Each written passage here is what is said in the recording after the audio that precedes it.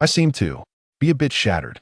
On the operating table in the emergency room, Chu Sheng stared blankly at the ceiling, a sense of discomfort enveloping his body. Beside him, the lead surgeon's face turned ashen, swallowing hard as he struggled to utter, "Child, please refrain from speaking. I will soon reattach your head to your neck." Chu Sheng expressed his gratitude. "Thank you." With a sudden gasp, a copious amount of blood erupted from the severed area of his neck as his vocal cords trembled. "Goodness, brother, I have called you brother. I implore you to stop talking." The surgeon was on the verge of tears, his face a mask of despair. The surrounding medical staff wore expressions of horror, their eyes filled with disbelief as they gazed at Chu Sheng. Even now, they could hardly believe the surreal events unfolding before them. This young man, named Chu Sheng, was reportedly struck head-on by a fully loaded semi-truck on the highway. By the time he was brought to the hospital, his body was in disarray, fragmented beyond recognition, with his head dislodged from his neck. Under normal circumstances, such a state would render any attempts at resuscitation futile. Yet bizarrely, this individual not only survived, but remained conscious, able to speak coherently, and the monitors indicated that his vital signs were stable, albeit with some blood loss. This was utterly unscientific. The doctors began to question their own senses, wondering if they were still in a vivid nightmare. Chu Sheng glanced at the doctor's expressions of existential dread, and with a faint sigh, he too wished for a different reality. What choice did he have, after all, when that foolish system only spoke half its mind? Just a day prior, he was an unremarkable third-year high school student, when suddenly he found himself bound to a peculiar system that bluntly declared, "Host, please hurry and perish." Chu Sheng was momentarily taken aback, pondering the ill intentions of this strange entity. He instinctively contemplated a less-than friendly greeting for its origin. However, the system's next utterance left him utterly astonished, granting the host 100 resurrection coins. Upon demise, the host may expend these coins to resurrect and become stronger. As long as the host has sufficient resurrection attempts, it will not be long before you can tear missiles apart and withstand nuclear weapons. Chu Sheng responded, "You are quite the delightful system." The opportunity to alter his fate lay before him, and without a second thought, he chose to embrace death, charging onto the highway and colliding with a vehicle in a spectacular fashion. He met his end on the spot, his body shattered into countless pieces, a true testament to his unfortunate fate. Yet his consciousness did not vanish in that fleeting moment of death.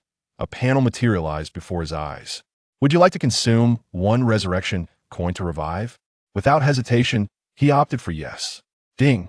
The host has chosen to expend one resurrection coin for consciousness revival. The host's consciousness is being forcibly reinserted into the corpse, thus, he was resurrected in a disjointed state. Simultaneously, the system's voice echoed in his mind. Note, consuming one resurrection coin only allows for consciousness revival. To achieve full revival, 10 resurrection coins are required. Chu Sheng exclaimed, "Why did you not mention this sooner?" The system replied, "I forgot." Left speechless, Chu Sheng found himself in a rather ridiculous predicament. Regardless, he was subsequently transported to the hospital for emergency treatment. Although he felt that there was no pressing need for rescue, he believed it would suffice to await his demise from blood loss and then expend 10 resurrection coins for a complete revival. At that moment, a middle-aged man suddenly entered the emergency room, appearing to be a senior official from the hospital. He approached the attending physician and whispered something before leading all the doctors away from the room. The emergency room was left with only Chu Sheng. What does this mean? Had they given up on treatment? Chu Sheng was utterly bewildered. Before he could ponder further, the door of the emergency room swung open once again, revealing two youthful figures. One was a young man, while the other was notably a young woman. Chu Sheng's pupils constricted, and a look of astonishment crossed his face as he immediately recognized that these two individuals were not ordinary beings, but rather extraordinary entities endowed with supernatural powers. Of course, it was not due to his keen eyesight the system had provided him with their information panels. Name, Li Xiaoxiao, female, 21 years old, identity, member of the safety team, Group 3, Jiangyan City Branch of Bureau, 749 Cultivation Path, Qi Refinement Practitioner. Realm, Midstage 5th rank Qi Refinement Practitioner, Comprehensive Combat Power, 5890 Combat Rating, Grade D. Name, Hong Zhuang, male, 23 years old. Identity: in turn member of the safety team, Group 3, Jiangyan City Branch of Bureau 749 Cultivation Path, Ancient Warrior. Realm: early stage 5th rank Ancient Warrior Comprehensive Combat Power, 2145 Combat Rating, Grade D. Chi Refinement Practitioner, Ancient Warrior? In the legendary Bureau 749, it seems that this world is indeed quite complex. Chu Sheng silently mused. When I was a child, my father told me that he had been served by a dragon. At the time, I found it hard to believe, but now it appears. Perhaps dragons truly do exist in this world. System: that upon observing the D and Drat combat power of the two individuals, a thought stirred within Chu Sheng's mind. According to the system, the extent of his enhancement upon each resurrection was contingent upon the manner of his demise. If he were to take his own life and resurrect, he would only gain a meager 1 point of combat power, rendering it nearly insignificant. However, should he be slain by an adversary of equivalent strength, he would resurrect with a remarkable increase of 100 points.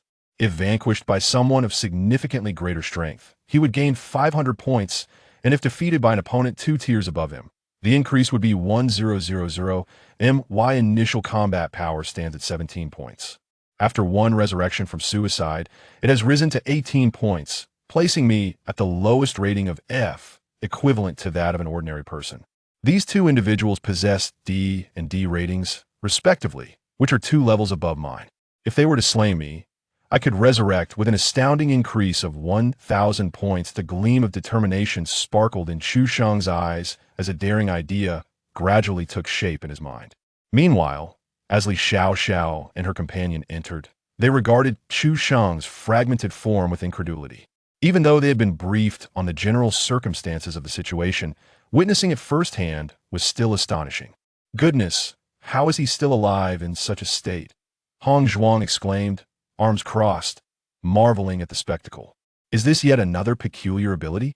Li Xiaoxiao furrowed her brows in contemplation for a moment before nodding. Among the 595 known supernatural abilities, none can achieve such a feat. This must be a new power. For now, it appears that he simply cannot die, but it seems he cannot heal either. Hong Zhuang remarked, his brow creased in disappointment. If he can only remain in this state of limbo, it is scarcely different from being dead. His ability hardly seems useful, indeed, yet his precise abilities remain unclear. We should first take him back to the Bureau for the Research Department to examine, Li Xiaoxiao said nonchalantly, not placing much significance on Chu Sheng. The number of ordinary people awakening supernatural abilities had been increasing lately. In just this past week, she and Hong Zhuang had dealt with over 10 incidents of ability awakenings, 4 of which involved individuals manifesting entirely new powers, albeit rather weak and of little practical use. Given Chu Sheng's situation, it was likely that he too had awakened a power that was not particularly formidable, merely intriguingly peculiar. The two quickly regained their composure and prepared to proceed with their official duties, intending to escort Chu Sheng back to the Bureau. However, Chu Sheng's next words caused their expressions to shift dramatically. With a sudden, cold smirk, Chu Sheng spoke. "Ha! Are you from the 749th Division of Jiangyan City? I have finally been waiting for you. Safety Team 3, your strength is rather lacking." Chapter 2. The arrival of the 749 Bureau. How do you know our identities? Hong Zhuang exclaimed, his face a mask of astonishment. They had long obtained information on Chu Sheng, who was nothing more than an ordinary high school senior. There was no way he had ever been in contact with any extraordinary groups, let alone the 749 Bureau. How could he possibly recognize them as members of the Jiangyan City branch? He even knew they were from Safety Team 3. Li Xiaoxiao also wore an expression of bewilderment, but her reaction was swifter than that of the inexperienced Hong Zhuang. After only a brief moment of shock, she cried out, "He is one of the Dawn organization. Kill him." Hong Zhuang snapped back to reality. Indeed, the only entities that could possess such intimate knowledge of their identities were the 749 Bureau and, of course, the Dawn organization. Coupled with Chu Sheng's earlier sinister smile, it was evident he was no innocent. Was this a scheme devised by Dawn? Hong Zhuang had no time for further contemplation. The notorious reputation of the Dawn organization was well known to any member of the 749 Bureau.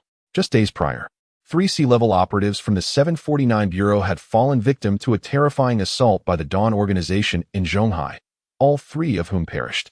These were sea-level operatives with battle powers exceeding 10,000. How could a mere sea-level like Hong Zhuang, with a battle power of only 2,000, not feel fear? In the next moment, without a hint of hesitation, he raised his fist with great force, his feet propelling him forward. With a resounding crack, the tiles beneath him shattered. In the blink of an eye, Hong Zhuang had traversed several meters, delivering a powerful punch that struck Chu Sheng squarely on the head. Meanwhile, Li Xiaoxiao unleashed a surge of azure energy that shot forth like an arrow, striking Chu Sheng's heart in an instant. With a resounding bang, his head and chest erupted, akin to a watermelon bursting, blood splattering across the entire emergency room. Once fragmented, he was instantly reduced to a heap of mangled flesh. Chu Sheng, bewildered, thought, "Why the sudden violence, my friend? I merely intended to provoke suspicion by revealing our identities, hoping to incite them to take my life. I anticipated a lengthy charade before they would act against me. Yet, these two reacted as if triggered. I had scarcely begun to speak when they swiftly ended my existence." He pondered the nature of this dawn that could instill such fear in 2 supernatural beings. In a state akin to an out-of-body experience, his consciousness hovered above his lifeless form, observing everything within the emergency room. Simultaneously, a voice echoed in his mind. "Host has died. Would you like to consume 1 revival coin to resurrect?" Please note, 1 revival coin allows for consciousness revival. 10 revival coins enable full resurrection. Gazing at the words, consciousness revival, he fell into contemplation. Why is this option even available?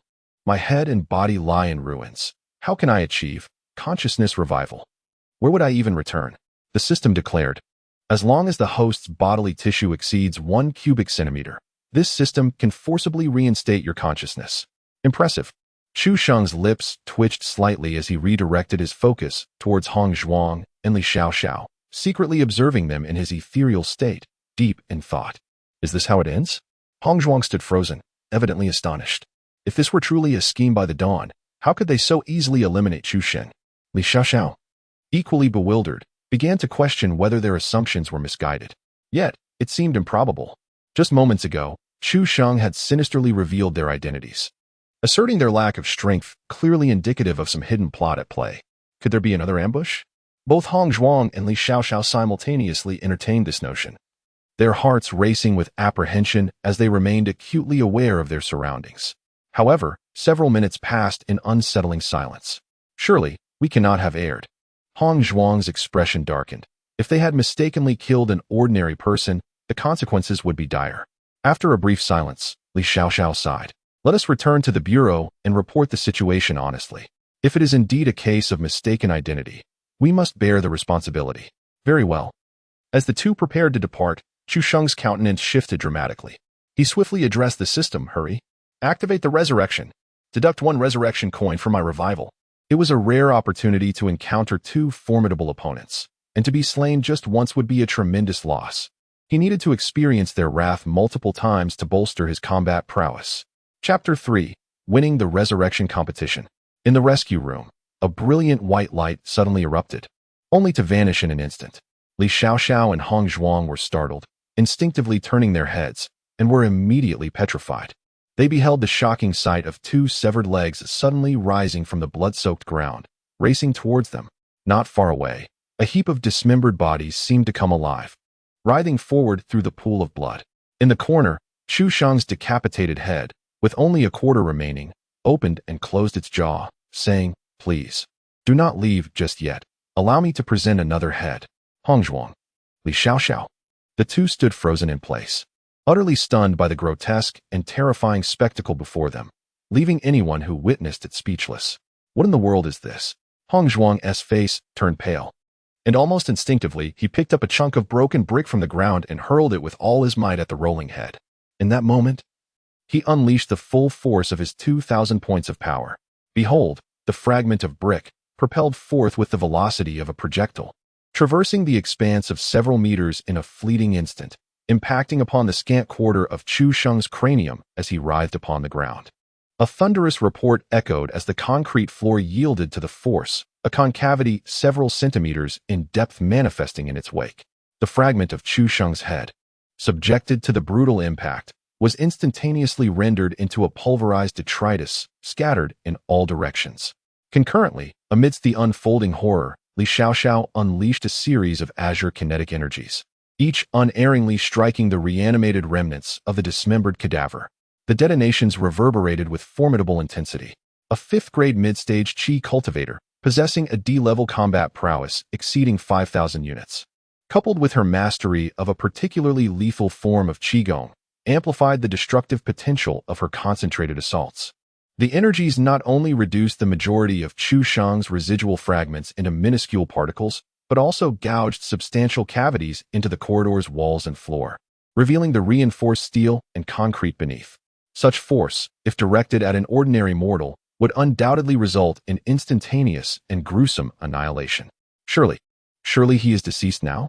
Gazing upon the carnage of pulverized flesh and scattered remnants, Hong Zhuang's countenance betrayed palpable anxiety, fearing the resurgence of the mangled remains. Presumably he has met his end. Li Xiaoxiao, her complexion drained of color, leaned against the wall, gasping for breath. While the preceding kinetic discharges had demonstrated considerable potency, they had also depleted her dantian of its entire reserve of internal energy. Similar to Hong Zhuang, she had instinctively exerted her utmost strength amidst the prevailing terror. However, while ancient martial artists could rely on their formidable physiques to endure qi and blood depletion, qi cultivators, upon exhausting their internal energy, were rendered as vulnerable as ordinary individuals, susceptible to being felled by a single blade. The fragments lay scattered, reduced to mere pulp. It seemed impossible for life to persist. After observing for a while, Hong Zhuang, relieved by the lack of any peculiarities, could not help but vent his frustration. Damn it! I am utterly astonished. What kind of absurd ability is this? How could one survive being torn apart like that? Such outrageous phenomena are beyond comprehension. Chapter 4. The astonished members of the 749th Bureau Security Team. Is this a resurrection ability? Li Xiaoxiao was utterly astonished. Any ability associated with resurrection is inherently extraordinary, likely ranking within the top 30 of such powers. Yet, it did not seem plausible. It appeared more as if the being possessed an exceptionally robust vitality. No, this is simply too absurdly powerful. Hong Zhuang gasped, a wave of trepidation washing over him. Fortunately, this person must have awakened their ability not long ago and has not practiced ancient martial arts or qi cultivation. Otherwise, we would likely be doomed. Li Xiaoxiao nodded gravely. Among the extraordinary beings known as ability users, the most alarming aspect is not merely their acquisition of a remarkable power upon awakening, but rather their extraordinarily rapid cultivation speed. Given a manual on martial arts or qi, they can attain D-grade combat prowess within approximately a year. In contrast, ancient martial artists and qi practitioners often require decades of arduous training to reach the 5th rank or level, achieving equivalent strength. This Chu Sheng, having only recently awakened his ability, already possesses such astonishing vitality. If he were to continue his training in ancient martial arts for a while longer, it would be utterly terrifying. It would be akin to granting a seasoned martial artist or an energy cultivator an indestructible buff. Just the thought of it sends shivers down one's spine. Thankfully, his vitality is merely resilient. If he could truly resurrect, that would be preposterous. Hong Zhuang exhaled deeply in relief. Li Xiaoxiao nodded. All right, let us hasten back to the bureau to report our findings. Wait. Li Xiaoxiao paused, perplexed. What's wrong? Hong Zhuang looked utterly bewildered. I haven't done anything. Then why did you say wait? That wasn't me speaking. The two fell silent, their expressions stiffening as they simultaneously turned to gaze in a certain direction, their faces paling in horror. What are you staring at? Chu Sheng stood beside the operating table, adjusting his immaculate attire, moving his unscathed body with ease, and raising an eyebrow. Have you never seen someone win a resurrection match? Both were rendered speechless. The emergency room, once strewn with dismembered flesh and blood, now appeared pristine, as if no one had ever died there. Only the numerous indentations in the ground bore testimony to the reality of the recent events, confirming that what had transpired was no mere illusion. This was not a figment of their imagination. The man had resurrected on the spot, and he was fully restored. Hong Zhuang's eyes widened in disbelief as he exclaimed, What on earth are you? Li Xiaoxiao, filled with dread, instinctively began to retreat, whispering, Run. Quickly, take me away. My inner strength has been completely depleted. They were utterly panicked now. The individual before them had just been reduced to mere fragments of skin, yet seemed to resurrect with full vitality. Who could fathom how many times he could come back to life? If a confrontation ensued, they would surely be worn down to nothing. Moreover, among the two, the formidable Li Xiaoxiao was already running on empty. Hong Zhuang had completely lost his fighting spirit. Such a predicament was beyond the capacity of a mere intern to handle. Regaining his composure, he unhesitatingly lifted Li Xiaoxiao and sprinted towards the hospital, vanishing from sight in an instant. Was this truly the escape velocity of ancient warriors and Qi practitioners? Remarkable, indeed. Chu Sheng lamented. After his recent demise, he had intended to employ consciousness resurrection once more to be slain a few additional times and bolster his combat prowess. However, the system informed him that his bodily structure had disintegrated into nothingness, leaving no viable vessel for his consciousness. In such circumstances, he could only expend 10 resurrection tokens for a full resurrection. Resurrection tokens were exceedingly precious. Upon binding, the system had granted him a mere 100. Should he desire more, he would have to purchase them at a cost of 10,000 each. Once his resurrection tokens were exhausted, death would become irrevocable. This resource must certainly be conserved. His current combat strength had reached D level, aligning him with Li Xiaoxiao. Should he be slain by someone of equal rank and resurrected, he would only gain a mere 100 points of combat strength. 10 resurrection tokens for a mere 100 points of strength seemed rather unprofitable. Chu Sheng hesitated, opting to remain in his ethereal form and observe discreetly. As the two individuals prepared to depart, he pondered the situation once more. Although exchanging 10 resurrection coins for a mere 100 combat strength seemed somewhat unwise, he recalled that during his initial self-sacrifice, his resurrection only yielded an increase of a single point in combat strength.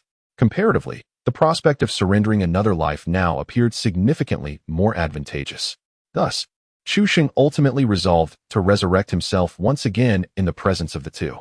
However, before he could even charge forward to offer himself as a target, the pair had already been frightened away. Chu Sheng shook his head and sighed. It is truly disappointing to see members of the illustrious 749th Bureau display such timidity. To be so easily intimidated by such a trivial spectacle, he decided to move on and commanded, "Lao Tong, open my panel for me."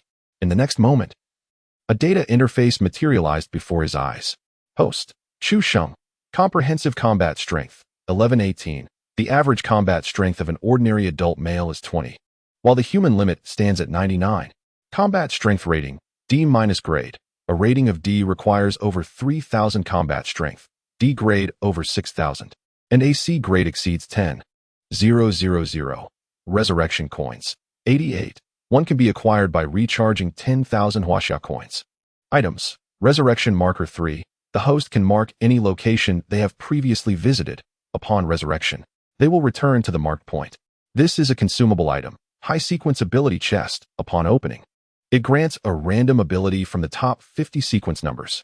Including his initial suicide, he has resurrected thrice, escalating from an initial combat prowess of 17 to the current 1118, a tenfold augmentation beyond human limitations, all within a mere half-day. Consider that Li Xiaoxiao's information panel indicates she commenced Qi cultivation at age 6, only achieving the 4th stage of Qi refining by age 12. A 5th stage Qi refiner possesses a 1,000-level combat ability, so a 4th stage refiner likely possesses only a few hundred. Thus, in this half-day, he has surpassed her 6 years of cultivation. The boon of external assistance is indeed gratifying. Thesis projects are exhilarating. A contented smile graced Chu Sheng's lips as he then regarded the 2 items within his inventory, rewards randomly generated from his subsequent 2 resurrections. Excellent acquisitions indeed. Chu Sheng's eyes gleamed with fervor. The resurrection marker is exceptionally efficacious. What do immortals dread most? Incarceration, even with infinite resurrections. Being sealed by a powerful entity at the ocean's depths, only to resurrect and drown, renders resurrection meaningless. The resurrection marker rectifies this vulnerability. Direct resurrection to a designated location, analogous to a teleportation ability. Alas, only 3 are available. Hopefully, more will manifest in the future. Chu Sheng clicked his tongue, ultimately focusing on the high-sequence ability treasure chest. Upon opening, it randomly bestows an ability with a sequence number exceeding 50. Having perused numerous web novels, he understands that the lower the sequence number, the more formidable the ability. May I procure an ability within the top 10? Chu Sheng secretly wished, then promptly opted to unlock the treasure chest. The high-sequence supernatural ability chest has been successfully opened. Congratulations to the host for acquiring the ability. Magnetic Field Control, Sequence 12. Magnetic Field Control. The ability to manipulate magnetic fields. The higher the combat power, the stronger the magnetic fields that can be controlled. In its peak state, it allows control over one of the four fundamental forces of nature, electromagnetic force. Currently, the host can only manipulate the magnetic fields between certain metals. Note, the supernatural abilities within the top 50 sequences will provide the host with a 200 combat power enhancement. Congratulations! The host's overall combat power has risen to 3,236. The combat power rating has been elevated to Grade D. Reminder, the current limit of supernatural abilities the host can endure is 4. The base combat power will increase once it exceeds 10,000. Astounding! Am I becoming Magneto? Chu Sheng was astonished. This ability bears an uncanny resemblance to Magneto's powers in the Marvel Universe. One might even say it is identical. This ability is incredibly formidable. Even in its most simplified form, it can control metals, exceedingly impressive. And in its peak state, it becomes otherworldly, mastering one of the four fundamental forces, the electromagnetic force. With a mere flick, the Earth could be obliterated. Goodness, such thoughts are too daunting to entertain. Chu Sheng shook his head, momentarily dismissing such outrageous notions. After all, the system has indicated that he can only manipulate certain metals at this stage. Furthermore, with such low combat power, there are likely numerous limitations. It matters not. As long as there is potential for growth, it is sufficient. With this boon at hand, there shall come a day when it will be fully realized. Moreover, let us not overlook the fact that the 200 combat power enhancement provided by this ability is already extraordinarily impressive. It effectively triples his combat power, elevating it directly to 3,236. Having devoted himself to the cultivation of ancient martial arts for over a decade, Hong Zhuang's combat prowess merely reached a little over 2,100 points. Such is the allure of percentage-based enhancements. Furthermore, it appears that each new ability acquired bestows a degree of percentage-based augmentation to one's combat effectiveness. Should these percentages prove to be cumulative, would that not constitute a meteoric ascent? The more Chu Sheng pondered, the more elated he became, perceiving his future prospects as exceedingly luminous. Evidently, the world is not as placid and ordinary as it seems on the surface. Ancient martial artists, chi refiners, ability wielders. Bureau 749, the Dawn Organization. Chu Sheng meticulously analyzed the pertinent information gleaned from Li Xiaoxiao's and her companion's discourse, ultimately arriving at a singular conclusion. This world is fraught with peril, and he requires a greater number of resurrection tokens. The more, the better. Indeed, his guiding principle is a profound aversion to demise. Moreover, he must elevate his strength to the utmost extent possible. It is not as though he possesses some compelling rationale for becoming powerful, nor does he harbor the deep-seated animosity of a typical protagonist in web novels. His motivation for seeking strength is quite straightforward. Does one truly require a reason to desire empowerment? If I wish to abstain from consuming beef, may I not? Verily, Chu Sheng's aspirations are so unadorned and genuine. Having scrutinized the spoils of this particular endeavor, Chu Sheng deactivated the system interface and turned his gaze toward a certain ward. He closed his eyes and attempted to employ magnetic field manipulation. After a brief interval, he seemed to perceive something, and a thought flashed through his mind. A cacophony of metallic clangs reverberated from afar, gradually growing louder. Before long, at the far end of the corridor, a hospital bed suspended in midair materialized, drifting slowly toward him. Upon the bed lay a figure, none other than Chu Sheng's own father, Chu Bangyun, presently in a state of unconsciousness. Following his admission to the hospital, the institution had, of course, notified his family. Upon witnessing his son, fragmented yet alive, his father was instantly rendered unconscious. The range of magnetic field control is approximately 200 meters in diameter, capable of manipulating metals weighing around 1 ton. Chu Sheng opened his eyes, and after a brief trial, he gained a clearer understanding of his newfound ability. Quite impressive, one might liken it to a diminutive Magneto. Let us go, old Deng. Homeward bound. With a wave of his hand, Chu Sheng commanded the hospital bed to soar through the corridor window, seating himself upon it as they ascended into the distance. Although Li Xiaoxiao and another mistakenly believed him to be some herald of dawn, Chu Xing mused that a national organization like the 749 Bureau could likely ascertain even the color of his undergarments if they wished to investigate him. This misunderstanding should not linger for long. Home was still a destination he could return to. It was now deep into the night, and few noticed the unidentified flying object above. Chapter 6. Sports Department? No, the Ability Management Bureau. The following morning, Chu Xing rose early. It was Monday, and he was due at school. However, today was not for attending classes but rather for the purpose of withdrawing or perhaps taking a leave of absence. With a system in place, who still needs to attend school? Chu Xing was eager to leverage his current abilities to earn money, whatever he could amass. The more wealth he acquired, the greater his supply of resurrection coins. And with an abundance of resurrection coins, he could enhance his strength more frequently. As the frequency of his enhancements increased, so too would the consumption of resurrection coins. The more resurrection coins consumed, the fewer would remain. Thus, the more resurrection coins one possesses, the fewer one has. Picking up a youtiao from the table, Chu Xing took a bite, his brow furrowing as he felt his thoughts becoming entangled. Never mind, he decided. In essence, it all boiled down to one word: profit. Strength. After finishing the breakfast left by his mother, Chu Xing did not bother to carry his school bag and rushed out the door instead. Speaking of which, after arriving home on the flying bed last night, it was not long before Chu Bengyun awoke. Staring at the perfectly intact Chu Xing, he was momentarily stunned, his expression turning to one of alarm as he exclaimed, "What the hell? Son, you, how have you taken on a human form? No, how have you returned to your human form? Wait, can it be that you are still alive?" Chu Xing, feeling utterly speechless at his father's reaction, thought to himself that this old man had a tongue sharper than poison. Yet, he had no choice. As his father, he had to pacify him. He could only feign a look of confusion. Spending an entire 2.5 hours to convince Chu Bengyun that everything he witnessed in the hospital was merely a dream. Consequently, Chu Bengyun spent the night awake.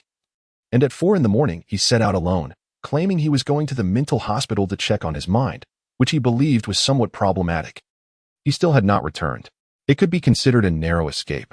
As Chu Xing walked along the path to school, he let out a slight sigh, a tinge of sorrow gripping his heart. Explaining everything that had transpired to his parents was quite a challenge. If he were to reveal the truth, it would inevitably cause them distress. Never mind, he thought. He would take it step by step. Regarding the matter of dropping out, he needed to devise a way for the homeroom teacher to keep it a secret, ensuring that neither the old man nor his mother found out, for that would lead to considerable trouble. Chu Xing pondered silently. Upon reaching the school, he bypassed the classroom and proceeded directly to the deserted sports field. Making his way to the horizontal bar, he intended to assess the extent of his physical strength while the area was devoid of people. Although my aggregate combat prowess has reached 3,000, a D-grade rating, 2,000 of that stems from my superpowers. My pure physical strength should only amount to a base combat power of slightly over 1,000, shouldn't it? What level is a force 10 times that of human limits? Arriving at the horizontal bar, Chu Xing gazed upward, his eyes gleaming with curiosity. After once more surveying his surroundings to ensure he was alone, he raised his hands, grasped the bar, and tentatively attempted to pull himself up. Previously, he could only manage 2 or 3 pull-ups at most, unable to ascend further. Yet this time, his feet remained utterly stationary as the horizontal bar warped, contorting into a U-shaped configuration. Chu Xing was taken aback. Isn't this even more formidable than Tyson? A power surpassing human limits tenfold is truly terrifying. If I were to deliver a full-force punch, wouldn't it obliterate someone into scattered fragments? Chu Xing's heart reverberated with awe. He felt an urge to gasp in astonishment, but the heat of the day precluded it. Having completed his assessment, he had a general gauge of his strength. Chu Xing nodded in satisfaction, waved his hand, and the bent horizontal bar swiftly reverted to its original state. He then turned and departed the sports field, heading toward the classroom. However, no sooner had he left the sports field than a balding middle-aged man emerged from the doorway of a nearby restroom. His face etched with astonishment as he watched Chu Xing's departure. He murmured to himself, "A person with superpowers?" At that moment, a portly middle-aged man trotted over. A sycophantic smile plastered on his face, bowing and scraping as he inquired, "Director Chen? What brings you here?" Director Chen withdrew his gaze, casting a sidelong glance at him, and remarked with veiled significance, "Principal Wang, your school is indeed fortunate." Principal Wang appeared bewildered upon hearing this. He was none other than Wang Jigang, the principal of Jiangyin No. 1 High School. The other individual was Chen Shouyuan, the director of the Jiangyin City Sports Bureau. who had made a sudden inspection visit to the school today. Wang Jigang inquired with a puzzled expression, "Director Chun, what do you mean by that?" Chun Shuyuan chuckled, shaking his head. "I cannot divulge it at present. You shall know in due course." Wang Jigang was left speechless, inwardly cursing. "You cryptic riddle spinner, are you toying with me?" He wondered if there was something amiss with those involved in sports. However, he dared not utter such words, as the Sports Bureau now held a different position than it had 2 years prior. Over the past 2 years, the nation had inexplicably begun to emphasize the sports performance of various high schools. Initially, it merely mandated that all schools include physical education classes, but it became increasingly excessive. First, physical education was established as a core subject, with importance equivalent to language, mathematics, and foreign languages. Half a year ago, it was directly incorporated into the college entrance examination, with a score proportion even higher than language, mathematics, and foreign languages, a full 200 points. This series of absurd reforms caused students, parents, teachers, and schools alike to lament and express extreme dissatisfaction. However, the authorities turned a deaf ear, persisting in their own way, which was incomprehensible to many. The primary beneficiaries of this series of reforms are undoubtedly the sports authorities across various regions, whose status has risen significantly, now ranking just below the education department. Otherwise, there would be no need for Wang Jigang, the principal of a prestigious municipal high school, to exhibit such subservience before the director of a sports bureau. However, the situation is unavoidable. The Sports Bureau holds an abundance of athletic resources and possesses the authority to alter the physical education requirements for college entrance examinations, thereby exerting direct influence over the admission rates of numerous high schools. Although Wang Jigang felt a sense of dissatisfaction within, he could only manage a forced smile, exclaiming, "Haha. Director Chen, you truly have a flair for suspense. I hope you can surprise me when the time comes." Chen Shuyuan nodded slightly, pausing for a moment before stating, "By the way, I have 2 purposes for visiting your school. Please, go ahead," Wang urged. "First, I am here to inform you that in 1 month's time, on June 1st, the entire province of Sichuan will host a provincial high school joint sports meet. Every city, every high school, including vocational and technical schools, must participate. Each institution is required to select 10 students to compete over the following month." Wow, what?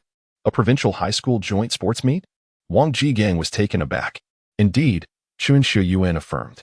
Moreover, these 10 students must be the best in athletic performance and physical fitness within each school. There must be no room for mediocrity. Our sports administration possesses established benchmarks. Should these standards remain unmet, esteemed Headmaster Wang, your esteemed institution may face a reduction in educational and athletic provisions in the forthcoming year. The smile on Wang Jigang's countenance faltered, replaced by a simmering rage. Inwardly, he fumed, questioning the rationale behind such measures. Jiangyan High School, his charge, had consistently ranked as the premier institution in the municipality, boasting unparalleled rates of university admissions. However, the advent of sports reform had precipitated a decline in academic performance, causing a precipitous drop in provincial rankings and a corresponding decrease in resource allocation. Wang Jigang's burden was already substantial, and this latest development only exacerbated his concerns. He questioned the emphasis on athletics, wondering if China intended to achieve national rejuvenation through sports. Chun Shuyuan cast a sidelong glance at him, stating, "Of course.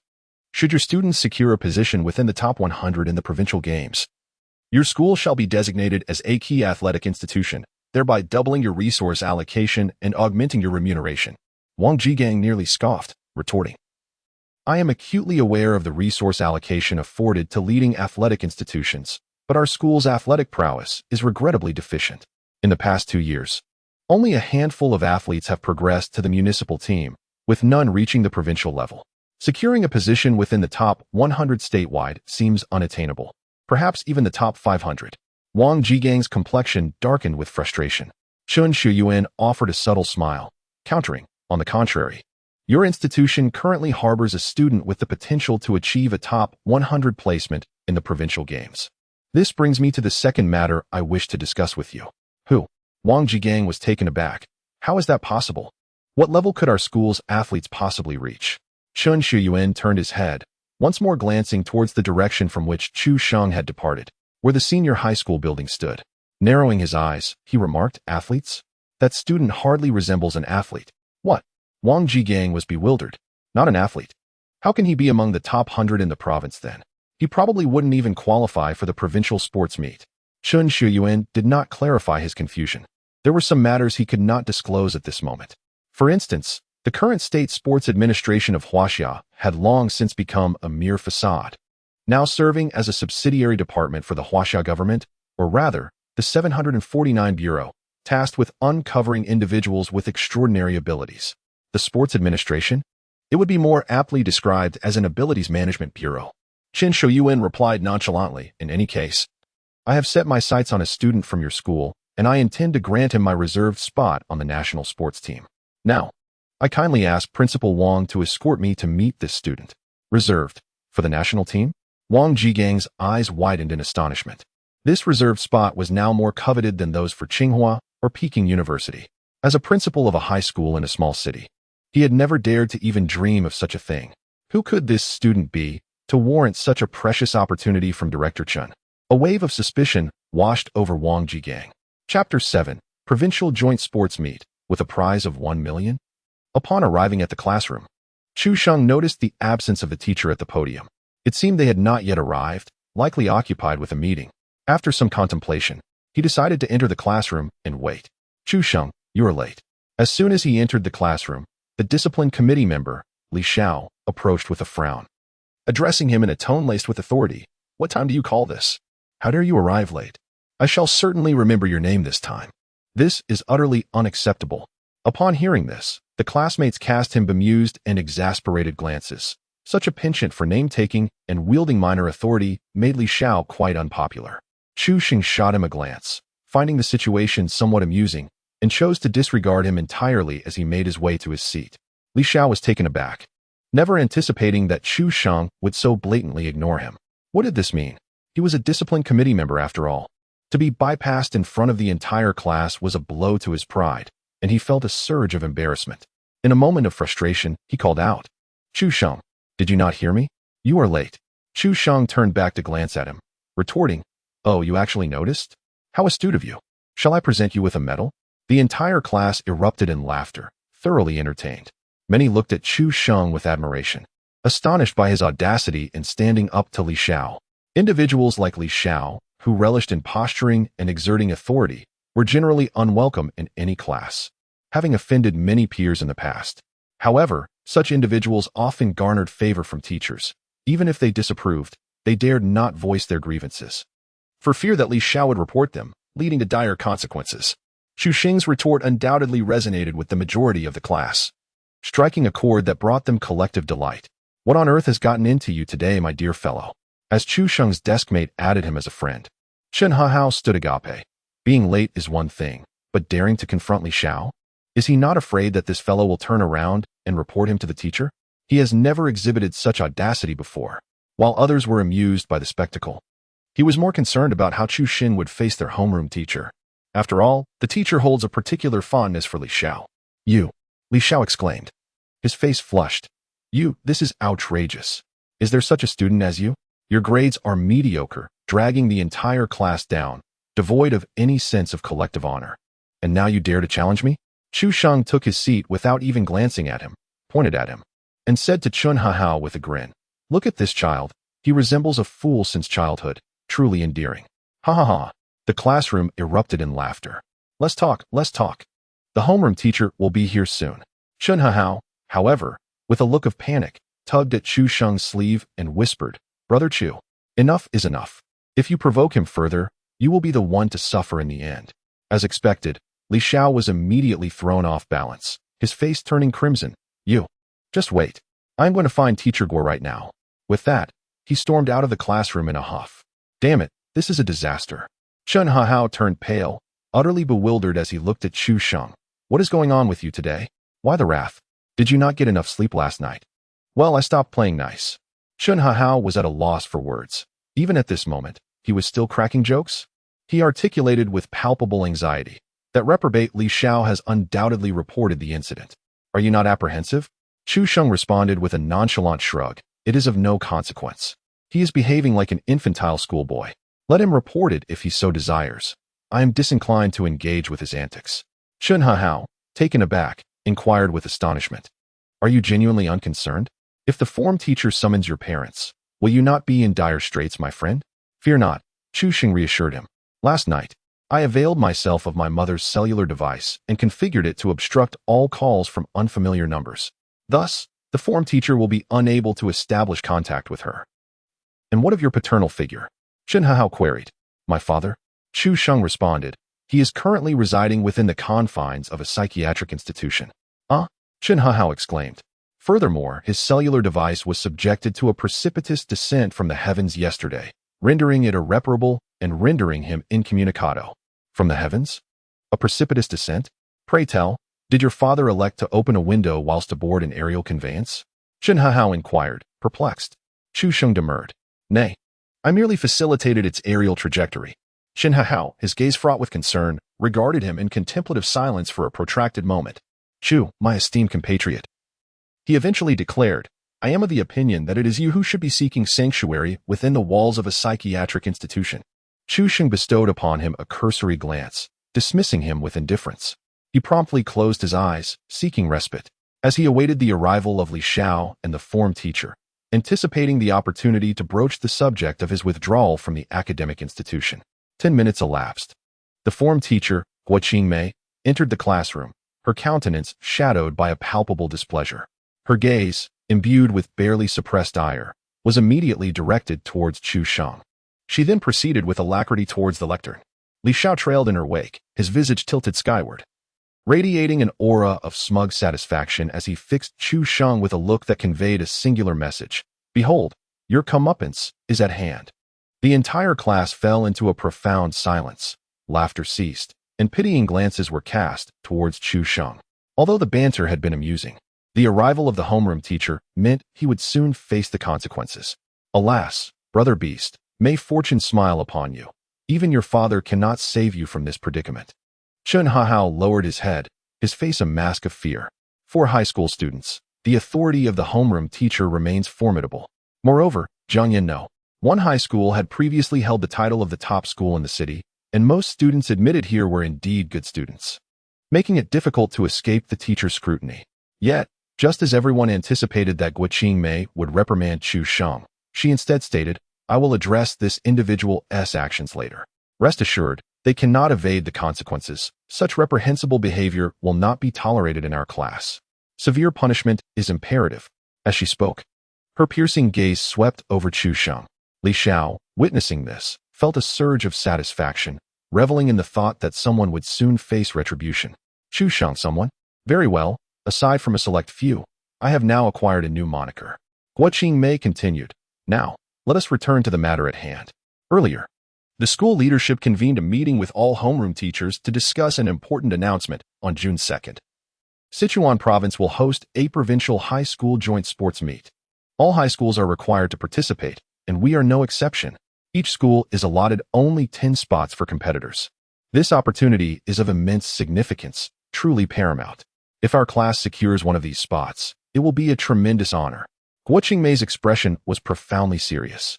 During the meeting, the principal had declared that for any high school class, if a student were to qualify for the competition, the homeroom teacher would receive a bonus of 30,000 yuan.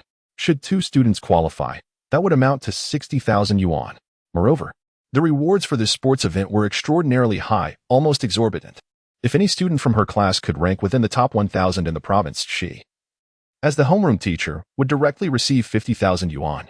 There was even a possibility of elevating her teaching credentials. It was utterly incomprehensible how the authorities could hold such extreme views on the importance of sports. It was simply madness. However, Guo Qingmei was unfazed by these thoughts. Over the past 2 years, the provincial ranking of Jiangyan No. 1 High School had plummeted, resulting in a decline in her salary and increasing financial pressure on her life. Now, with an opportunity to earn nearly 100,000 yuan at once, she certainly did not wish to let it slip away. In our class, the athletic performance ranked among the top in the grade, with 6 athletes at the second tier and 2 at the first tier, more than most classes. Now is the moment for you sports students to bring glory to our class, Guo Qingmei exclaimed with vigor. Her hopeful and encouraging gaze fixed on the several athletic students in the class.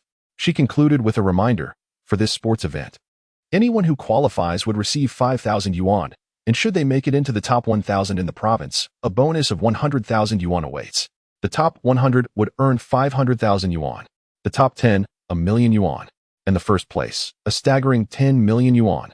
The class fell into a profound silence, their faces a mixture of bewilderment. Chu Xing's eyes suddenly lit up.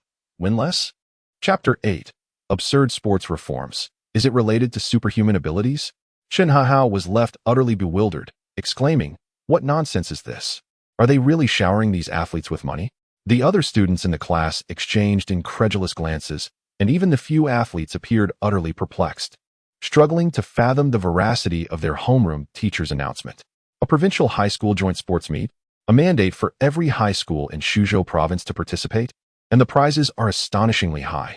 This is simply ludicrous. In the past, not even the most exceptional scholars could hope to secure scholarships exceeding 1 million, right? Even in national competitions, claiming first place rarely yielded rewards surpassing that amount. What warrants such exorbitant prizes for a mere sports event? The majority of students felt a profound sense of discontent, their frustration akin to a bitter pill. From the onset of kindergarten, they had been indoctrinated by parents, teachers, and elders alike that education was paramount, that diligent study would surely lead to success in the future. Thus, they toiled relentlessly, sacrificing countless nights and solving innumerable exam papers, ultimately gaining admission to the city's most prestigious high school. Yet now they were being told that physical prowess holds greater significance, that athletic achievements are of utmost importance. Those with far inferior academic records, the so-called sports prodigies, are now lavished with privileges, subsidies, and bountiful rewards. Moreover, during the college entrance examinations, they could leverage their athletic advantages to overshadow their academically inclined peers. What is the justification for this? What was the purpose of their relentless academic efforts throughout their formative years? Is this truly the essence of a marketplace? Why not simply transform all schools nationwide into sports academies? Chen Hahao scoffed softly, expressing his discontent. Chu Sheng cast a sidelong glance at him, shaking his head in resignation. Both he and Chen Hahao had performed admirably in their first year, ranking within the top 50 of their grade. However, with the advent of the sports reform, their spirits plummeted, and their grades subsequently nosedived. Now nearing the end of the academic year, they found themselves in a predicament, with the high stakes of physical education scores in the college entrance examination, and their inherent physical limitations, no matter how diligently they studied their cultural subjects. Excelling academically would not suffice if they failed to secure those crucial 200 points in sports. Chu Sheng had once vehemently criticized the education authorities for their misguided policies, deeming them utterly ridiculous. Yet now, he sensed an underlying complexity to the situation. As the saying goes, behind every outrageous rule lies an even more absurd rationale. The sudden emphasis on sports by the nation, could it possibly be linked to the extraordinary beings such as those with supernatural abilities or ancient martial artists? There seemed to be no other plausible explanation. Nevertheless, at that moment, Chu Sheng's thoughts were consumed by the astonishing rewards of the upcoming provincial sports meet. A prize of 1 million for the top 10 and a staggering 10 million for the champion. Given his exceptional physique, which far surpassed that of seasoned athletes who had trained for a century, claiming a top 10 position felt almost effortless. Securing first place seemed within arm's reach. What was the difference between this and effortlessly acquiring 10 million? 10 million, equivalent to 1,000 resurrection coins. Chu Xing's heart ignited with fervor. Why wallow in despair? Hadn't they heard what Teacher Guo had to say? Observing the silent and sullen faces of the crowd before him, Li Xiao gradually furrowed his brows and exclaimed with displeasure. Lift your heads. Look at the teacher. What are you gazing around for? Is there something written on the wall? The entire class responded with an awkward silence, their eyes glancing at Li Xiao, each pair reflecting a hint of animosity. This was not solely due to his defiance. The crux of the matter was that Li Xiao was, indeed, an athlete, a secondary-level sprinter. He had reaped the benefits of the sports reform to its fullest. Yet now he chastised his classmates for their lack of diligence in studies, warning that without proper education, they would end up as mere laborers. How absurd!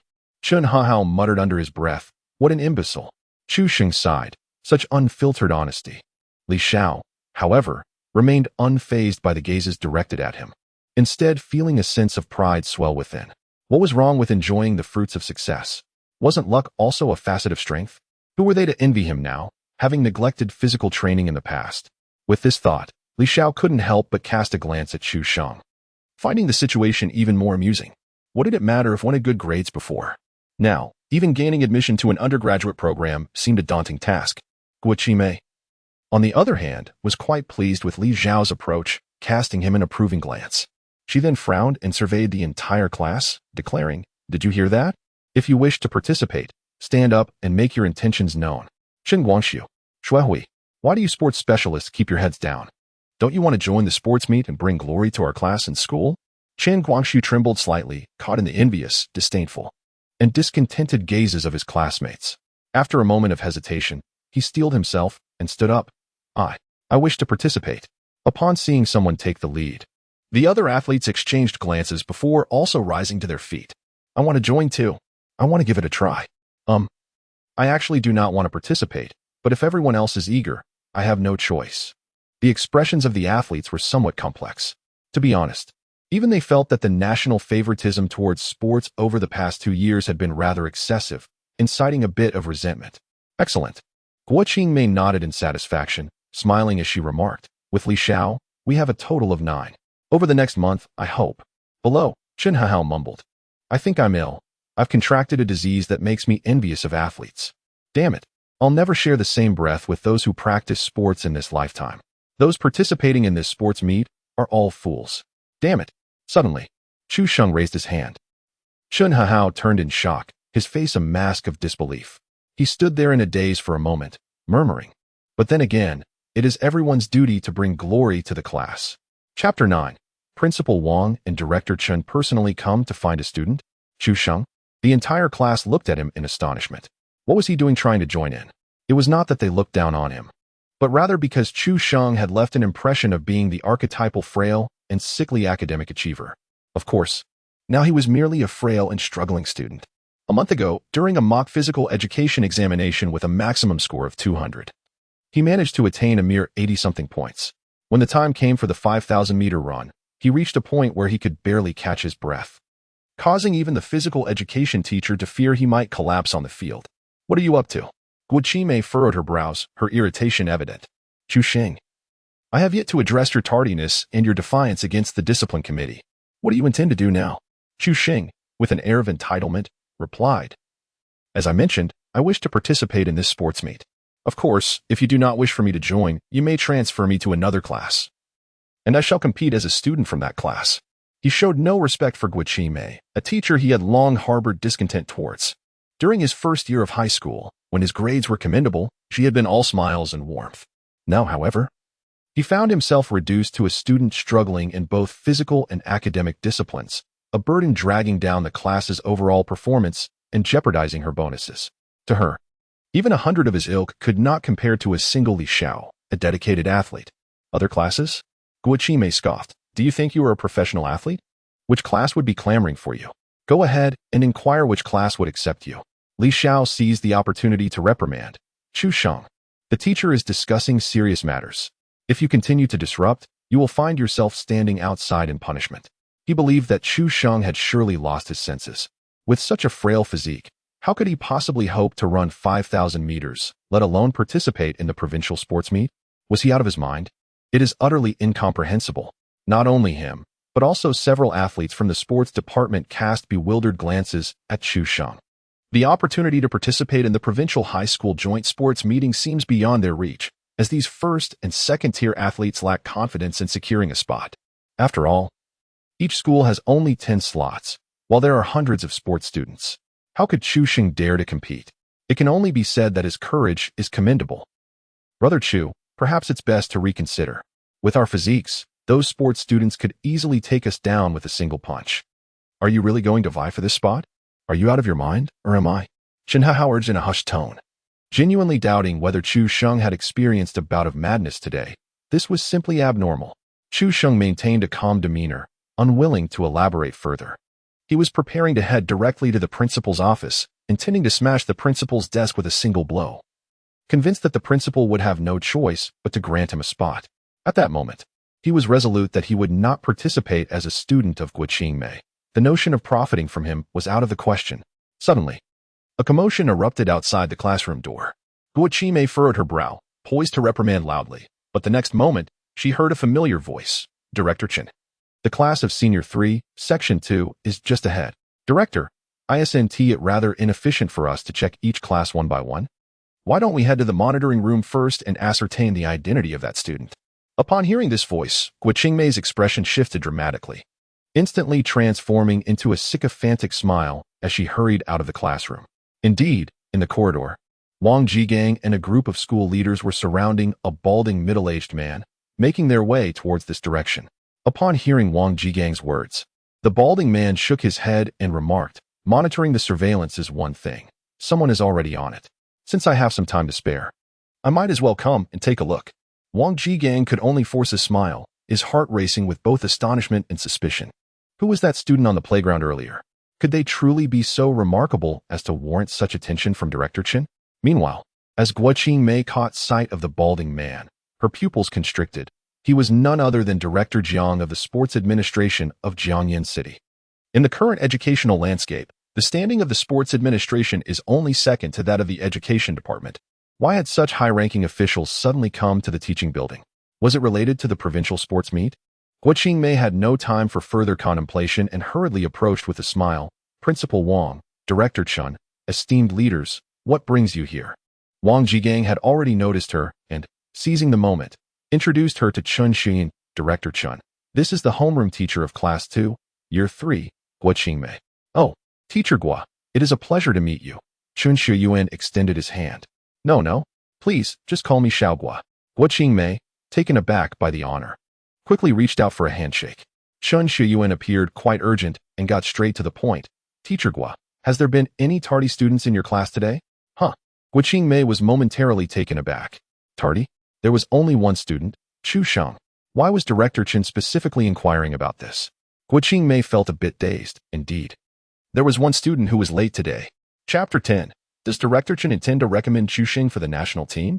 Chen Shuyuan's eyes sparkled with curiosity. "Who is it? Are they an athlete?" Guo Qingmei shook her head. "No." Chen Shuyuan furrowed his brow and inquired further. "Then, how is their physical condition?" "Very poor," she replied, frustration evident in her voice. "They placed at the bottom of the class. In the last physical fitness test, they couldn't even complete the 5-kilometer run." The mere thought of it infuriated Guo Qingmei, as this mock examination was a significant indicator that would affect her teacher evaluation next year. It had been sabotaged by Chu Sheng and a few other students with poor physical fitness. How could she not be upset? With such a frail physique, struggling to run even a few steps, they aspired to participate in the provincial sports meet. Is their physical fitness truly that lacking? Chen Shuyuan pondered, recalling that he had only caught a distant glimpse of Chu Sheng's figure on the playground that morning. The student was quite tall, but notably slender, lacking in muscle. This initial observation led him to conclude that this student was likely not an athlete. However, given that this student had awakened their abilities, it was inconceivable that their physical condition could be subpar. Over the past decade since the emergence of abilities, the 749 Bureau had discerned a pattern. 99. 9 of those who possessed abilities exhibited physical fitness and endurance well above the average prior to their awakening. In fact, more than 60 of those who had awakened abilities were athletes or sports people. Thus, Chen Shuyuan was justified in believing that the student he had observed on the playground, even if not an athlete, would certainly not have poor physical fitness. Unable to contain her curiosity, Guo Qingmei asked, "Director Chen, do you have a particular reason for seeking out this student?" Chen Shuyuan cast a fleeting glance at her, casually remarking, "It's nothing, really. I simply happened upon a student with considerable potential on the playground this morning. I'm contemplating recommending him for direct entry into the national team." "Direct entry into the national team?" Guo Qingmei exclaimed, her eyes widening in astonishment. Good heavens, these days, the national sports team is no trifling matter. It's even more challenging to enter than Tsinghua or Peking University. Countless athletic students are vying tooth and nail to get in. But it's undoubtedly like threading a nanometer-thin needle amidst a vast army. Guo Qingmei had also heard a rumor that each municipal sports bureau director across the country has a quota for recommending candidates to the national sports team every 6 months. The value of this quota is self-evident. Typically, only elite athletes from top sports academies have any hope of securing it. A school like Jiangyan High School, once a culturally significant institution, wouldn't even dare to dream of such a thing. But now, Director Chen is actually considering giving this recommendation quota to a student from their school. Guo Qingmei was naturally astounded and couldn't help but feel a twinge of envy. If only this student were in her class. Mentoring a student who gains direct entry into the national team is akin to having a student admitted to Tsinghua or Peking University 2 years ago. The honor and the financial rewards. Guo Qingmei found herself coveting them. Alas, the motley crew in her class would struggle to even secure a spot in the provincial games, let alone be recommended for the national team. Oh, who was the student in your class who was tardy? Please have him come out. I'd like to take a look, Chen Shouyuan requested, still wanting to ascertain the situation. Without giving it much thought, Guo Qingmei turned and called out into the classroom, Zhu Xing, come out here for a moment. Subsequently, he garnered no further attention. As the focus of others shifted from Chu Sheng to fervent speculation regarding the prodigious individual destined for direct admission to the national team. Direct admission to the national team. Li Xiao was utterly astounded. As a student athlete, he was acutely aware of the rarity of such an opportunity. It was rumored that one must attain the level of a master athlete to even be considered. The title of master athlete far surpasses that of a Class A athlete in prestige, requiring a distinguished placement in a national-level sporting event for conferral. Li Xiao was merely a Class B athlete, a considerable distance from Class A, let alone the esteemed rank of master athlete, which he felt was likely unattainable in his lifetime. In sports, the higher one ascends, the more crucial innate talent becomes, often overshadowing even the most assiduous efforts. He wondered who this prodigious athlete with the national team direct admission was, and hoped for an opportunity to become acquainted with them. Amidst Li Xiao's meandering thoughts, a voice of astonishment suddenly erupted. It's you? It is you. It's you. The crowd was taken aback, turning to see Chen Xuan, his face radiant with joy. Hastily approached Chu Sheng, exclaiming excitedly, fellow student, you're the one I saw this morning doing the horizontal bar in the playground, aren't you? Upon first seeing Chu Sheng, Chen Shouyuan felt a sense of familiarity, as the former's lack of school uniform made him quite recognizable on campus. However, Chu Sheng's physique was more slender than he had imagined, causing him to hesitate momentarily.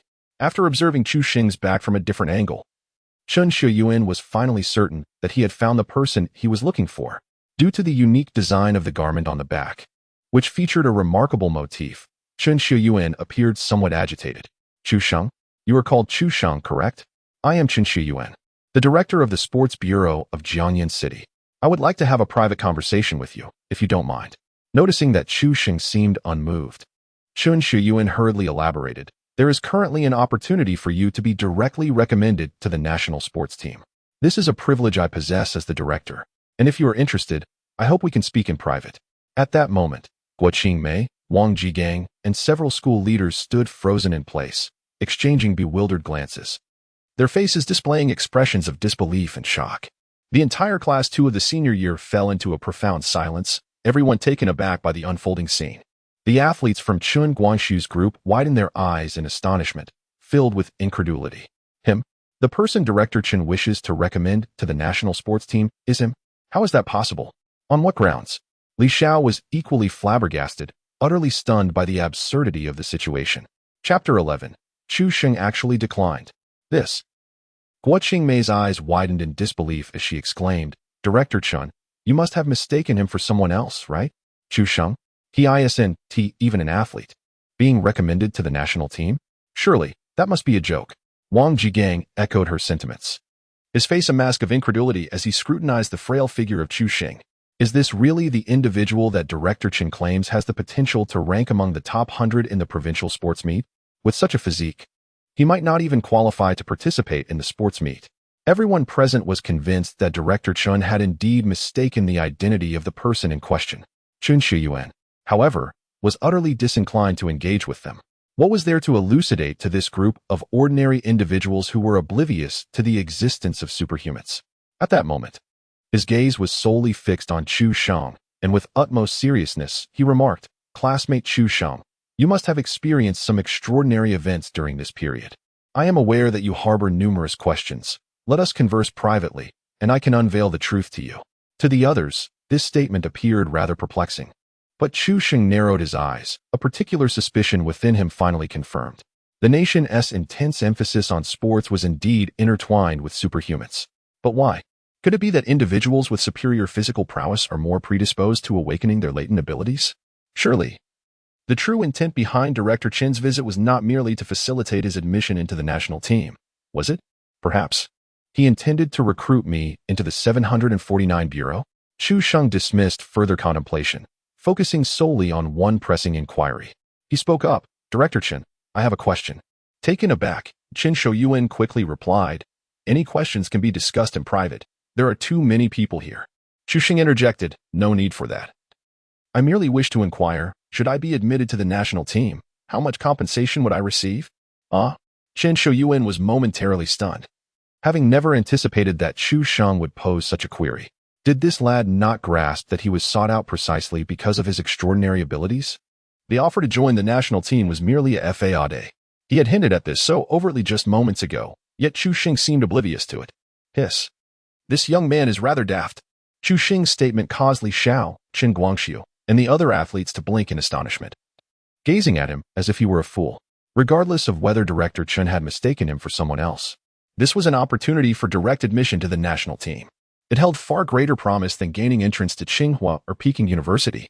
Such a golden opportunity had presented itself, yet Chu Sheng hesitated to accept it, instead questioning how much one could earn from being on the national team. Was his perspective so myopic? After a brief silence, Chen Shouyuan replied, "Upon joining the national team, you will initially receive a monthly stipend of 30,000, which will increase over time.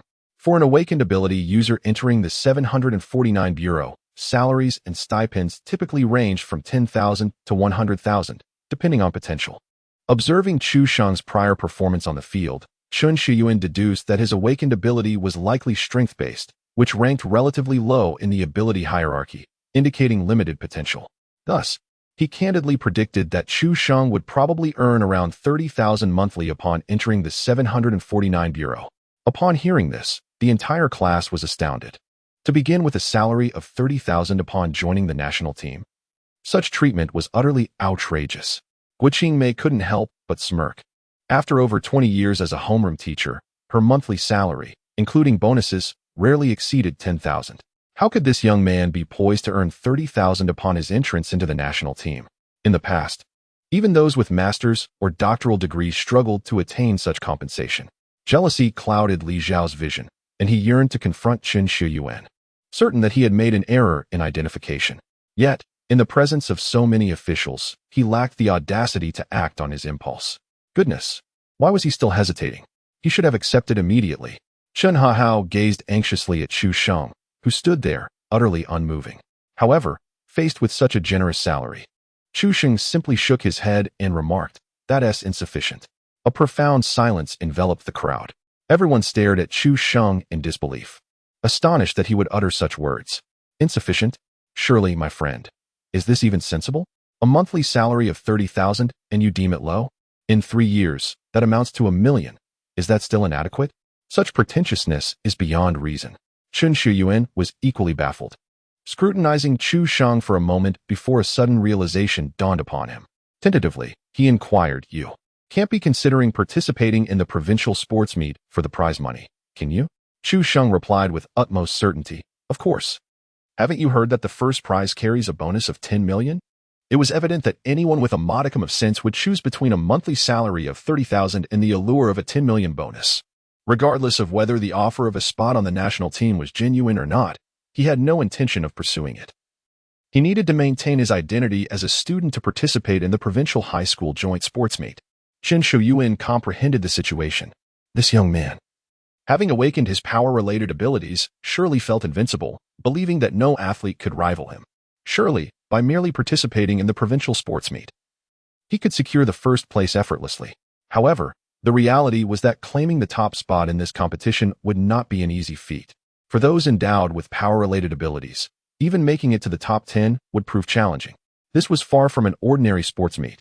Chen Shouyuan yearned to explain this to Chu Sheng thoroughly, but given the multitude of onlookers, he decided it prudent to discuss it privately later. After all, his identity had been established. There was no chance he would escape their grasp. With this thought in mind, Chen Shouyuan let out a sigh and remarked, "Very well. Since you are unwilling at this moment, I shall not press you. I have other matters to attend to, so I will take my leave. Should you change your mind, feel free to contact your principal." After saying this, Chen Shouyuan cast a lingering glance at Chu Sheng before turning to leave. Wang Jigang and the other school leaders exchanged various glances at Chu Sheng before hastily following suit. Once the figures of the group had vanished, Guo Qingmei could no longer contain her confusion and looked at Chu Sheng incredulously. Why did you not accept? This is a chance for direct admission to the national team. Are you not aware of what this signifies? Though she too struggled to comprehend why Director Chen would take an interest in Chu Sheng, the prospect of Chu Sheng qualifying for the national team would undoubtedly bring her, as the head teacher, a substantial bonus. Yet, Chu Sheng had rejected the offer time and again. Guo Qimei was on the verge of exasperation, wondering if this young man was intent on making things difficult for her. In a state of urgency, Guo Qimei implored, "You must go speak to Director Chen and express your willingness to accept the offer. Do so before he changes his mind. You need to act quickly. Consider this carefully, given your current performance. This may be your only opportunity for a turnaround. You must seize it." Chu Sheng merely glanced at her, too disinterested to engage, and strode toward the direction from which the school leaders had departed, unwilling to waste any more time with this foolish teacher. Guo Qingmei was taken aback, thinking that Chu Sheng had actually heeded her words, and she exclaimed with delight, "That's the spirit. Be sure to have a good discussion with Director Chen. The teacher awaits your good news." Chu Sheng retorted with a rude gesture, then vanished into the stairwell. Guo Qingmei's smile faltered, her expression bewildered. In the classroom, Li Xiao wore a distinctly unpleasant expression, silently beseeching that Director Chen had erred in his judgment. Should Chu Sheng inexplicably receive a recommendation to the national team, it would be a far more bitter pill to swallow than his own demise. In the back row, Chen Guangxiu and several other sports students were engaged in hushed discussions. "Chen, why do you think Chu Sheng declined? Is he daft, turning down the national team? I'd jump at the chance," one exclaimed, unable to comprehend. Chen Guangxiu, contemplative, shook his head. "I think Chu Sheng is rather astute. He possesses self-awareness. It's evident that Director Chen has made a mistake. Chu Sheng, someone with no athletic training, being recommended to the national team? I suspect Chu Sheng is cognizant of this, hence his pretext for declining." The sports students, upon hearing this, were enlightened. Indeed. Viewed in that light, he's quite clever, isn't he? Chapter 12. The provincial director of the 749 Bureau personally seeks out Chu Sheng. Director Chen, I confess I failed to comprehend what exceptional qualities Chu Sheng possesses that warrant his recommendation to the national team, Wang Jigang inquired, unable to contain himself any longer as they walked towards the school gate. The other school administrators echoed his bewilderment, their gazes fixed on Chen Shuyuan. They simply couldn't grasp the situation. Chen Shuyuan responded nonchalantly, "Certain matters, as per regulations, I am currently unable to disclose to you. Suffice it to say, Chu Sheng's value surpasses that of 10 athletic champions combined." Wang Jigang, esteemed school leaders. Goodness, what a baffling riddle maker. The crowd could not help but think that Director Chen was likely suffering from some profound ailment, persistently engaging in inexplicable actions and uttering nonsensical words that were truly unfathomable. What value could a generally mediocre, emaciated student possibly possess? When questioned, he offered no explanation, merely indulging in his cryptic antics. Is he not of sound mind? Wang Jigang and the others were rendered speechless, genuinely believing that those involved in sports were somewhat eccentric. After escorting Chen Shuyuan to the school gate, the group finally breathed a sigh of relief, feeling as though a heavy burden had been lifted. They were finally rid of this plague-like presence. However, just as Chen Shuyuan was about to enter the vehicle, he suddenly noticed a Mercedes-Benz slowly approaching in the distance, causing his pupils to dilate in shock. It was merely a C-Class Mercedes, hardly a luxury vehicle, yet upon sighting it, Wang Jigang and the others displayed astonishment. The vehicle bore military district plates. What was going on? A military vehicle? What brings it to our school? No one knew, nor had they received prior notice. Could it merely be passing through? Amidst the uncertain gazes of the school leaders, the Mercedes-Benz gradually came to a halt at the school gate, and 3 individuals emerged. Leading the group was a middle-aged man clad in an administrative jacket, holding a thermos, exuding an air of cultured sophistication. He was clearly no ordinary leader. The other 2 were quite youthful, one a young man, and the other. Yes, indeed, it was Li Xiaoxiao and Hong Zhuang.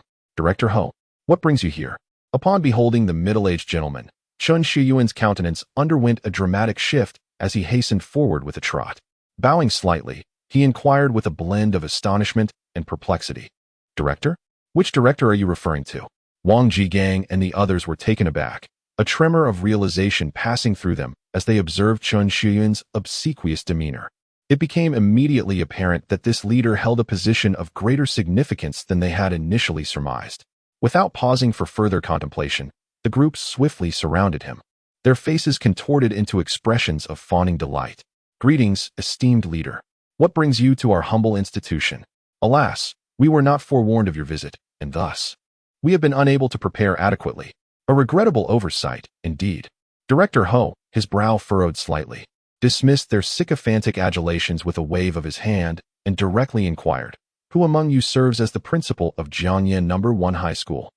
Wang Jigang hesitated momentarily before stepping forward. "I'm he, sir. I am." Director Ho offered a subtle smile.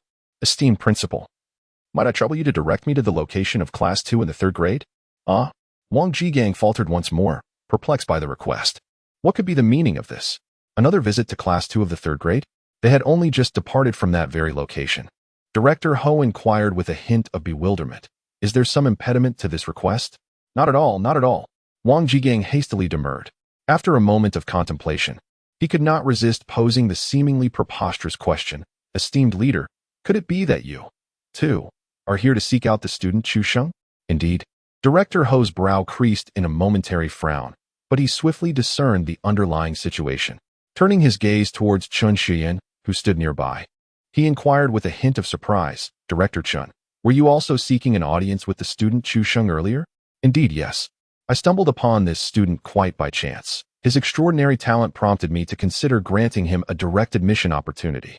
Chun Shiyuan hurriedly offered an explanation. Yet within him, a tempest of astonishment was stirring. Director Ho had actually come to seek out Chu Sheng? How could that be possible? Director Ho is the head of the 749 Bureau in Suzhou Province. In this day and age, the directors of provincial branches of the 749 Bureau are undoubtedly among the elite at the pinnacle of power in China, with only a little over 30 in the entire nation. In terms of authority, they rank at least within the top 200 nationally.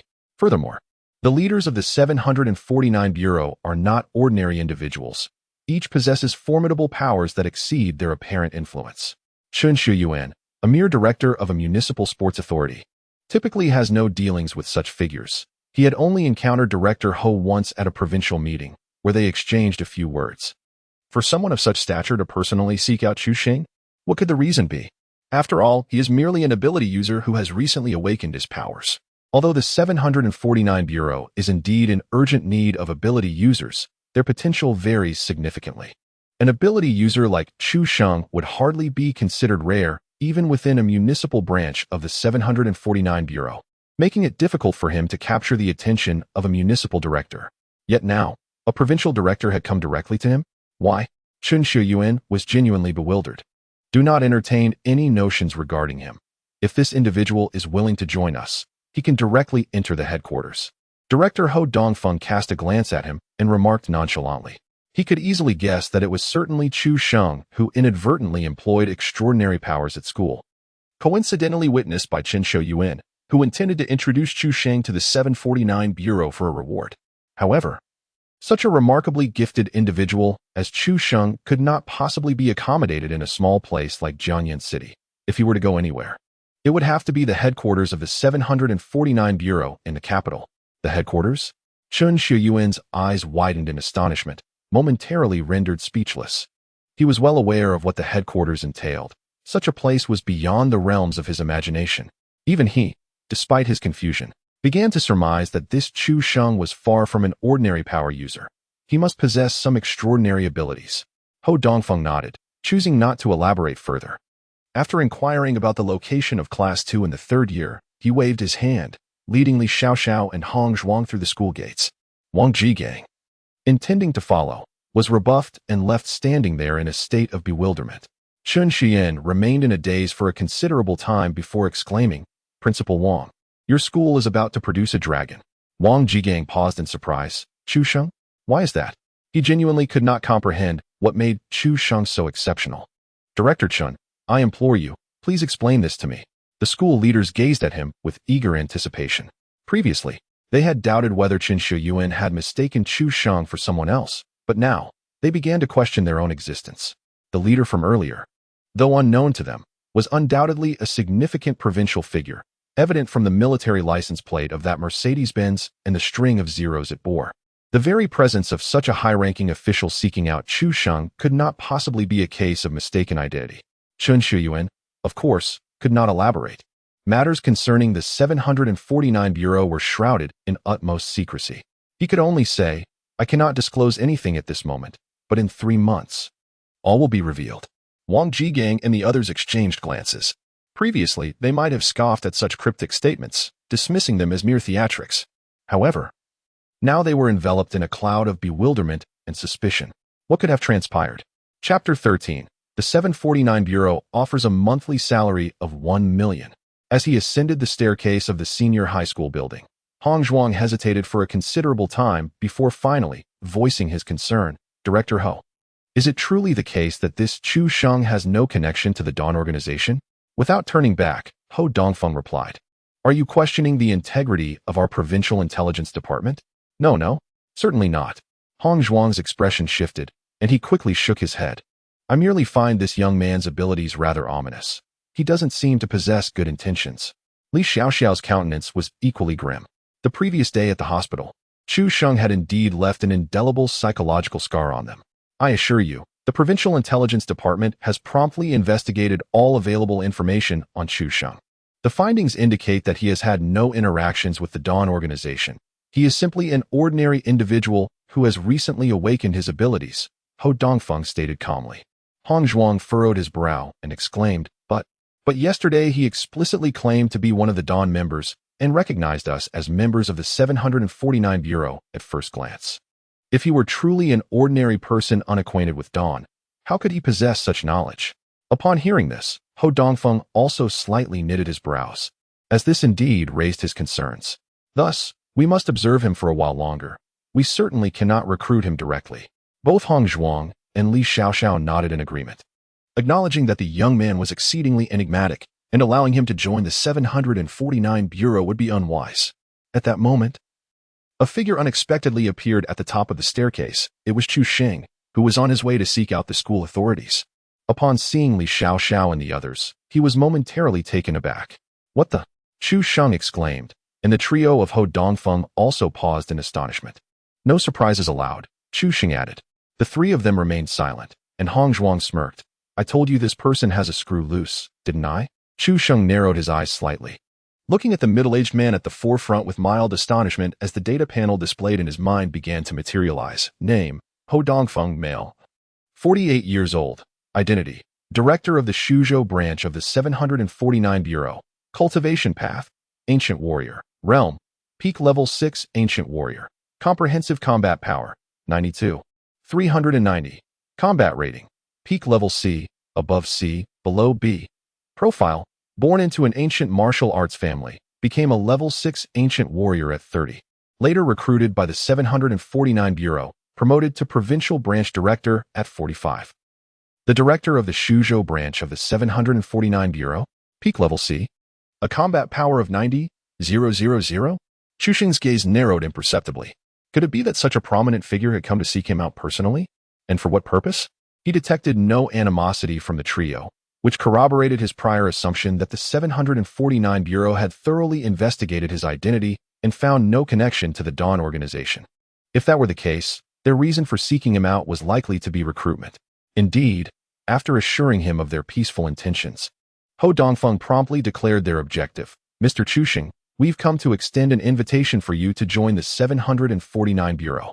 Your extraordinary abilities are formidable, potentially ranking among the top 20 of all known powers.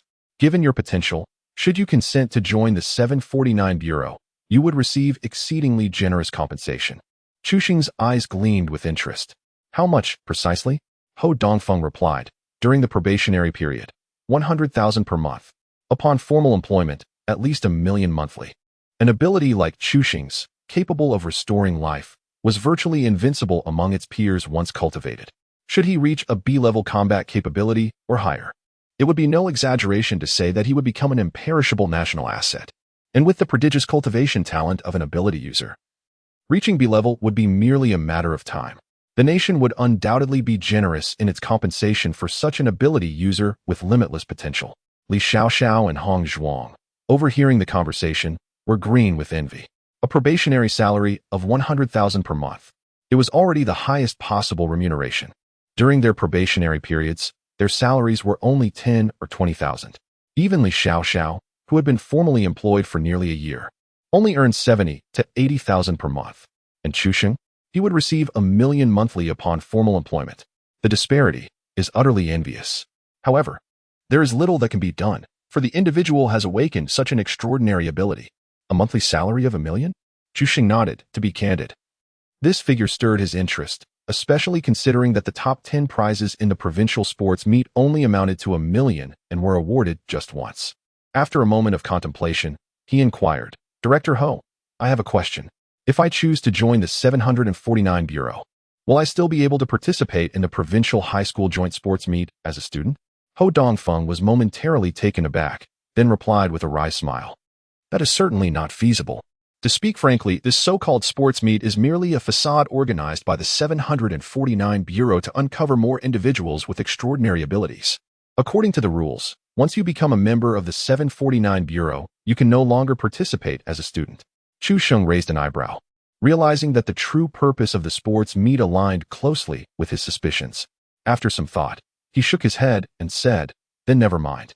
I will participate in the sports meet first, secure the prize, and then consider whether or not to join the 749 Bureau."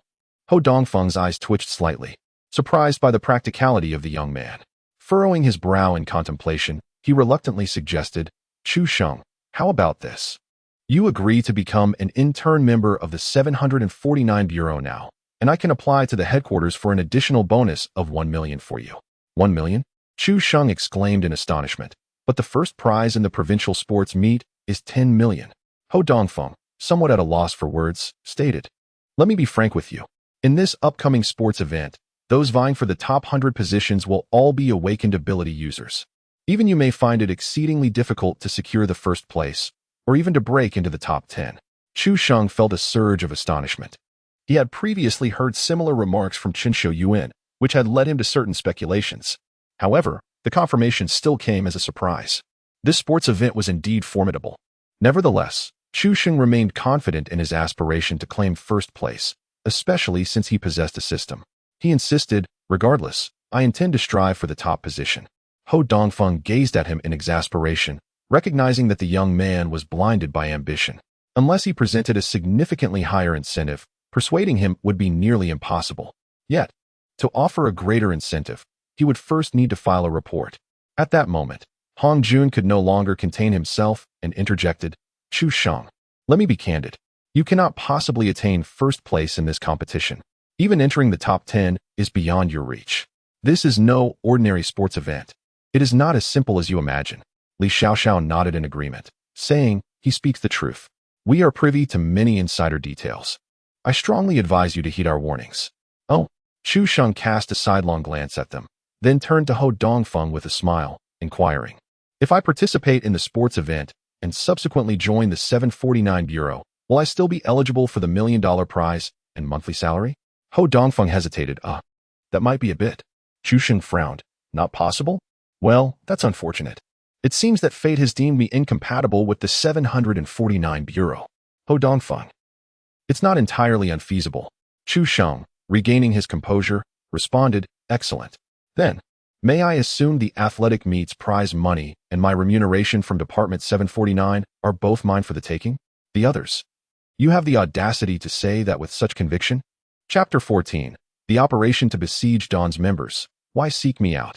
After a moment of contemplation, Ho Dongfeng refrained from further persuasion, cognizant that undue haste could engender antipathy. Moreover, as he had conveyed to Hong Zhuang, Chusheng's conduct at the hospital yesterday was indeed suspect, precluding complete trust. A period of observation was prudent.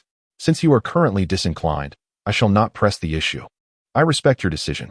Ho Dongfeng nodded and, with a shift in tone, declared, "Chusheng, there is another matter for which we seek your counsel." "Oh." Chusheng raised an eyebrow. "What is it? Does it involve monetary compensation?" With a subtle twitch of his eye, Ho Dongfeng affirmed, "Indeed, there is a financial incentive. Should this matter be resolved successfully, you stand to gain a reward of 500,000. Chusheng's eyes gleamed with interest. "Monetary gain is of little consequence. My primary motivation is the satisfaction of accomplishment.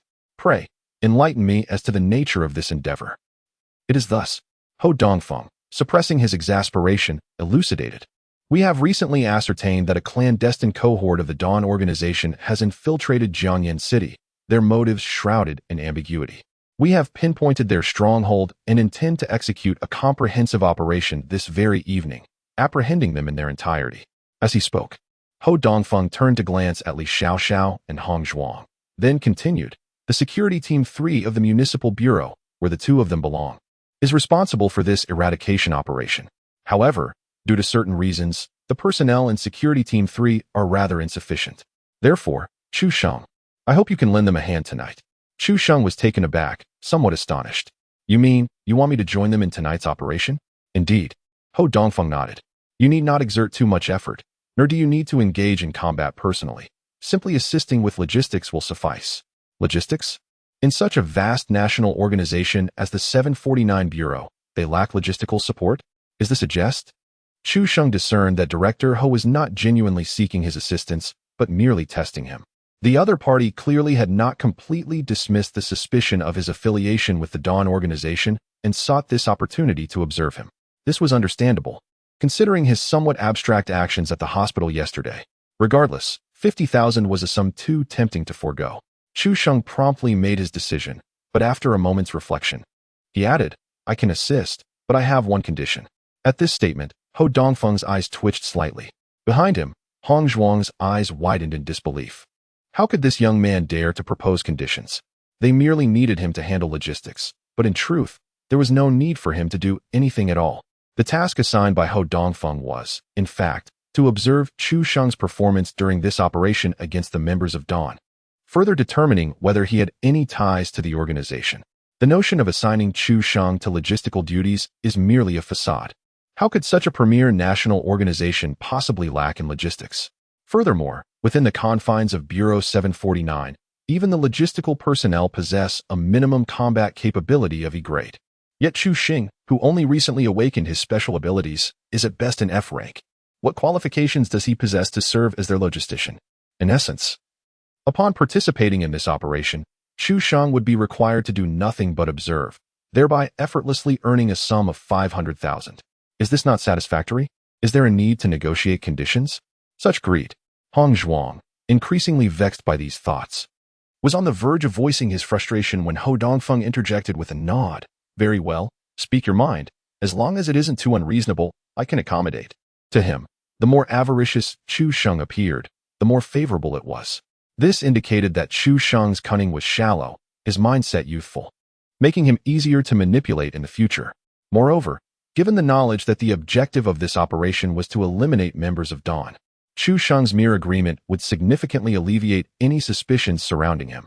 Such a potentially extraordinary yet simple-minded individual, provided he had not been indoctrinated by Dawn beforehand, represented a tremendous asset for Bureau 749.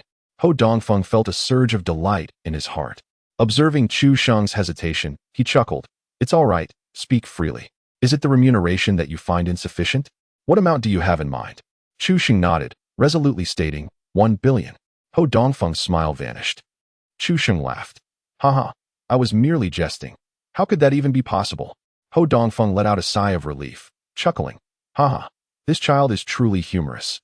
Let us cease the jesting and speak earnestly. What are your conditions?" Chu Sheng, with a serious expression, replied, "My condition is quite simple. You must kill me." Ho Dongfeng, growing somewhat impatient, retorted, "Chu Sheng, do not jest. I have other matters to attend to. Please speak seriously." Chu Sheng furrowed his brow, asserting, "I am being serious. If you kill me, I will agree to join this operation. A promise is a promise." After a prolonged silence, Ho Dongfeng scrutinized Chu Sheng's countenance, ensuring he was not jesting. He then turned to Hong Zhuang and the others, his expression devoid of emotion. "Are you certain you did not find him in a psychiatric ward yesterday?"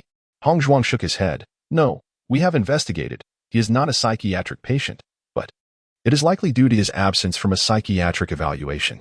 Li Xiaoxiao, with a peculiar expression, remarked, "After his first revival yesterday, he did not choose to flee. Instead, he came to us seeking death. I too suspect his mental stability." Ho Dongfeng nodded in agreement. Clearly, Chu Sheng's mind was somewhat askew. Who would wish for their own demise so readily? Even if one could resurrect infinitely, does it not hurt? Surely, this lad must have some peculiar inclination. Ultimately, Ho Dongfeng shook his head, stating, I am afraid I cannot comply. The regulations of Bureau 749 explicitly forbid any harm to ordinary citizens. Chu Xing protested. But I am not an ordinary citizen.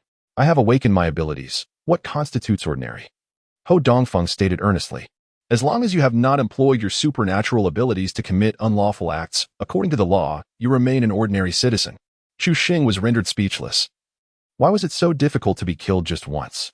After a moment of contemplation, Ho Dongfeng suggested, how about this? I will raise your remuneration to 1 million. Whether you choose to participate is entirely up to you. I must take my leave as I have pressing matters. As the provincial bureau chief, he was inundated with responsibilities and had no time to engage in idle chatter with Chu Xing, so he turned and departed decisively, furrowing his brow.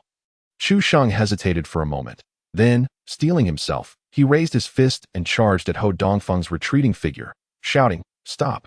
You won't leave today without killing me." Sensing the imminent attack from behind, Ho Dongfeng paused for a brief moment and, almost instinctively, retaliated with a powerful palm strike, imbued with tremendous force. Realizing it was Chu Xing, his expression changed slightly, and he quickly retracted his hand by an inch. However, Chu Xing lunged forward, narrowly intercepting the blow with his head. With a resounding thud, Chu Xing's skull was crushed once more. Ho Dongfeng could only stare in disbelief. Hong Zhuang and Li Xiaoxiao exchanged glances, both bursting into relieved laughter. Indeed, he was a lunatic. Chapter 15. Secret Techniques. Kuen's basketball prowess led to an aerial assault on the helicopter, resulting in a catastrophic crash. The host has chosen to resurrect their consciousness, consuming 1 resurrection coin, and is currently in the process of revival. It has been detected that the host was slain by an individual possessing C-level combat power, which exceeds the host's capabilities by a considerable margin. Upon revival, the host will experience a boost of 500 combat power. Congratulations! The host's base combat power has increased to 1518, with an extraordinary 200 enhancement from supernatural abilities. The host's comprehensive combat power has surged to 4,554. The power rating is classified as D level. Exhilarating. The comprehensive combat power has escalated by a staggering 1,300. Chu Xing felt a surge of delight as he contemplated this fortunate turn of events. If he were to be slain by Ho Dongfeng once more, with the additional benefits from his abilities, his power could potentially exceed 6,000. Chu Xing mused that encountering a formidable opponent like Ho Dongfeng would be a rare occurrence. Given that he was the director of the 749 Provincial Bureau, a position that must be quite scarce, missing this opportunity would mean losing a valuable chance. He needed to engage with him several more times to enhance his combat power. At that moment, Ho Dongfeng stood in a state of shock, gazing at the headless corpse with only remnants of its skull remaining, along with the shattered fragments scattered throughout the stairwell. He was utterly bewildered. Can this still be revived? Hong Zhuang, with a stoic expression, reassured him. Do not worry, Director Ho. This is just the beginning. Just yesterday, he was reduced to mere pulp, yet managed a full revival. Ho Dongfeng's brow furrowed, a flicker of doubt crossing his eyes. Despite having heard this from Hong Zhuang multiple times, witnessing it firsthand made it exceedingly difficult to believe. How could one revive after having their head obliterated? Even an S-level entity with combat power exceeding 10 million would find such a feat impossible. Even the legendary beings with combat power exceeding 100 million, such as the Immortal and the Martial Sage, would undoubtedly meet their demise in such circumstances, wouldn't they? Ho Dongfeng found himself wavering between belief and skepticism. However, in the next instant, his expression shifted dramatically, filled with horror. What the hell this? He beheld Chu Xing's body, which had only half a head remaining, suddenly rising unsteadily from the ground, assuming a fighting stance. The ragged trachea gaped open and closed, emitting a hissing sound. Director Ho, don't, puff, leave. Let us, puff, battle, puff, 300 more, puff, rounds. Hong Zhuang, are you just padding your words? Ho Dongfeng's eyes widened in shock. What the hell? This. Even as the provincial bureau chief, witnessing such an inconceivable scene left him utterly astounded. You've lost your head, and you still dare to attack? What are you doing, channeling through your trachea? Chu Xing, at a loss for words, decided against further banter and raised his fist, launching another attack at Ho Dongfeng. Kill. However, having lost his eyesight, Chu Xing evidently struggled with his sense of direction, careening straight toward the side window, seemingly about to tumble out. Ho Dongfeng's heart raced. There were numerous teachers and students beneath the teaching building. and if Chu Sheng's headless corpse were to fall, it would undoubtedly create a significant uproar. Without a moment to spare, he swiftly darted behind Chu Sheng, grasping his clothing.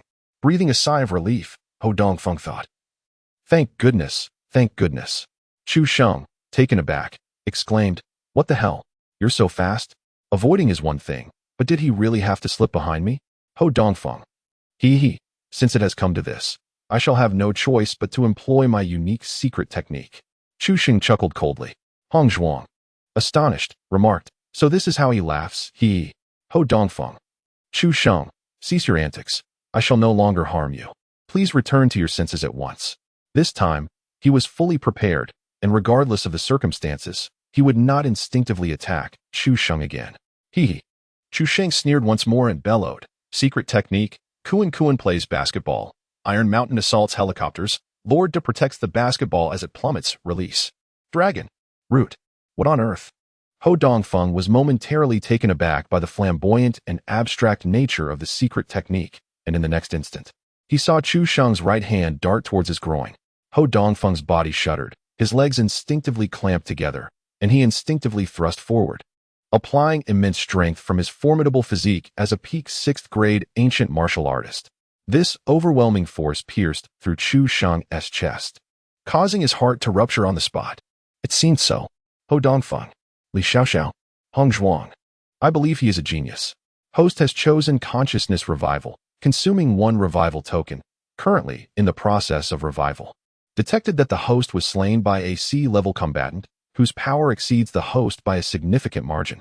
Upon revival, the host will gain an increase of 500 combat power.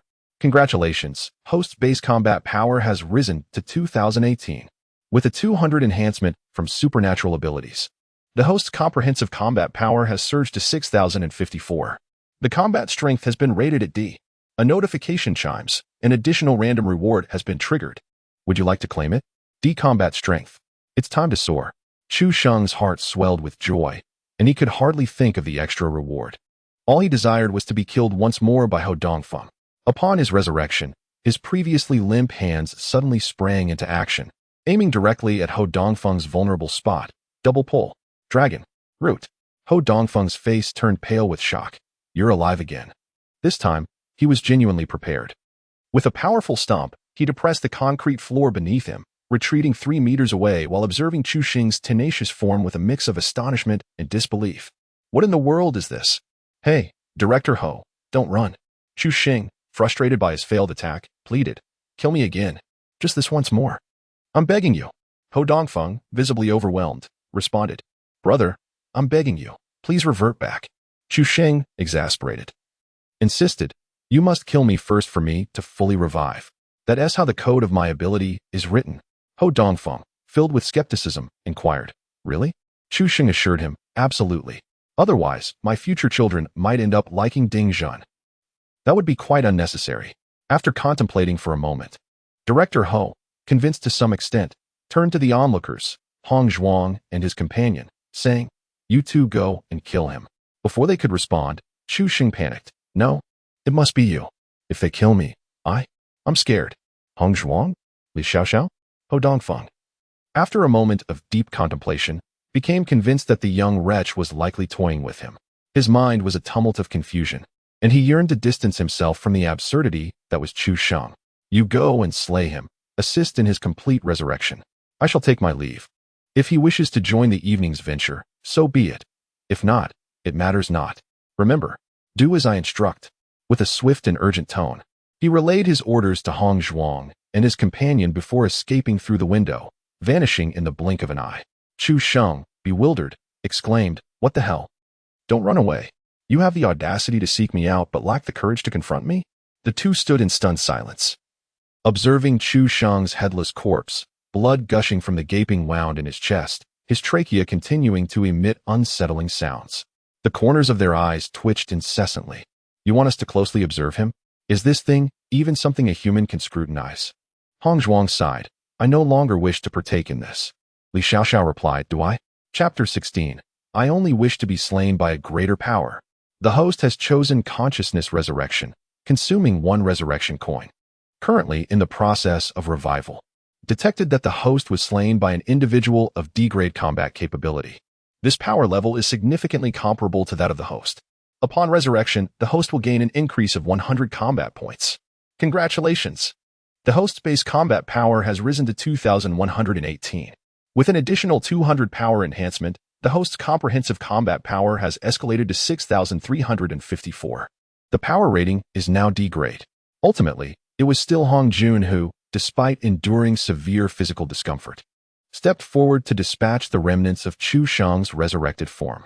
This time, Chu Sheng opted for a full revival, expending 10 resurrection coins. As Hong Jun possessed a D-level combat strength, equivalent to his rank, this revival only augmented his power by a mere 100 points. Alas, how I wish to be slain repeatedly by those stronger than myself.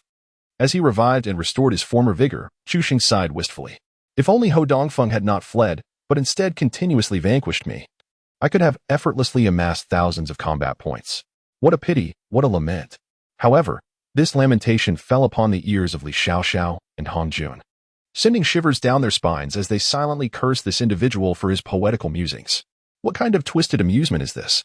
Even with the ability to resurrect indefinitely, it is absurd to revel in the sensation of being killed, right? Moreover, he desires to be slain by the strong? Is it that the mightier the assailant, the greater his exhilaration? For heaven's sake, even a masochist would not be this deranged. A chill coursed through both of them as they wished to distance themselves from this oddity for even a second longer. Yet, before departing, Ho Dongfeng had indeed issued them a directive. Li Xiaoxiao, mustering her courage, inquired once more of Chu Sheng. Chu Sheng, have you made your decision? Will you join us in tonight's operation? Chu Sheng, snapping back to reality, nodded without hesitation. Of course. Why would I decline an opportunity to earn money? That's a full 1 million in reward, enough to recharge 100 resurrection coins. Now, his resurrection coin balance has dwindled to a mere 76. If he doesn't recharge soon, he might find himself hesitant to embrace death. Moreover, should he encounter several formidable adversaries of higher rank during this extermination operation, it would merely serve as an opportunity for him to perish and accumulate more points. From any perspective, his participation in this endeavor is inevitable. Damn it! Hong Zhuang, in a state of despair, buried his head in his hands. Once Chu Sheng decides to join, they will be compelled to adhere to Ho Dongfeng's orders and closely monitor him throughout the night. Spending an entire evening with this deranged individual? Will we not have to consider a visit to a mental institution tomorrow to check for any contagion? It seems we are indeed trapped. In any case, both Li Xiaoxiao and Hong Jun wore expressions of profound hopelessness. Brother, I implore you, please do not participate. Hong Jun attempted one last plea. Chu Sheng looked at him in surprise. Oh? Well, if you hand me 1 million, I shall abstain from going. Hong Jun, listen to me. This extermination operation is exceedingly perilous. That batch of Dawn members possesses combat capabilities no less than D rank, with some even reaching the pinnacle of D rank, approaching a combat power of 10,000. Chu Sheng furrowed his brow. The pinnacle of D rank? Is that truly so weak? As a fellow D rank, upon his demise, his resurrection only grants a mere increase of 100 combat power. Observing his reaction, Hong Jun assumed he was wavering and hastily continued. I acknowledge that your abilities are remarkable, but surely they cannot bestow upon you infinite lives? You have already resurrected 3 times. How many more can you manage today? If you were to confront the D-rank pinnacle leader of Dawn this evening, are you confident in your survival? Li Xiaoxiao nodded in agreement from the side. Although Hong Zhuang was deliberately trying to dissuade Chu Sheng, there was some merit to his words. Indeed, while Chu Sheng's extraordinary ability was remarkable, even the most exceptional powers are bound by limitations and cannot be wielded without restraint. Even the legendary ability ranked first in the sequence, Entropy Flower, has its constraints. This ability can create a domain of absolute zero and permanently lock the entropy of any object frozen within, forming an impenetrable defensive barrier. It can be said that even 100 volleys of Ivan-class nuclear weapons would not even slightly disturb it. However, what are its limitations? The possessor of Entropy Flower is said to have already reached S rank, boasting a combat power exceeding 10 million, yet the range of this ability is merely 500 meters, and it can only be activated twice within a single day. Otherwise, with such formidable S-rank power combined with this extraordinary ability, he would have long been invincible across the globe. As for Chu Sheng, whose ability allows him to resurrect, though it is indeed astounding, It can only rank within the top 10 of extraordinary abilities and certainly cannot reach the top 5. The abilities in the top 5 are astonishingly preposterous. Even those more extraordinary abilities come with limitations. How could Chu Sheng's ability be devoid of them? He has only recently awakened his power, and at most, he possesses E-rank combat power. Moreover, lacking any training in ancient martial arts or qigong to refine his mental prowess, the application of his ability is undeniably severely restricted. Both Li Xiaoxiao and Hong Zhuang speculated that within a single day, Chu Sheng could, at most, resurrect 5 or 6 times, and certainly not exceed 10. Otherwise, it would surpass their understanding of supernatural abilities and completely contradict the principles that Chinese scientists have deduced over the years in their research on such phenomena.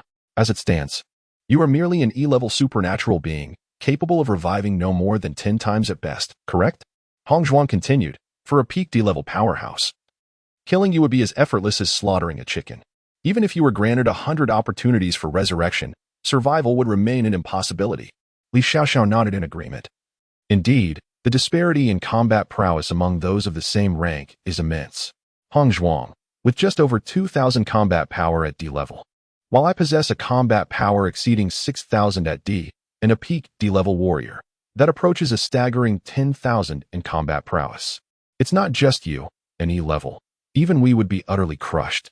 Chu Sheng cast a disdainful glance at them, curling his lip. First of all, my revival count exceeds 10, and secondly, I am not an E-level.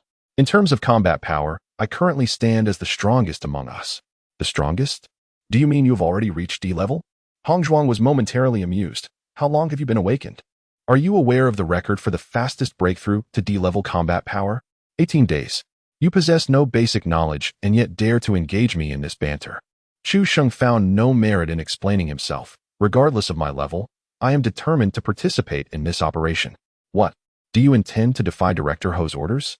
Hong Zhuang was rendered speechless, feeling a wave of frustration wash over him. Seeing Chu's resolute attitude, Li Xiaoxiao realized that further persuasion was futile and could only helplessly say, "Very well, you may participate. However, let me make it clear that during this operation, you must adhere strictly to my commands and refrain from acting on your own accord." Without hesitation, Chu accepted the order. Yet he pondered in his heart about finding an opportunity to slip away and seek a meeting with the small leader of the Dawn, a cult organization that surely harbored a murderous intent. He secretly hoped for a few more attempts on his life. Chapter 17. The Astonishment of Hong Zhuang. Chu Sheng is actually a martial artist? In the depths of night, on the rooftop of a 23-story abandoned building in the outskirts of Jiangyan City, Chu Sheng reclined amidst a heap of concrete debris, gazing vacantly at the moon overhead. In truth, he was perusing the system interface. During his second revival today, he had triggered an additional random reward, and now, finding himself idly bored, he decided to claim the reward. Ding! Random reward has been successfully claimed. Congratulations. Host has obtained Serpent's Shifting Sands Technique. Serpent's Shifting Sands Technique, a third-rate martial art. Cultivation progress is beginner, increasing the host's base combat power by 300. Consuming 1 revival coin can elevate the cultivation progress to minor accomplishment, enhancing the host's base combat power to 400. This martial art was created by the system, integrating serpentine movements with the predatory traits of sand pythons, relying heavily on terrain. When fighting on sandy ground, the host will receive a 30 power boost. Ding! Host's base combat power increased to 2,418. With a 200 enhancement from abilities, the host's overall combat power reaches 7,254, rated as D level. Chu Sheng's eyes brightened, invigorated by the prospect of this martial art. The potential to enhance his foundational combat strength by 300, coupled with an additional 30 boost in sandy terrain, was indeed impressive. If this could be combined with the 200 augmentation from his abilities, wouldn't his peak combat power reach an astounding 7,989? Approaching the threshold of 8,000. A satisfied smile graced Chu Sheng's lips. The prospect of such power was exhilarating. Could he also utilize resurrection coins to expedite his martial training? Enthusiastically, he fixated on the system panel, contemplating. With 1 resurrection coin, elevating this skill to minor accomplishment would grant an additional 100 to his foundational strength. It felt somewhat unjust, as being slain by an opponent of equal rank would also yield a 100 strength increase. Just as he hesitated over whether to expend a resurrection coin, Hong Zhuang, seated in the corner, suddenly interjected, What are you daydreaming about? You've been staring at the sky for half an hour. Snapping back to reality, Chu Xing found himself at a loss for words. What else is there to do? We've been here for 3 hours already. When are we going to launch an assault on the Dawn members? Hong Zhuang scoffed. Assault? What concern is that of ours? Our role is merely to handle logistics and keep watch. The leaders of our 3 squads are engaged on the front lines. We just need to remain here. Their true task was merely to observe Chu Xing's performance during this operation against the Dawn members, further assessing whether he bore any suspicion of being one of them. The front lines? In jest, the members of Dawn infiltrating Jiangyan City, though fewer than 10 in number, each possessed combat prowess exceeding 5,000, classified as D-level warriors. Apart from their leader, a peak D-level powerhouse nearing 10,000 in strength, there are several others with strengths between 7 and 8,000, classified as D-level. Wouldn't their presence merely serve as a sacrifice? This encirclement operation is personally led by our group leader, Li Guangyao, from the Safety Team 3. All participants in this siege are the elite forces within the group, none below D-level, and the leader, Li Guangyao, is a C-level warrior boasting a formidable 30,000 in combat power. The involvement of 2 D-level weaklings is entirely unnecessary. Chu Xing suddenly sprang up from the ground. Astonished, are you saying we merely need to stay here on lookout all night? Not venture anywhere? Li Xiaoxiao nodded affirmatively. Indeed. Hong Zhuang scoffed. What else? You can't possibly be contemplating a direct engagement on the battlefield, can you? For what purpose? With your E-level strength, you'll merely be handing out your head as a gift. No, wait. You might manage to give away 7 or 8. Chu Xing dismissed him with indifference and strode toward the staircase. Li Xiaoxiao was taken aback and quickly followed. What are you planning to do? Without turning back, Chu Xing replied, I'm going to seek out the Dawn members and meet my demise. Li Xiaoxiao, at a loss for words, retorted, Stop joking. You don't even know where the Dawn members' base is. Where will you go to find them? Chu Xing paused, turning back to ask, Right. So where is their base? Li Xiaoxiao admitted, We are merely logistical personnel. The leader has not disclosed that information to us. This was indeed the truth, as they lacked the qualifications to participate in this operation. Chu Xing rolled his eyes and turned to leave, muttering that asking him was futile. He would seek the answer himself. What are you doing? Li Xiaoxiao frowned, her irritation evident. Did we not agree that no one would act on their own? Hong Zhuang suddenly stood up, commanding, Stop. If you take another step down those stairs, I shall have no choice but to take drastic measures. Yet, Chu Xing not only dared to walk, but also to run, disappearing in the blink of an eye. Damn it! Hong Zhuang's expression darkened, his anger surging within him. Was this fellow truly insane? Li Xiaoxiao, weary, waved her hand dismissively. Go fetch him back. If necessary, bind him. He is a favored individual of Director Ho, and we cannot allow any mishap to occur on our watch. Understood, Hong Zhuang replied, and in an instant, he unleashed the energy within him, pursuing Chu Xing down the stairs with astonishing speed and a mocking smile. At last, he had a legitimate reason to teach this brat a lesson. He must show him what consequences awaited. In less than half a minute, Hong Zhuang caught up with Chu Xing, who was madly sprinting downwards. With a taunting grin, he sneered, Run all you want. I'm trained in ancient martial arts. With your ordinary physique, can you outrun me? Chu Xing halted, letting out a resigned sigh. Oh, why have you stopped running? Hong Zhuang, filled with pride, couldn't resist lecturing. You think awakening some extraordinary ability makes you impressive, don't you? Does your power possess any offensive capability? Don't even mention E-grade. Even if you were D-grade now, you would still be no match for me. Do you believe that? The ancient martial artist thrives on immense strength, a robust physique, and the ability to engage in close combat that can easily overpower any ability user or chi practitioner, even allowing for battles against those of higher ranks. In Hong Zhuang's eyes, Chu Xing's abilities possess no offensive capability, unless one is trained in ancient martial arts or qigong.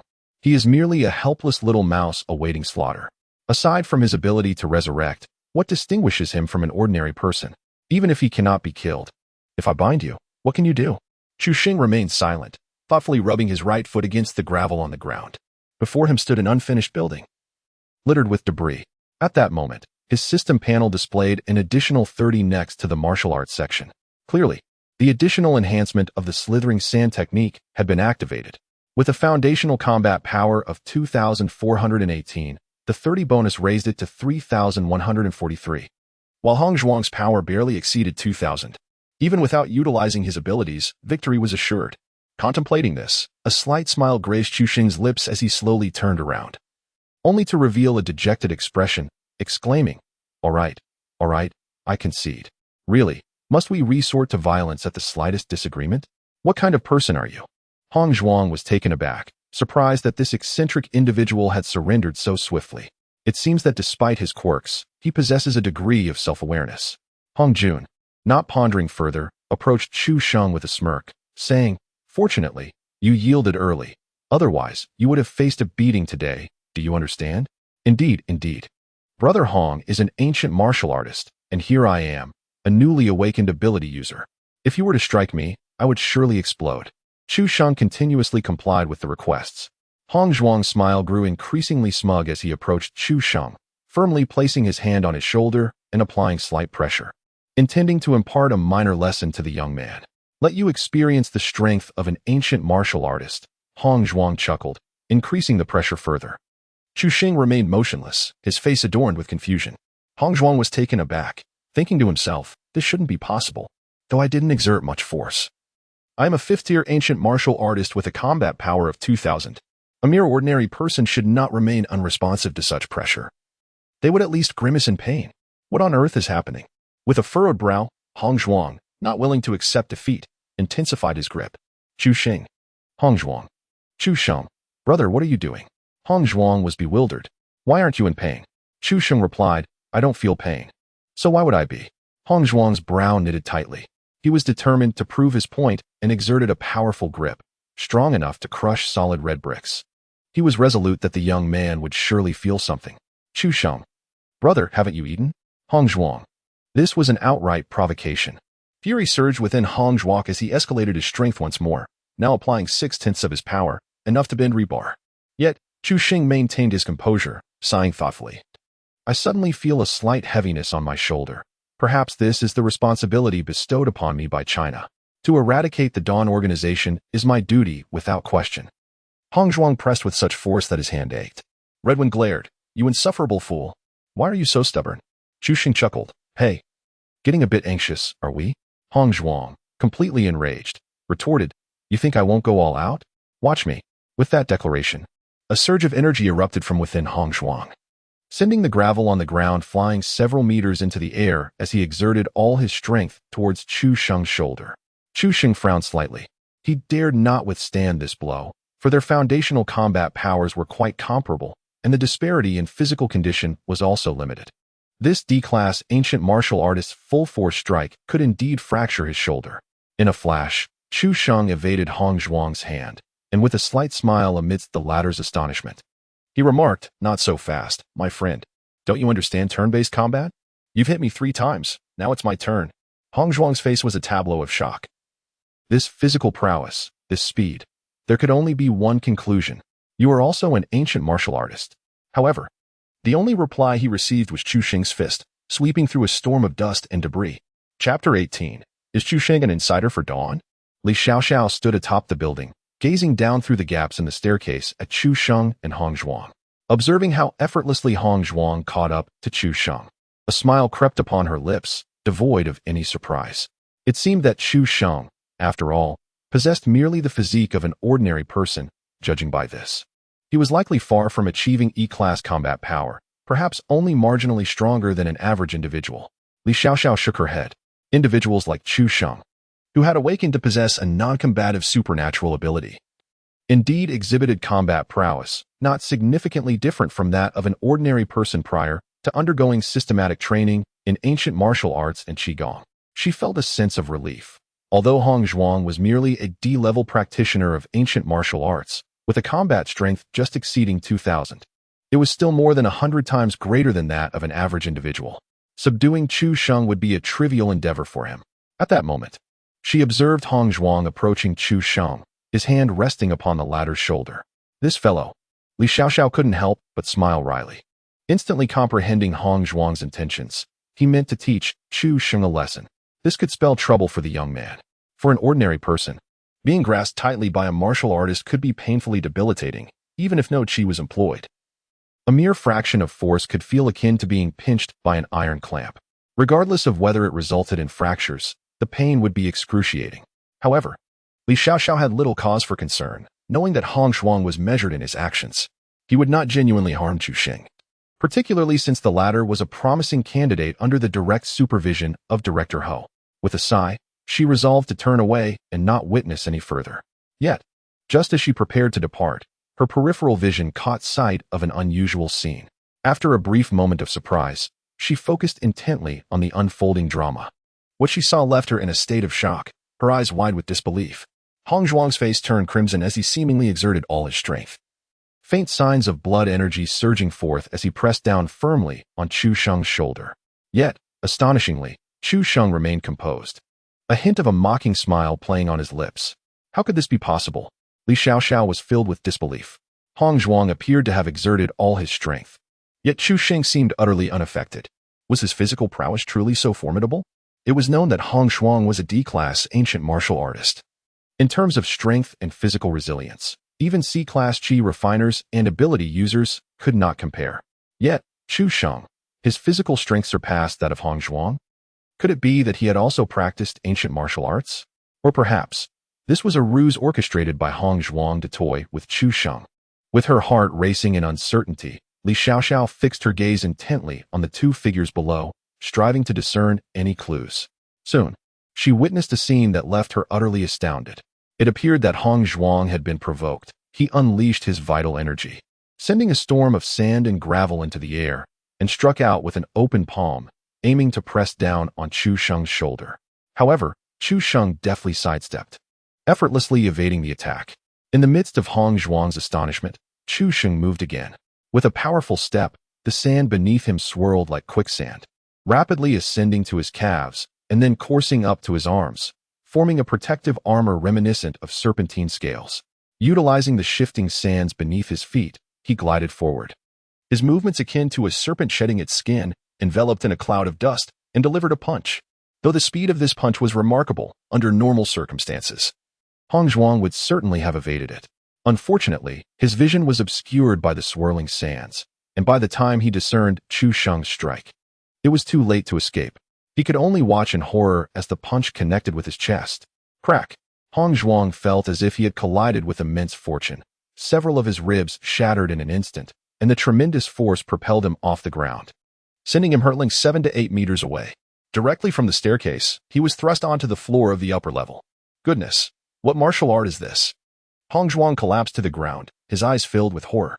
The excruciating pain in his chest made him long for a moment of respite, yet alas, there was none to be found. However, the greatest shock to him was the revelation that Chu Sheng had indeed practiced ancient martial arts. Moreover, the level of his martial skill was not to be underestimated. He had harnessed the power of sand and stone to deliver a single, devastating blow that had incapacitated him in an instant. Such martial arts, capable of leveraging terrain to unleash greater force, were considered superior even among ancient martial sects that had endured for centuries and were revered within the Ancient Martial Arts Research Institute of the 749 Bureau in the capital. Ordinary martial artists could scarcely hope to learn such techniques. From where had Chu Sheng acquired this martial prowess? Was he not an ordinary person? Meanwhile, on the rooftop, Li Xiaoxiao was equally astounded, her entire being enveloped in a state of shock. In close combat, he had effortlessly dispatched Hong Zhuang with a single punch. This Chu Sheng must be at least a D-level ancient martial artist. Although she was not well versed in ancient martial arts, it was evident that the techniques Chu Sheng had employed were far from simple, surpassing Hong Zhuang's skills by several levels. How could an ordinary person like Chu Sheng possess such exceptional martial arts? With a face full of astonishment, Li Xiaoxiao murmured, "Could it be? He truly is from Dawn." In present-day Huagua, aside from the ancient martial sects and the 749 Bureau, the only force capable of wielding such martial arts was indeed Dawn. Li Xiaoxiao's pupils constricted sharply as she seemed to grasp the truth. No wonder Chu Sheng uttered those words in the hospital yesterday. No wonder he insisted on participating in this encirclement operation. No wonder he had deliberately concealed his true abilities. There is but one truth. You are a member of Dawn. Li Xiaoxiao could not contain her astonishment and exclaimed. Chu Sheng, taken aback, looked up and furrowed his brow, asking, "What do you mean by that?" Li Xiaoxiao retorted angrily, "If you are not one of Dawn, how could you possess such remarkable martial skills?"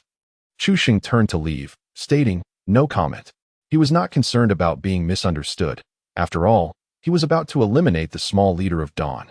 And surely they could not still regard him as one of their own afterward. Li Xiaoxiao scoffed. Are you feeling guilty? Chu Xing replied, on the contrary. Li Xiaoxiao pressed. Then how do you explain it? Chu Xing responded, it is not as you think. Li Xiaoxiao insisted, then do explain. Chu Xing clarified, not quite. Li Xiaoxiao was perplexed. Huh. Chu Xing added, it's merely a trivial matter. Li Xiaoxiao was bewildered. Just as she was lost in thought, Chu Sheng's figure had already vanished into the night. Regaining her composure, Li Xiaoxiao felt a surge of anger. She could not discern Chu Sheng's true strength and thus dared not pursue him hastily. Furthermore, the immediate priority was to expedite Hong Zhuang's treatment, for it seemed he was on the verge of demise.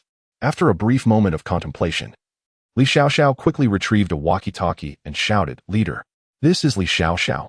I have encountered a situation. Please respond.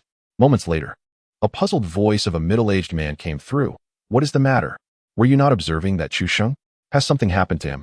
No. It is we who are in trouble. Li Xiaoxiao's face was etched with anxiety as she hurriedly recounted the situation at hand in succinct phrases.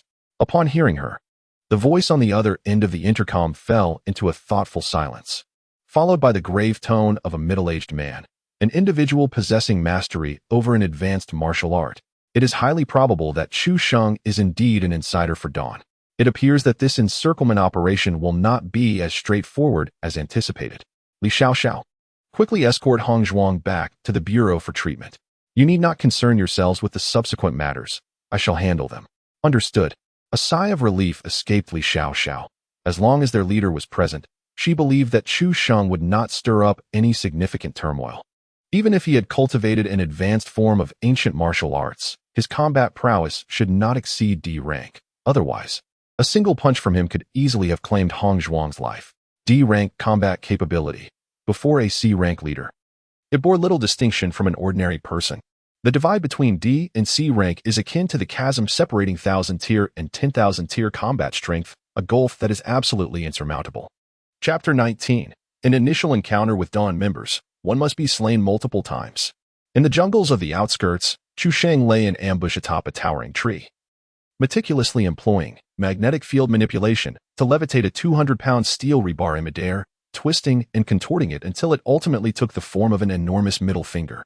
He then produced a controller, cautiously activating the switch, causing the neon lights entwined around the steel bar to illuminate in a dazzling display. Thus, a resplendent, strikingly conspicuous middle finger, visible from 5 kilometers away, was born in the air. With my current level, I can only control these steel bars to hover in midair for a maximum of half an hour. I hope to be discovered soon. Standing atop the treetops, Chu Sheng surveyed the surrounding jungle, feeling a slight sense of unease. He had no knowledge of the whereabouts of the Dawn member's stronghold. It was unreasonable to aimlessly search without a clue. Thus, he devised a plan to attract the attention of either the 749 Bureau or the Dawn, hoping to extract information about the location of their base. If the true site of the encirclement operation was indeed nearby, his colossal middle finger would undoubtedly draw the attention of one side. However, what troubled Chu Sheng was the uncertainty of whether the location to which Li Xiaoxiao and the others had brought him was the actual site of the encirclement operation. With no alternative, he resolved to give it a try. As he silently manipulated the gleaming giant middle finger, he scanned his surroundings attentively. Within 10 minutes, the grass nearby suddenly began to stir erratically, accompanied by a faint rustling sound. Chu Sheng's gaze sharpened. Was it a person or an animal? But in the next moment, he was certain that it was indeed a human. Without warning, a shadow leapt swiftly from the thicket, soaring to a height of 10 meters and appearing before Chu Sheng in the blink of an eye. The figure moved with astonishing speed. Chu Sheng barely had time to discern its face before he felt a swift, half-transparent thread strike him, and then he sensed his head detach from his body. Oh no, he had met his end once again. His perspective swiftly transformed into that of a third-person spirit. Chu Sheng gazed upon his dismembered body before swiftly directing his attention to the figure clad in a black combat suit. Ah, it was a woman. Her visage concealed by a dark mask obscured her features, yet her physique was undeniably alluring. Beneath the obsidian garb, one could discern the graceful contours of her form. Her agility was impressive, as she leaped 10 meters into the air with ease, surpassing even the legendary prowess of the fire cloud evil god. Her strikes were decisive and lethal, indicative of rigorous training. Thus, was she affiliated with the Dawn faction or the 749 Bureau? Chu Sheng pondered silently. The woman in black alighted gracefully upon the treetop, her brow furrowing slightly as she scrutinized Chu Sheng's corpse. Her gaze then shifted to the colossal steel rebar that had fallen to the ground, her eyes brimming with perplexity. Could this be the power to manipulate iron? Was it the ability of Sequence 178, iron control, or perhaps Sequence 12, magnetic field manipulation? Jiang Qingyue murmured to herself, clearly bewildered. According to the organization's intelligence, there should not be any awakened individuals possessing such powers within the 749 Bureau's branch in Jiangyan City. Could it be that this person was not sent by the 749 Bureau to hunt us down? Oh, so she belongs to the Dawn faction. Chu Sheng silently scoffed at how villains often indulged in soliloquies, unwittingly divulging information to the protagonist. Nevertheless, the insights provided by this woman were exceedingly scant. He had a more straightforward method to procure the information he sought. Panel, activate. He commanded. Name, Jiang Qingyue male. 25 years old. Identity, member of the Dawn Organization's Rift Team. Path of cultivation, ancient martial arts realm, early stage 5th rank martial artist. Base combat power, 2806. Comprehensive combat power, 8418, with a 200 enhancement from psychic abilities. Combat rating, D grade. Awakened ability, light dust tailoring. Sequence 49. Allowing the awakened to perceive and manipulate light particles scattered throughout space. Quantum particles existing between matter and energy states. Ability 1. Light dust weaving. Effortlessly extracting light dust from the surrounding space and rapidly condensing it into semi-transparent threads of remarkable strength, capable of effortlessly slicing through most objects. Ability 2. Side effects of psychokinesis. Utilizing this ability incurs a peculiar cost. For instance, one may transform into a female for the subsequent 12 hours or forfeit 10 years of life. Character overview. Once an ordinary university graduate, unable to find employment and drowning his sorrows in alcohol, he inadvertently awakened his powers, caught the attention of the Dawn Organization, and was brainwashed to become a member. Is he a male and female form? Chu Sheng was astonished. This ability appeared rather formidable, as it could easily defeat him in a single blow given their comparable combat powers. However, the side effect was exceedingly outrageous, transforming into a woman simply by using his powers. No wonder this extraordinary ability is so potent, ranking at number 49. Fortunately, I nearly made an error regarding her. Chu Sheng silently rejoiced, meticulously examining Jiang Qingyue's profile. It revealed nothing about their purpose for coming to Jiangyan City, nor did it disclose the location of their base. Chu Sheng sighed. Your profile is exceedingly simplistic. The system responded. That's how the code is written. Chu Sheng. There was no alternative. Seeing Jiang Qingyue about to rise and depart, he hastily consumed a revival coin. The host consumed 1 revival coin, currently in the process of revival. 75 revival coins remaining.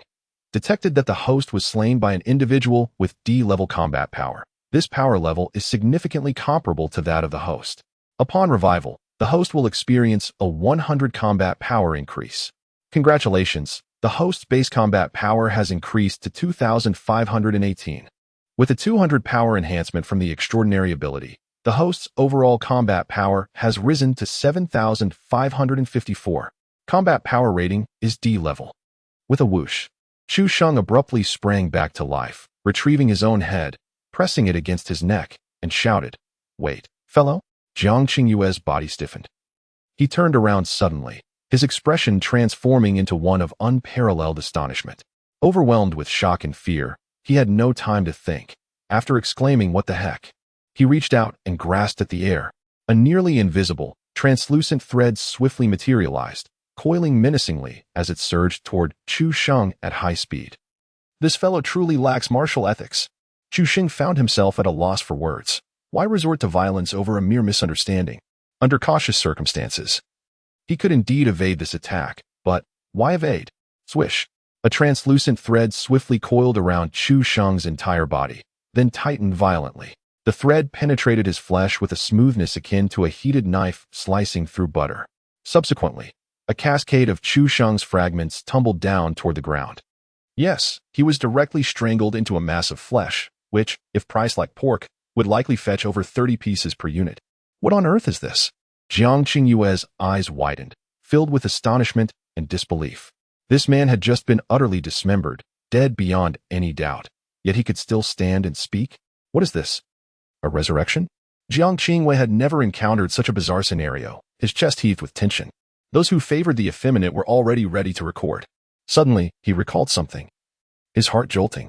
Just yesterday, he had heard the captain mention that a superhuman capable of resurrection had emerged in Zhangyan City. It was said that even when obliterated, this individual could revive, a new power never before seen, likely ranking within the top 10. At the time, Jiang Qingyue had found it implausible. Such an ability was utterly outrageous. To awaken with the capacity for resurrection? If their combat level were to increase, they would be virtually immortal. Even the power ranked 33, Super Regeneration, could not achieve such feats. But now, Jiang Qingyue found himself inclined to believe. Could this peculiar man truly be the one capable of resurrection? How did he end up here? Had he joined the 749 Bureau? Was he here to partake in the operation to eliminate us? However, how could a newly awakened individual possess the qualifications to participate in such an operation? Moreover, what was the nature of that extraordinary ability to manipulate steel he had just displayed? Could it be that he harbored two supernatural powers? A myriad of questions flooded Jiang Qingyue's mind, but in the next moment, he became too preoccupied to ponder further, as his expression suddenly transformed into one of terror. Those dismembered corpses had come back to life. Chu Sheng's severed head dangled from a branch, exclaiming, "Hey buddy, where did my head go? Why are there stars dancing before my eyes? Is this animation real? Am I dizzy, or are stars really appearing?" Jiang Qingyue, "You are merely gazing at the sky." Chu Sheng, astonished, replied, "Oh, it seems the air quality in our Zhangyan city is quite commendable. Since we are beneath this starry sky, my friend, may I inquire as to the location of your stronghold?" Such an abrupt transition left Jiang Qingyue speechless, his brow furrowing slightly as he contemplated a response. Yet, he suddenly came to a startling realization, his expression shifting dramatically. How do you know I am male?" Due to the use of his supernatural ability, he transformed into a female form for 12 hours thereafter, thus maintaining a feminine appearance. Aside from his parents, only 2 or 3 individuals were privy to his true gender. How could a stranger like Chu Sheng be aware of this? Chu Sheng perceptively sensed something amiss, and with a teasing tone, remarked, "My friend, you surely wouldn't want your comrades discovering your true gender, would you?" Jiang Qingyue's countenance altered. Indeed, this was a secret he was most reluctant for his teammates to uncover, especially since he maintained ambiguous relationships with several of them, including the captain. If they were to discover this, the consequences would be unimaginable. Jiang Qingyue's expression twisted in anger as she retorted, "You claim I am a man. What evidence do you possess?" "No, I could simply end your life right here, and you dare speak of your mother." Chu Sheng sighed. "You cannot kill me." Jiang Qingyue scoffed, "Kill me? Do you truly believe your abilities grant you infinite resurrection? As a low-tier ability user, how could you possibly utilize your powers without limit? I wager you can resurrect no more than 4 or 5 times. Chu Sheng's complexion shifted, panic evident as he stammered. You. Jiang Qingyue's smirk deepened. "It seems I have struck a nerve. I am eager to see how many times you can come back." Resolute in her intent to silence him, she ceased her idle chatter and summoned a translucent thread from the void, aiming to strangle the writhing mass on the ground. Chu Sheng gasped, "The potion! The potion!" Jiang Qingyue replied with a derisive laugh, "Unable to resurrect infinitely, what a farce." Chapter 20. Combat power approaches 10,000, continuing to enforce the law. Ding. Host has perished. Would you like to resurrect? Consciousness resurrection. Host consumes 1 resurrection token. Initiating consciousness resurrection. 74 tokens remaining. Detected that the host was slain by a D-tier combatant. This power level is significantly equivalent to the host's tier. Upon resurrection, the host will gain an increase of 100 combat power. Base combat power enhancement, 2,518 2,618. With a 200 power boost from abilities. Host's overall combat power rises, 7,754 7,854. Combat power rated as D tier. Ding. The host has perished. Shall we proceed with consciousness revival? The host consumes a revival token. Consciousness revival is in progress. Revival tokens remaining, 73. Basic combat power has increased, 2,618 2,718. With a 200 enhancement from supernatural abilities, the host's overall power escalates. 7,854, 8,154. Combat rating is D. Ding. The host has died. Shall we proceed with consciousness revival? Regrettably, the host's body no longer possesses over 1 cubic centimeter of tissue, leaving no medium to sustain consciousness. Revival is not possible. Am I truly reduced to mere pulp? Chu Sheng hastily activated his spiritual perspective, directing his gaze towards his own remains, and his eyes twitched in shock. Good heavens! Not a single cubic centimeter can be found, let alone a millimeter. That heap of minced flesh is even finer than what a butcher would prepare. It would be smoother than silk when wrapped in dumplings. These bastards certainly wielded their blades ruthlessly. Chu Sheng silently clicked his tongue, recognizing this as his most fragmented state, remarkably uniform. Revival. Why am I not revived? Just rot away on the ground as fertilizer. Jiang Qingwei grinned malevolently. Despite having employed his supernatural abilities 5 or 6 times in quick succession, leaving him somewhat dazed, a clear sign of excessive mental strain, he relished the 2-minute wait without witnessing Chu Sheng's revival. His heart swelled with satisfaction. Finally ridding himself of this bothersome entity, he had thought himself invincible, yet 6 revivals proved insufficient. What use is that? Ultimately, he must meet his demise. Jiang Qingwei let out a cold snort, slightly weakened as she straightened her back, fixating her gaze on the heap of minced flesh for several minutes before finally turning away. A glimmer of excitement still dancing in her eyes. This incident could be deemed an unexpected delight. The news of someone in Jiangyin City awakening the ability to resurrect after death had sent shockwaves through the upper echelons of Dawn. If the intelligence proved accurate, the potential of this ability was indeed immense. Should this individual be incorporated into the ranks of Bureau 749, they would undoubtedly gain a formidable adversary in the future. Thus, prior to embarking on their mission to Jiangyin City, the higher-ups at Dawn had specifically advised Jiang Qingyue's team to seek out this ability wielder if the opportunity arose. They were to attempt to recruit him, and if that proved unfeasible, they were to eliminate him or bring him back to the Dawn headquarters. Jiang Qingyue's solo defeat of Chu Sheng would surely be regarded as a monumental achievement, warranting significant rewards from the leadership. The more she pondered, the more exhilarated she became. And she suddenly felt as though her dizziness had vanished, her breath had steadied, and her heart had ceased to race. Wait? Compensation. At that moment, Jiang Qingyue felt a jolt of realization as she glanced down to discover a thick rebar piercing through her left chest. No wonder her heart had stopped.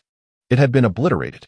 A sudden clarity washed over her, and her pupils began to dilate. In her final moments, a torrent of confusion and astonishment flooded her mind. This steel bar that had claimed her life must have been manipulated by Chu Sheng. But how could he have done so after being reduced to mere pulp? Was he truly capable of revival after being so irrevocably defeated? Moreover, he was unexpectedly ambushed, indicating that Chu Sheng's combat prowess was indeed on par with his own. Why was that? Hadn't he only awakened his extraordinary abilities a few days prior?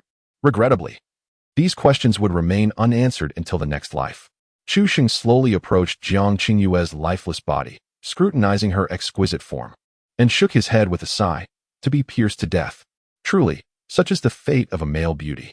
He then shifted his focus away from the still warm, enchanting corpse, for he had no interest in lingering in warmth or in male beauties. Summoning the system to open the panel, Chu Sheng carefully examined his current data. Host, Chu Sheng. Ability, Sequence 12, Magnetic Field Control, Combat Power Boost 200. Sequence 49, Light Weaver, Side Effects Eliminated, can unlock with 30 revival coins. Ancient Martial Arts, Snake Flipping Sand Technique, Third-Rate Martial Arts, increases basic combat power by 300. Training progress at entry level can enhance progress with 1 revival coin. Basic combat power, 3018, Comprehensive Combat Power, 9054, Combat Power Rating, D. Combat Power must reach 10,000 for rating to improve to C level. Revival coins, 61. Items, Revival Mark III. He had been killed 6 times by Jiang Qingyue, with the last instance being a full-blood revival. The previous ones were all consciousness revival. A total of 15 revival coins had been spent. However, achieving a combat power increase to D level was not entirely a loss. Chu Sheng mused silently, a contented smile gradually emerging on his face. Moreover, this turn of events has yielded unexpected benefits. His gaze fixated on the section regarding abilities, brimming with excitement. To his astonishment, After eliminating an ability wielder, he could unlock their powers. Furthermore, it was a version devoid of side effects, sparing him the need to assume a feminine guise. Although it required 30 revival tokens for the unlock, considering it was an ability from the top 50 sequences, a 200 combat power enhancement was hardly a loss. Chu Xing mused that if he were to unlock this ability, his combat power would surge to a staggering 400. This would elevate his overall combat prowess to 15,090, achieving sea level. Indeed, it was a tantalizing prospect.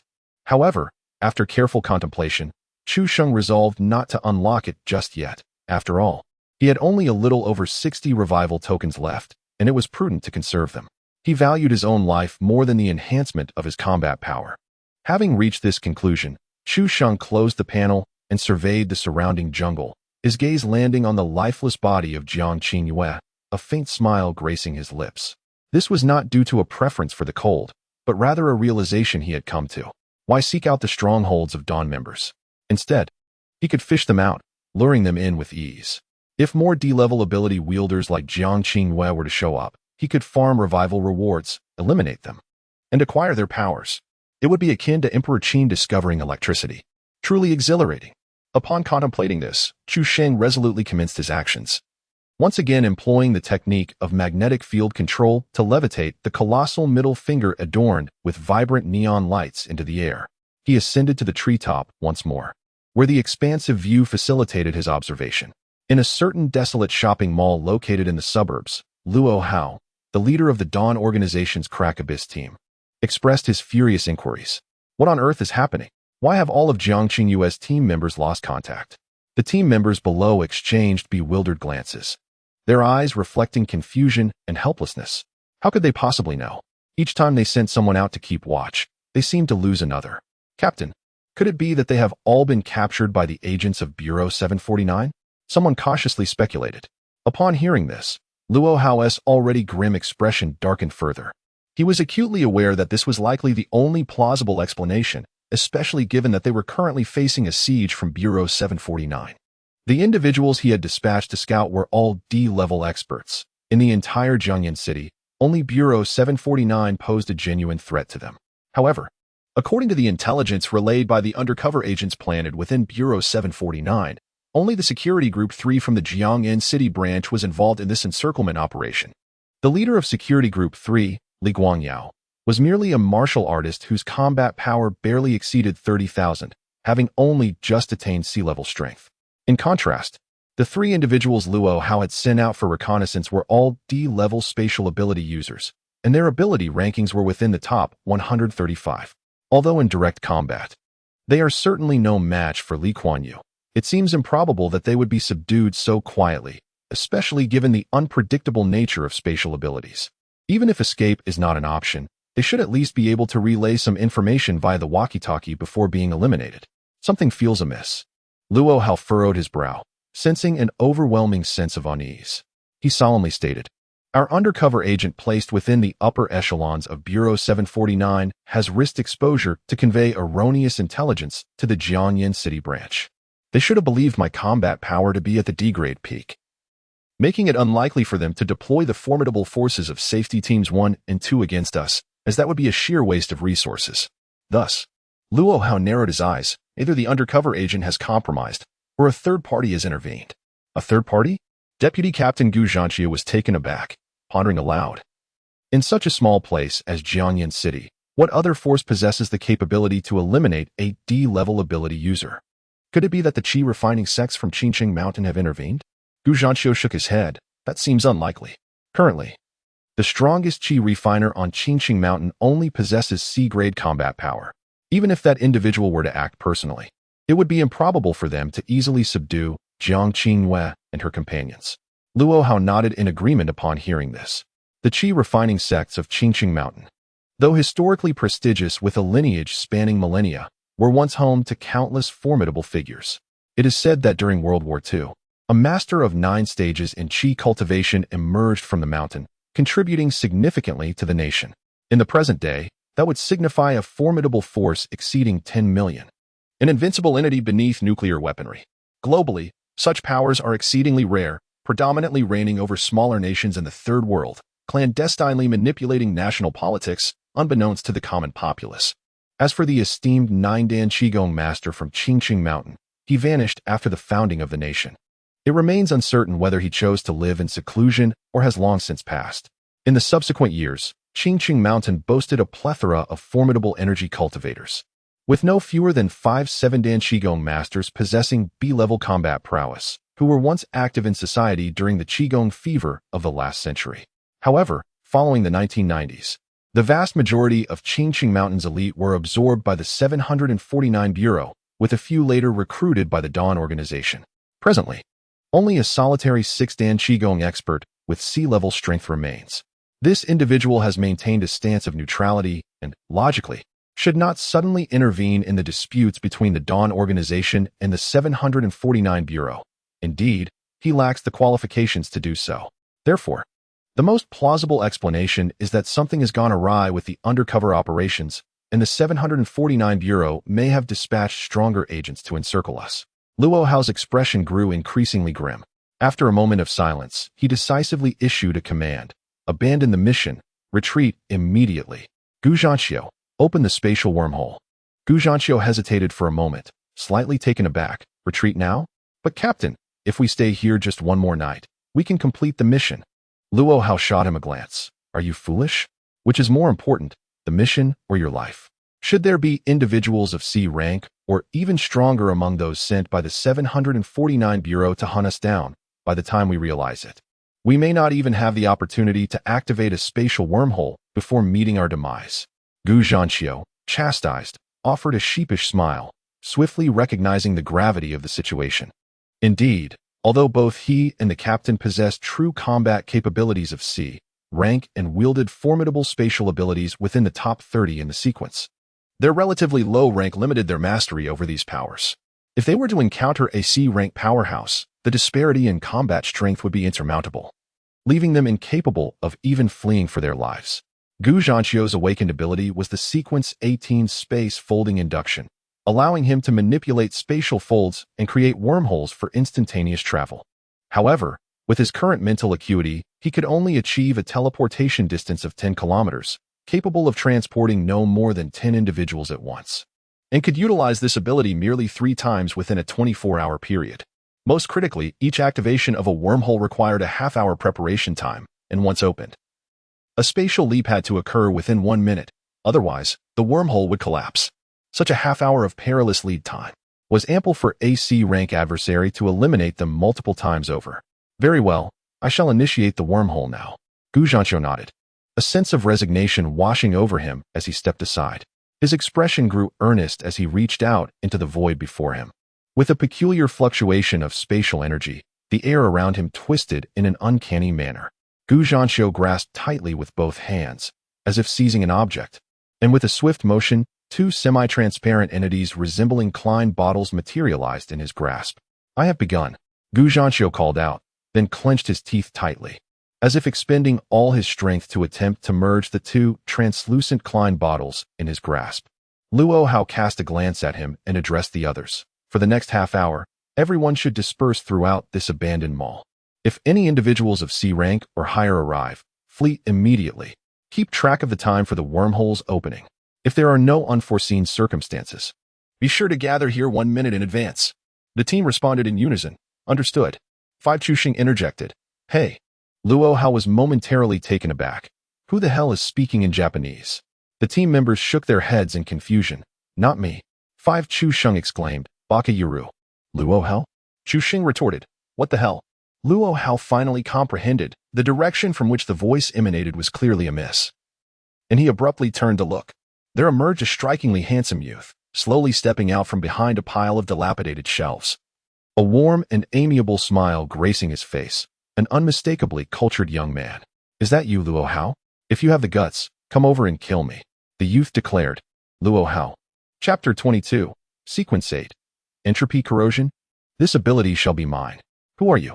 Luo Hao regarded the suddenly intruding, seemingly mentally unstable youth with utmost vigilance, his mind swirling with uncertainty. Could he be from the 749 Bureau? Yet in the next moment, a realization struck him, and he exclaimed in astonishment, Chuxing? Now it was Chuxing's turn to be taken aback, bewildered. You've heard my story too? The team members were all in a state of bewilderment, and someone questioned, Captain, do you know him? Luo Hao furrowed his brow and replied, he is the one who possesses the ability to resurrect after death. I have seen his dossier, which contains a photograph. Is it him? Upon hearing this, the others cast astonished glances in his direction. This individual's abilities are formidable, once fully developed. He would be even more difficult to eliminate than those of them who wield spatial powers, approaching a state of immortality. Otherwise, the higher-ups at Dawn would not place such importance on this Chu Sheng, even going so far as to instruct them to locate him during their mission, whether to recruit or eliminate him. Unfortunately, they had only just infiltrated Jiangyan City for a couple of days when they were already under surveillance by the 749 Bureau, leaving them no time to seek him out. Little did they expect that this man would come knocking at their door. How could he have found their hideout? Did the 749 Bureau inform him? Someone murmured, their vigilance heightened as they scanned their surroundings. The others, including Luo Hao, were equally tense, glancing around anxiously. They had scarcely considered Chu Sheng, a mere fledgling with recently awakened abilities, as a significant threat, assuming he was likely just bait set by the 749 Bureau to mislead them. After all, how could someone with less than D-class abilities possibly locate their hideout? And how could he dare to approach them alone, so audaciously? This was clearly illogical. It had to be a scheme devised by the 749 Bureau. Could it be that we are already surrounded? With this thought, Luo Hao and the others felt their hearts race, reaching a peak of tension, ready to scatter at a moment's notice. What are you all staring at? Alone, are you? Came the slightly exasperated voice of Chu Sheng. Luo Hao cast a sidelong glance at him, a sardonic smile gracing his lips, before resuming his survey of the surroundings with keen scrutiny. Chu Sheng muttered to himself, damn it. Why do these villains refuse to regard me as a person? What is the matter with having just awakened my powers a mere couple of days ago? Is it not permissible for me to surpass you all in such a short time? Does no one comprehend the inherent value of my potential? His frustration was palpable. After eliminating Jiang Qingwei, he had continued his methodical fishing, successfully luring in 3 more individuals. Among them, 2 were members of the Dawn faction, whose initial reactions upon recognizing his identity were a mix of shock and elation, eager to either slay or capture him to claim credit. They regarded him merely as a pliable pawn, ripe for exploitation. As for the outcome, it was inevitably the same as with Jiang Qingwei. He became a tool for enhancing their combat prowess. Ultimately, he dispatched them as well, earning the eligibility to unlock the abilities of the 2. The first individual had managed to kill him 4 times, expending 13 resurrection tokens, which resulted in a 400-point increase in base combat power, elevating his overall strength to 10. 254, officially achieving C-grade status. As for the second individual, Chu Sheng was reluctant to allow him to claim a kill, considering that the man's power level was merely D, already beneath his own. If he were to kill him, the resurrection would only yield a meager 10-point boost in base combat power, which seemed hardly worthwhile. Thus, Chu Sheng opted to bind him instead, subjecting him to intense interrogation to extract the location of their stronghold. And that is how he found himself here, initially contemplating whether he could subdue the little chief, Luo Hao. Not only could this clear his name of suspicion, but it would also earn him significant merit, perhaps even a monetary reward from the 749 Bureau. However, upon closer inspection, Chu Sheng was pleasantly surprised, who claimed that the little leader of Dawn was merely at the peak of D rank. Luo Hao was clearly a C-rank ability user with a combat power exceeding 20,000, and the vice captain, Gu Zhanxiu, who was opening a spatial wormhole nearby, though his combat power was slightly lower, just over 10,000, was also a C-rank. What? The intelligence from the 749 Bureau was erroneous? Chu Sheng dismissed further contemplation. He simply recognized that he could now amass another surge of combat strength. Why look around aimlessly? A group resembling flying insects. Take my punch. Excitedly, Chu Sheng shouted provocatively and, without hesitation, charged forward with his fist raised. Luo Hao and the others were bewildered. What was happening? How could he dare to rush in alone? Was there a trap? A jolt of apprehension coursed through Luo Hao, heightening his tension as his gaze, sharp as a hawk's, scanned the surroundings for any lurking members of the 749 Bureau. The others ignored Chu Sheng, cautiously remaining vigilant of their environment. Chu Sheng wondered, why is no one trying to kill me? Just as he pondered this, Luo Hao suddenly waved his hand, and a surge of spatial energy enveloped him instantly. Chu Sheng felt as if he had been immersed in an incredibly viscous glue, making movement exceedingly difficult. Even blinking seemed to take an eternity. What the hell? A direct spatial confinement. Is this how it's done? Chu Sheng was taken aback, realizing he had encountered his nemesis. What is it that the undead fear the most? Is it not being sealed away? Even if one can resurrect infinitely, if others imprison you in place, you are rendered utterly powerless. The most exasperating part is that, in his current predicament, even suicide is beyond his reach. Otherwise, he could utilize the resurrection mark to revive elsewhere. This is truly a profound restraint. What should be done? Who could come to his aid? Just as Chu Sheng was engulfed in despair, a voice suddenly echoed in his mind. The host currently has 3 spatial abilities available for unlocking. Upon acquiring a spatial ability, one can become immune to Luo Hao's spatial confinement. Are you jesting? The 3 spatial abilities available for unlocking were obtained from defeating Jiang Qingyue and her companions, all ranked within the top 135 abilities. And even the one requiring the least cost demands 20 resurrection coins. Yet, he currently possesses a mere 48 resurrection coins. Just as Chu Sheng hesitated over whether to spend them lavishly, Luo Hao suddenly sneered. You wretched dogs from the 749th Bureau, I know you are nearby. I will give you 10 seconds. If you do not show yourselves, I will kill this Chu Sheng. I am aware of his ability to resurrect. So with every 10 seconds that pass, I will slay him once more. Let us see how many times he can come back. Chu Sheng's eyes sparkled. Could this be a fortunate turn of events? As soon as Luo Hao's words fell, Chu Sheng felt the space around him, once as viscous as glue, begin to move in a chaotic and unpredictable manner at an accelerated pace. Chu Sheng was taken aback, enveloped by the tumultuous space around him. He felt as though his body was aging rapidly. His skin, in the blink of an eye, became riddled with wrinkles, and his hair turned starkly white. His breath came in labored gasps, reminiscent of an octogenarian, as if he were on the verge of death. Was this a manifestation of temporal abilities or spatial powers? How could it possibly induce aging? Chu Sheng glanced at Luo Hao, hastily instructing the system to display his panel once more, and only then did he grasp the situation.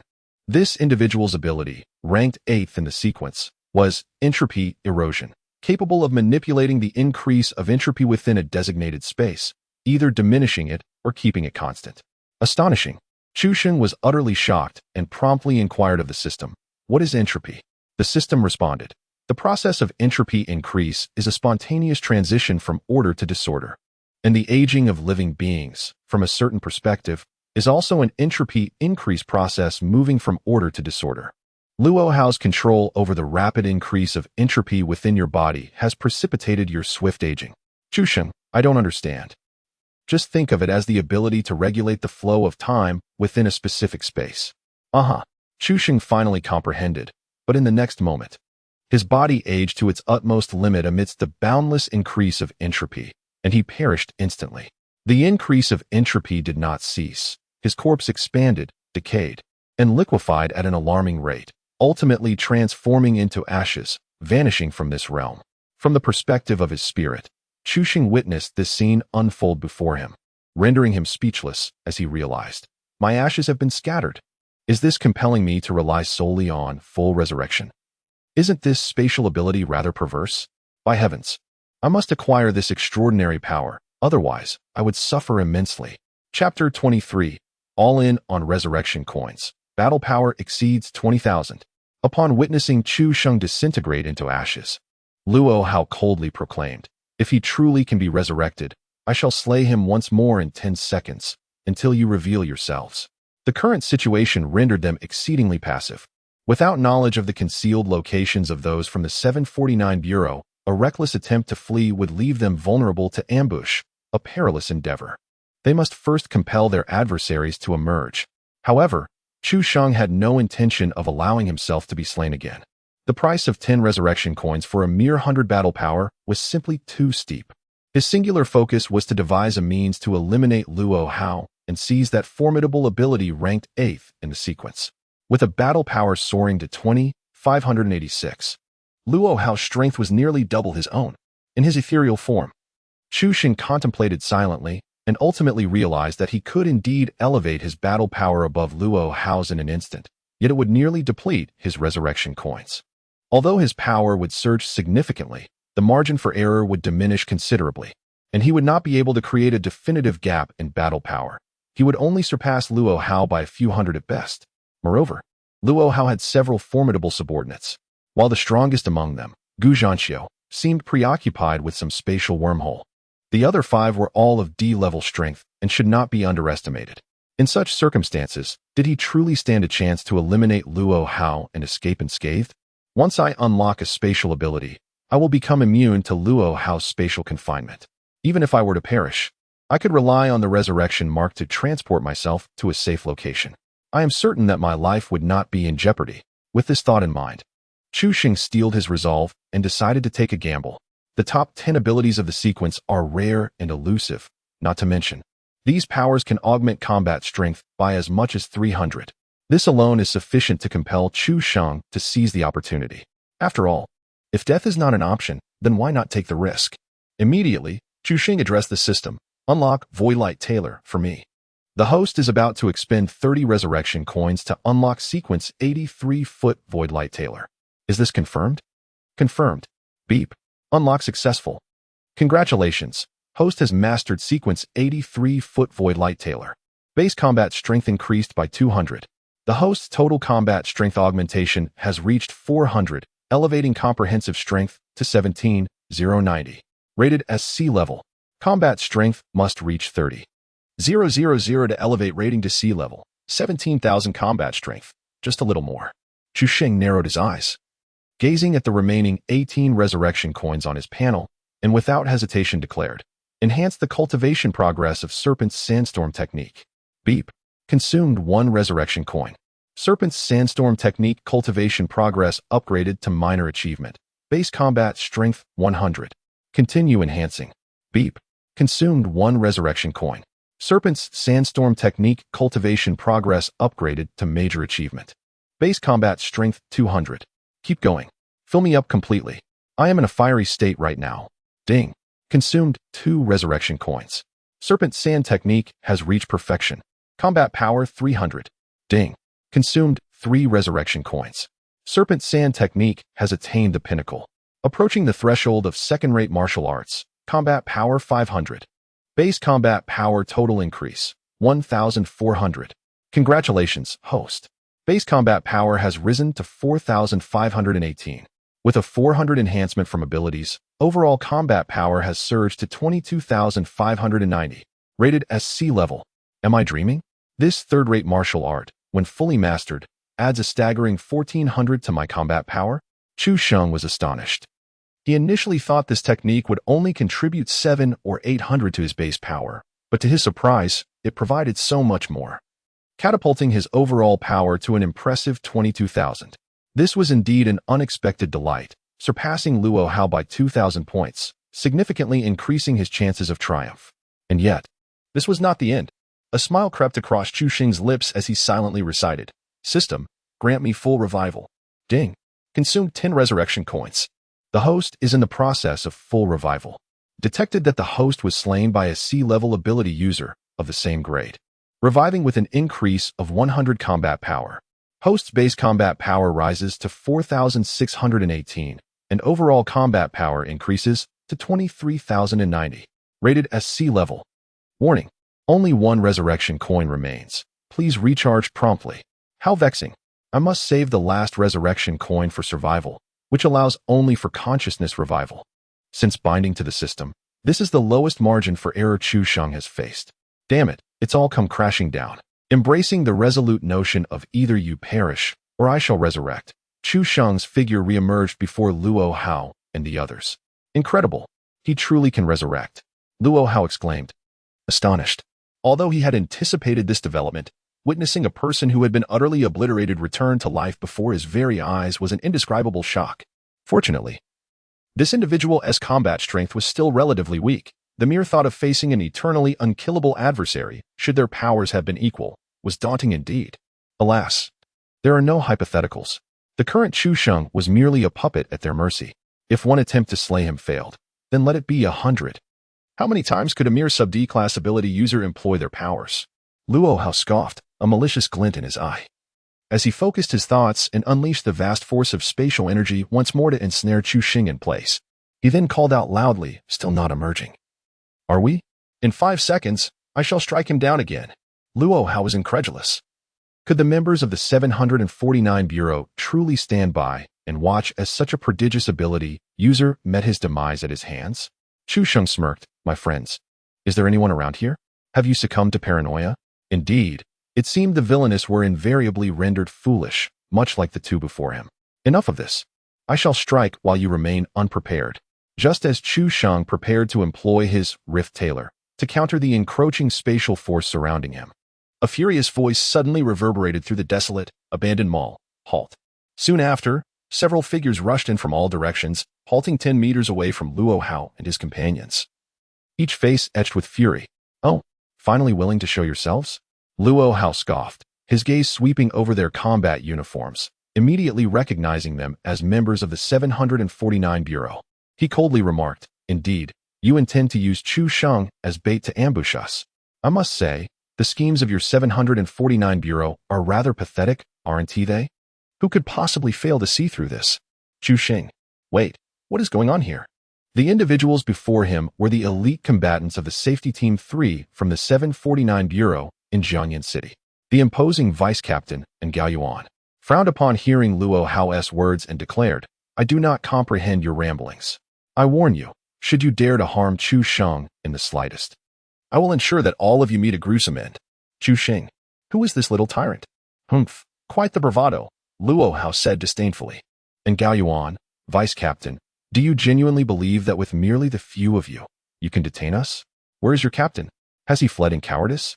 As he spoke, he remained vigilant, keenly observing his surroundings, wary of a potential ambush from the sea-level combatant leading the opposing team. They were well aware of the circumstances surrounding this Safety Team 3.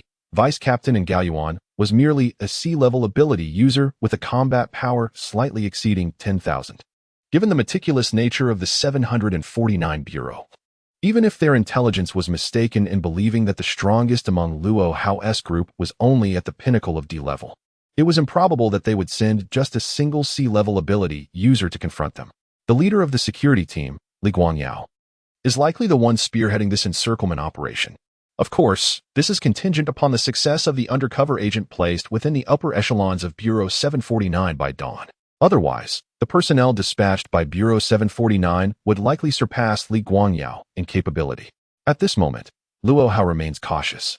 Fearful of being deceived or ambushed, such a scenario would be disastrous. With a dismissive smile, and Gao Yuan exudes confidence, yet unbeknownst to others, he is sweating with anxiety at the nape of his neck. Complications have arisen. Their leader, Li Guangyao, had exited the encirclement operation half an hour prior, and Gao Yuan, along with other team members, infiltrated the abandoned shopping mall, relying on the unique ability of one member to conceal their presence, to observe discreetly.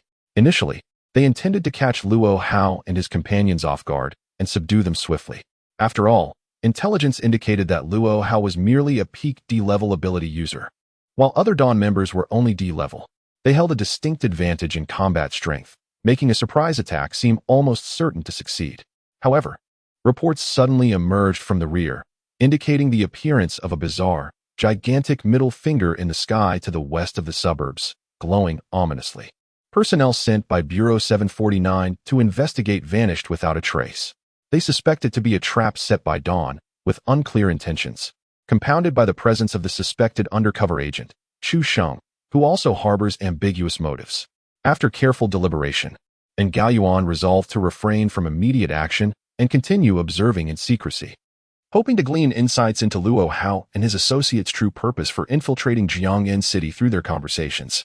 Simultaneously, they covertly berated the Dawn faction, deeming them a collection of lunatics, perpetually engaged in inexplicable antics that rendered comprehension elusive. Subsequently, they beheld the appearance of Chu Sheng. To their astonishment, it seemed Chu Sheng was not an undercover agent.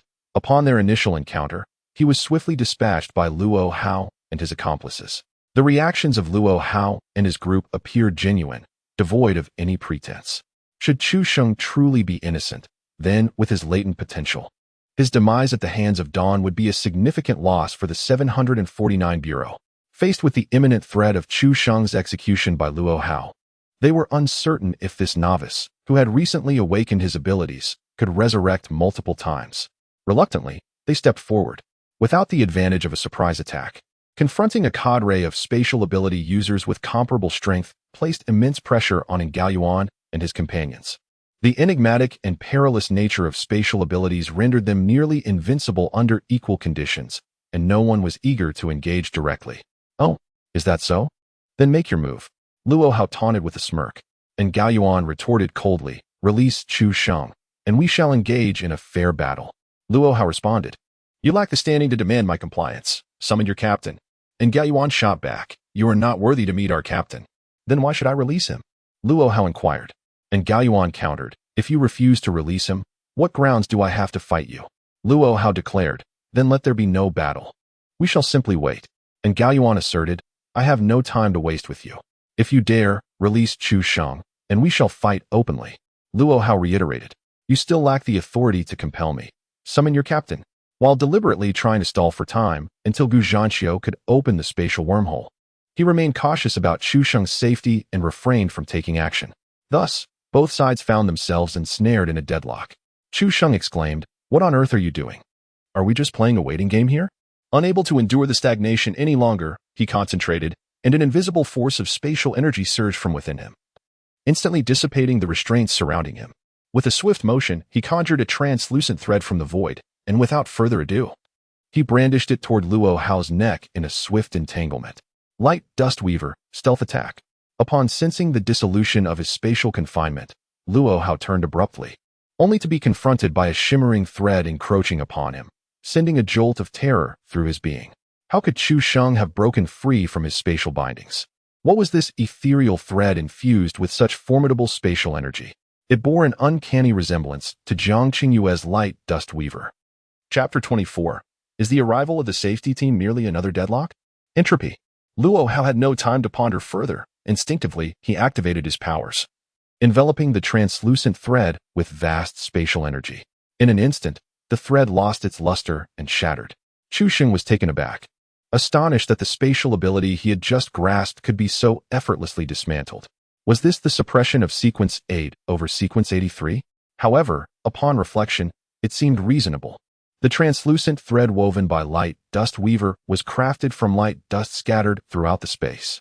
This is a quantum particle that exists in a state between matter and energy, and to weave it into a tangible form is exceedingly challenging, if not impossible, to maintain permanently. This implies that it possesses a lifespan.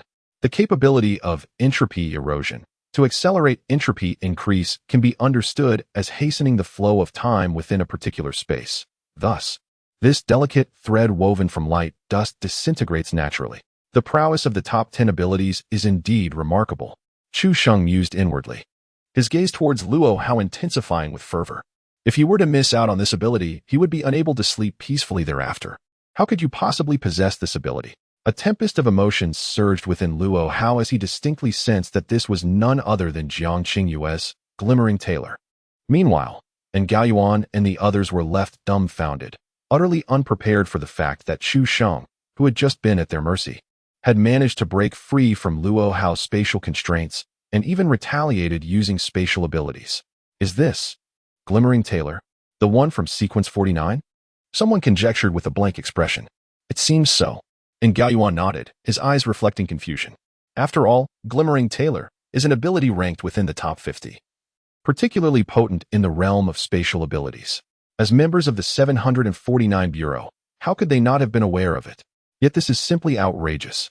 To date, there have been fewer than 5 individuals worldwide who have awakened Glimmering Tailor, and in all of Huagua, there are only 2, one being Jiang Qingyue and the other a high-ranking official of the 749 Bureau.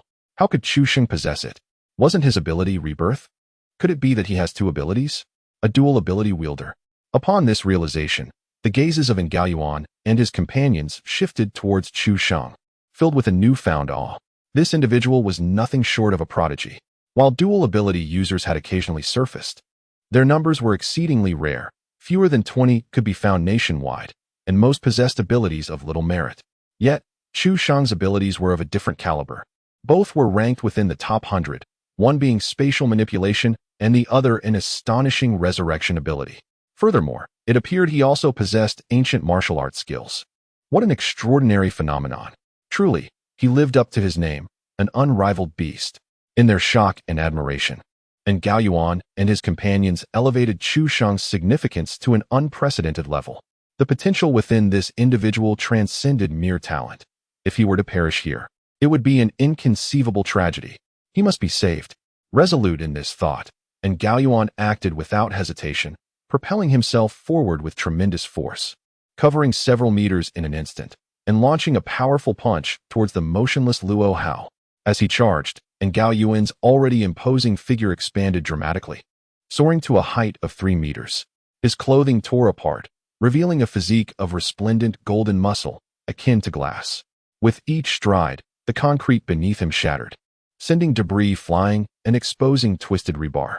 And Gao Yuan's speed was astonishing. In the blink of an eye, he found himself behind Luo Hao. The other members of the Dawn team were caught off guard, their faces stricken with terror as they beheld the colossal golden fist descending upon Luo Hao's head. Meanwhile, the other members of Safety Team 3 rejoiced at the sight. And Gao Yuan's awakened ability is the Sequence 153, known as the Crimson Gold Glass Body. This power, categorized under strength-based abilities, causes his physique to swell dramatically, transforming his body into a state reminiscent of crimson gold glass, thereby significantly amplifying both his strength and defense. Even ancient martial artists, renowned for their physical prowess, would hesitate to allow a bullet to strike a vital area, as it could spell grave danger. Yet, what of Gao Yuan? Once he unleashes his powers, even if one were to empty a magazine of bullets aimed at his groin, he would remain unfazed. In terms of raw strength, he possesses the capability to tear apart a compact car with his bare hands, resembling a diminutive green giant, barring the difference in hue. Should his full-force punch connect, it could shatter several steel rebars, undoubtedly causing a catastrophic outcome for Luo Hao. After all, the physical constitution of space ability users is not particularly formidable. Am I stealing a kill? Chu Sheng exclaimed, his eyes widening in astonishment.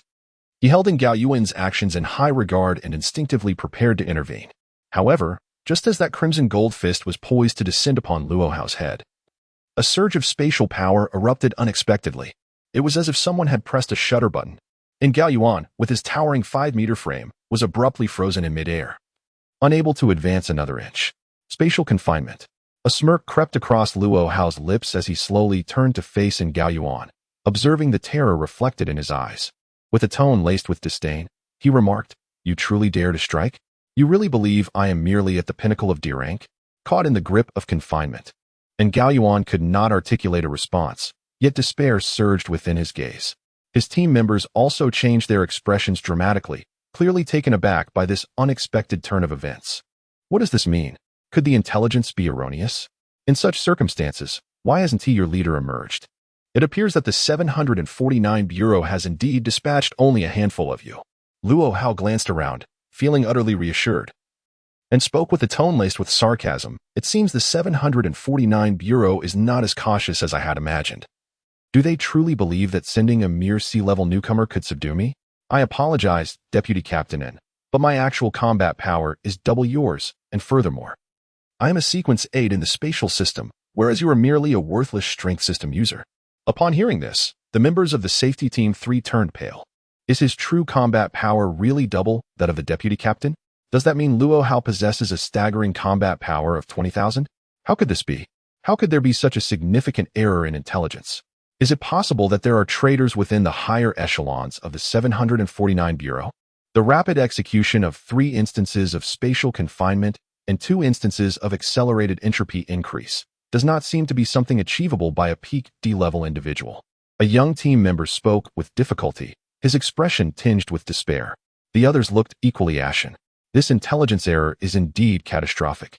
The difference between a peak D-level and a C-level may appear to be a mere grade apart, yet it represents a chasm between thousands and tens of thousands in combat power. Both 10001 and 29999 fall within the C-level combat power range. Yet the gulf between them is far more than a single D-level. Now, even the strongest, and Gao Yuan, has been effortlessly subdued. Do those of us with merely 8 or 9,000 in combat power still harbor any hope of survival? It is important to note that the teammates surrounding Luo Hao possess combat strengths exceeding D grade. At this moment, they appear to have fallen into an inescapable predicament. Suddenly, The concrete ground erupted in a cacophony of destruction, as thick rebar shot up from the earth like dragons breaking through the surface, hurtling towards Luo Hao with relentless ferocity. Simultaneously, several other rebars, inexplicably accompanied by bags of construction sand, tore through the air, scattering their contents throughout the arena. "Welcome to my domain," a mocking voice echoed amidst the swirling sands, belonging to Chu Sheng. Chapter 25.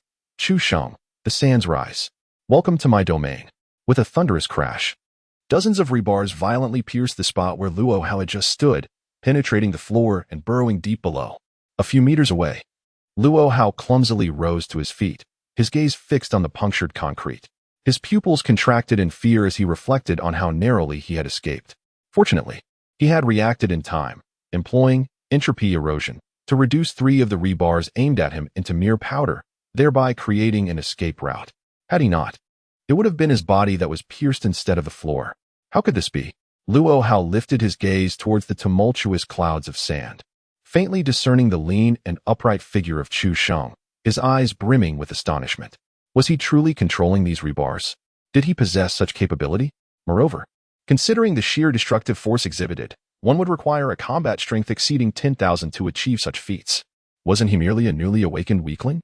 Could this be the iron manipulation of Sequence 178? At this moment, Gao Yuan had retreated to a distance of 10 meters, his face a canvas of disbelief. Just moments ago, Luo Hao, in the midst of crisis, had naturally paid him no heed, directly unbinding his spatial confinement. Otherwise, in a situation where he was neither superior in abilities nor combat strength, he could have been controlled to his demise. In essence, Chu Sheng had saved his life. Yet, rather than gratitude, Gao Yuan was engulfed by confusion, even struggling to fathom the unfolding events before his eyes. Who exactly was this Chu Sheng? In the span of merely a few minutes, he had already exhibited 3 distinct abilities. Moreover, his combat prowess far exceeded the intelligence that Bureau 749 had gathered about him. The sheer force of the steel bars that had been launched earlier had left Gao Yuan trembling with fear, given his physical resilience. He probably would not have been able to withstand it unscathed. Had he just awakened his powers only a couple of days ago? Nonsense. If Chu Sheng's awakening had occurred within a mere 3 months, Gao Yuan would gladly eat his hat. How could he possibly possess 3 abilities? The other members of the Safety Group 3 were equally dumbfounded. An ability user with 3 awakened powers? Even among the ranks of Bureau 749, this was unheard of. And to think that his strength was so formidable? Why had he not resisted Luo Hao just moments ago? Had he merely watched as his own life was extinguished? This question perplexed not only them but also Luo Hao himself.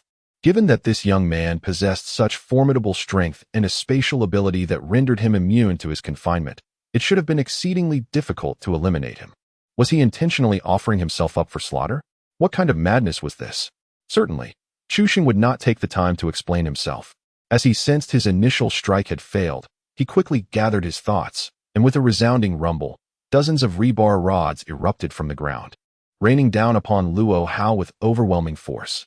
With his current combat prowess, the radius of his magnetic field manipulation had expanded to a diameter of 1 kilometer, enabling him to control metal weighing up to 5 tons. He was beginning to exhibit the formidable power akin to that of Magneto. The steel rods descended like a torrential downpour of arrows, leaving Luo Hao no room to evade. Even a bulletproof vehicle would likely be transformed into a pincushion under such an assault. "Captain," Gu Zhanxiu exclaimed in alarm, his anxiety palpable.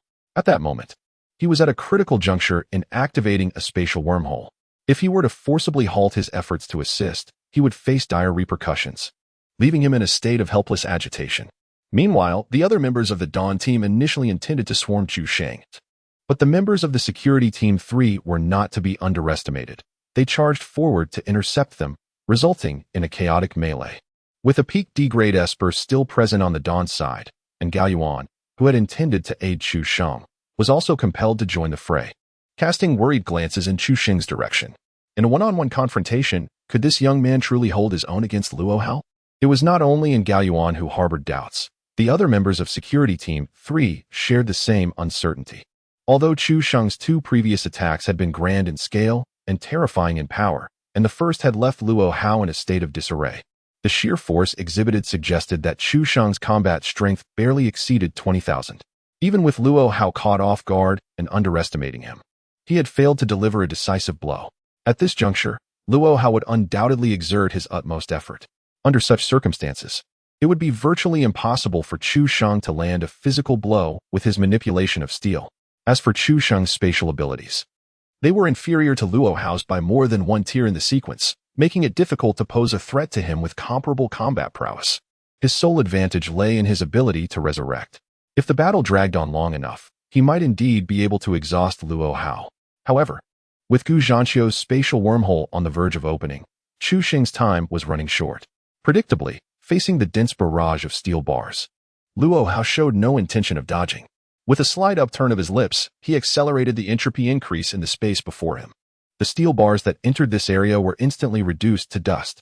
To strike a high-ranking spatial ability user with physical attacks while possessing comparable combat strength? Child, you jest. Luo Hao remarked mockingly, glancing at the spatial wormhole about to materialize in the distance. I'll give you 2 more minutes.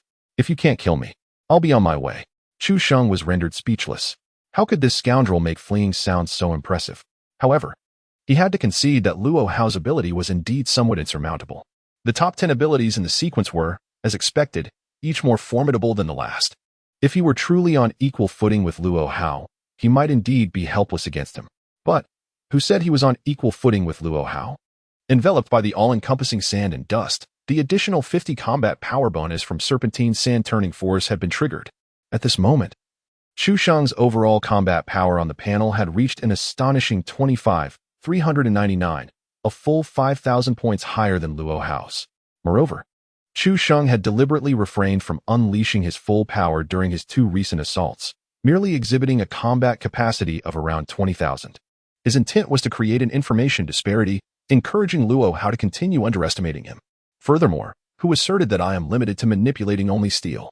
Chu Sheng was already confident in his strategy, yet he feigned a frown, appearing somewhat troubled. Observing this, Luo Hao's smile broadened with arrogance as he reminded, "There is still a minute and a half left." And Gao Yuan and the others displayed expressions of resignation. It seemed that their mission was destined for failure. The current circumstances had evidently devolved into a stalemate. Once the spatial wormhole opened, there would be no stopping Luo Hao's escape. Well, surviving this ordeal would be considered fortunate. The inability to complete the task stemmed from a significant intelligence blunder, which was hardly their fault. Thus, there was little reason for self-reproach. I have truly never encountered an individual with 3 distinct abilities. What a peculiar entity. Luo Hao could not help but exclaim. What a pity that your 3rd ability sequence is so low, metal manipulation. Such a rudimentary power holds no merit. In response to Luo Hao's somewhat derisive remarks, Chu Sheng remained silent, persistently directing the strands of rebar to shoot towards him in rapid succession. Watching the rebar disintegrate into dust before him, Luo Hao chuckled. Child, I've already told you that your powers are futile. Why are you so obstinate? No matter how many you shoot, not a single one will penetrate. What is the point? Oh, not a single one will penetrate. Chu Sheng suddenly laughed. Then I shall fill you to the brim. Luo Hao was taken aback, momentarily perplexed by the bewildering implication of Chu Sheng's unexpected innuendo. However, in the next moment, his smile froze on his face, and his complexion changed dramatically. Amidst the astonished gazes of everyone present, the vast expanse of sand behind Luo Hao suddenly stirred to life, as if imbued with a will of its own. Countless grains of sand surged like a tidal wave, swiftly transforming into slender streams that violently poured into Luo Hao's body from behind. Luo Hao, preoccupied with the steel bars rapidly approaching him, remained utterly oblivious to the anomaly behind him. After all, who could have anticipated that the sand would launch a sudden assault against him? In an instant, countless grains filled his veins, muscles, and internal organs, until even his 7 orifices erupted with sand. Luo Hao's eyes widened in shock, confusion flickering across his face, followed by a dawning realization. He yearned to cast one last glance at the youth who had brought about his demise, but the relentless cascade of yellow sand obscured his vision entirely. As it turned out, his 3rd superpower was not the Sequence 178 ability of Iron Control, but rather the Sequence 12 ability of Magnetic Field Manipulation. How could one individual possess 3 superpowers within the top 100 sequences? Overwhelmed by astonishment and bewilderment, Luo Hao's body toppled lifelessly to the ground, suffocated by the very sand that had claimed him. My dear child, The King of Iron and the Master of Magnetism are not one and the same, Chu Sheng remarked with a faint smile. Chapter 26. Does this Chu Sheng possess 3 superpowers within the top 100 sequences? This poet. Dead. And Gao Yuan and the others gazed at the scene in disbelief. The reversal was too abrupt, and they struggled to comprehend what had transpired. Just a moment ago, the battle had reached a stalemate, and how could it be that Luo Hao was inexplicably suffocated by sand in the blink of an eye? Had the support from the 749th Bureau arrived? A wielder of the ability to manipulate sand had appeared? But soon they realized that the streams of golden sand, having suffocated Luo Hao, swiftly poured forth from his body, gradually making their way towards Chu Sheng. The strands of sand coiled around him like docile serpents, tamed and submissive. Goodness, could he possibly possess a 4th ability? And Gao Yuan's eyes nearly bulged from their sockets, bewildered by the monstrous nature of this phenomenon. A female team member furrowed her brow, seemingly sensing something, and exclaimed in astonishment, "No, it's him controlling the magnetic field of that sand. This is sequence 12-foot-S, magnetic field manipulation." What? The revelation left in Gao Yuan and the others in shock. This female member was also a wielder of abilities, her powers related to magnetic fields. So her assertion was likely accurate. The distinction between metal control and magnetic field manipulation was profound. The former could only manipulate iron and steel, severely limited in scope, which explained its placement at sequence 178.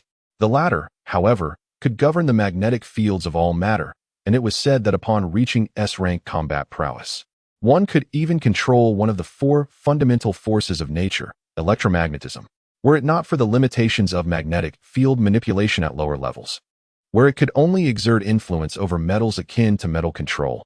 This ability would surely rank among the top 10 sequences. Chu Sheng's 3rd ability was indeed this? Who could have fathomed such a thing? The absurdity of these powers left in Gao Yuan and the others utterly speechless. The members of the Dawn Squad, including Gu Zhanqiu, were petrified, their faces etched with disbelief. Their leader, slain? Inconceivable. Is this man a harbinger of doom? Gu Zhanqiu was aghast, his features contorted by terror. He could never have imagined such a monstrous individual as Chu Sheng existing in this world. 3 supernatural abilities, each more heaven-defying than the last. Were they now facing an insurmountable foe? How could they have encountered such a formidable adversary? The other Dawn members were already succumbing to despair. Their strongest combatant had been vanquished by Chu Sheng, and Gu Zhanqiu, the only one among them above D rank, was still struggling to open a spatial wormhole. It appeared that the wormhole required at least another half-minute to fully materialize. But even if the wormhole were to open successfully, what then? Would Chu Sheng and Gao Yuan allow them to escape alive? As expected, Chu Sheng soon turned his gaze towards them, a faint smile playing on his lips. Time is running short. No sooner had the words left his mouth than he unleashed strands of ochre sand, eager to claim the kills before Gao Yuan could intervene. With overwhelming force, the sand became like the Grim Reaper's scythe, each tendril felling a member of the Dawn Squad, their bodies collapsing to the ground, orifices bleeding profusely. Their demise mirroring that of Luo Hao, a scene of utter devastation. In less than 10 seconds, only Gu Zhanqiu remained of the Dawn Squad, and the spatial wormhole before him would be fully operational in less than 10 seconds as well. But the strands of ochre sand were already upon him. Heh! With a desolate chuckle, Gu Zhanqiu lamented, "What utter nonsense is this most despairing death?" Chu Sheng responded with a faint smile, an overstatement. The truest form of despairing death would never pass censorship. Thereupon, he manipulated the quicksand, extinguishing Gu Zhanqiu's life. Thus, the Dawn Rift Squad met its end. All 9 members perishing at the hands of Chu Sheng. 9 spatial abilities acquired. He wore a satisfied grin. Having gambled all his resurrection tokens, he had secured the most flawless outcome. Resurrection tokens could be replenished, but spatial abilities, especially those of the top echelon, were priceless. 3 of these abilities were ranked within the top 100. If fully unlocked, they would potentially provide a 10-fold increase in combat prowess. This venture was an unmitigated triumph. And Gao Yuan, utterly dumbfounded, exclaimed, "He eliminated them all?" As expected of the 12th ranked ability, such ruthless efficiency. Even with his own substantial combat strength, he could not have annihilated those spatial ability users in a mere 10 seconds. Strength-based abilities paled in comparison to spatial abilities. However, spatial abilities were exceedingly rare, comprising less than 1% of all abilities. Under normal circumstances, Gao Yuan's crimson gold-glazed body, ranked 135th, coupled with his combat strength, would allow him to dominate Jiangyan City. Frowning in bewilderment, and Gao Yuan pondered, spatial ability users are a global rarity, especially Luo, Hao's entropy erosion. The spatial abilities of Sequence 8 are treasured, whether in the hands of the 749 Bureau or the Dawn organization. How could Dawn possibly permit them to undertake such perilous missions that could lead to their demise? The crowd, upon hearing this, wore expressions of bewilderment. They too were perplexed by this conundrum, uncertain whether it was a lapse in judgment from the higher-ups at Dawn or if there existed some clandestine scheme. Chu Sheng regained his composure and turned to them, unable to restrain his curiosity any longer. What exactly is Dawn? All he understood thus far was that Dawn was a cult notorious for orchestrating terror attacks across the nation, wielding formidable power, and posing a significant threat to the 749 Bureau. Beyond that, he was in the dark, and Gao Yuan cast a wary glance in his direction, feeling a twinge of caution. This young man was exceedingly powerful, and his origins were shrouded in mystery. It was evident that his training in ancient martial arts indicated he was no ordinary individual who had merely awakened his abilities a few days prior. There was undoubtedly a substantial force backing him. Was it from the ancient martial arts realm or the Qi cultivation realm? Noticing the hesitation on his face, Chu Sheng retorted, "Come on, my friend, I've already taken out all of Dawn's people. Is this the level of trust you afford me? If that's the case, I might reconsider my association with you." And Gao Yuan paused momentarily, now fairly certain that Chu Sheng was not affiliated with Dawn. Otherwise, those who perished here would certainly have been their own. Surely, it could not be that Chu Sheng and Luo Hao were merely staging a performance to win his trust and infiltrate the 749 Bureau. The likelihood of this scenario is exceedingly slim. Given Chu Sheng's potential, it would be utterly nonsensical for the higher-ups of Dawn to appoint him as an undercover agent, especially at the cost of sacrificing a group of rare spatial ability users. Regardless of Chu Sheng's true background, his current demeanor towards the 749 Bureau is amicable, not antagonistic. Furthermore, matters concerning Dawn are hardly a secret within the supernatural community. Upon reflecting on this, and Gao Yuan nodded and candidly remarked, "The organization known as Dawn has a history spanning 70 to 80 years. It was previously active only abroad and only entered the domestic scene a decade ago. Their mission is quite straightforward: to overthrow the governance of modern states and restore the superhuman populace to positions of power in this world." In just a few sentences, a wealth of information was conveyed, prompting Chu Sheng to furrow his brow in astonishment and inquire, "Restore themselves to power? Was this world once under their dominion?" To a certain extent, yes. However, the specifics are rather intricate and cannot be succinctly explained. After a moment of contemplation, and Gao Yuan suggested, "How about this? Let us connect on WeChat, and I can send you the official website link for the 749 Bureau. Alternatively, you may download the app, which contains a wealth of information, including details about Dawn." "Ah, that works too." Chu Sheng nodded, then suddenly had a realization that brightened his eyes. "By the way, I suppose I've earned some merit today, right? Is there a reward?" "Huh." And Gao Yuan was taken aback. "A reward? I was under the impression that Director Ho intended to grant you a reward of 1 million. Chu Sheng curled his lips in disdain, remarking that the agreement to partake in this operation was merely a form of remuneration. Having eradicated this batch of Dawn members and rescued them, he felt it was only fair to expect an additional reward. "Indeed, that is a valid point," responded Gao Yuan. Contemplating the situation, he believed it would be unreasonable for the Bureau not to compensate Chu Sheng. However, as a mere deputy leader, I lack the authority to make such decisions. Let me consult with the director upon my return. After all, we all have recording devices on us. Your contributions will certainly not go unnoticed." "Ah, then I shall trouble you, Deputy Leader." Chu Sheng exclaimed, a satisfied smile gracing his face. With that, he decided not to linger any longer, stepping onto a steel beam and soaring away. And Gao Yuan watched his retreating figure with a complex expression and sighed, "Actually, you may simply call me Leader." Chapter 27. Did Chu Sheng's father discover the existence of abilities? By the time he returned home, it was already 10 in the evening, and the dinner spread before him was nearly cold. "Why are you so late? Were you off playing games at Xiaomi House with Chen Hao and the others again?" Li Fengxia chided, though her tone revealed a sense of relief as she picked up a plate and headed to the kitchen to reheat the food. Shabanjian chimed in, "Exactly.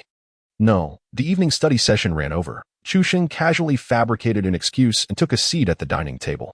Earlier that afternoon, prior to joining Hong Jun and Li Xiaoxiao for the encirclement operation, he had approached the principal to declare his intent to drop out of school, insisting that his parents must remain uninformed. Had it been any other student uttering such words, Principal Wang would have undoubtedly flared up and summoned their parents immediately. However, at the time, Chu Sheng was a student highly regarded by a significant leader like Ho Dongfeng, leaving him no room for reprimand. He could only manage an awkward agreement. Consequently, Chu Sheng's parents remained unaware of his leave of absence. Explaining such a matter seemed too cumbersome, so he chose not to elaborate. He resolved to be candid with his parents once he had amassed considerable wealth or achieved a certain level of accomplishment, thus avoiding a lecture. Evening self-study still runs overtime? Li Fengxia frowned, displeased. Doesn't the teacher know you're a day student? It's dangerous to dismiss so late. Can't they let you leave earlier? Honestly, Chu Bangyan echoed, indeed, indeed. Chu Sheng had been frail since childhood, requiring long-term traditional Chinese medicine to recuperate. Li Fengxia worried that he wouldn't be able to take care of himself if he lived at school. So she had him attend as a day student throughout his 3 years of high school. What danger is there? I'm a grown man. It's not like I'll be abducted. Chu Sheng retorted dismissively. Li Fengxia emerged with heated dishes, retorting, grown man? You're just a kid. When will you mature a bit and stop worrying your mother? Chu Bangyan chimed in. Indeed, indeed. Chu Sheng. Li Fengxia. Both of them furrowed their brows, glancing at Chu Bangyan, who was sitting there staring blankly at the food, seemingly lost in thought. What's wrong? Why are you so absent-minded? Li Fengxia inquired, puzzled. Chu Sheng paused for a moment, then speculated. He must be reminiscing about his first love. Chu Bangyan suddenly regained his senses, feeling the gradually menacing gaze of Li Fengxia.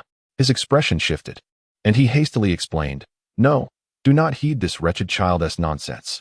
I was merely pondering the dream I had yesterday. Li Fengxia furrowed her brows, inquiring, What dream? With a serious countenance, Chu Bangyan replied, I dreamt that our son was dead. Chu Sheng, rendered speechless, interjected, I already told you it was merely a dream. Father, why are you entertaining such thoughts? Li Fengxia echoed, Indeed, it was just a dream, wasn't he it?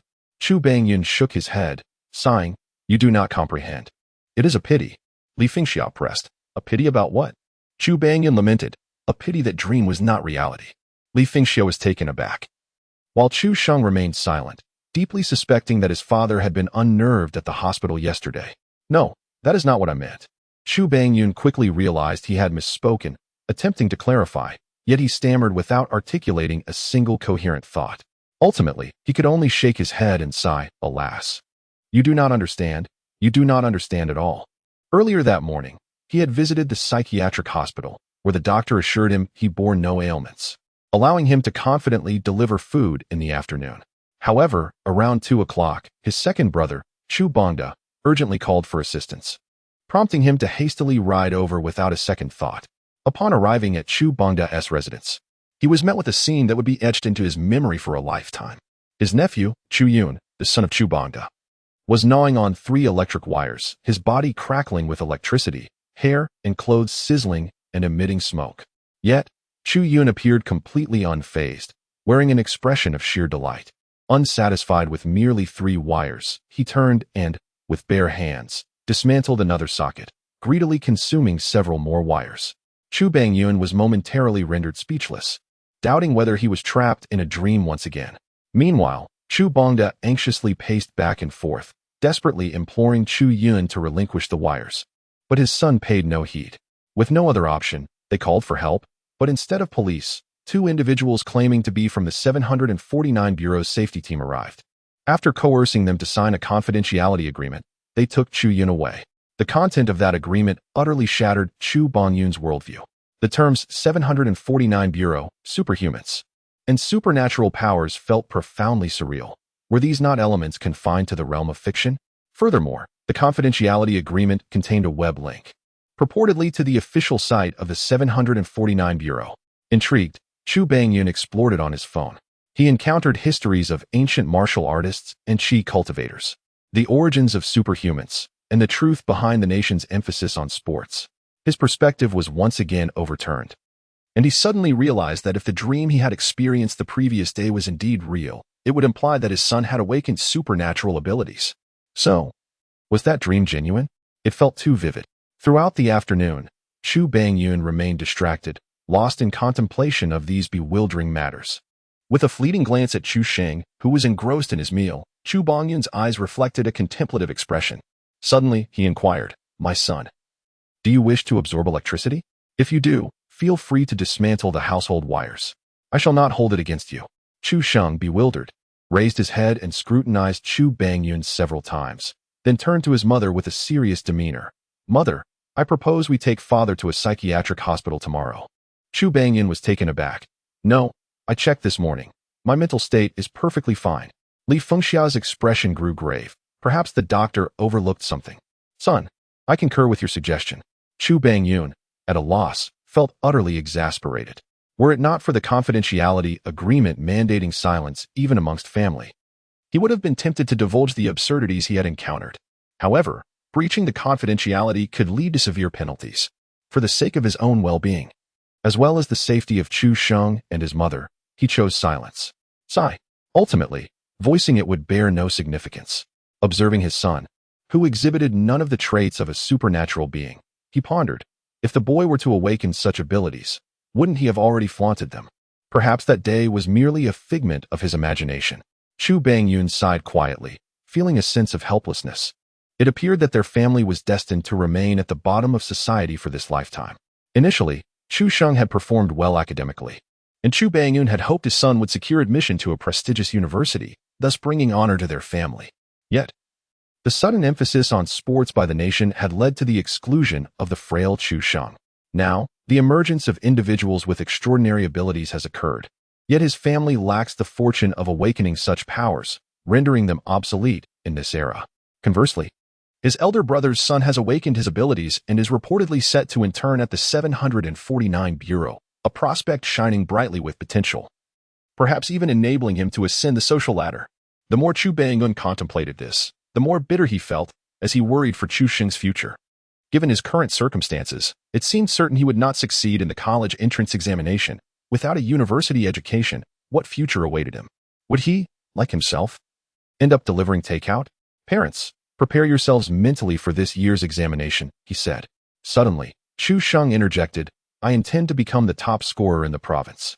Chu Bangyun shot him a glance and chuckled, "With your academic performance, you might as well aim for third place." After finishing his last bite of food, Chu Sheng retorted, "I'm not talking about academic top scorer, I mean in sports." Chu Bangyun fell silent for a moment before quietly reaching for a bowl of traditional medicine on the table. "First, drink this tonic to replenish your strength, otherwise, you'll faint during physical education class tomorrow." Li Fengxia, filled with concern, remarked, "Son, why not accompany your father to the psychiatric hospital tomorrow? Have you been under too much stress lately?" Chu Sheng responded, "Just wait and see." Chapter 28. The 749 Bureau's official website? Let me investigate what this is about. After finishing dinner and returning to his room, Chu Sheng lay on his bed in a cross shape, instructing the system to display his data panel. Host, Chu Sheng, abilities, Sequence 12, Magnetic Field Manipulation, 200 Combat Power Enhancement. Sequence 49, Light Seamstress, 200 Combat Power Enhancement. Sequence 8, Entropy Erosion, unlockable for 50 Resurrection Coins, granting a 300 Combat Power boost. Sequence 18, Void Bender, unlockable for 30 Resurrection Coins, granting a 200 Combat Power boost, and so forth. The host possesses a total of 8 unlockable abilities. Take heed. The current limit for the number of abilities the host can bear is 4. Please proceed with caution in unlocking them. Martial Arts, 3rd tier, Serpent Sandstorm Technique, at its pinnacle, providing a base combat power increase of 1400, with an additional 50 combat power boost in sandy terrain. Base combat power, 4618. Comprehensive combat power, 23,093, 400 ability boost. Combat power rating, C. Rating will elevate to C upon reaching a combat power of 30. 000. Resurrection Coins. 1. Items. Resurrection Mark III. Gazing at this panel, now infinitely more luxurious than its original form, Chu Sheng's lips curled into a smile, his spirits soaring. In a single night, his combat power had skyrocketed from a mere few thousand to over 20,000. And he had secured the right to unlock 8 abilities, truly a bountiful harvest. Yet, soon, a sense of vexation crept in. Although the number of unlockable abilities had increased, he could currently only endure 4. To raise this limit, his base combat power must exceed 10,000. How long would that take? At present, his base combat power was still under 5,000, and this aspect was the most arduous to enhance, requiring him to be slain by foes of equal or higher rank to gain growth. As his combat power climbed, the likelihood of encountering adversaries of superior rank diminished, indicating that the enhancement of base combat power would become increasingly challenging as time progressed. Certainly, martial arts and Qigong can enhance fundamental combat strength. Yet the emergence of such abilities often relies on fortune. Thus far, he possesses only a subpar martial art. However, if the host deems the unactivated abilities to be of no use, they may exchange them for revival coins. A spark of realization ignited in Chu Sheng's eyes. Is that so? You should have mentioned it sooner. Exchange all the abilities ranked beyond sequence 135 for me. Although the 9 abilities possessed by Luo Hao were all spatial in nature, only 4 fell within the top 135 ranks. Abilities within this tier could offer a combat strength augmentation exceeding 150. In contrast, those ranked beyond 135 could only provide a 100 boost, while abilities ranked after 288 offered a mere 50 enhancement. Given the limited number of abilities he could wield, Chu Sheng was disinclined to retain those inferior powers. They served no purpose. It was far more beneficial to convert them into revival coins. Detected. Host has 3 unactivated abilities ranked between sequences 135 and 288. And 2 ranked beyond 288, convertible into 40 revival coins. Would you like to proceed with the exchange? Is that all? Abilities ranked between 135 and 288 yield merely 10 revival coins each. This tier of abilities requires 15 revival coins for unlocking. Thus, the redemption value is understandably lower. Fine. You hold the ultimate authority here. Enough of the chatter, just exchange them all for me. Chu Sheng was too weary to quibble over it. After all, he had no intention of unlocking those worthless abilities. Any conversion into revival coins was a worthwhile endeavor. Upon witnessing the resurrection coin balance restored to a double-digit figure, Chu Sheng felt an inexplicable sense of relief wash over him, lightening his heart considerably. This coin represented his lifeline.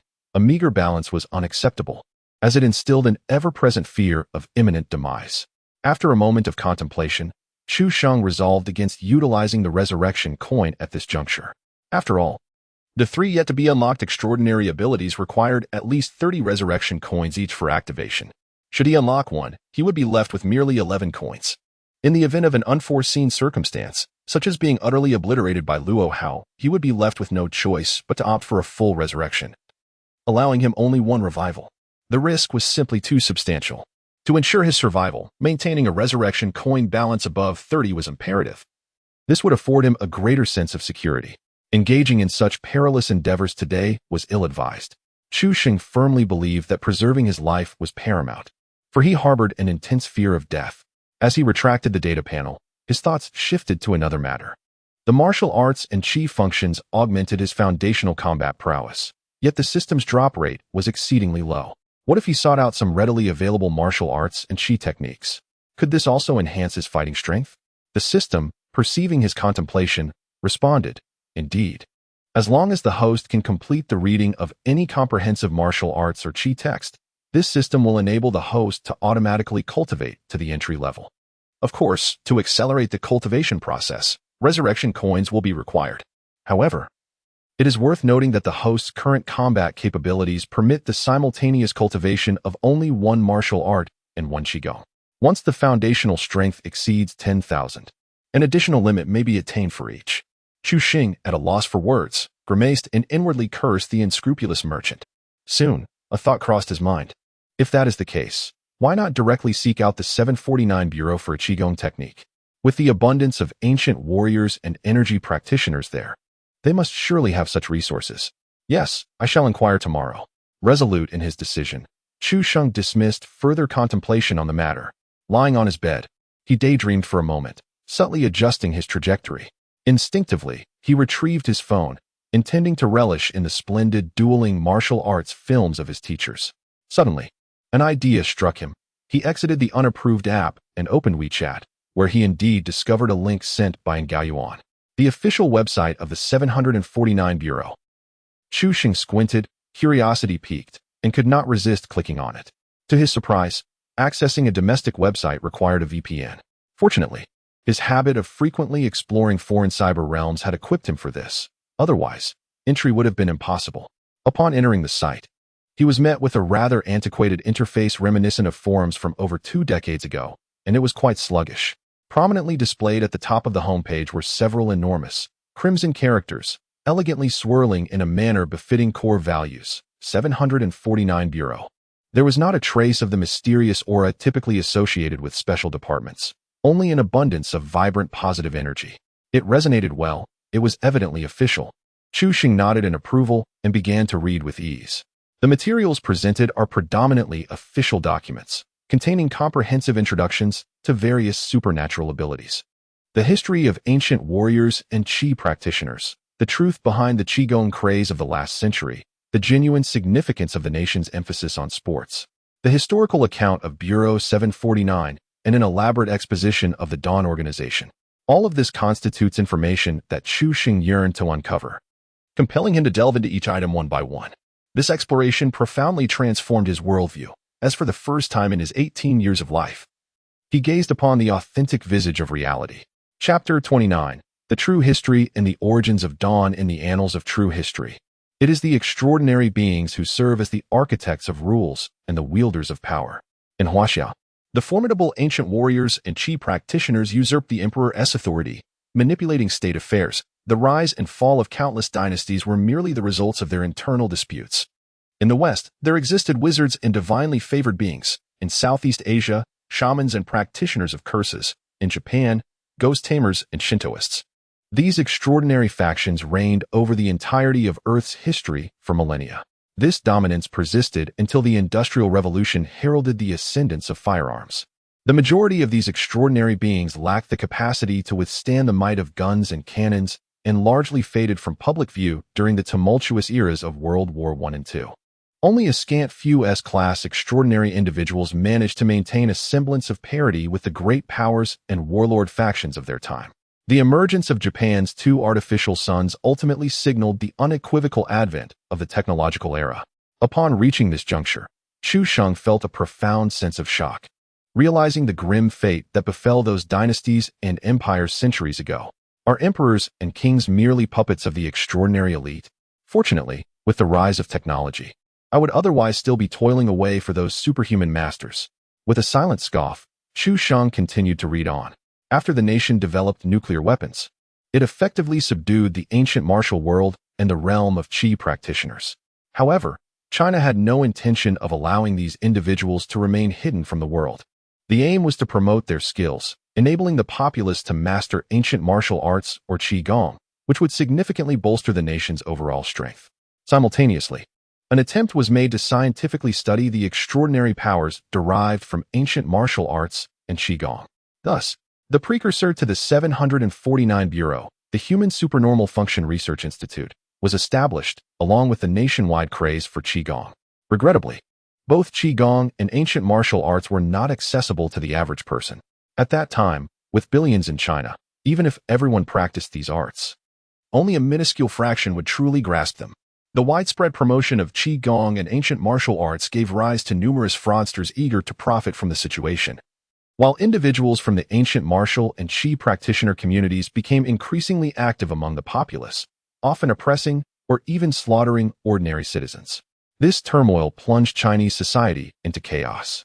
In desperation, the higher echelons of China had no choice but to initiate a crackdown, prohibiting all extraordinary individuals from revealing their powers before the common people and completely banning the dissemination of ancient martial arts and Qigong among the masses. The military was even deployed to compel formidable practitioners and superhumans to cease their activities in civilian life. Concurrently, the 749 Bureau was officially established to incorporate all extraordinary individuals who felt a sense of belonging to China, working together to manage those with malicious intentions within the extraordinary community.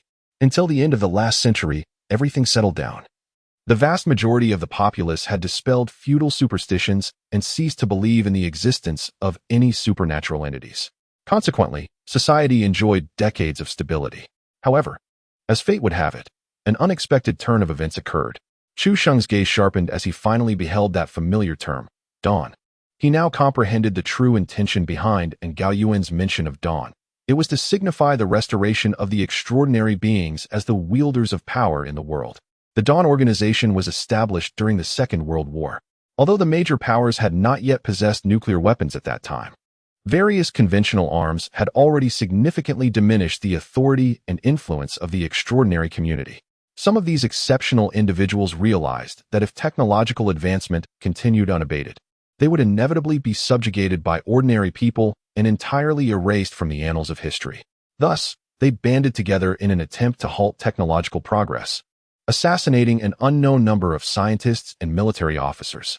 Yet, in the face of the inexorable march of time, their efforts, though fervent, merely delayed the onset of the technological era by a fleeting moment. With the advent of nuclear weapons and the emergence of various cutting-edge technological arms, this group of extraordinary individuals could no longer stir up significant turmoil. Subsequently, the Dawn organization faded into obscurity for several decades. It was not until a decade ago that the sudden emergence of a new extraordinary group rekindled the flame of Dawn. The Ability Users, a faction capable of quickly attaining formidable combat prowess, appeared inexplicably and without warning, proliferating across the globe like mushrooms after rain. The emergence of extraordinary individuals has caught every nation off guard, including Huagua, resulting in significant social upheaval. The 749 Bureau exerted every effort, and the joint military spent a grueling 6 months merely to suppress the chaos instigated by these extraordinary beings. However, during this period, the Dawn organization seized the opportunity to fervently recruit extraordinary individuals, rapidly expanding its influence and power to an unignorable extent. Originally active abroad, the Dawn organization also infiltrated Huaxia during these 6 months, absorbing extraordinary individuals and seeking out those extraordinary figures who had concealed their identities. Many of these individuals were ancient martial artists and Qi practitioners who had been driven underground by Huaxia and harbored grievances against the government. Many of their ancestors had once dominated the localities but had their power and status usurped by Huaxia, leaving them deeply resentful. Faced with the allure of the Dawn organization, these individuals joined without hesitation. Thus, the organization's influence within the country swelled rapidly, to the point where the 749 Bureau found it exceedingly challenging to manage. How thrilling! How utterly captivating! Chu Shen couldn't help but exclaim, reflecting that this was far more fascinating than any online literature.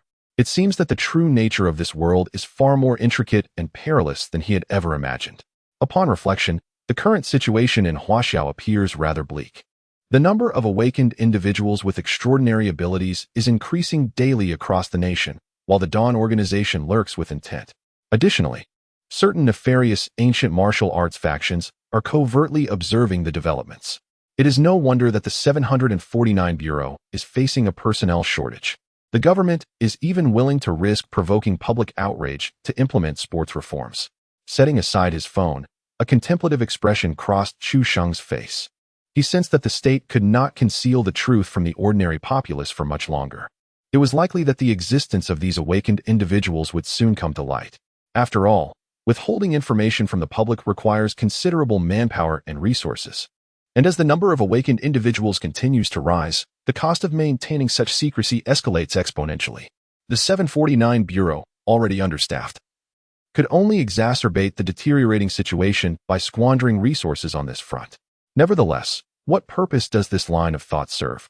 Shaking his head, Chu Sheng resolved not to dwell on such matters any further. He was not inclined to concern himself with national affairs at this moment. His sole desire was to grow stronger swiftly, to possess the absolute power necessary to protect himself and his family. This world would only become increasingly perilous. The following morning, under the pretense of attending school, Chu Sheng promptly contacted Li Xiaoxiao, inquiring about the arrival of his remuneration. Would there be any bonuses?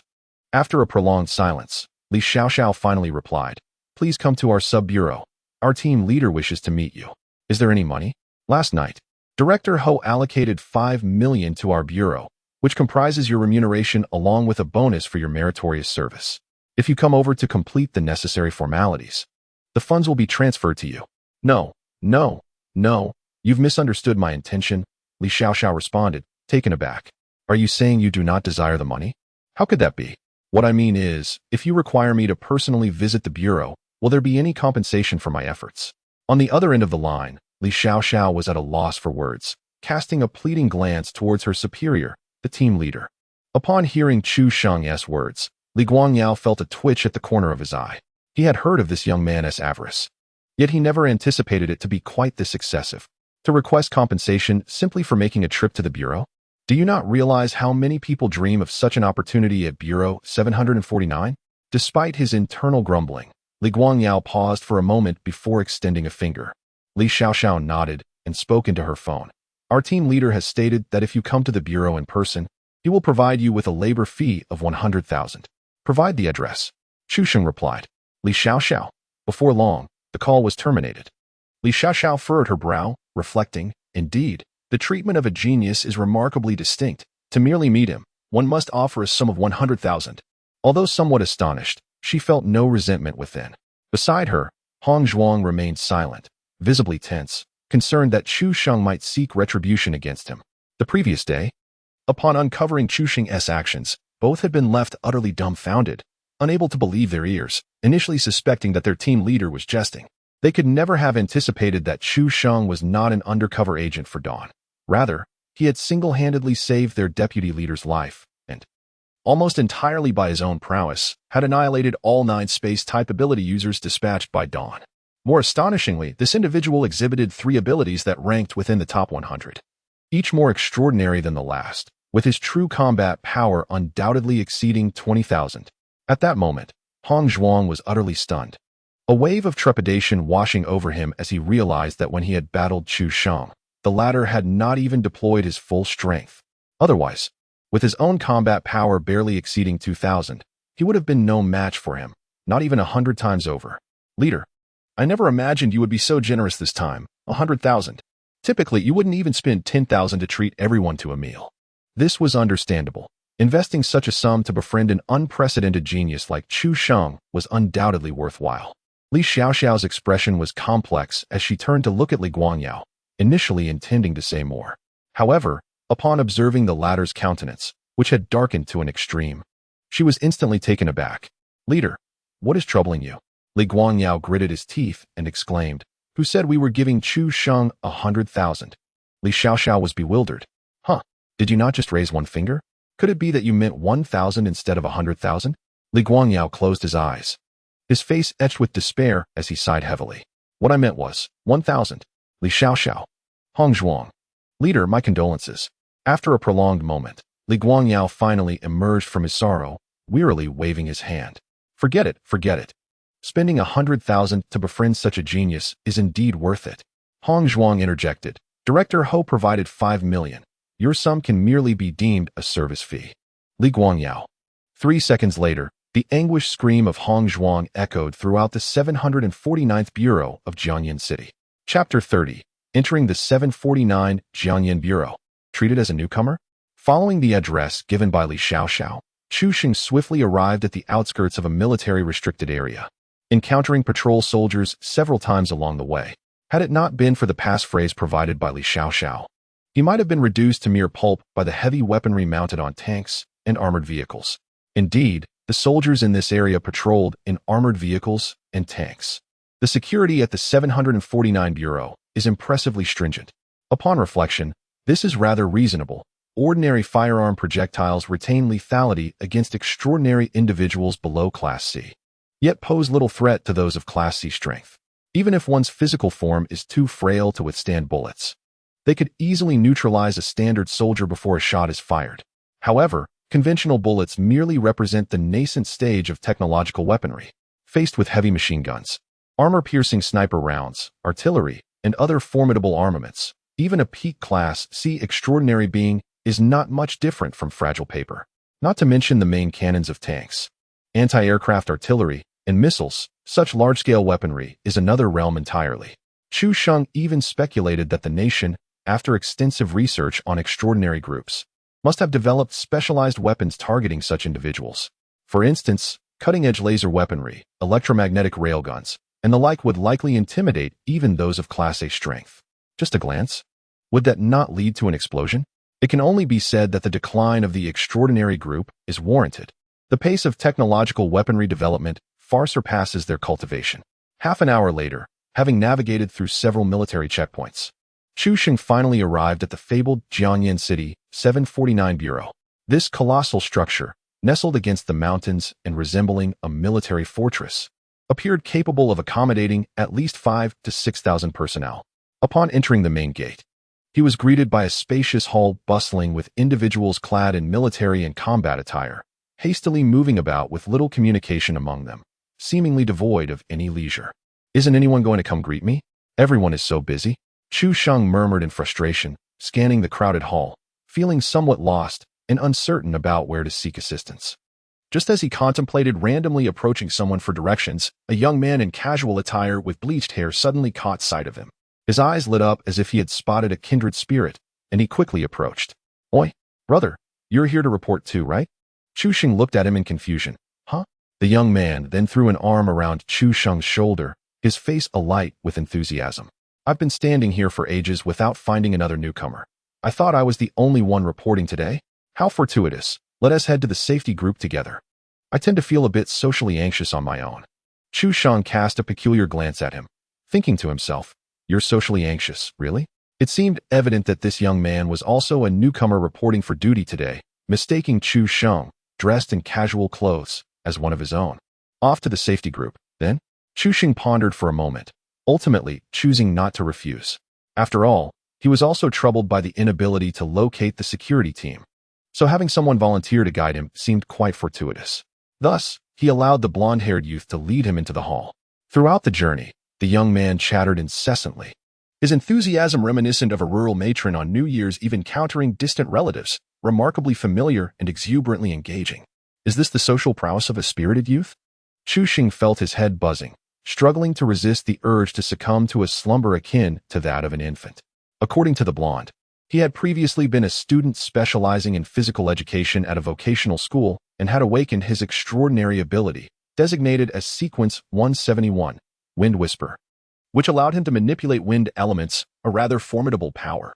Just yesterday, he had successfully passed the political review and evaluation, thus earning the qualification to intern with the security team, and today was the day of his registration. "By the way, my brother, which school did you attend as a physical education student?" The blonde inquired curiously. Chu Sheng casually replied, "I am not a physical education student." The blonde was taken aback. "No way, really? You must be incredibly fortunate." He scrutinized Chu Sheng's slender figure, clearly indicating a lack of training, and appeared even more astonished. It was said that over 60 of those who awakened extraordinary abilities were athletes, while most of the remainder possessed good physical fitness. This was a primary reason for the nation's sudden emphasis on sports. For someone like Chu Sheng, with such a frail constitution, the probability of awakening an extraordinary ability was exceedingly low. Then your ability must surely be strength-based, right? Otherwise, you would have been eliminated during the physical fitness assessment.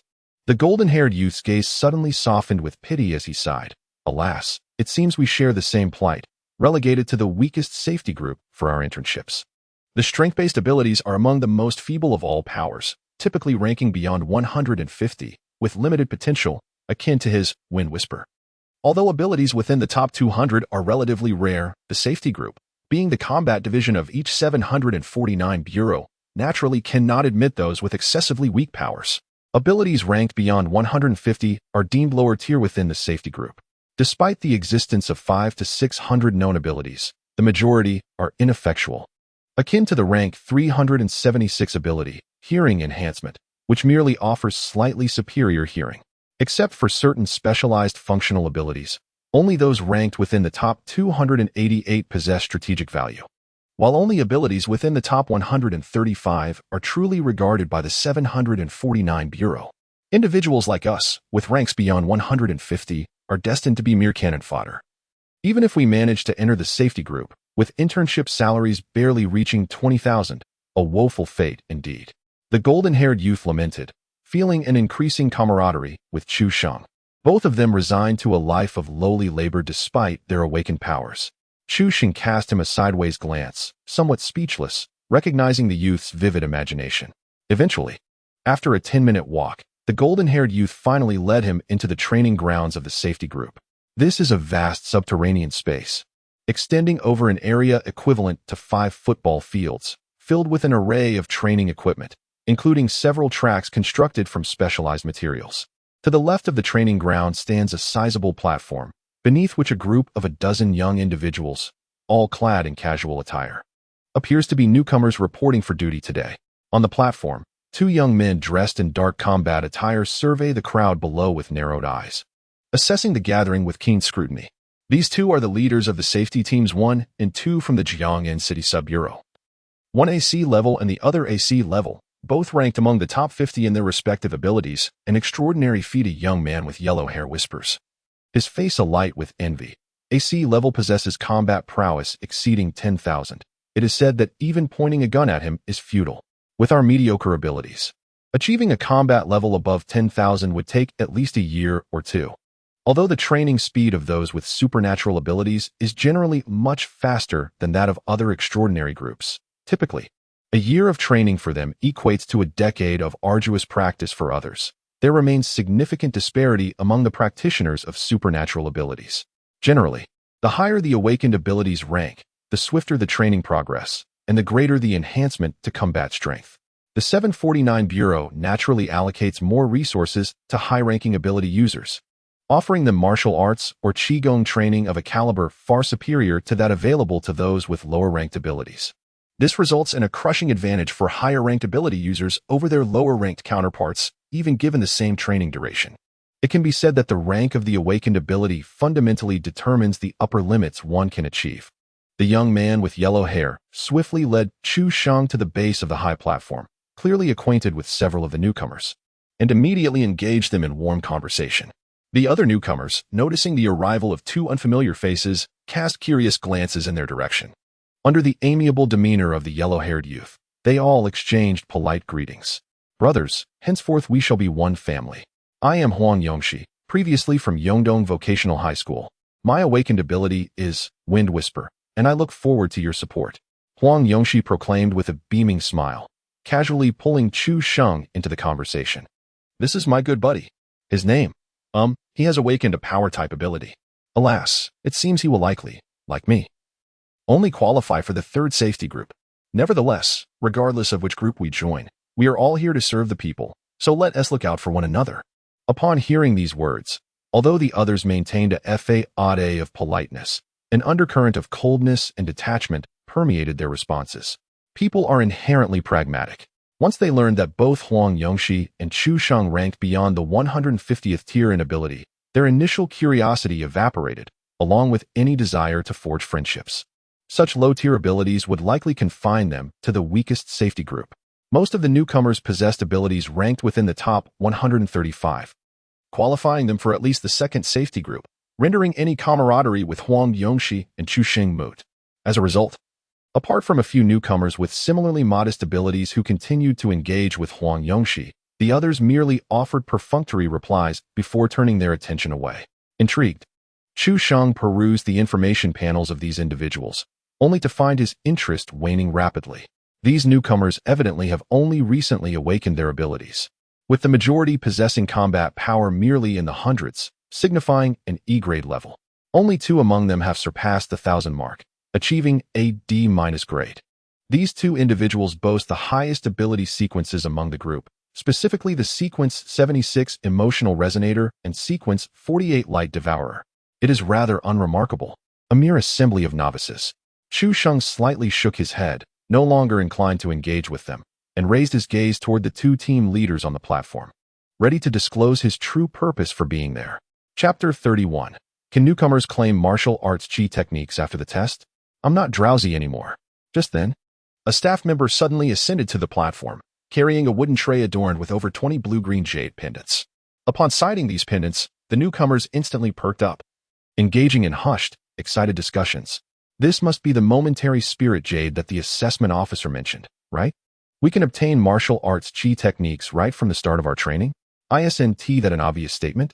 With our E-grade combat power, if we do not practice martial arts or chi techniques, even the strongest abilities would be of little use. Indeed, you make a valid point. And your ability is quite flamboyant. Without training, it would merely be an iron show. Can it be true? Momentary spirit jade?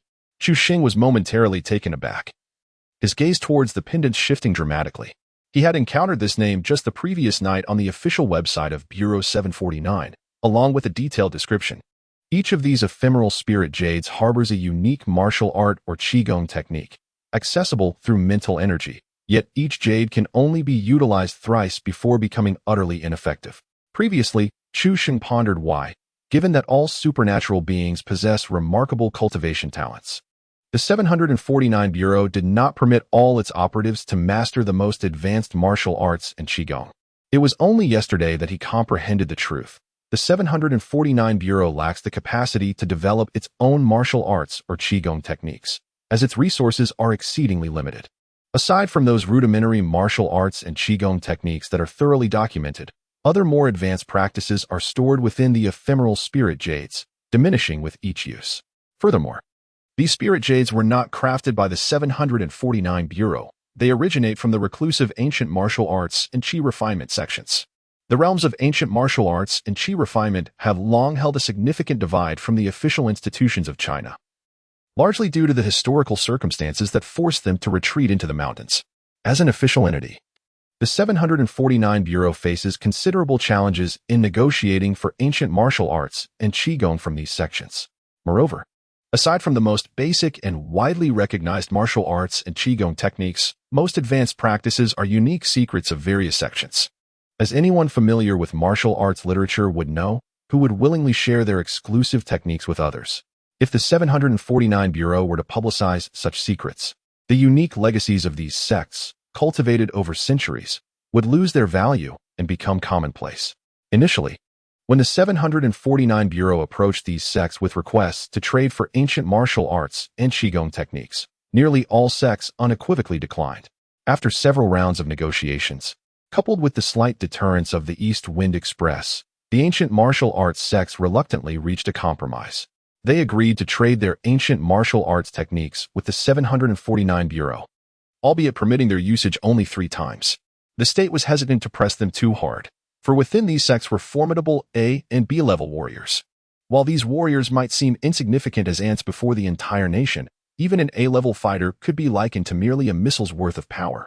However, should these individuals be driven to desperation, infiltrating urban areas to conduct acts of terror, it would spell significant trouble. Thus, the 749 Bureau had no choice but to acquiesce to this arrangement, leading to the emergence of the momentary spirit jade. Chu Sheng narrowed his eyes, lost in contemplation. Was it now the time to distribute martial arts techniques to the newcomers? Since I have already been mistaken for a novice, should I claim one for myself? An opportunity for foundational combat strength delivered right to my doorstep should not be dismissed lightly.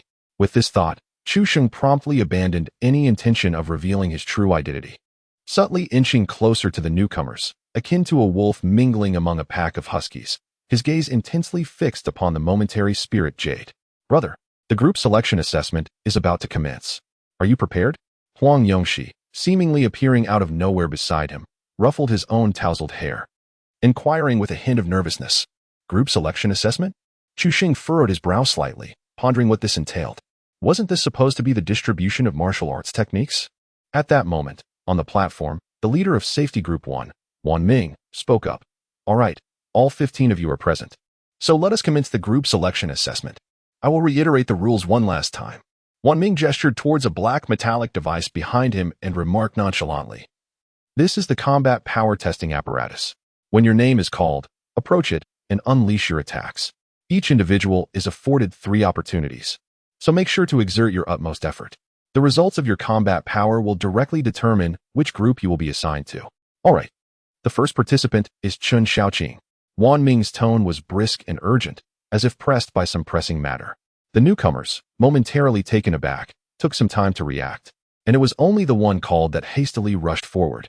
Chu Sheng, however, was unfazed ever since he entered this place. Every individual he encountered appeared to be in a state of frantic haste, even walking at a brisk pace. It seemed that the workload at Division 749 was indeed quite demanding. Busy is good. It provides me with an opportunity to navigate the waters and seize an advantage, Chu Sheng thought with a faint smile. He discerned that the 2 leaders had only verified the number of newcomers reporting today without conducting a thorough check. With the newcomers and himself combined, there were precisely 15 individuals. It was likely that one newcomer had been absent or tardy, and he conveniently filled that gap. How fortuitous. Perhaps fate was offering him a chance to grasp a martial arts technique. The first newcomer quickly completed the testing. He awakened a fire-based ability and unleashed a torrent of flames upon the testing apparatus. However, after 3 attempts, his highest recorded power was merely 513. E grade. And he was assigned to Group 3. Wan Ming, with an impassive expression, stated, "The leader of Group 3 has prior commitments and will arrive later. Please wait aside." The newcomer smiled bitterly, nodding and stepping aside. Huang Yongxi, upon witnessing this, couldn't help but sigh. Is it true that an E-level can only enter Group 3? What does that make my E-level? Chu Sheng glanced at him and couldn't resist saying, "In that case, you are indeed rather useless."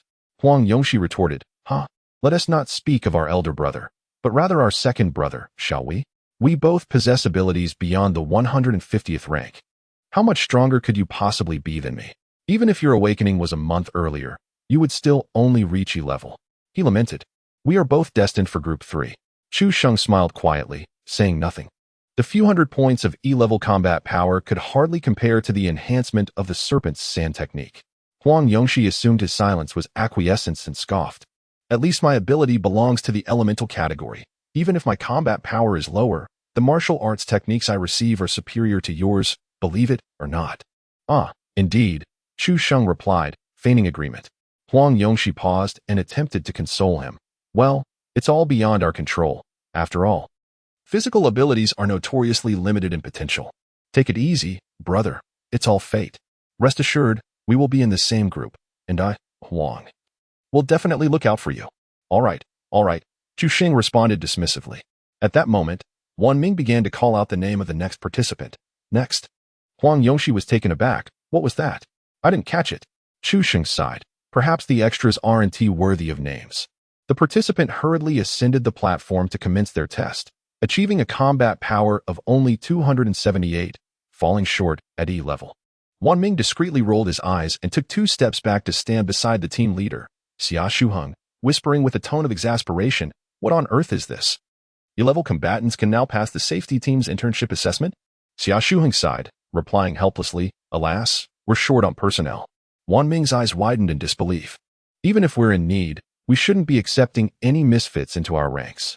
We are the safety team, a frontline combat division. Allowing these weaklings in is simply courting disaster. Xia Shuheng sighed again. Alas, we're short on personnel. Wan Ming snapped. Are you a parrot? After a moment of contemplation, Xia Shuheng suggested, then why not let me take all these newcomers? Wan Ming fell silent for a moment, shaking his head with a sigh. No, we're indeed short on personnel. Xia Shuheng remained speechless. In Chapter 32, Sequence 76, Emotional Resonator, is this the emotional value system? I previously reviewed the materials. And among this group of newcomers, only 2 possessed abilities ranked within the top 100, with their combat strength reaching D-level. Observing the third newcomer, whose combat strength barely exceeded 600, Wan Ming felt utterly disheartened.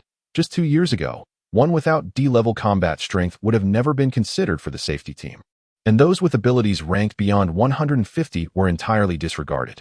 Now, however, alas, Xia Shuheng lamented, alas, we are in dire need. Wan Ming, growing increasingly agitated, interrupted, thrusting the newcomer list into his hands. You watch over their assessments here. I'm going to find that old coot, Li Guangyao. Wasn't he supposed to pick up Chu Sheng? Why hasn't he returned yet? Upon hearing the name Chu Sheng, the previously listless Xia Shuheng seemed to be instantly revitalized. He swiftly positioned himself in front of Wan Ming, exclaiming, Ming Gu, as the team leader, it is hardly fitting for you to concern yourself with such trivial matters. Allow me, a mere leader of the second team, to undertake the search. Wan Ming remained silent. The reason for their distracted demeanor and palpable urgency today stemmed not only from the numerous tasks that loomed ahead, but also from the revelation by Li Guangyao that Chu Sheng would soon arrive at their division. This prodigious talent, a veritable genius, was destined to ascend to S-rank status and become a pillar of the nation upon joining the 749 Bureau. Both Wan Ming and Xia Shuheng were eager to meet him and forge an acquaintance. Regrettably, they lacked any means to contact Chu Sheng, relegating Li Guangyao to be the first among them to encounter him as the safety team leader. Thus, they found themselves begrudgingly administering tests to a group of fledgling recruits. Unwilling to be the last team leader to meet Chu Sheng, the two stalemated for a while before ultimately deciding to remain in place, awaiting Li Guangyao's arrival with the esteemed guest. Next, hurry up. It's merely a few hundred points of combat strength. What purpose does lingering serve? Get up here and fight. Wan Ming's tone grew increasingly urgent, tinged with irritation. The newcomers fell silent, their expressions bewildered, unsure of the sudden outburst from their leader, and hastened their testing efforts. After testing 8 individuals, only one had managed to achieve an E level of combat strength, barely meeting the criteria to join the second safety team. Next, Yilan. A strikingly beautiful young girl hurriedly stepped out of the line, her face a portrait of anxiety as she ascended the high platform. Sequence 49, Light Devourer. Wan Ming cast a glance at Yilan's profile, a rare smile gracing his features as he gently said, "Your ability is quite impressive. Do not be nervous. Take your time. This is an ultimate combat power test, distinct from the assessments in your training. You must do everything possible to achieve the highest combat power. Good luck." The newcomers exchanged glances, while Xia Shuheng remained silent, and Chu Sheng remarked inwardly, "What a pompous display." "Ah? Yes, yes. Thank you, team leader." Yilan, taken aback by the attention, nodded repeatedly before taking small, deliberate steps towards the testing apparatus. She inhaled deeply, her expression turning earnest. The attention of her peers was palpably heightened, their eyes fixed upon her, brimming with curiosity. Yilan's ability sequence was the highest among them all, naturally drawing considerable interest as they wondered just how formidable her ultimate combat power would be. Chu Xing's gaze sharpened, noting, "This girl is no ordinary individual." Huang Yongxi scoffed. "Isn't that obvious? An ability sequence of 48, how could it be simple?" Chu Shun shook his head. "No, it is because she has a name." Huang Yongxi was perplexed. Suddenly, a crackling sound of electricity surged from all directions, reverberating throughout the training ground. To the astonishment of all, darkness enveloped the area as all lights within a 50-meter radius extinguished. In the next moment, dozens of blades formed from radiant light materialized in midair, encircling Yilan, radiating a blinding brilliance. Sequence 49, Light Devourer, consumes all artificial light sources within a radius of 50 meters. For every 1,000 lumens of light energy absorbed, a light blade can be condensed, with its length and attack power correlated to the base combat strength. Yilan struggled to raise her hand, her forehead, veins bulging, clearly indicating that controlling such a multitude of light blades was exceedingly challenging for her at this stage. As she swept her arm forward, the dozens of light blades responded as if receiving a command, shooting forth towards the testing apparatus like a volley of arrows. Boom, boom, boom. The testing apparatus, which had previously remained impervious to any force, began to tremble slightly under the assault of these light blades, emitting a deep rumble. On the upper screen, a series of numbers representing combat strength surged continuously. 389, 577, 879, 1065. Ultimately, it halted at the remarkable figure of 1259. This was nearly double the combat strength of all preceding newcomers. C-Class. Wan Ming squinted his eyes with satisfaction, nodding in approval. "All right, there's no need for further testing. You can directly join our group and later select advanced martial arts or Qi techniques." Upon hearing this, the gazes of the newcomers towards Yilan transformed into profound envy. Indeed, geniuses are afforded privileges. Advanced martial arts and Qi techniques. It is said that these are the finest disciplines available, second only to the special class. And only members of the safety group are permitted to cultivate them. Huang Yong's admiration was palpable as he clicked his tongue in awe. Advanced? Special? Chu Sheng felt somewhat bewildered. According to the system, the classifications for martial arts and Qi techniques were not merely tiered into third-rate and second-rate.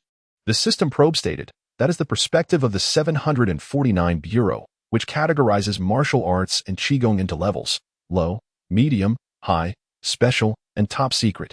In essence, the low level refers to martial arts and Qigong that are deemed subpar, medium corresponds to third-rate, high to second-rate, and special to first-rate. The top secret level generally consists of elite techniques derived from prestigious ancient martial arts sects, with only 4 or 5 such techniques existing within the entire 749 Bureau, thus rendering them truly confidential. Chu Xing understood. It seems the 749 Bureau found the terms second-rate and third-rate to be rather pedestrian, opting instead for medium and high levels. Clearly, They are in dire need of martial arts and Qigong. Is it possible to obtain second-rate martial arts and Qigong simply by joining a team? A foundational combat power enhancement of several thousand is quite impressive. Chu Sheng's eyes sparkled slightly. Of course, it would be splendid to acquire a special level technique, as that would be first-rate, with a foundational combat power enhancement exceeding 10,000, truly soaring.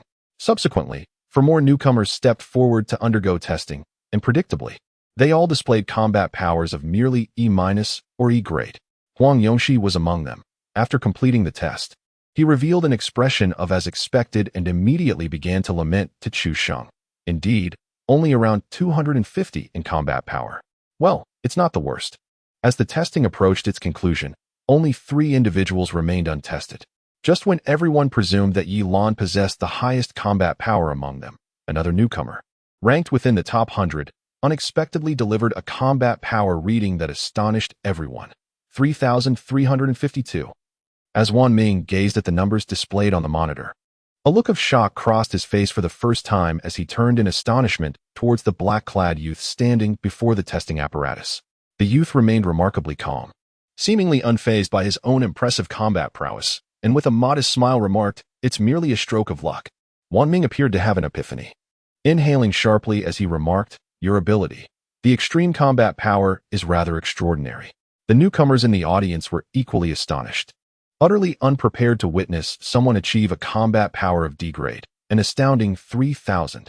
How could those among them, who possessed only 200 or 300 in combat power, possibly cope?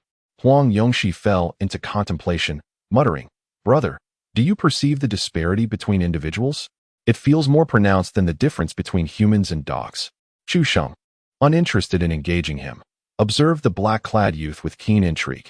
Sequence 76. Emotional resonanceity, capable of absorbing the emotions of those around him and converting them into temporary strength. The more intense the emotions and the greater the number of individuals, the stronger the power becomes. So we begin with the awakening of the emotional value system? To be precise, this black-clad youth could be considered to be bending the rules. If he had been among the initial testers, he would undoubtedly not have achieved such high combat power, at most akin to that of Yi Lan.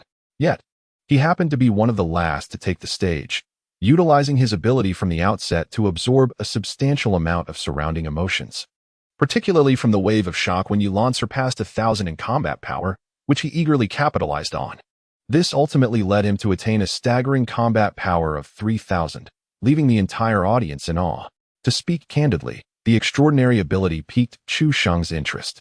With his current formidable combat power of 20,000, if he were to harness this ability, he could potentially unleash a power of 40 to 50,000 through an emotional surge.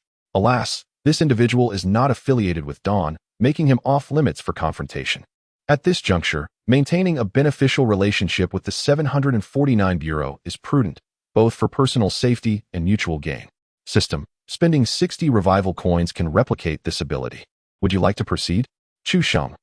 This is utterly exasperating. Does one have to spend to survive? Though he inwardly cursed. The prospect of exchanging 600,000 for this extraordinary ability was not entirely unacceptable. However, he currently lacked the funds and had to await the director's remuneration. Next, Anton Hu. Wan Ming announced the penultimate newcomer's name. Chu Sheng quickly glanced at another newcomer yet to undergo testing, and upon noticing the individual was also observing him, he realized that Anton Hu must be the one absent from the proceedings. Therefore, at this moment, I shall embody Anton Hu. With that declaration, Chu Sheng swiftly ascended the platform. Let the testing commence. Wan Ming returned to his distracted state. The last 2 newcomers, based on their profiles, were merely E-level in combat power, with low-tier abilities, rendering them unworthy of his attention. Chapter 33. Chu Sheng takes the stage, achieving D-level combat power. The others merely cast a glance at Chu Sheng before redirecting their focus, eager to discern the level of martial arts they would soon acquire. Engaging in hushed conversations amongst themselves, the young man clad in black regarded Chu Sheng with a hint of confusion. Acutely sensing that this individual exhibited an unusual demeanor, there was not a trace of anxiety, but rather an air of excitement. What could possibly elicit such elation? An individual endowed with power-based abilities was destined to receive scant resources, relegated to the weakest safety group, Group 3. Should he not be feeling disheartened instead? The young man was utterly perplexed, finding Anton Hu to be exceedingly bizarre. At long last, the end was near. Huang Yongxi, having grown increasingly bored, gazed at Chu Sheng and murmured to himself, I wonder if this brother can surprise me. Alas, he can at best reach E grade. Could he possibly attain E? Xia Shuheng, perched upon the high platform, cast a glance at Chu Sheng and could not help but shake his head. Power-based ability users were only marginally stronger than their ancient martial artist counterparts of the same rank, akin to an ancient martial artist with a swifter training pace. Within the same tier, they held little advantage against the majority of other ability users from different systems. Only Safety Group 3 would accept them. Groups 1 and 2 would categorically reject power-based ability users. Amidst the skepticism of the onlookers, Chu Sheng approached the testing apparatus, surveying the imposing 3-meter black iron block before him. Tentatively, he delivered a light punch, utilizing scarcely 20% of his strength. Yet, to his astonishment, the screen promptly registered a combat power of 776. Even without invoking his abilities, Chu Sheng's foundational combat strength stood at 4618, qualifying him as D grade, sufficient to overshadow all the newcomers present. What in the world? 776. Huang Yongxi exclaimed in astonishment, his face a portrait of disbelief. Isn't it just you, my friend? Are you really at E? What left him utterly befuddled was that Chu Sheng appeared to have merely thrown a light punch, evidently not exerting his full strength. What could this possibly mean? Could it be that this brother's genuine combat prowess had already surpassed 1,000? The others, upon hearing his exclamation, were momentarily taken aback and quickly turned to gaze at the screen of the testing apparatus, their expressions transforming into one of astonishment. However, most had not closely observed Chu Sheng's punching motion and assumed it was his utmost effort. Thus their surprise was tempered, leaning more towards bewilderment. Could it be that the abilities of strength-based practitioners differed from what they had heard? It seemed that this was not lacking in potency at all. An E ranking could surely qualify one for the second group, right? Xia Shuheng was equally perplexed, pondering that this was not how it should be. He scrutinized Chu Sheng with a furrowed brow and queried, have you perhaps exaggerated the time of your awakening? Wan Ming raised an eyebrow, casting a mocking glance at Chu Sheng, evidently sharing the same suspicion. After all, according to the records, this Anton Tiger had only awakened the ability known as blood oxygen overload, ranked 179 in the sequence, which accelerated blood circulation to gain additional strength and reflexes. This power was not rare. To date, the number of practitioners who had awakened it had surpassed 1,000, and the 749 Bureau's research on it was exceedingly thorough. If what Anton Tiger claimed was true, that he had awakened his ability merely half a month ago without any training in ancient martial arts or Qi cultivation, then the most he could possibly achieve would be a struggling E rank. Certainly not E. I truly have only recently awakened my ability, he affirmed. Chu Sheng spoke calmly, acknowledging the truth in his statement. He had indeed acquired his first ability merely 3 days prior. Ah, you little rascal, not very honest, are you? Wan Ming scoffed, clearly skeptical. Is there any merit in exaggerating the awakening time? This testing apparatus can approximately estimate your awakening date. A simple adjustment in the back end will reveal it. Surely, you do not consider yourself clever? Xia Shuheng's gaze towards Chu Sheng was tinged with displeasure, and he was disinclined to elaborate further, waving his hand dismissively. You have 2 more chances. Hurry and test again. The newcomers, witnessing the exchange, quickly grasped the situation, feeling somewhat speechless. After all, this fellow had merely inflated his awakening time, leaving them astonished for no reason. Only the cloaked youth and Huang Yongxi sensed something amiss. They both observed that Chu Sheng had not exerted his full strength. If he had indeed fabricated his awakening time, then the exaggeration was quite substantial. Chu Sheng shrugged, uninterested in offering explanations. He turned his attention back to the testing device, this time channeling all his might into a single punch. A resounding boom startled everyone. The noise was even more thunderous than the one produced by the cloaked youth. The crowd stared in astonishment as they beheld the screen of the testing apparatus displaying a flurry of 4-digit numbers surging upwards: 2,093, 2,517, 3,305, 4,178. Finally, it settled at an astonishing 4,652. This figure surpassed the cloaked youth's inflated combat power by nearly 1,500. Merely this elevated combat prowess was enough to overshadow all the newcomers present. 666. This entry is indeed remarkable. Huang Yongxi's eyes widened in astonishment, completely taken aback. He had presumed that Chu Sheng's true combat power would barely surpass 1,000, yet it had astonishingly exceeded 4,000. The black-clad youth's gaze sharpened, his expression turning peculiarly bewildered. How could this brother be more formidable than himself through cheating? Just how much awakening time had he falsely reported? After a moment of stunned silence, Wan Ming's demeanor shifted to one of seriousness as he promptly addressed a staff member, instructing, "Adjust the backend data and ascertain his actual awakening time." Xia Shuheng narrowed his eyes, a heightened sense of vigilance surging within him.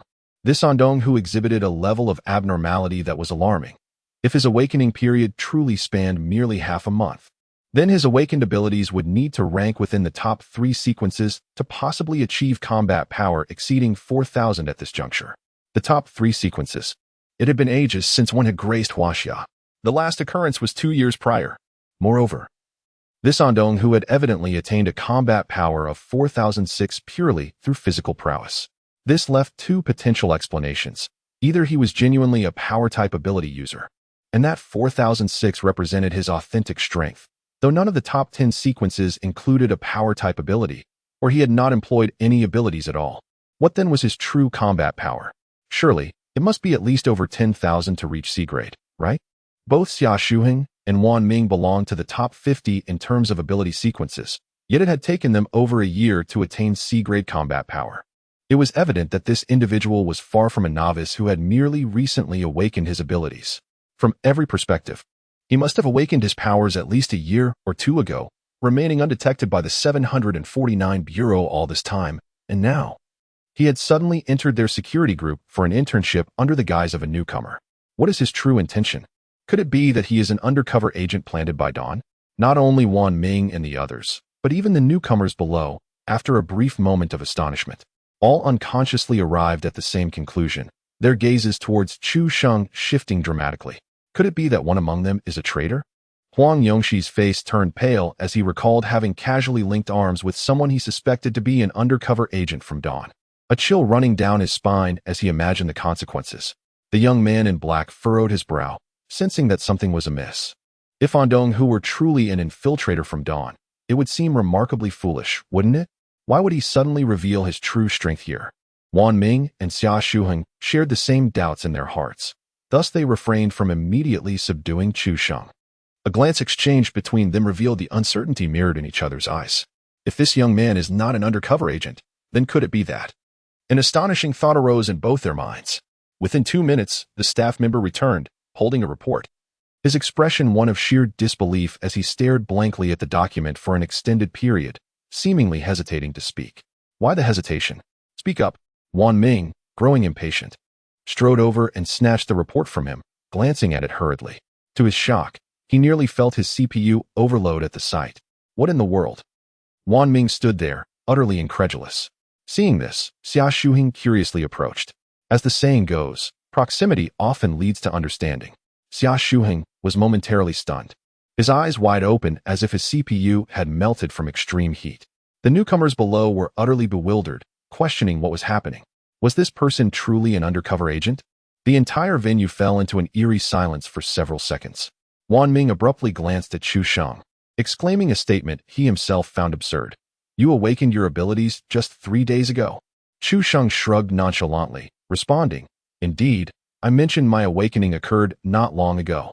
Chapter 34. Discovering a genius more extraordinary than Chu Sheng? Wan Ming's eyes twitched violently, leaving him momentarily speechless. It was indeed not long, but this was excessively short, almost absurdly so.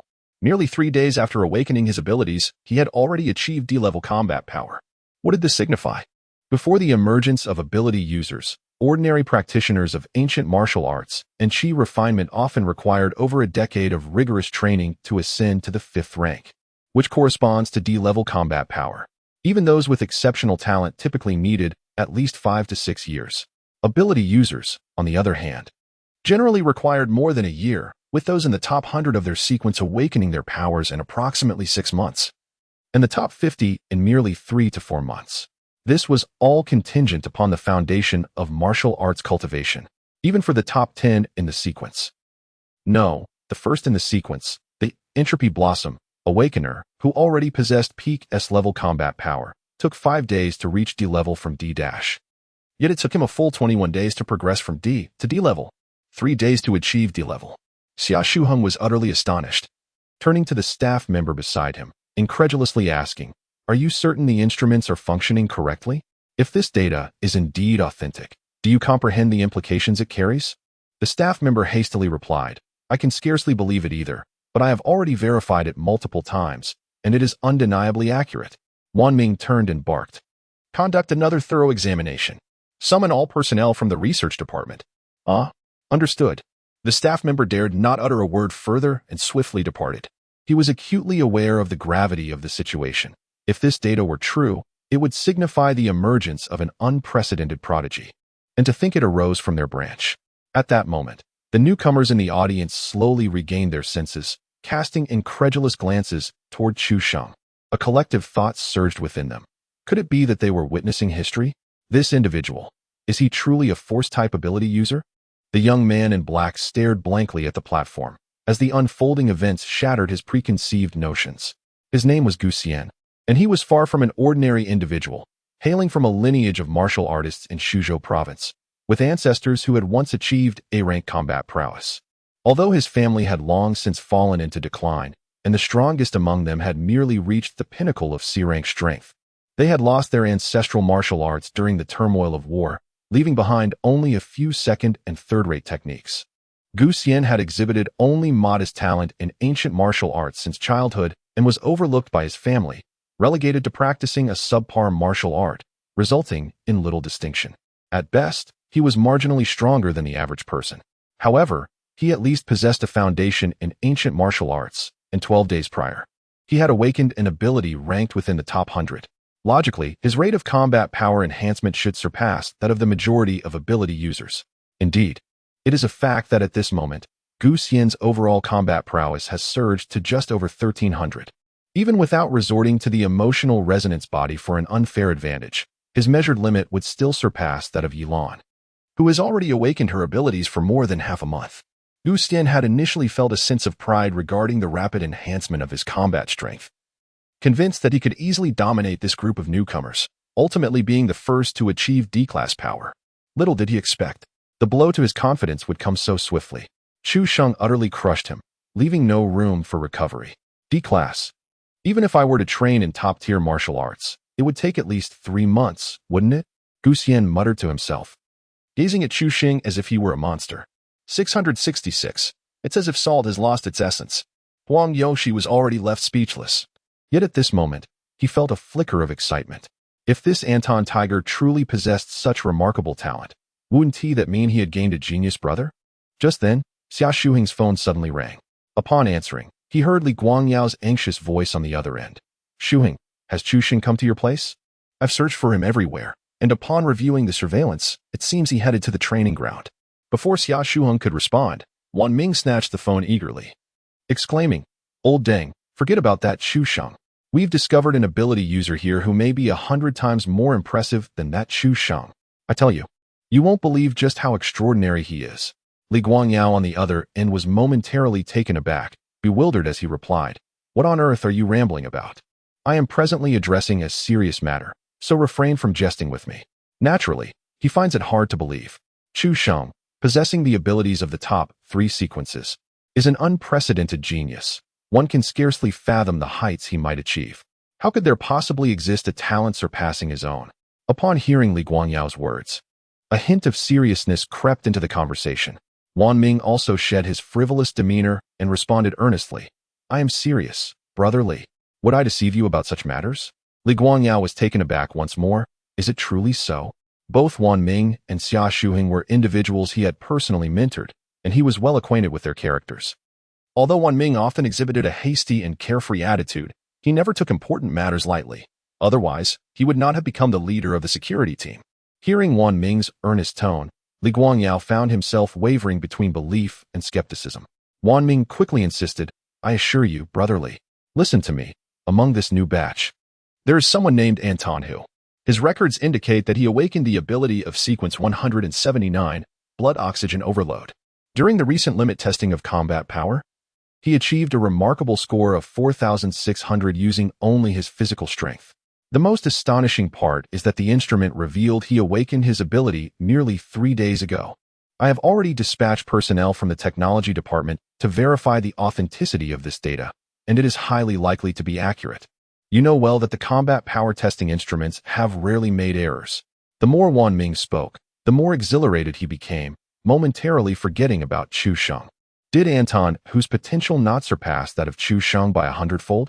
Li Guangyao was equally stunned, unable to believe what his ears had just heard. If what Wan Ming stated is indeed true, then in comparison to Donghu, Chu Sheng appears rather insignificant. Even though Chu Sheng possesses 3 abilities ranked within the top 100, his rate of growth, while surpassing that of ordinary ability users, can hardly be expected to exceed that of the top-ranked Entropy Flower, can it? To take a step back, even if he could surpass it, the margin would not be substantial.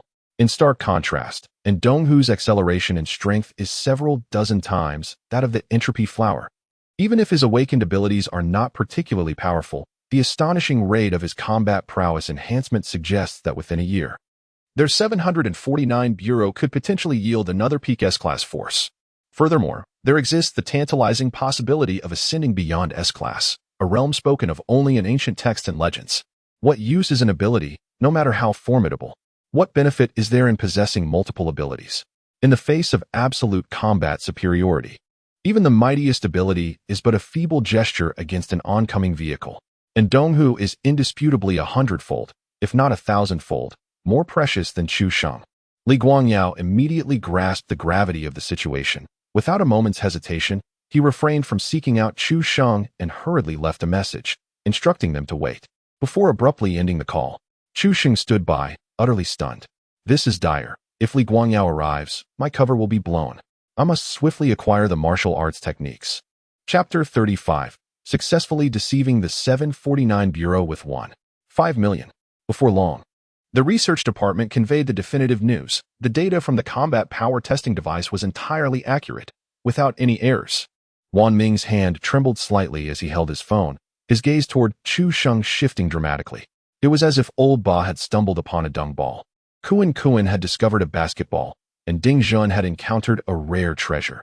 Their expressions were akin to that of one beholding a jewel of immense worth. Remarkably, Wan Ming, never anticipated that one day I would witness a prodigy surpassing even myself. Wan Ming's face radiated with excitement. Xia Shuheng cast a silent glance in his direction, then broke into a warm smile as he approached Chu Sheng. In a gentle voice, he remarked, Donghu, from the very beginning, I recognized your extraordinary qualities. While others doubted your abilities, I have consistently observed you. It appears that my judgment was indeed astute. You have not disappointed my expectations. So what do you say? Are you interested in joining our second group? As the situation escalated, Wan Ming's smile vanished in an instant. He swiftly positioned himself in front of Chu Ming, shielding him protectively, and glared at Xia Shuheng, declaring, Xia Shuheng, let me remind you, according to the rules, any newcomers with an E-level combat ability belong to our first group. Are you attempting to poach my talent? Xia Shuheng replied with a slight smile. The rules are indeed as you say, but what if he willingly chooses to join our second group? Wan Ming scoffed. Can the resources of your second group even compare to ours? Why would he choose to join you? Chu Sheng chimed in. Exactly, why should I? Xia Shuheng responded with a placid smile. I, on a personal basis, offer him a high-tier martial art as a gift. In the realm of martial arts, techniques of the same level are further categorized into inferior, medium, superior, and exceptional grades. For instance, the Wandering Snake Sandstorm bestowed upon Chu Sheng is classified as a martial art of mediocre excellence, deemed intermediate according to the standards of 749 levels. However, the esteemed high-level martial arts equate to a superior second-tier proficiency. Once initiated, it can directly augment one's foundational combat prowess by 1,500. Coupled with a 400% enhancement from extraordinary abilities, does that not amount to a staggering 7,500 in combat power? Chu Sheng's eyes sparkled with understanding, and he thoughtfully remarked, in truth, I prefer not to seek the limelight. The first group is overly ostentatious, while the second group seems quite satisfactory to me.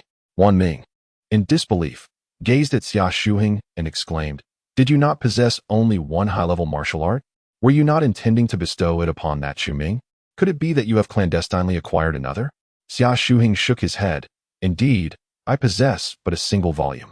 In my eyes, Dear brother Anong, who surpasses Chuxing by countless magnitudes. Such an exceptional martial art is rightfully suited for someone of greater merit. Chuxing was momentarily taken aback, pondering. Wait a moment, that martial art was originally meant for me? What does this imply? Am I seizing my own opportunity? Wan Ming, taken aback by Xiao's audacity, remained silent for a moment before gritting his teeth and asserting, I can also provide him with a high-level Qigong. Do you presume you are the only one with such resources? He must belong to our group. Indeed, this particular Qigong was initially intended to forge a connection with Chuxing. Yet given the current situation, Wan Ming could hardly prioritize Chuxing's interests. Xia Shuhing's expression darkened as he coldly declared, I shall personally offer him a subsidy of 200,000. Wan Ming did not back down, retorting, I will provide 300,000. 400,000. 500,000. Chuxing stood by, momentarily stunned by the unexpected turn of events. The newcomers in the audience were equally dumbfounded. Most of them had only secured a meager internship salary of slightly over 10,000 in the safety department, and even upon becoming full-time employees, they would likely earn less than 50,000. Yet here were the two team leaders, vying for Chuxing, offering subsidies amounting to hundreds of thousands. However, what truly incited their envy was not merely the monetary rewards, but rather the two esteemed volumes of advanced martial arts techniques. They had previously heard that in a third-tier city like Jiangyan, within the 749 Bureau, advanced martial arts were a rarity, with the entire bureau likely possessing fewer than 100 copies. Most of those were of lower advanced quality, and the intermediate ones were scarce, let alone the superior grades, of which there were perhaps only 3 or 4. Now, all Chuxing had to do was agree to join one of the teams, and he would be granted access to a volume of superior martial arts. The crowd's eyes brimmed with envy and longing. Damn it, with my mediocre ability, even acquiring an intermediate martial arts technique would be a stroke of luck. Huang Yongxi felt almost numb, no longer daring to dream of even a lower advanced martial arts technique, let alone a superior one. Such aspirations were beyond his wildest imaginings. On the other side, Gu Xian wore a bitter expression. Even he could only hope for a lower advanced martial arts technique, likely receiving an intermediate one only after formal employment. As for superior techniques, with his abilities ranked outside the top 50, such thoughts were utterly futile. The spotlight has been completely stolen by this individual. Gu Xian sighed in resignation, though he felt little jealousy. The talent of this Antong, who was indeed extraordinary, and such treatment was well-deserved. Amidst the envious and jealous gazes of all, Wan Ming ultimately secured this auction at the staggering price of 1.5 million, or rather, through coercion. Xia Shuhing's face turned ashen, filled with reluctance yet powerless, as he simply could not produce a higher bid. Well then, shall I join a team? Chuxing tentatively suggested. Wan Ming beamed, his spirits high. Ha! Welcome to the team, brethren. We shall be like family from now on. Should you need anything, do not hesitate to reach out. Chuxing nodded. All right, but first, let us settle the payment. Wan Ming's smile faltered. Huh? Chuxing added, and that high-grade qi technique, could you provide that to me as well? Wan Ming, wait. I told you not to be polite, but you really are being rather forward, aren't you? Seeing Wan Ming hesitate for a moment, Xia Shuhing seized the opportunity. If you join our second team, I can immediately transfer the money and the martial arts technique to you. Wan Ming's eyes twitched, and he quickly made a decision. Give me your card number. I will transfer the funds right now. Afterward, he retrieved a jade pendant from his waist and handed it to Chuxing. Take this Shiyu Lingyu.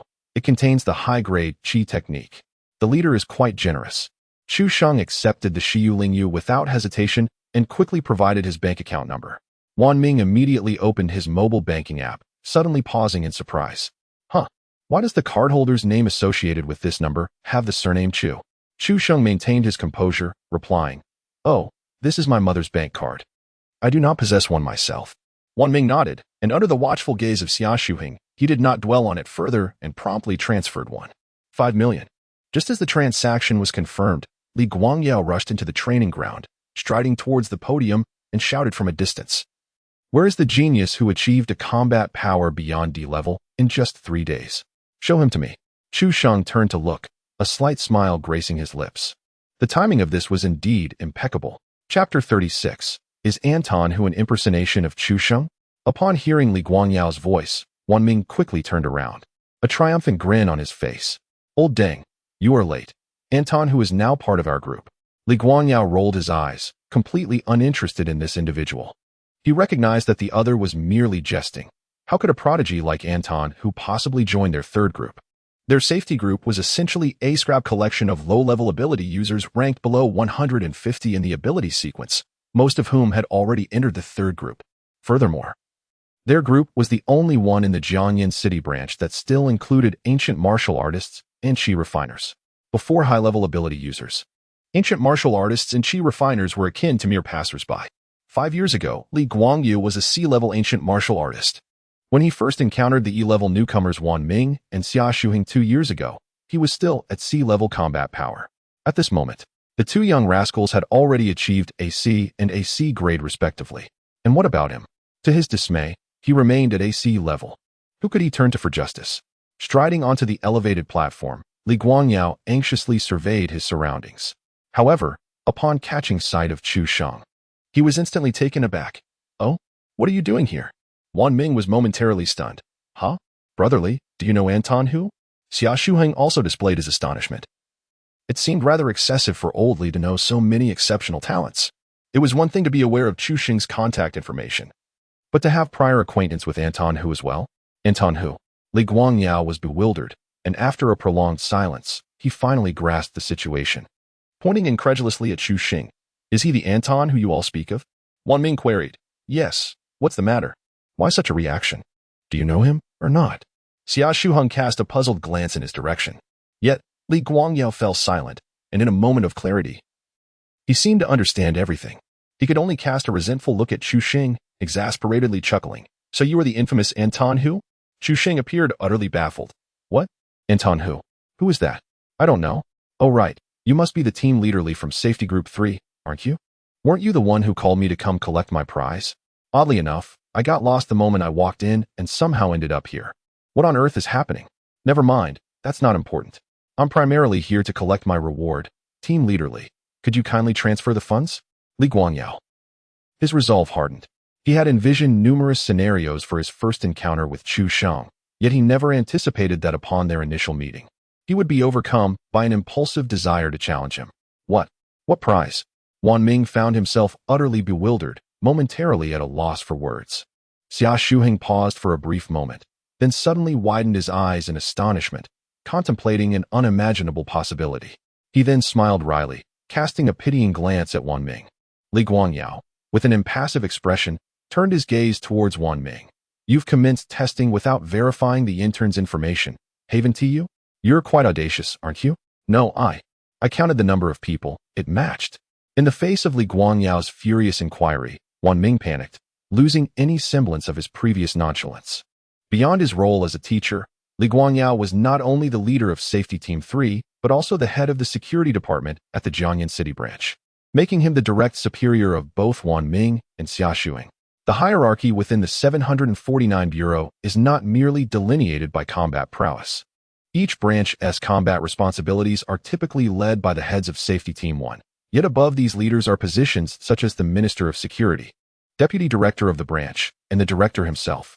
Such roles prioritize leadership, management, and political acumen, which certainly would not be entrusted to young individuals like Wan Ming and Xia Shuheng, both in their 20s. So you only counted heads and neglected to verify the intern's information? Wan Ming, are you aware that this is a grave dereliction of duty? Li Guangyao scoffed coldly, his countenance darkening ominously. If I dare not reprimand Chu Shang, do you think I would hesitate to address you? No, master. I find it hard to believe that with so few people, there could be an error. Wan Ming's face turned pale, and after stammering for a moment, he suddenly realized. Turning sharply to look at Chu Shang, his eyes wide with shock. Are you? Chu Shang. He was not foolish. Connecting Chu Shang's earlier remarks with Li Guangyao's reaction, he began to piece together the situation, though his excitement had initially clouded his understanding. Chu Shang, appearing perplexed, replied, Of course, I am Chu Shang. Who else would I be? Wan Ming's eyes reddened. Then why didn't you say so? Why did you bring up Anton Hu? Chu Xing frowned. Anton Hu? Who is that? I don't know him. Wan Ming, agitated, exclaimed, Stop pretending to be clueless. Return my Qi Gong and the 1.5 million. Chu Xing was taken aback. Huh? Wasn't that a reward you gave to Anton Hu? What does that have to do with me? Wan Ming stood there in shock, his face visibly reddening. Damn it. You absolute. Smack. Li Guangyao slapped the back of his head, shouting angrily. Be quiet. Do you still have the audacity to curse? You failed to verify the identity of the student. The mistake is yours to bear. Wang Ming, defiantly widening his eyes, protested. But what about him extorting my Qi Gong and the 1.5 million? Li Guangyao replied coldly. Consider it a lesson learned. Chu Sheng interjected. Consider it generous of you. Wang Ming. He was about to say something more. But Xia Shuheng suddenly placed a hand on his shoulder and whispered in his ear, Minggu, let it go. Think calmly for a moment. The Anong tiger was impersonated by Chu Xing. What does this imply? You are not at a loss here. Not at a loss? Wang Ming instinctively wanted to retort, but was abruptly awakened to the truth. Indeed, although Chu Sheng's identity was fabricated, the data he had just measured was authentic. His ability had awakened merely 3 days prior. Yet, Chu Sheng's combat power far exceeded that of a D grade, soaring to a remarkable C grade with a staggering score of 20,000. 3 days. C grade. Possessing 3 abilities ranked within the top 100. Is he even human? A genius of such caliber could be befriended with merely a high-tier Qi technique in 1.5 million. This is not just a gain. It is an extraordinary windfall. Furthermore, that high-tier Qi technique was originally intended as a gift for Chu Sheng. Now, it has simply returned to its rightful owner, hasn't he? In an instant, Wang Ming comprehended everything. The furious expression on his face transformed into one of warmth and friendliness in the blink of an eye. He approached Chu Sheng with a beaming smile and grasped his hand. Little Chu. No, Brother Chu. I was just joking with you earlier. Are we really going to take this seriously? That Qi technique was merely a token of our first meeting, while the 1.5 million was just a little red envelope as a gesture of goodwill. Though it may not be much, it is the thought that counts.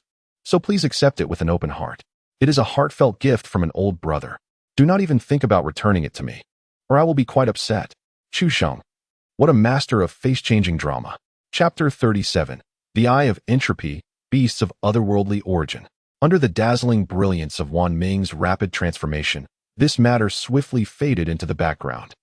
Li Kuan-Yu no longer broached the subject of impersonation and simply allowed Chu Xing to accompany him to collect the prize. Logically, impersonating a newcomer is a criminal offense, punishable by several years in prison. Yet, it was evident that Chu Sheng was above such reasoning. This lad's talent had soared to an almost cosmic level. Even if he were to slap their director, the director would likely respond with a jovial compliment on the quality of the strike.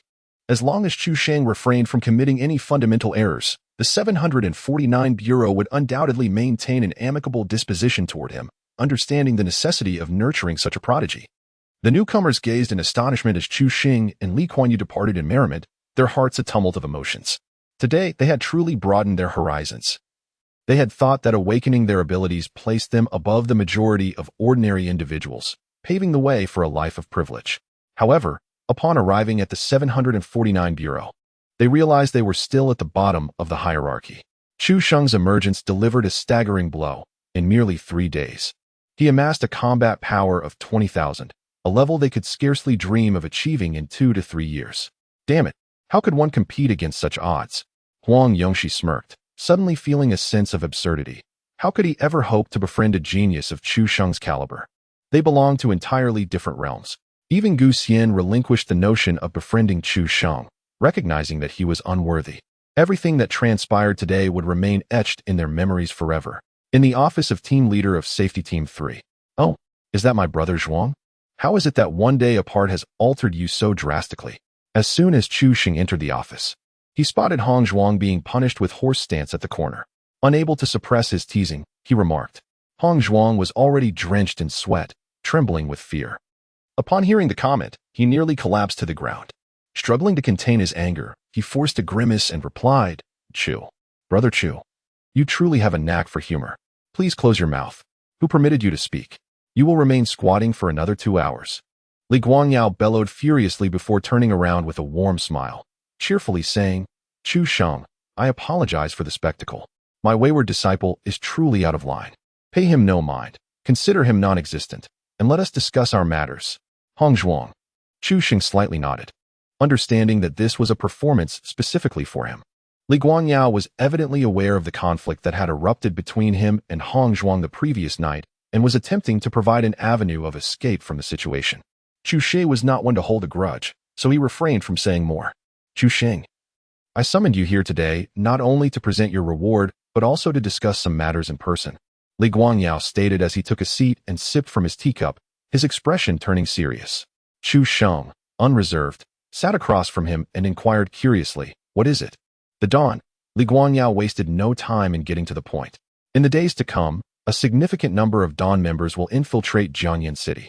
And it will not merely be those weak D and C level abilities. We are expecting C and C level individuals, and perhaps even formidable B level powerhouses.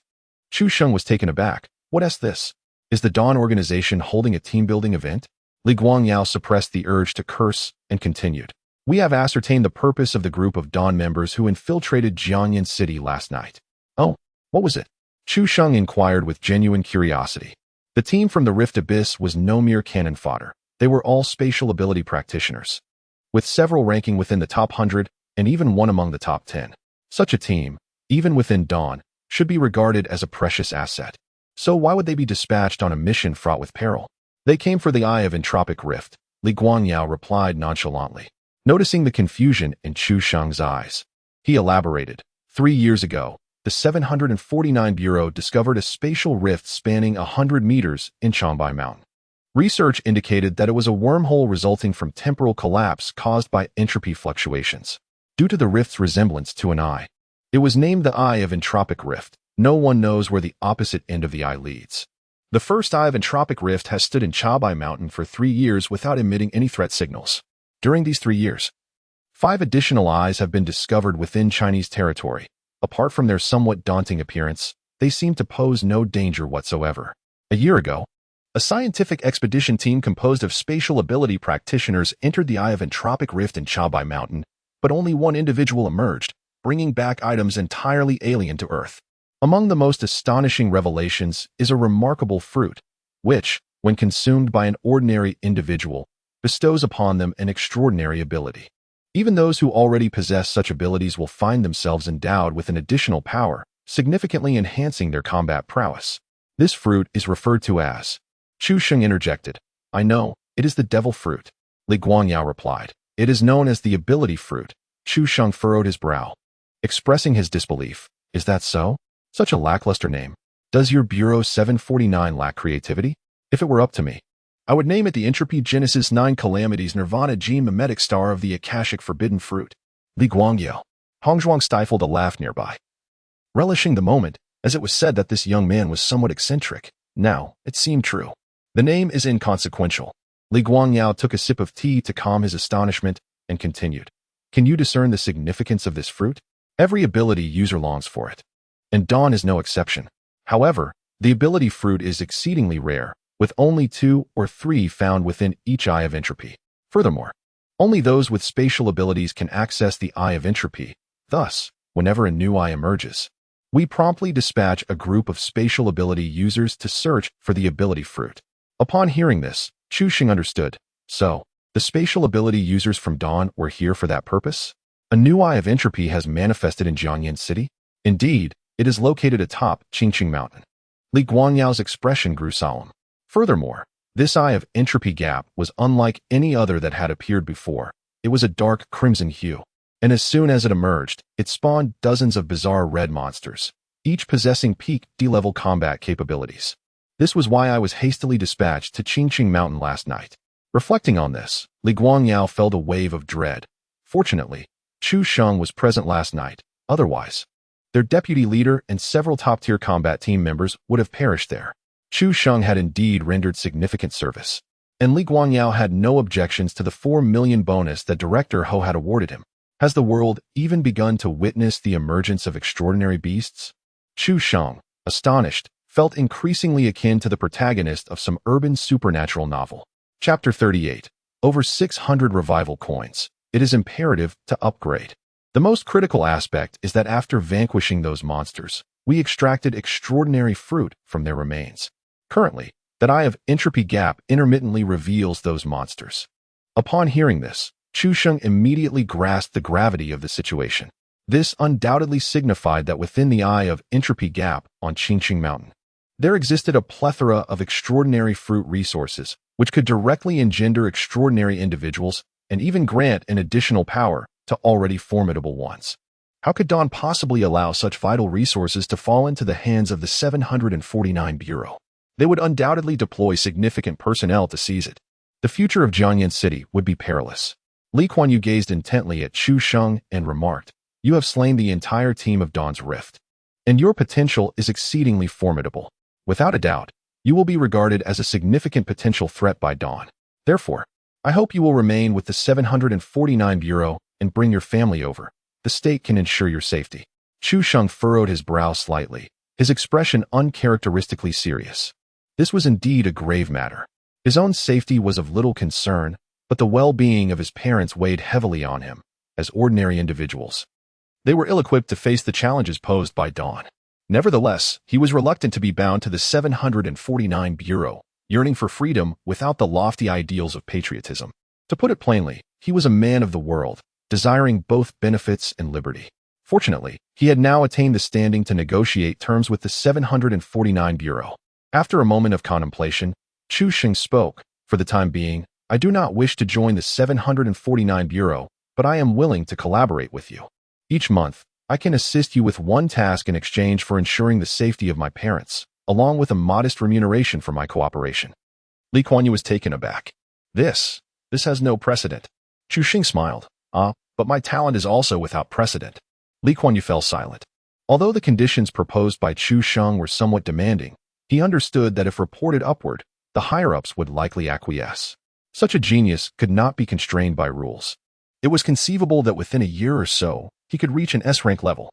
At that moment, one would either gain an additional guardian of Huaxia or face an unprecedentedly formidable adversary. The choice was soon clear in Li Guangyao's mind. He could only nod in agreement. "Very well, I accept. The nation shall ensure the safety of your parents, and concurrently, the 749 Bureau will provide you with no less than 1 million in collaboration fees each month. The specific amount will require prior approval from the higher-ups." "Agreed," Chu Sheng replied, a satisfied smile gracing his lips. This arrangement indeed seemed to serve both parties well. Subsequently, Li Guangyao transferred the promised 500,000 in rewards and bonuses to Chu Sheng, personally escorting him to the entrance of the sub-bureau. "This is the access pass for the 749 Bureau. Present this on your next visit, and you shall not be impeded at the checkpoints," Li Guangyao said, cheerfully producing a document. Chu Sheng took a glance and muttered in exasperation, "Had I received this sooner, I wouldn't have spent 2 hours traversing the 2-kilometer distance today." Li Guangyao scratched his head awkwardly, chuckling, "I intended to greet you personally today, but circumstances prevented me. The Bureau has been quite busy. Especially with the incident involving the Entropy Rift, I simply couldn't leave."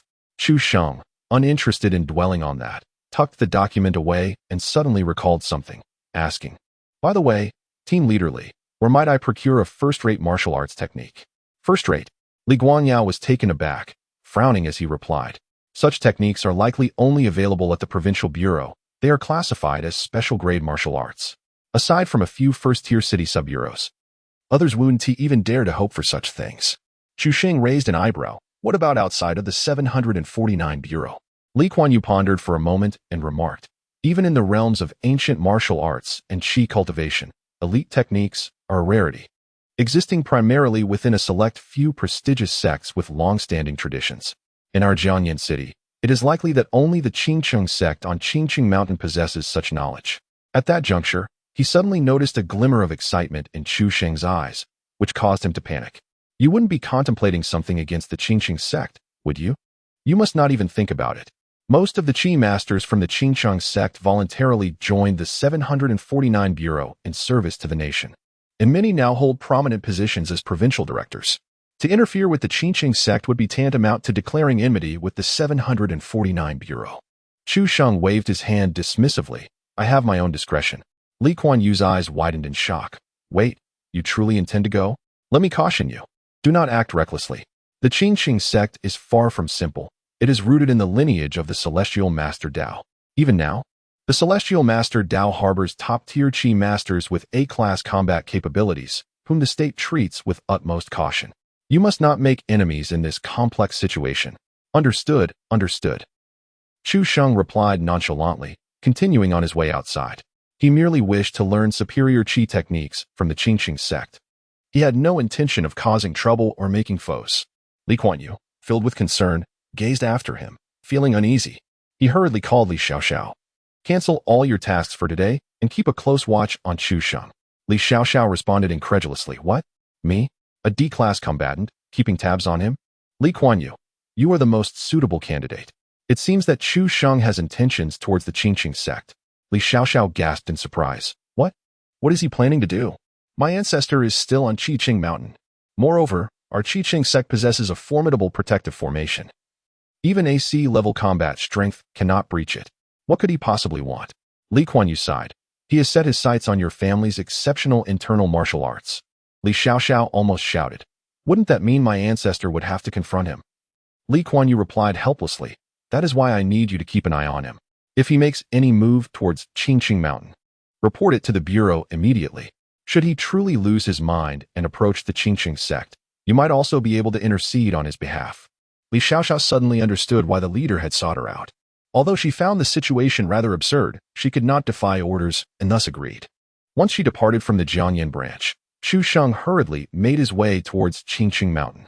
He was determined to acquire a volume of their premier martial arts techniques.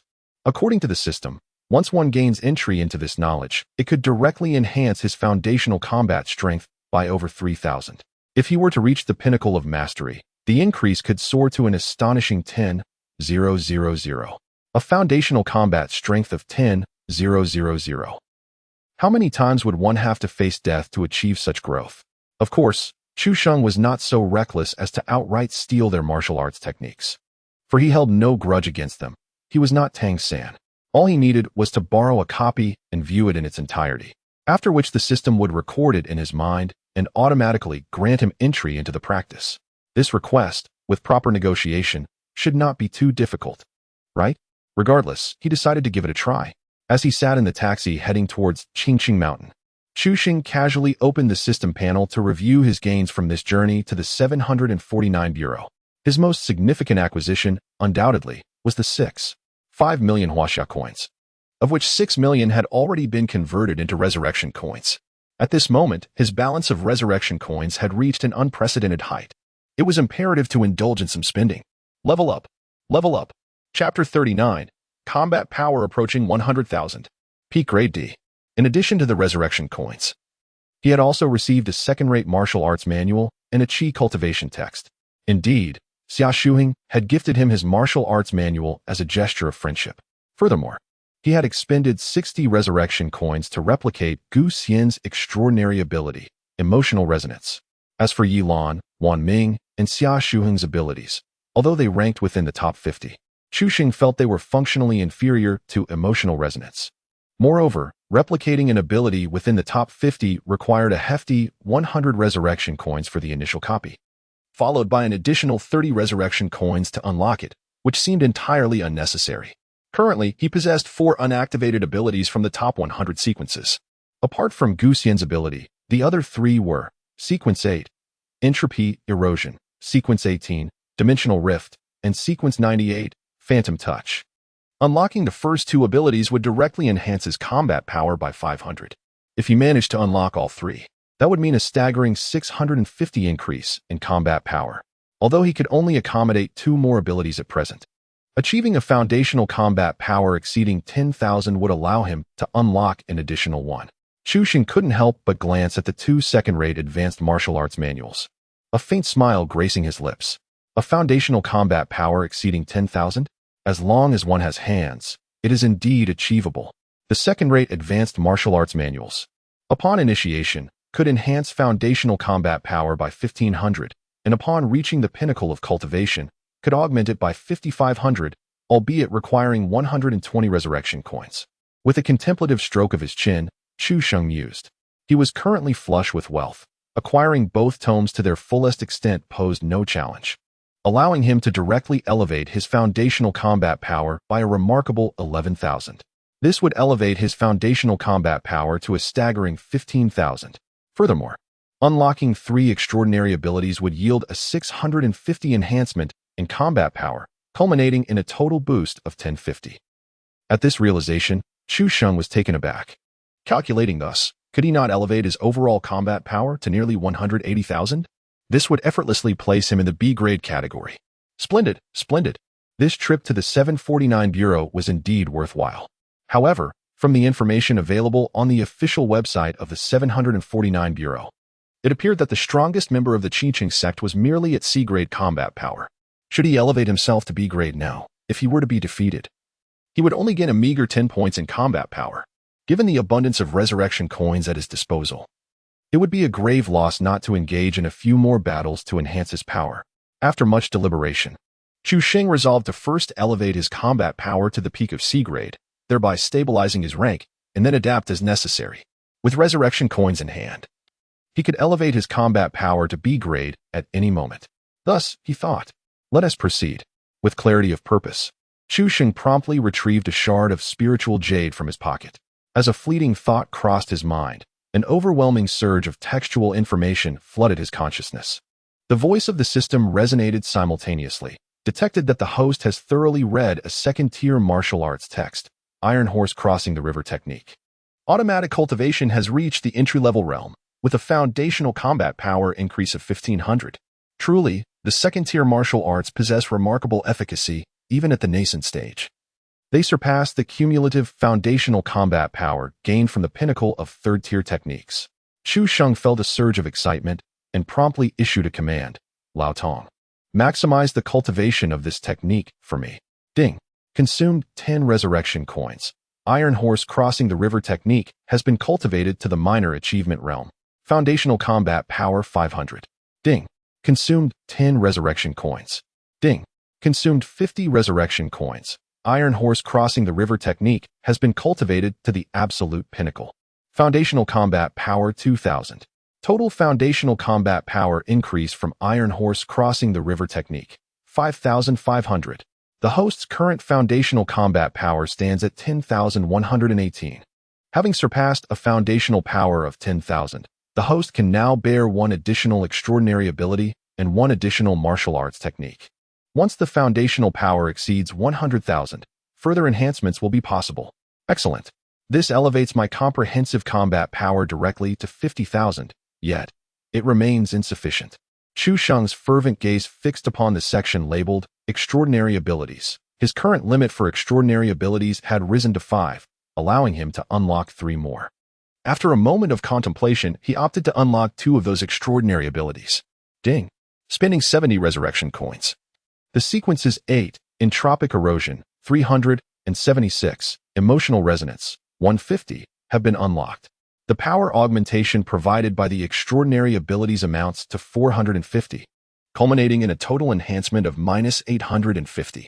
The host's overall combat strength has risen to -96,121, attaining a peak rating of Grade C. A satisfied smile graced Chu Sheng's lips. The timing was impeccable. Had he unlocked not the emotional resonance but the void manipulation, his total enhancement would have surged to 900, effectively multiplying his foundational strength tenfold. Would his overall combat power not then soar to a staggering 100,000? Such strength would breach the threshold of Grade B, rendering any encounter with Grade C adversaries rather unwise. The aspiration to transcend to Grade B now lingered merely as a fleeting thought. Reflecting on this, Chu Sheng felt both a sense of wistfulness and an inexplicable relief wash over him. At last, he possessed the genuine power to protect both himself and his family. No longer burdened by the need for excessive caution as he once had been. The distinction between Grade C and Grade B is stark. Even at the pinnacle of Grade C, one does not reach the 100,000 mark. While capable of withstanding certain low-caliber firearm attacks or evading bullets through anticipation, the risk of death remains when faced with the onslaught of numerous high-caliber rifles. However, surpassing the 100,000 threshold and entering Grade B nearly guarantees immunity against the vast majority of firearms. In the presence of such extraordinary individuals, even the armed police forces of a typical city would find themselves facing an insurmountable challenge, unless heavy weaponry such as machine guns, cannons, and anti-tank arms are employed. Inflicting harm upon a B-class extraordinary being is exceedingly challenging. However, herein lies the dilemma. The devastation wrought by utilizing such armaments within an urban landscape would likely surpass the threat posed by a B-class superhuman. Consequently, the official stance of China towards extraordinary entities of B-class and above remains relatively amicable. Apart from certain non-negotiable principles, concessions are made wherever feasible. and a considerable subsidy is granted to them annually. After all, should a B-class extraordinary individual be driven to desperation, infiltrating the city center and wreaking havoc without restraint, even engaging in guerrilla warfare against the military, such a scenario is one that no nation wishes to witness. It is no exaggeration to assert that a B-class extraordinary being functions as a humanoid missile, once unleashed. They can inflict casualties in the tens of thousands within a brief period, with the resultant economic losses being incalculable. This was all information that Chu Sheng had perused on the official website of the 749 Bureau the previous night. At that time, he had been struck by the formidable nature of B-class combatants, whose power ratings often soared into the hundreds of thousands, far surpassing that of 100 peak C-class warriors, and instilling a sense of trepidation within the state. As long as they did not confront heavily armed police or military forces directly, they could ostensibly traverse the entirety of China with impunity. Now, it appeared that his own aspirations of attaining a power rating of 300,000, akin to that of a B-class extraordinary being, hinged merely on mastering a first-rate martial arts technique. Chu Sheng could not help but gaze fervently towards the direction of Qingqing Mountain. Chapter 40. The enclosed scenic area of Qingqing Mountain, a five-rated scenic area. Being the weekend, one would expect a throng of visitors at this time. Yet now, scarcely a soul could be seen. The entrance to the scenic area had long been sealed, and a contingent of armed soldiers stood vigil at the gate. What on earth is happening? Why is the scenic area closed? And why are there soldiers at the entrance? Are those real firearms? Could it be that a wild beast has appeared in the mountains? A group of young men and women arrived at the entrance, only to be utterly bewildered by the sight before them. Had Chu Sheng been present, he would have instantly recognized several individuals among them, as they were none other than the athletic students from his class, including Li Xiao and Chen Guangxiu. They had gathered with athletic peers from other classes, intending to enjoy a weekend excursion to Qingqing Mountain, yet they were met with such an unexpected scene. The soldiers at the entrance soon noticed them from a considerable distance. They commanded through loudspeakers, "The scenic area is now closed. Please return the way you came." Despite their confusion and annoyance, Li Xiao and his companions dared not voice their grievances, keenly aware of the firearms in the soldiers' hands, and thus turned back in silence. "This is ridiculous. Have we come all this way for nothing?" A tall youth, clad in a tight-fitting tank top that revealed his muscular arms, could not help but curse under his breath. His name was Wu Zihong, a special athlete from the third year, a second-level boxing competitor. He had previously secured the runner-up position in the Shuzhou Province Youth Boxing Championship and had now qualified to represent Beishan High School at the Provincial High School Joint Sports Meet, promising a bright future ahead. "Forget it, Brother Hong. There's no use getting upset. Who could have anticipated this? It matters not. We can simply venture elsewhere for amusement. For our city of Jianyan is replete with scenic attractions." Li Xiao spoke soothingly to assuage his emotions. "Well, fine then," Wu Zihong replied, choosing to say no more, as he still wished to show respect to Li Xiao. In the past, he would have dismissed Li Xiao entirely, viewing him as merely a secondary-level sprinter with little to boast about. However, the situation had shifted. Li Xiao seemed to have undergone some transformation, having recently achieved a remarkable time of 10.92 seconds in the 100 meters, thus crossing the threshold into elite sprinter territory and earning the right to participate in the provincial sports meet.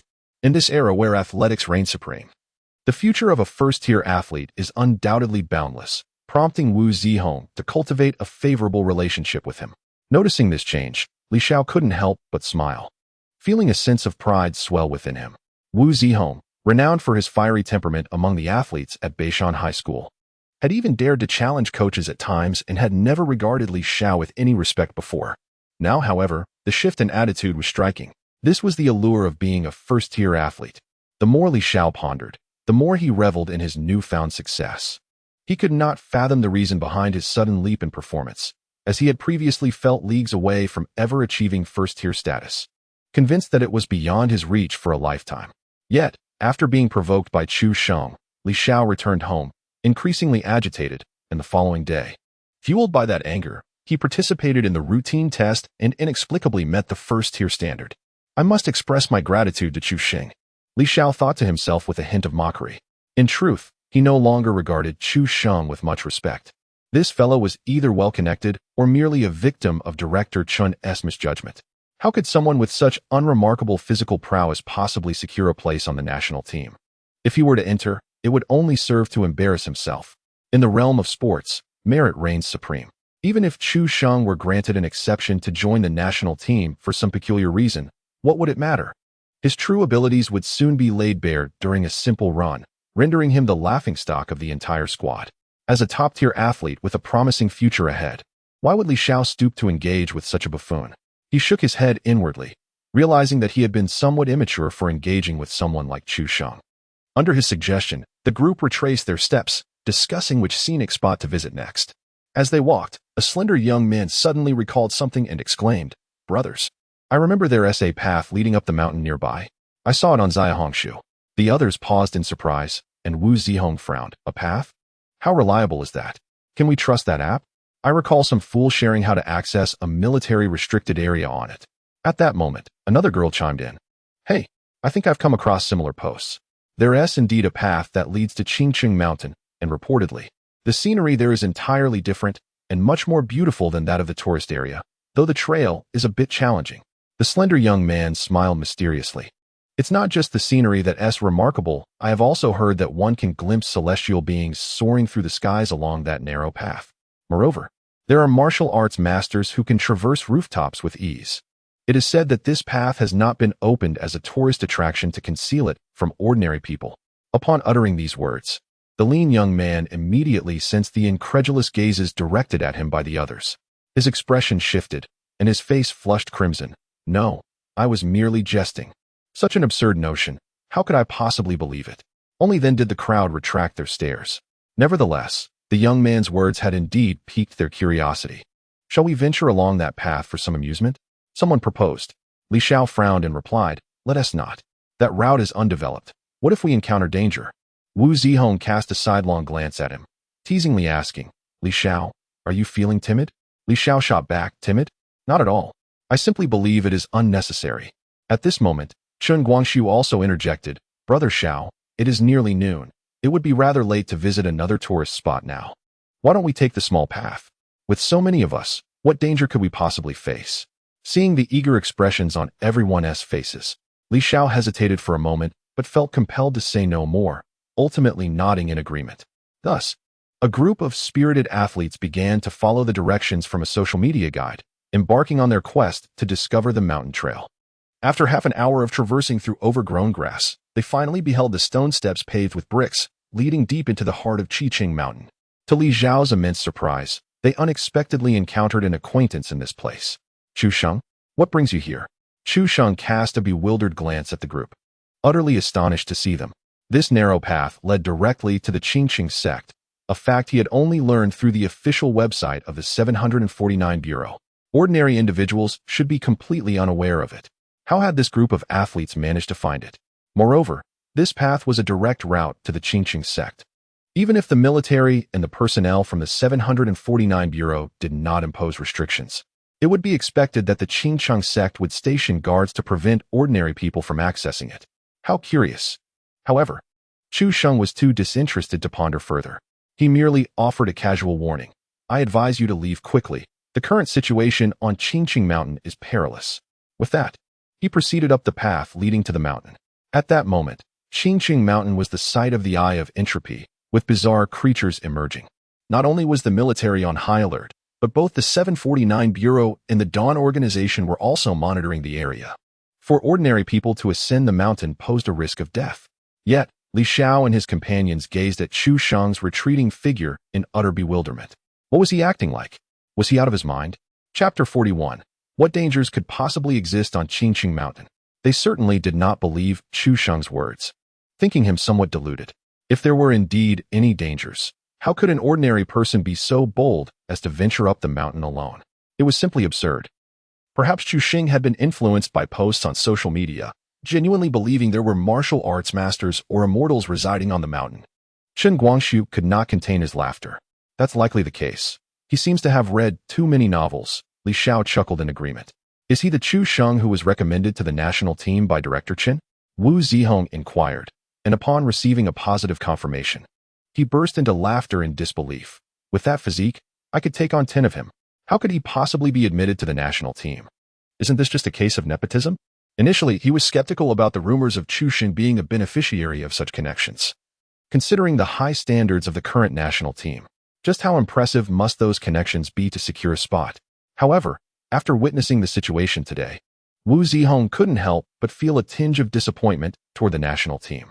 If someone like Chu Sheng could leverage connections to gain entry, then surely this national team must be fraught with mediocrity. Forget it, Brother Hong. We came here to enjoy ourselves today. Let's not allow such individuals to dampen our spirits. Enough said, let us ascend the mountain. Sigh fine. Thus, the group embarked on the cobbled path, chattering and laughing. Yet, unbeknownst to them, deep within the dense thicket, two figures clad in azure robes were silently observing them. One of them hesitantly spoke, "Senior brother, this is already the 9th group of ordinary people heading up the mountain today. Should we not intervene?" The other shook his head. No need. After such prolonged observation, the stance of the Huaxiao authorities has become abundantly clear. They have evidently permitted certain ordinary individuals to engage with the extraordinary community. Otherwise, the content we published online would have been removed long ago. Is that so? How splendid. It seems that soon our existence will be made public. At that point, we will no longer have to scurry like mice in these secluded mountains. We shall finally see the world beyond. The senior brother sighed. Indeed, the world below the mountain is immensely fascinating. Every day, I scroll through Douyin and see those girls in black stockings, and my heart aches with longing. I truly wish I could witness it with my own eyes. The junior brother replied. Heh, what a pair of hopeless fools. Suddenly, a derisive laugh echoed from behind them. Who? The two were startled and swiftly drew their swords, turning abruptly to face the source of the voice. Before them, leaning against the trunk of a large tree, stood a handsome youth clad in a floral shirt, his expression one of disdain as he regarded them. With a smirk, he remarked, "Decades ago, Huaxiao forced you into the depths of the mountains, stripping you of your status and dignity as extraordinary beings. Instead of contemplating how to reclaim what is rightfully yours, you cautiously test the waters of Huaxiao's stance, daring only to hope for permission to appear before the world. Much like two dogs fearful of incurring their master's wrath. How laughable." Disregarding the shock and fury etched on their faces, the handsome youth merely waved his hand, as if swatting away two pesky flies. In an instant, the surrounding vegetation seemed to come alive, thrashing its branches and leaves menacingly. Thick vines, resembling giant serpents, descended rapidly from the ancient trees, ensnaring the two figures clad in azure robes. They barely had time to utter a cry before the vines brutally snapped their necks, their eyes wide with terror. In that fleeting moment before death, the truth dawned upon them. The identity of the handsome youth, the Dawnbringer. It seems the Qingqing sect has indeed lost its reason for existence. The youthful figure gazed coldly at the two corpses, rapidly drained by the surrounding flora, and could not help but let out a disdainful chuckle. A being of extraordinary prowess should inherently be a superior entity, deserving of true dominion over this world. Yet, the members of the Qingqing sect trembled at the thought of descending the mountain, fearing the repercussions from the Chinese authorities, displaying a cowardice akin to that of a dog. Astonishingly, some formidable cultivators from the Qingqing sect had even aligned themselves with the 749 Bureau, willingly serving the very nation that had once been their adversary. It is worth noting that, 2 centuries prior, the Qingqing sect had been the de facto rulers of the Suzhou region, only to lose their status and power to the present-day China following the rise of technology. Their willingness to serve their enemies is utterly incomprehensible. Shaking his head, the young man deemed these members of the Qingqing sect to be utterly ineffectual. Fortunately, after tonight, the Qingqing sect would cease to exist, becoming one of the clandestine strongholds of their Dawn organization. With this thought, a smile crept upon his lips as he lifted his gaze toward a certain point on Qingqing Mountain, as if he could pierce through the dense foliage to behold the eye of entropy standing majestically atop the peak. The anomalous fruit within that eye of entropy must belong to our Dawn. 2 hours later, Li Xiao and his companions finally reached the mountainside, panting despite their athletic physiques that surpassed those of ordinary individuals. It struck him as peculiar. How could Chu Xing ascend so swiftly? Li Xiao wore a bemused expression, having anticipated that they would quickly catch up to the front-running Chu Sheng, already plotting how to tease him. Yet here they were, having climbed halfway up the mountain, and not a trace of Chu Sheng was in sight. It seems we have taken a wrong turn, Wu Zihong remarked, shrugging nonchalantly. Whatever, let's keep climbing. I believe I spotted some houses up ahead. Houses? Li Xiao paused, a hint of skepticism in his voice. How could there be houses halfway up the mountain? Is it possible that people actually reside on Qingqing Mountain? You must be mistaken. Chen Guangxiu, panting, chimed in. I saw them too. There are quite a few houses. All traditional architecture. It must be an undeveloped scenic area. Intrigued by this revelation, Li Xiao waved his hand dismissively and said, All right, let's go take a look. We could use a break as well.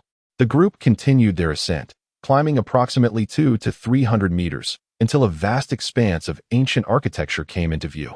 The sight before them left everyone momentarily speechless.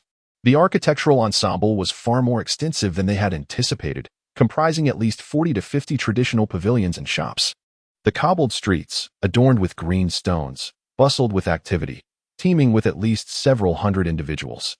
What was most astonishing was that at least half of these people were not clad in modern attire. Instead, they wore Taoist robes or martial arts uniforms.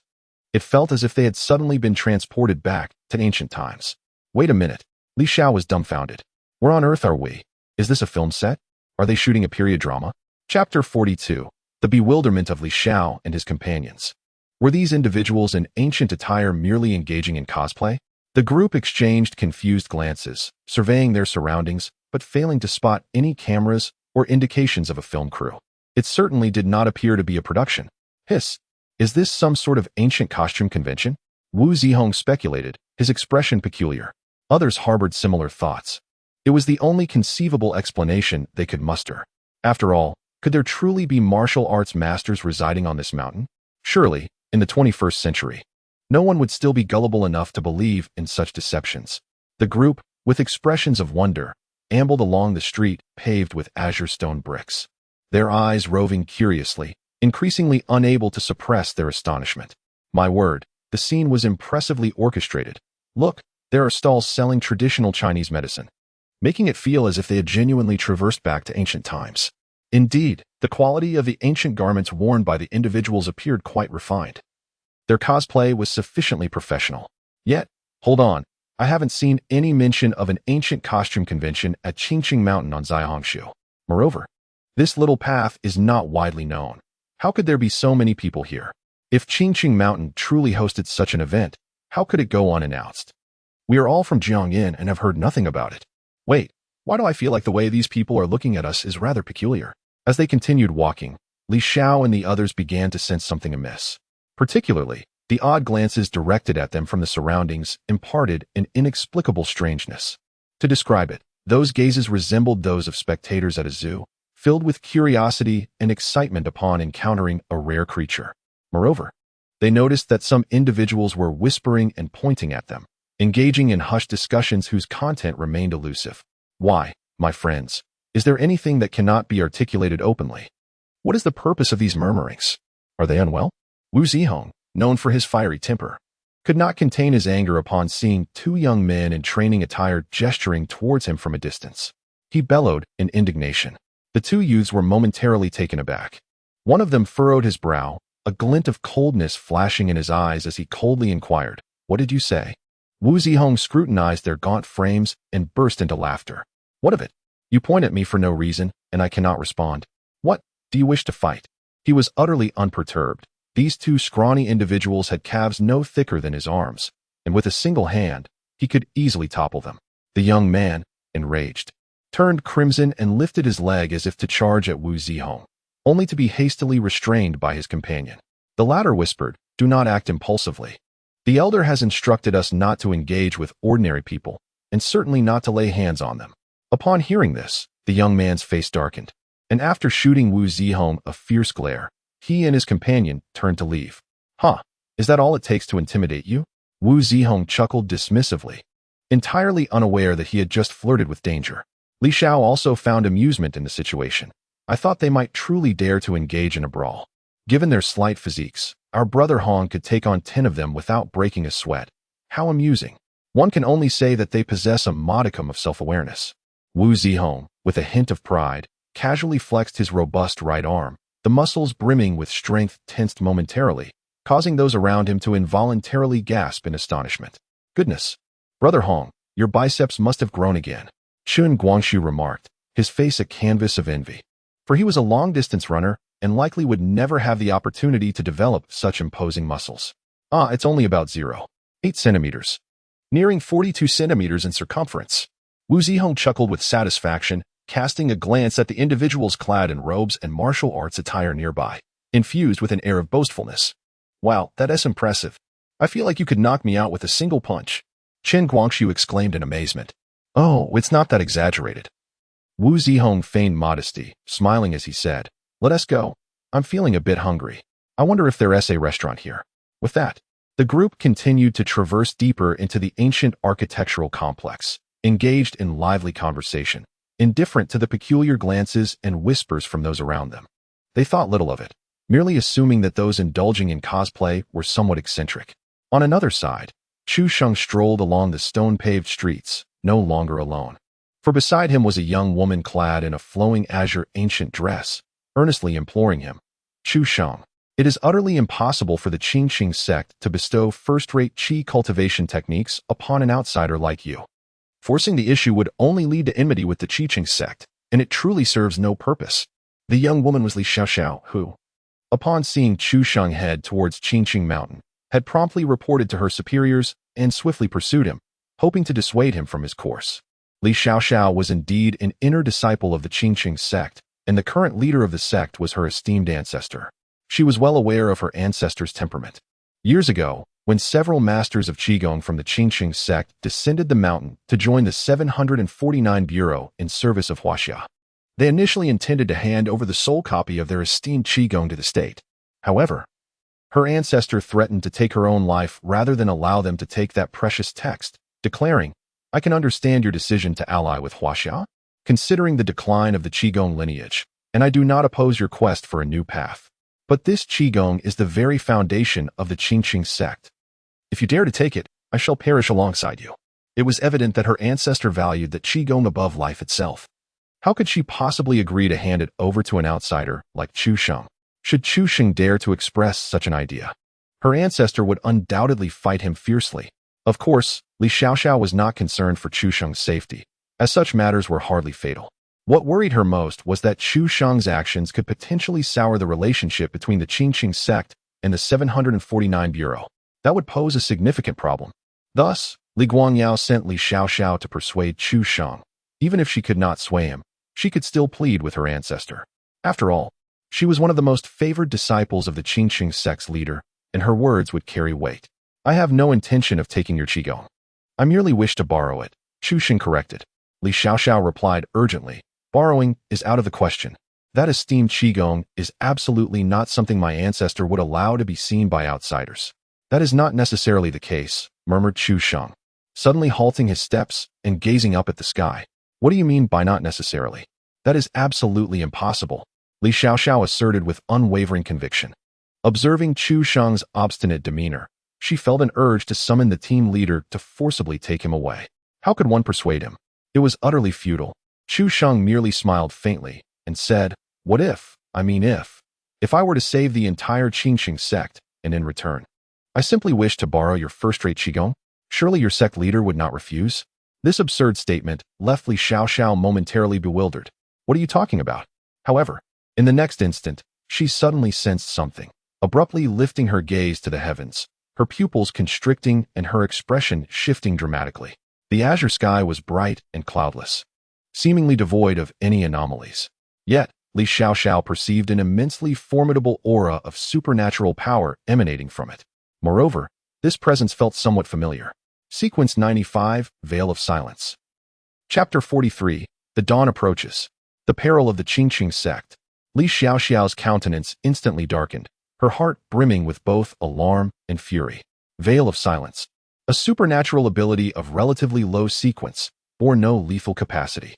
It allowed the user to deploy a vast, transparent curtain that enveloped an area. Within the confines of this covered space, regardless of the events transpiring, be it missiles detonating, outsiders would remain oblivious to any anomalies. Only those of a level or above could perceive the truth. An exceptional assassination ability. It is one of the rare powers devoid of any lethality. Yet it ranks among the top 100 abilities. The Awakeners of Veil of Silence are peak C-class ability users within the Dawn organization, occupying a position of minor authority and remaining actively engaged in the southwestern region of China. At this moment, The transparent curtain released by Veil of Silence has enveloped the entire ancient architectural complex nestled on the mountainside. From this instant onward, the entire Qingqing sect finds itself isolated from the world. What is Dawn attempting to achieve? Why have they targeted the Qingqing sect? Li Xiaoxiao was filled with panic, her complexion ghastly pale. She had surmised that the members of Dawn would infiltrate Qingqing Mountain. For the abundance of ability fruits that appeared within that Eye of Entropy was indeed a fatal temptation for them.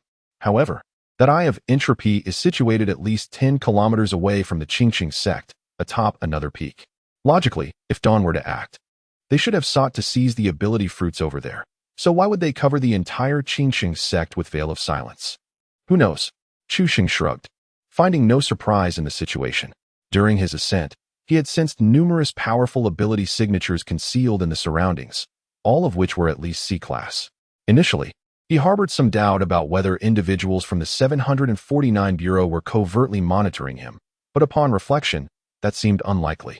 The current 749 Bureau was severely short-staffed. Even if they were to monitor him, they could manage with just one C-class operative. How could they possibly dispatch so many? If it were not the 749 Bureau, what other force could mobilize such a multitude of C-class ability users? It is truly difficult to decipher. Although Chu Sheng is unaware of why the Dawn suddenly set its sights on the Qingqing sect, it matters little, for this situation is advantageous to him. From the very beginning, he never believed he could genuinely access the elite martial arts of the Qingqing sect. After all, they are strangers. And why would they share their treasures with him? He merely sought to test his luck. As the saying goes, what if? And now, that what if has indeed materialized. Currently, Qingqing Mountain is under the vigilant scrutiny of the 749 Bureau and the military. Since the Dawn dares to act beneath their noses, they must possess ample preparation. This time, the Dawn has deployed at least 5 sea-level combatants, including one at the peak of sea level. In contrast, the Qingqing sect possesses only a single sea-level peak fighter, who is evidently no match for the Dawn. At this moment, the Qingqing sect stands on the brink of annihilation. Contemplating this, a smile crept upon Chu Sheng's lips, and he silently marveled at the fortuitous turn of events.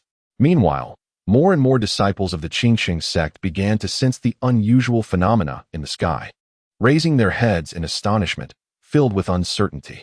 What kind of formation is this? Such a terrifying aura. What is happening? Nonsense. This is not a formation. This is an ability. I have been to the 749 Bureau before. I am all too familiar with the aura of such abilities. What does this mean? Is the 749 Bureau going to attack us? Are you foolish? Several of our elders from the Qingqing sect hold positions within the 749 Bureau. How could they possibly come after us? Clearly, these are the people from Dawn. Don't any of you browse the internet? My master did not connect the network cable for me. A wave of panic swept through the Qingqing sect as they had secluded themselves in the deep mountains for far too long, enjoying an era of peace that had rendered them unaccustomed to such formidable foes. The younger disciples had scarcely encountered such a grave threat, leaving them momentarily at a loss. What were they all staring at in the sky? Li Xiao was utterly bewildered. Wu Zihong and others stood frozen, gazing in confusion at the crowd, all of whom were looking skyward, muttering incomprehensible phrases. Was this a mysterious ritual from the cosplay circle? Chun Guangxu wore an odd expression, increasingly convinced that these individuals were losing their minds. What are you all looking at? Is there a beautiful woman in black silk up there? Unable to contain himself, Wu Zihong approached a young man clad in a Taoist robe, intending to tap his shoulder for clarification. However, in the next moment, the young man suddenly turned and struck out with a palm. The seemingly effortless motion was executed with astonishing speed, landing squarely on Wu Zihong's chest in an instant. To the disbelief of Li Xiao and the others, Wu Zihong's robust frame was sent flying, soaring 5 or 6 meters through the air before crashing heavily to the ground. The Taoist-robed youth's expression shifted as he hastily apologized. "I'm sorry. I thought you were attacking me. Are you all right, brother?" He had been startled by the news of the incoming dawn and, upon sensing someone approach from behind, instinctively struck out, fearing it was an enemy from the dawn. Fortunately, he reacted in time, moderating his strength. After all, he was merely a mid-stage Qi refinement practitioner, possessing only E-level combat prowess. Otherwise, that slap could have obliterated Wu Zihong. Nevertheless, Wu Zihong still felt as if he had been struck in the chest by a motorcycle, sensing the distinct pain of several fractured ribs. Struggling to rise from the ground, He disregarded the excruciating ache in his chest, fixating on the robed youth with an expression of incredulity. How? How did you accomplish that? Li Xiao and the others stood frozen in place, unable to believe the scene they had just witnessed. Wu Zihong had been sent flying several meters by that seemingly frail youth in a robe? Was this some sort of martial arts film? Wu Zihong was a second-tier boxing athlete, a provincial runner-up at that. Weighing a solid 80 kilograms, his resilience far exceeded that of an ordinary person. To send him flying with a single strike, and to appear as though his ribs had been shattered, what immense strength must that entail? Little did they know.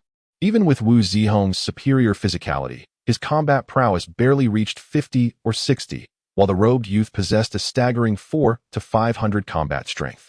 It was fortunate that he hadn't been struck dead. Was it possible that the martial arts masters spoken of on social media were indeed real? Li Xiao stood there, dumbfounded, as a crack began to form in his worldview. Yet, unbeknownst to him, their perception of reality was on the brink of complete collapse. Chapter 44. The Dawn has mobilized B-class warriors. Shortly thereafter, several figures appeared atop a 6-story loft. Each of these individuals advanced in years, with the youngest among them being in their 40s or 50s, donned ancient attire, some even wielding mystical artifacts, exuding an air of ethereal grace. Their complexions appeared rather grim, their gazes fixed with grave concern upon the increasingly potent fluctuations in the sky. This 6-story edifice stood as the pinnacle of the Qingqing sect, strikingly conspicuous. Coupled with the fact that everyone was gazing upwards, it was almost inevitable that the presence of those dozen or so elders would be noticed. The disciples of the Qingqing sect could not help but breathe a sigh of relief, the panic in their expressions somewhat alleviated. The sect leader and elders had emerged. How splendid! With their presence, surely the dawn would not bring us harm. It should be manageable, even if we cannot prevail. As long as we can hold out until assistance from the 749 Bureau arrives, we have a master of Qi Gong serving there. One can only hope.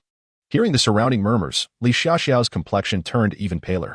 These disciples were evidently unaware of the formidable nature of the Veil of Silence, a blocking ability so potent that even B-class combatants could not penetrate it. Even if the Qingqing sect faced annihilation, it was likely that the 749 Bureau would remain oblivious to the events transpiring here. How could any assistance possibly be forthcoming? How formidable are your elders? Chu Sheng inquired curiously. Most of them are merely Qi Gong experts at the early 6th stage. Only the sect leader has reached the mid-6th stage, Li Xiaoxiao despondently replied. Chu Sheng nodded. This aligned with the records on the 749 Bureau's official website, where early 6th stage Qi practitioners were equivalent to C-class combatants, and mid-stage practitioners merely ranked as C-class.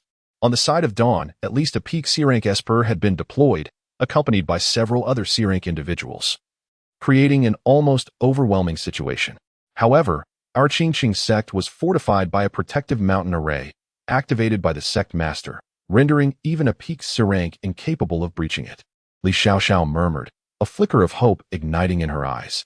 Yet, in the next moment, her hope was utterly shattered.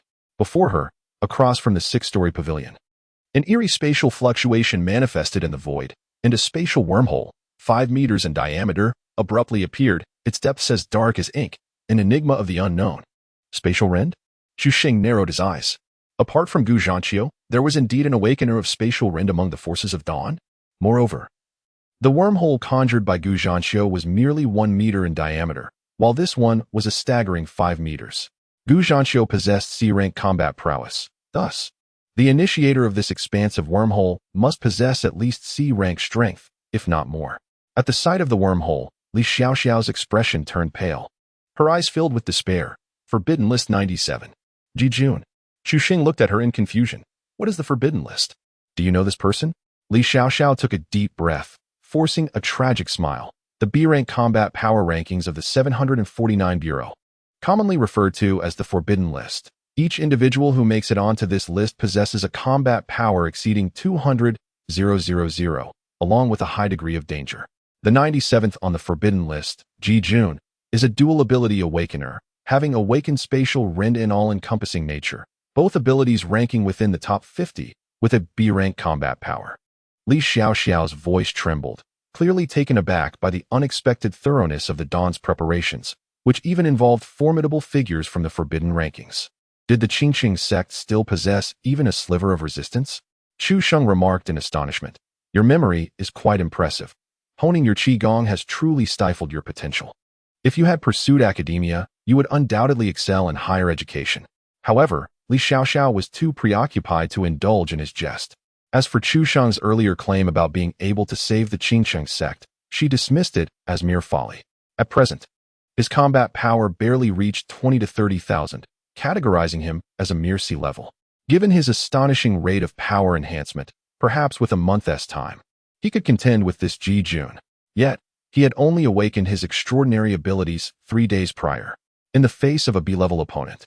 He was not even akin to an ant trying to push a chariot. It was more like an ordinary person confronting a heavy machine gun. The disparity between a combat power of 20 to 30,000 and one exceeding 200,000 was undoubtedly vast. To Li Xiaoxiao, the situation of the Qingsheng sect was already a deadlock. Even if 100 or 1,000 Chu Shengs appeared, it would merely result in 1,000 more deaths. B-level combat power, Chu Sheng murmured to himself, his gaze fixated on the wormhole suspended in mid-air, imbued with a flicker of excitement and fervor. He had not anticipated such an unexpected gain.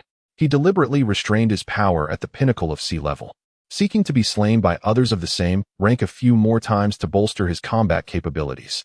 Now, with an opponent a level above him, each defeat would yield a substantial increase of 500 in his foundational power. It appears that this visit to Qingsheng Mountain will yield even greater rewards than I had anticipated. Chu Sheng grew increasingly exhilarated. Having already activated the emotion resonance body, fervently absorbing the myriad emotions of those around him, his temporary combat power was on a steady ascent. By his calculations, should he maximize the potential of the emotion resonance body and saturate himself with emotions, it could amplify his temporary combat prowess threefold. A tripling of peak sea-level combat power would approach an astonishing 300,000. At that moment, 3 youthful figures emerged from the spatial wormhole, gracefully landing upon the rooftop below. Leading them was an elegant young man clad in a floral shirt, whose gaze, laced with mockery, swept over everyone present, ultimately resting on the dozen or so elderly figures in traditional garb. Is this all that remains of the Qingsheng sect? It seems the task assigned to me is rather too effortless. Upon landing, the young man immediately launched into derision. He certainly possessed the arrogance to do so, being one of the rare dual ability awakeners, both of whose powers ranked within the top 50. In a mere 2.5 years, he had attained B-level combat power. Furthermore, 3 months prior, he had launched an assault on a military district in Jiangnan province, slaughtering hundreds of soldiers and retreating unscathed. A chilling feat that earned him a place on the blacklist of the 749 Bureau. At only 19 years of age, such strength and accomplishments allowed him to look down upon all his peers. The sect leader and elders of Qingsheng merely boasted combat powers of 50 to 60,000 at most. How could Ji Jun possibly regard them with any seriousness? Simultaneously, Ji Jun was acutely aware of the adage that villains often perish due to their verbosity, and he afforded those elderly figures no opportunity to respond. After delivering his scornful remark, he immediately set his thoughts in motion. Whoosh! With a sudden rustle, the multitude of towering ancient trees surrounding the Qingsheng sect began to tremble, their branches and leaves thrashing about wildly, as if the most fervent of devotees were bowing in reverence towards Ji Jun. Sequence 39. All things in nature. The sovereign of the forest, the master of wood element manipulation. This lush expanse of Qingsheng Mountain, teeming with verdure, had unmistakably become his domain. What on earth? Where have I ended up? Is this still Earth? Li Xiao and his companions trembled, their worldview shattered by the scenes unfolding before them. The spectacle of the robed youth effortlessly sending Wu Zihong flying had already overwhelmed them. Yet who could have anticipated that this was merely a prelude? Though the youth's strength was astonishing, it could still be rationalized with terms like martial arts master or occlusive expert, rendering it not entirely supernatural. However, when the spatial wormhole appeared, and 3 individuals emerged from within, Li Xiao and the others could no longer maintain their composure. Were they being transported into a superhero film? Moreover, that individual could even control those trees? As he gazed at the monstrous trees brandishing their limbs all around, Wu Zihong was too terrified to articulate his thoughts. His robust form shrinking to the ground, trembling uncontrollably, an almost comical sight. In the face of such supernatural abilities, what was he, a mere second-tier boxer? Even Tyson would be terrified. It's over. Are we destined to perish here? Li Zhao's voice was laced with despair, his heart consumed by unrelenting fear. Suddenly, he recalled the words spoken by Chu Sheng at the foot of the mountain. I advise you to leave quickly. The current situation at Qiqing Mountain is perilous. It turned out he spoke the truth. Li Xiao was filled with regret and uncertainty. Could it be that Chu Sheng had foreseen the events that were now unfolding? How could he have known? Was it possible that he too possessed supernatural abilities? In a moment of clarity, Li Xiao seemed to grasp something, murmuring blankly, No wonder he is valued by Director Chun. Is this how it is? Not only he, but also Wu Zihong and others swiftly came to this realization, their astonishment beyond words. So this was the true face of the world? Chapter 45. The Despairing Crowd. Is this truly a deadlock? Everyone, initiate the Mountain Protection Formation. The leader of the Qingsheng sect stated solemnly, slowly extracting a dimly glowing black stone from the sleeve of his white robe, his expression more serious than ever. The surrounding elders felt a jolt in their hearts upon seeing the black stone. It appeared that the three attackers, who had ambushed them, were far more formidable than they had anticipated. This black stone was the core magical artifact of the Qingsheng sect's Mountain Protection Formation. By channeling their internal energy into it, they could activate the formation. This protective formation had been established over a century ago by a 9th-level Qi master of the Qingsheng sect, a being of terrifying S-rank combat strength in modern terms. It was said that during the war, the previous leader of the Qingsheng sect had relied on this formation to withstand the bombings from the Japanese forces. Even though it was merely a World War II bomber, the destructive power of its bombs pales in comparison to modern missiles. Yet it was still capable of inflicting significant damage on a Qi master of the 7th segment. This illustrates the formidable defensive capabilities of the formation. Unfortunately, the current leader of the Qingsheng sect possesses only the cultivation of the 6th segment. Thus, his inner strength is insufficient to activate the mountain protecting formation against attacks exceeding B level, limiting its defense to the pinnacle of C level. Without any further ado, the leader produced a black stone and instantly channeled all the inner energy from his dantian into it. The once dull stone erupted into a resplendent white light, intricate and profound runes appearing on its surface, swiftly intertwining into fine lines. Everyone, assist me, he commanded, beads of sweat forming on his forehead, revealing the strain of overexertion. Even if he survived this ordeal, it would take him at least 6 months to recover. Very well. The elders offered no further commentary, each unleashing their inner strength unreservedly into the magical artifact. Boom. A white beam, as thick as a wrist, soared into the heavens, radiating an almost blinding brilliance. In the next moment, the formation nodes concealed throughout the Qingsheng sect were swiftly activated, and a milky white translucent barrier expanded from the center of the white beam, instantly enveloping half of the Qingsheng sect, effectively isolating the trio of Dawn from entering. What is this? Li Xiao and his companions were rendered speechless, gazing at the milky white barrier above them, which spanned several hundred meters in diameter, resembling a colossal bowl inverted over their heads, instilling within them a profound sense of insignificance. The Mountain Protection Array? The sect leader has activated the Mountain Protection Array. The disciples of the Qingsheng sect around them exclaimed in astonishment. The Mountain Protection Array? Li Xiao and the others were utterly bewildered, exchanging glances, utterly perplexed by this bizarre occurrence, as if they had been thrust into the pages of a cultivation novel. However, upon witnessing the grand array that resembled a celestial canopy, a flicker of reassurance blossomed within their hearts, and they breathed a quiet sigh of relief. Such an impressive array must ensure their survival, right? Wu Zihong inquired eagerly. Chen Guangxu echoed his enthusiasm. Indeed, those 3 individuals over there can merely manipulate trees. It is evident that their powers cannot compare to this formidable cultivation array. They surely cannot breach it. Should be. Li Xiao's eyes too glimmered with a glimmer of hope.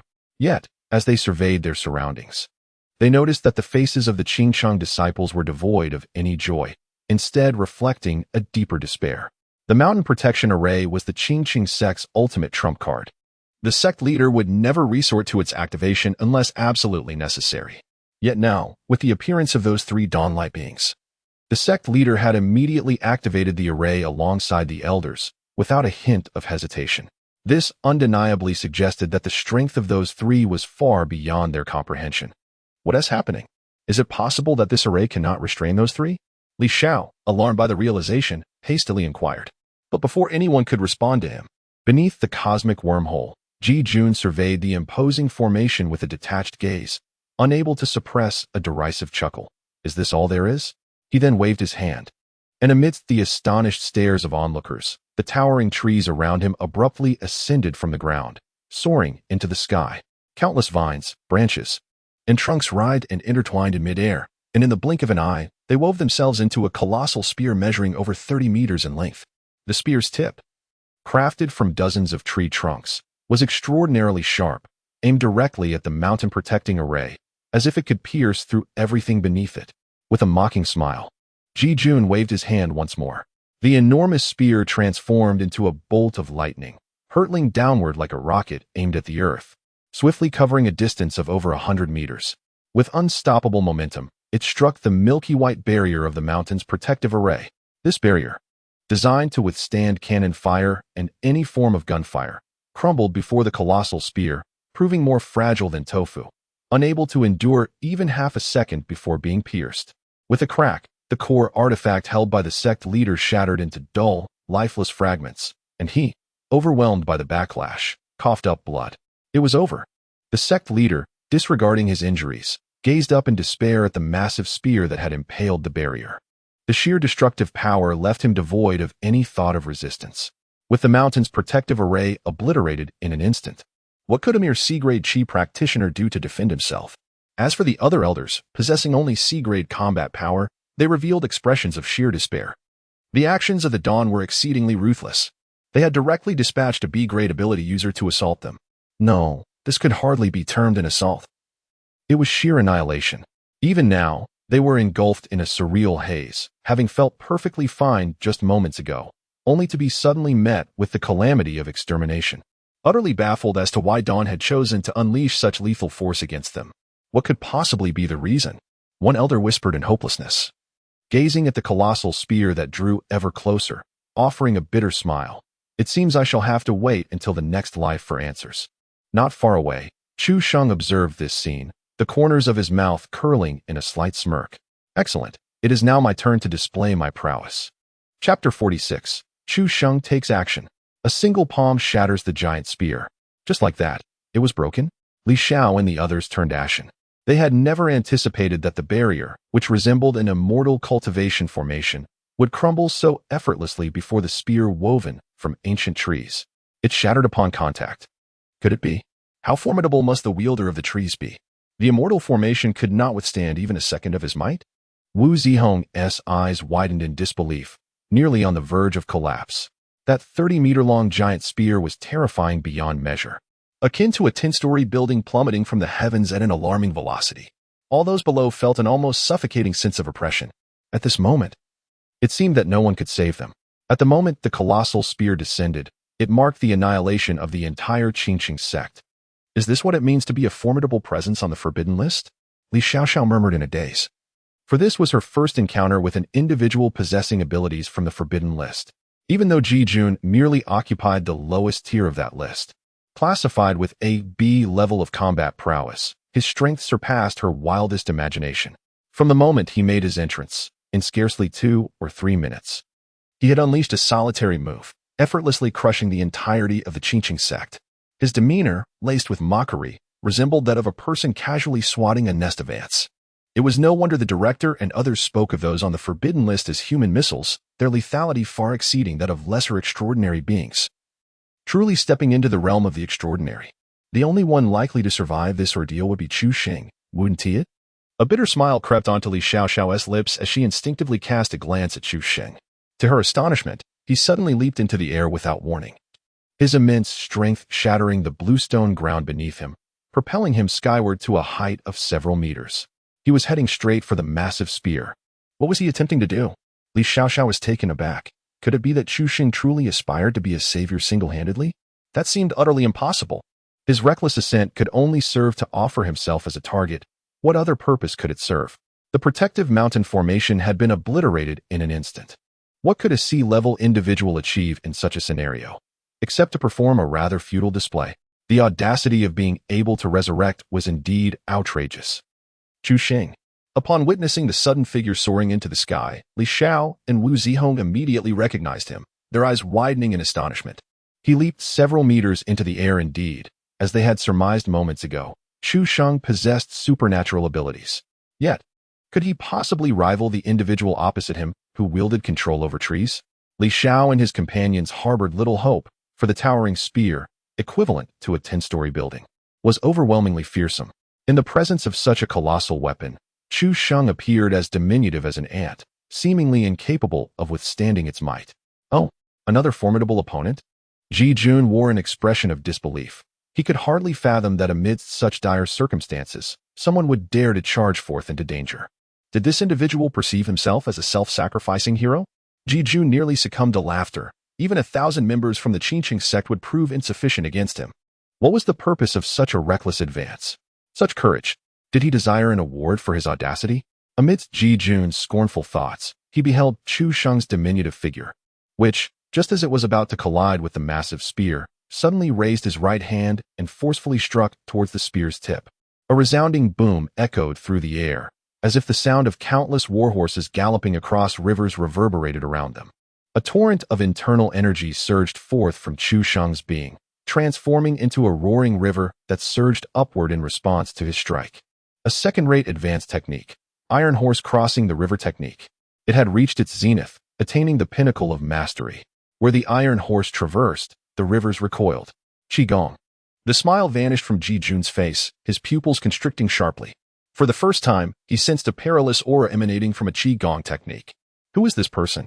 Could it be that there are hidden masters of Qi within the Qingqing sect?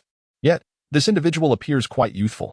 As Ji Jun was engulfed in uncertainty, a torrent of internal energy surged forth, colliding violently with a massive spear. With a thunderous roar that shook the heavens, the seemingly indestructible spear, which had effortlessly shattered the mountain-protecting formation, was astonishingly swept away by the rushing torrent. It was as if a withered tree had been cast into the tumultuous yellow river, instantly disintegrated by the relentless force of the swirling waters. The Iron Horse River Crossing Technique. Li Xiao stared in disbelief, her expression one of shock. Unable to fathom that Chu Sheng would suddenly unleash this Qi technique with such terrifying prowess. But wait, wasn't this second-rate superior Qi technique something Chu Sheng had only obtained from the group leader, Wan Ming, that very morning? How could he have mastered it by the afternoon? Moreover, judging by the display, it appeared he had at least reached the realm of great accomplishment. Li Xiao was utterly flabbergasted, unable to accept the reality before her. To achieve mastery of a second-rate superior Qi technique in less than a day. Is this even human? It is important to note that among the disciples of the Qingqing sect, she considered herself exceptionally gifted, yet after over a decade of practice, she had only managed to bring a second-rate intermediate Qi technique to the level of great accomplishment. And wasn't Chu Sheng only a sea-level combatant just yesterday? How could he now withstand the assault of a formidable figure on the forbidden list? Doesn't that imply that he now possesses a combat power exceeding 100,000 at the B level? As Li Xiao pondered this, she nearly found herself laughing in disbelief.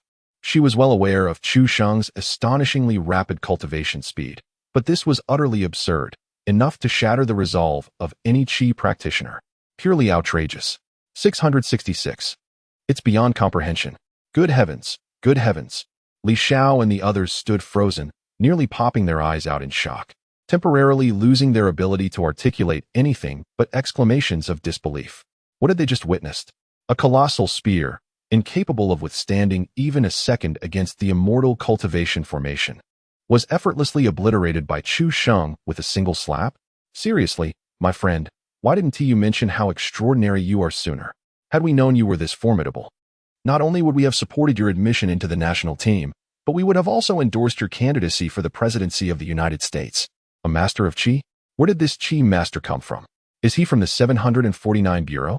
The sect leader and elders atop the loft were equally bewildered by this sudden turn of events, exchanging glances filled with astonishment. A master of Qi. Ji Jun narrowed his eyes slightly, his expression revealing a hint of disbelief. This individual had actually managed to collapse his giant tree spear with a mere palm strike, evidently possessing combat power exceeding the B level. Did the Qingqing sect truly harbor such a hidden trump card? That indeed took him by surprise. However, that was where it ended. The corners of Ji Jun's mouth curled into a smirk of disdain once more. Although this person possessed B-level combat power, it was evident that he had only recently stepped into that realm. The grand display, a mighty hand stirring the tumultuous rivers, merely shattered his giant tree spear, after which its residual force waned and dispersed entirely. The individual, caught in the overwhelming impact, was obliterated, leaving not a trace of his remains. What significance does a final struggle bear? Ji Jun let out a light chuckle. Chapter 47. From this moment forth, I yearn only for your demise, and ultimately, allow me to bring about your end. Ding. Host has perished. Detected that the host's body has been reduced to ashes and cannot be revived. Would you like to spend 10 revival coins for a full resurrection? Transformed into a spectral form, Chu Sheng gazed with fervent excitement at Ji Jun below, as if he were witnessing a tool for enhancing combat prowess. Encountering a B-level combatant is no trivial matter. After all, the pinnacle of power in Jiangyan City is merely Wan Ming, a C-level ability user. Individuals like Ji Jun, a formidable figure on the banned list with a comprehensive combat power reaching 250,000, are exceedingly rare, especially in a small city like Jiangyan, where the chance of encountering a B-level entity is akin to chancing upon Lu Yifei at a roadside stall. Chu Sheng could not afford to miss this opportunity to enhance his combat prowess. His current balance of revival coins was quite ample, with 380 remaining, not to mention an additional 500,000 Huaxia coins that had yet to be used. Even if each resurrection were a full revival, he could come back to life a total of 43 times. It was imperative to seize this moment. Without hesitation, Chu Sheng addressed the system. Grant me a full resurrection. Ding. Spending 10 revival tokens, the host is currently undergoing a full resurrection. The cause of the host's demise has been detected, eliminated by a B-level Esper. This adversary possesses a combat strength exceeding that of the host by a significant margin. Upon revival, the host's base combat strength will increase by 500. The host's base combat strength, 10,118, 10,618. With an 850 power enhancement from the Esper abilities, the host's current comprehensive combat strength stands at 100,871, rated as B-level. The comprehensive combat strength has surpassed the crucial threshold of 100,000, entering the realm of B-level. While exhilaration fills Chu Sheng, a tinge of regret lingers. After attaining B-level, should he be vanquished again by Ji Jun, he would only gain an additional 100 base strength upon revival. Nonetheless, it is still acceptable. An increase of 100 means that after 30 revivals, it amounts to 3,000. 3,000 base strength is tantamount to mastering a second-rate martial art to its pinnacle, providing substantial enhancement. Yet, it must be noted that the number of martial arts he can cultivate is finite, while the combat strength gained from revivals knows no bounds. Thus, Chu Sheng has resolved to exhaust all revival tokens.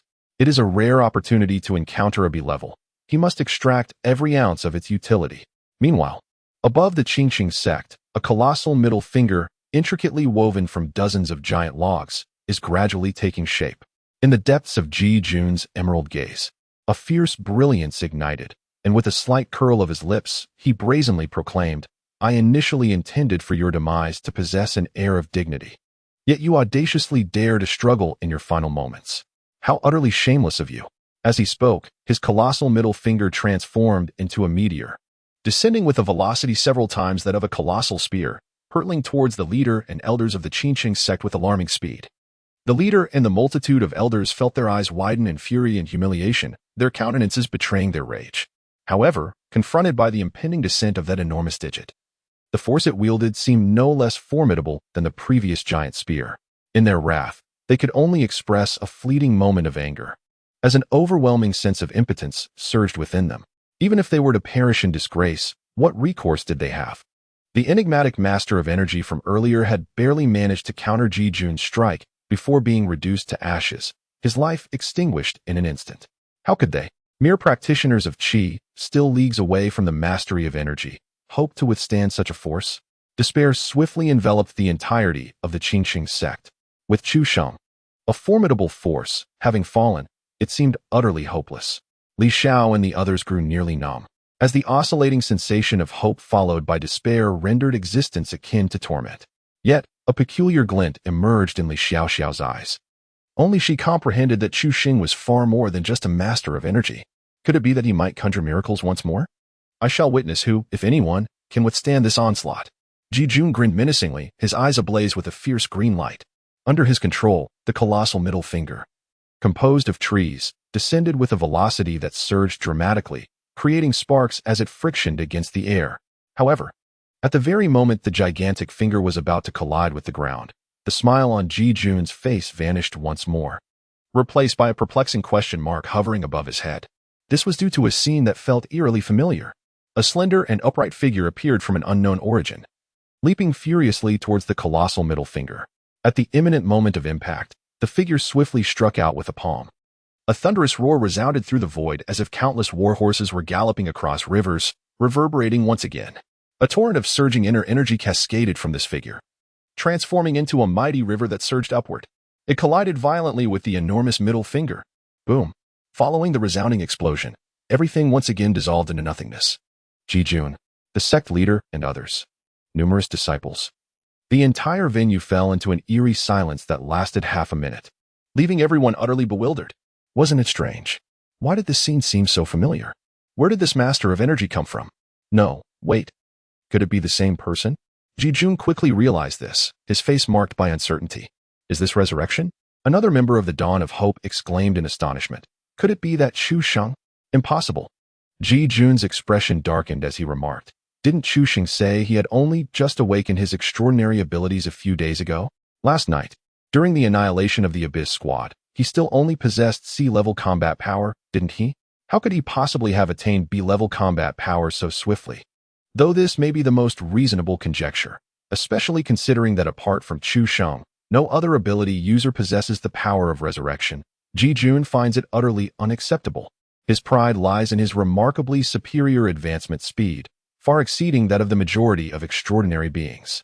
In merely 2.5 years, he has ascended to B- grade, approaching B grade. Prior to Chu Sheng's emergence, he had encountered other ability users who progressed even faster than himself. Yet the difference was minimal, at most a few months. And then there is Chu Sheng. What an astonishing creature. Previously, it was rumored that he had attained C-grade combat power just days after awakening his abilities, which was already quite remarkable. Yet, in less than a day, his power surged nearly tenfold, reaching B- grade? Such extraordinary luck is simply unbelievable. However, even if Ji Jun is reluctant to accept it, in the next moment, he is compelled to believe. Suddenly, a strikingly handsome youth appears atop a rooftop, merely 10 meters away from them.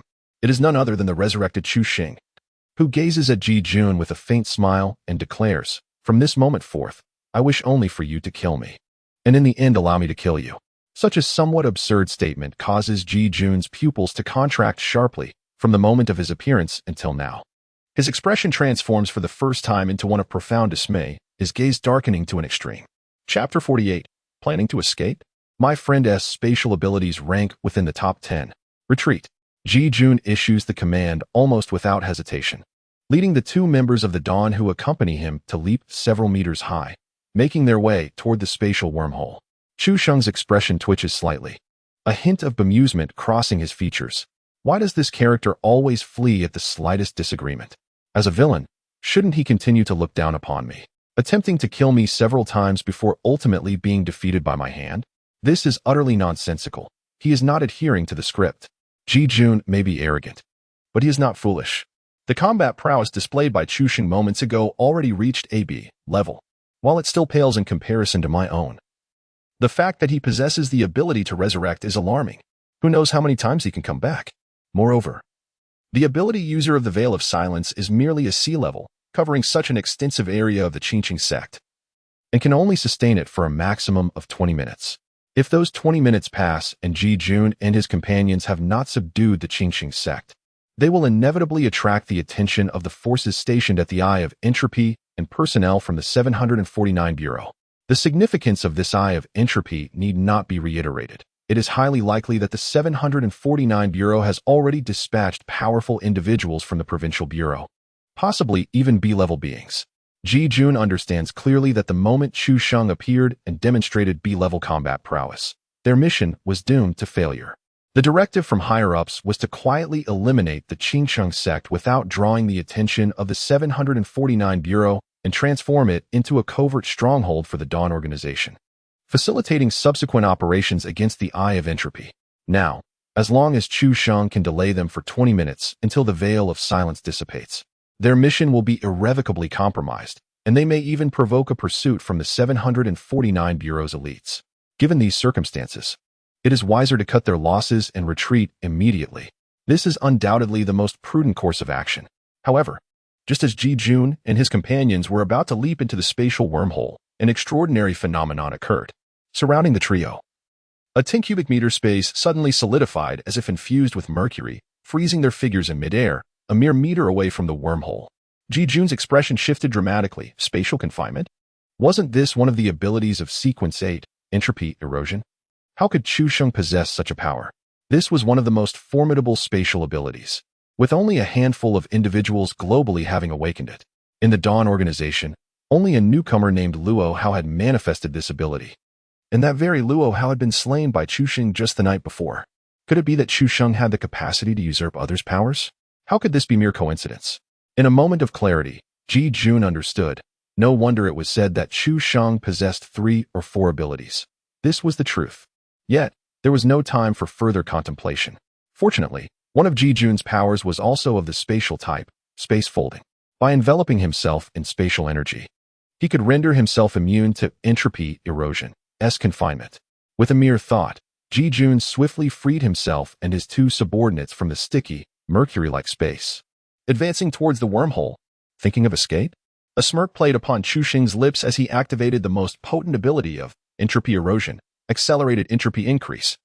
In the blink of an eye, the 5-meter-wide wormhole succumbed to the relentless acceleration of entropy, collapsing instantly and vanishing without a trace.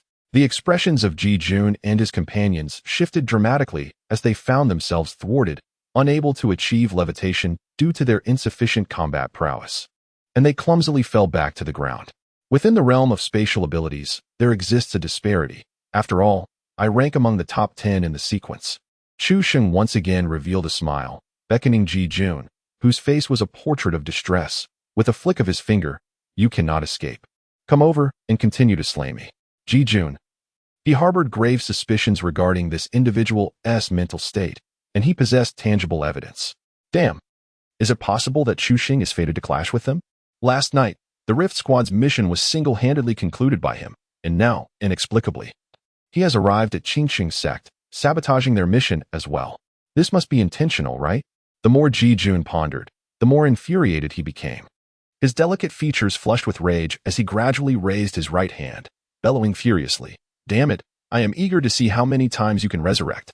As soon as the words left his mouth, his entire right arm transformed into a thick vine, extending several dozen meters in an instant, crashing violently against Chu Sheng's chest. Hooray! Chu Sheng's face lit up with delight. He did not even blink, nor did he make any attempt at defense, allowing the vine to pierce through his chest. Dead. Ji Jun was seething with fury. Chu Sheng looked on in bewilderment. "Why the hell are you not dead? Fool. How could you die when you strike on the right? The heart is on the left." Naturally, Ji Jun was unwilling to admit his inability to distinguish left from right, and after being ridiculed, he became even more flushed with embarrassment. He commanded the vine formed from his right arm to spin violently, like a power drill. Instantly, with a flurry of motion, Chu Sheng's entire chest was lacerated, utterly shattered, and exploded open, his heart pulverized into countless fragments. The exceedingly gruesome spectacle sent shivers down the spines of the numerous onlookers, filling them with trepidation and horror. What is he possibly trying to accomplish? The head of the Qingqing sect was utterly dumbfounded. His aged mind struggled to comprehend the unfolding events. His thoughts overwhelmed by a multitude of bewilderment and astonishment. Who was the suddenly appearing, youthful Qi master? Hadn't he just perished moments ago? How had he been resurrected so abruptly? And even if he had been revived, why was he goading his opponent to continue killing him? Why did he appear so exhilarated by being slain? Is this how the youth of today engage in combat? One elder, his face etched with incredulity, remarked, "Sect leader, I believe it would be prudent for us to remain on the mountain. The advancements of this era may have far surpassed our capacity to understand." The sect leader nodded thoughtfully. Could it be that the young people down below truly fight in this manner? Or perhaps, is this a unique form of combat employed by those with extraordinary abilities? Alas, it seems we have truly fallen behind the times. But why is Chu Sheng courting death? He isn't even attempting to evade. I have no idea. Could it be that he possesses the ability to resurrect infinitely? Even if he could resurrect, there's no need to actively seek death, is there? Does he harbor some peculiar predilection? Li Zhao's face was a mask of incomprehension. Chu Sheng was their last beacon of hope, and he couldn't afford to truly die. Only Li Xiaoxiao wore a wry, helpless smile. That fellow, he's at it again.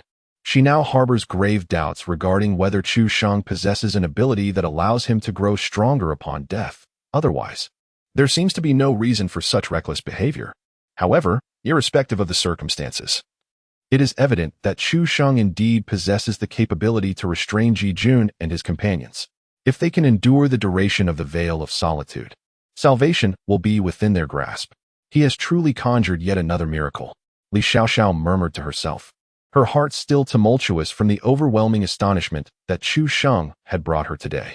At that moment, having chosen conscious resurrection, Chu Sheng propped himself up with the half of his body that had lost its chest, while the other half, complete with head, lay 10 meters away. Smiling at Ji Jun and saying, "Very well, carry on." Ji Jun? Chapter 49. The Slaying of Ji Jun, shocking the Qiqing sect. Faced with an adversary who could be instantly resurrected upon death, whose strength was not particularly weak, who could thwart his escape, and who dared to taunt him. How despairing could the situation be? Observing Chu Sheng's 28th resurrection, Ji Jun's eyes had already dulled with despair. In his earlier rage, he had been furious countless times. The moment Chu Sheng revived, he had intended to strike him down once more. Yet now, he resembled a youth who had metamorphosed into a serpent 28 times in 10 minutes, utterly bereft of anger, leaving only numbness and collapse. How many more times can you resurrect? Ji Jun inhaled deeply, asking numbly. Chu Sheng blinked. What do you think? Ji Jun's eye twitched. What do you mean by guess? Are you here to flirt with me? Chu Sheng chuckled. You're in a hurry. Ji Jun felt a sense of urgency. Even an almost B-level ability user could not continuously and frequently employ their powers for extended periods. After having slain Chu Sheng 28 times, he was beginning to experience dizziness, a precursor to mental exhaustion. If this continued, he would inevitably be worn down by Chu Sheng. As for fleeing, Ji Jun had attempted that several times. But with the narrow gap in their combat prowess, his Sequence 18, Void Manipulation, was utterly countered by Chu Sheng's Sequence 8, Entropy Erosion. He could not successfully open a spatial wormhole. He had also tried to escape directly through speed, yet he still could not elude Chu Sheng, whose speed surprisingly exceeded his own, consistently intercepting his escape route. Ji Jun harbored grave doubts about Chu Sheng's true combat strength, suspecting it had surpassed his own. It was as if he were being toyed with. Ji Jun's suspicions were partially correct. At that moment, after being resurrected 28 times, Chu Sheng's base combat strength had surged from 10,618 to 13,418. With an 850 enhancement from his abilities, his total combat strength had reached 127,000. Coupled with the threefold temporary boost provided by the emotional resonance entity, Chu Sheng's peak combat strength had soared to 380,000, attaining the B-level tier. Meanwhile, Ji Jun's overall combat strength was merely 250,000. Had it not been for the desire to accumulate more combat strength, Chu Sheng could have easily dispatched him at any moment. However, the temporary strength boost from the emotional resonance entity could only last for 15 minutes. And now less than 3 minutes remained. Observing that Ji Jun was nearing exhaustion, it would be exceedingly difficult for him to eliminate Chu Sheng once more. After contemplating for a moment, Chu Sheng resolved to cease offering his head for the taking. With a faint smile, he remarked, "It seems you are no longer so eager to kill me. Very well, in the spirit of reciprocity, it is now my turn to take your life." Ji Jun's eyes twitched, his expression darkening as he retorted, "If you dare to kill me, prepare for the dawn to dispatch A-class experts to hunt you down." Chu Sheng's eyes sparkled with intrigue. "No way, is that really a possibility?" Ji Jun interjected. "Damn it, this guy's thought process is utterly abnormal." Chu Sheng, unwilling to grant him another opportunity to speak, mused that a tool for combat, drained of its utility, was no longer worth keeping around. With a single thought, a cacophony of metallic clashing resonated from all directions, growing increasingly intense. My sword, my hammer, my Fiji cup. The disciples of the Qiqing sect erupted in astonished uproar. Under their incredulous gazes, every metallic object upon their persons, the swords, hammers, and sabers, began to tremble uncontrollably. Then, in unison, they soared into the sky. In an instant, thousands of iron implements floated above, their blades ominously directed at Ji Jun and his companions, reflecting a chilling glimmer in the sunlight. "I'm about to start stabbing now," Chu Sheng cheerfully warned. Ji Jun's face paled in horror, his voice raised in panic. "I'll stab you." Without another word, he turned and fled, disregarding his two subordinates. as he sensed a looming threat of death amidst the multitude of iron objects. Another supernatural ability. Sequence 12, Magnetic Field Control. How many abilities does this guy possess? How can there exist such perverse depravity in this world? Ji Jun's heart was filled with a myriad of confusions, coupled with an overwhelming sense of injustice. The task of annihilating the Qingsheng sect should have been exceedingly straightforward, merely a matter of having hands to execute it. Yet, how could a figure like Chu Sheng suddenly emerge? Damn it, a beast. The cries of anguish within him had become his final testament.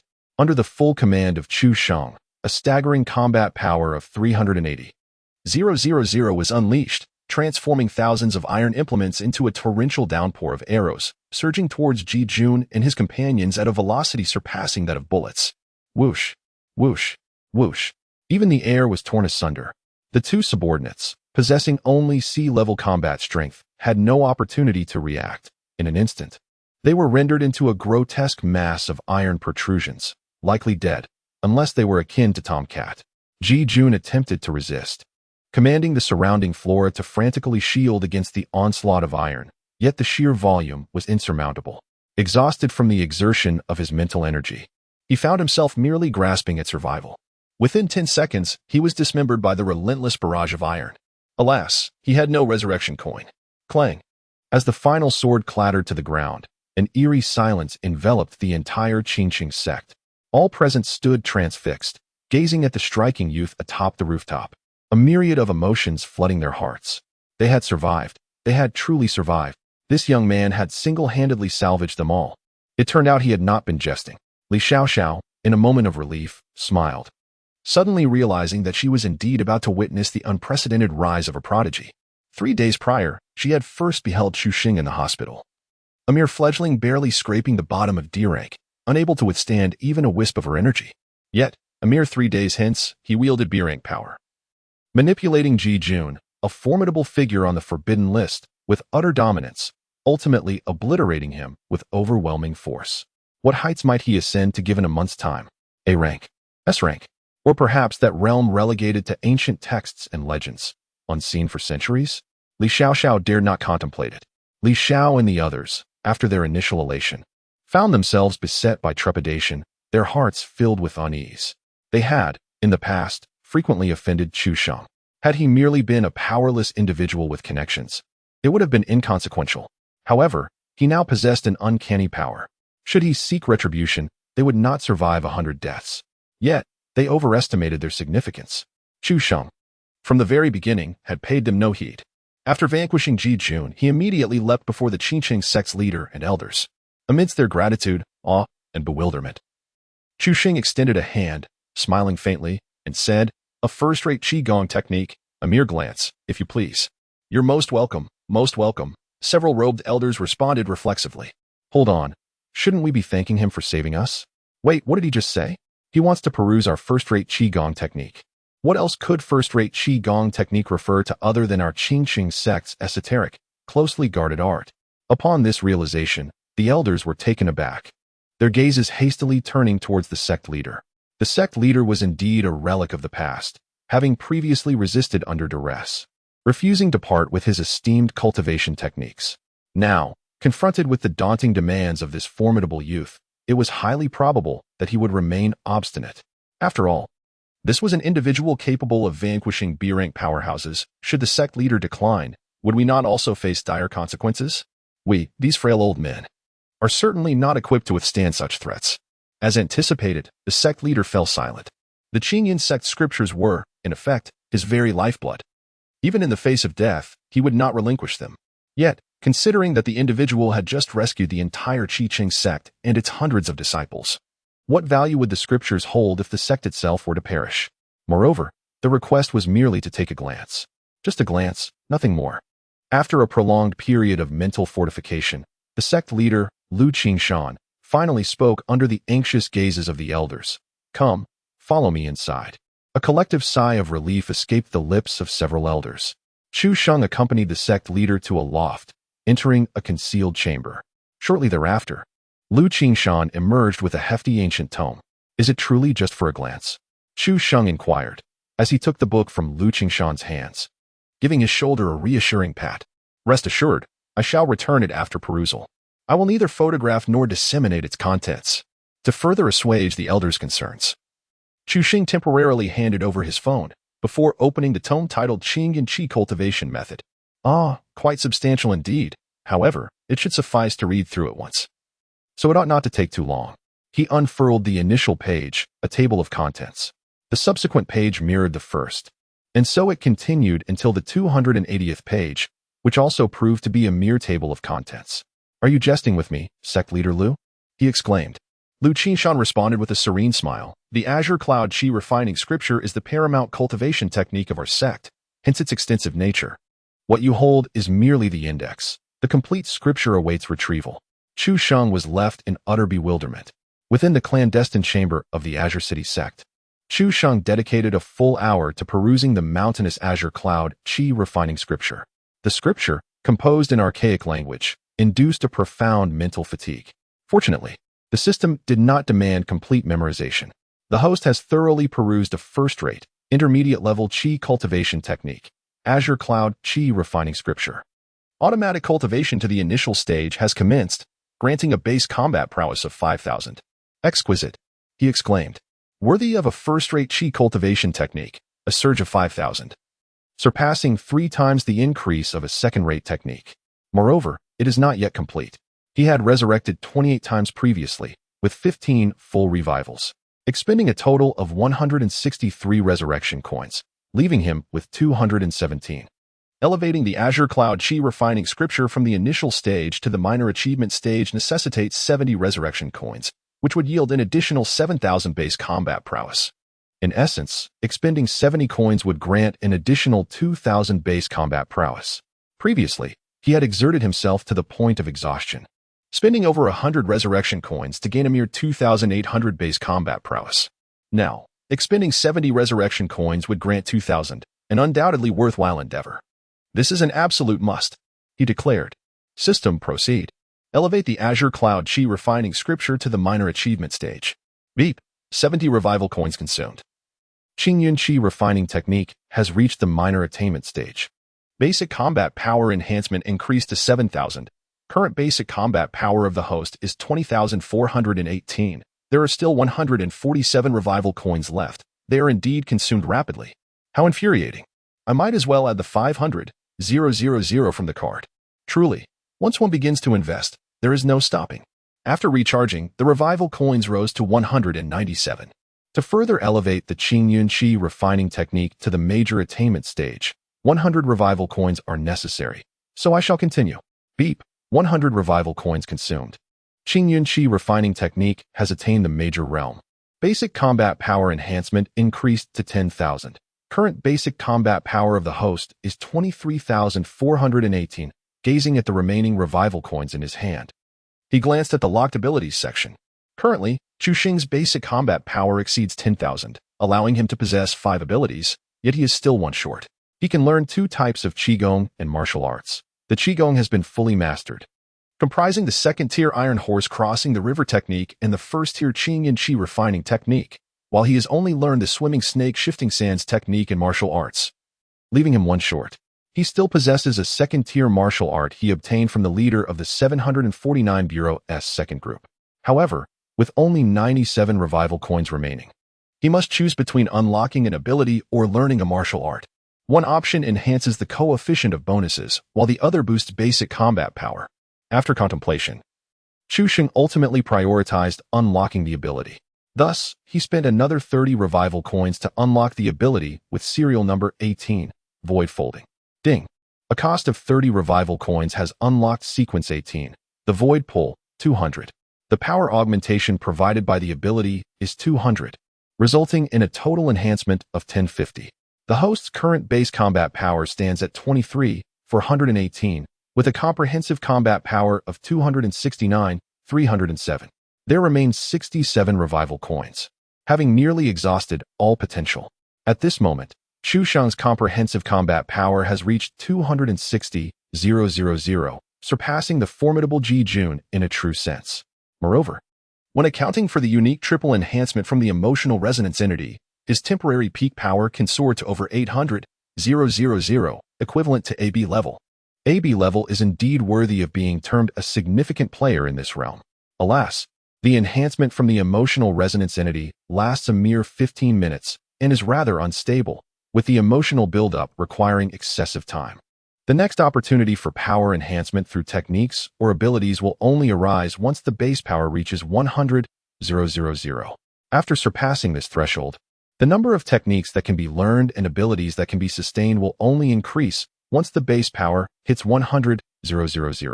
Thus, before that milestone, one must find ways to experience death more frequently.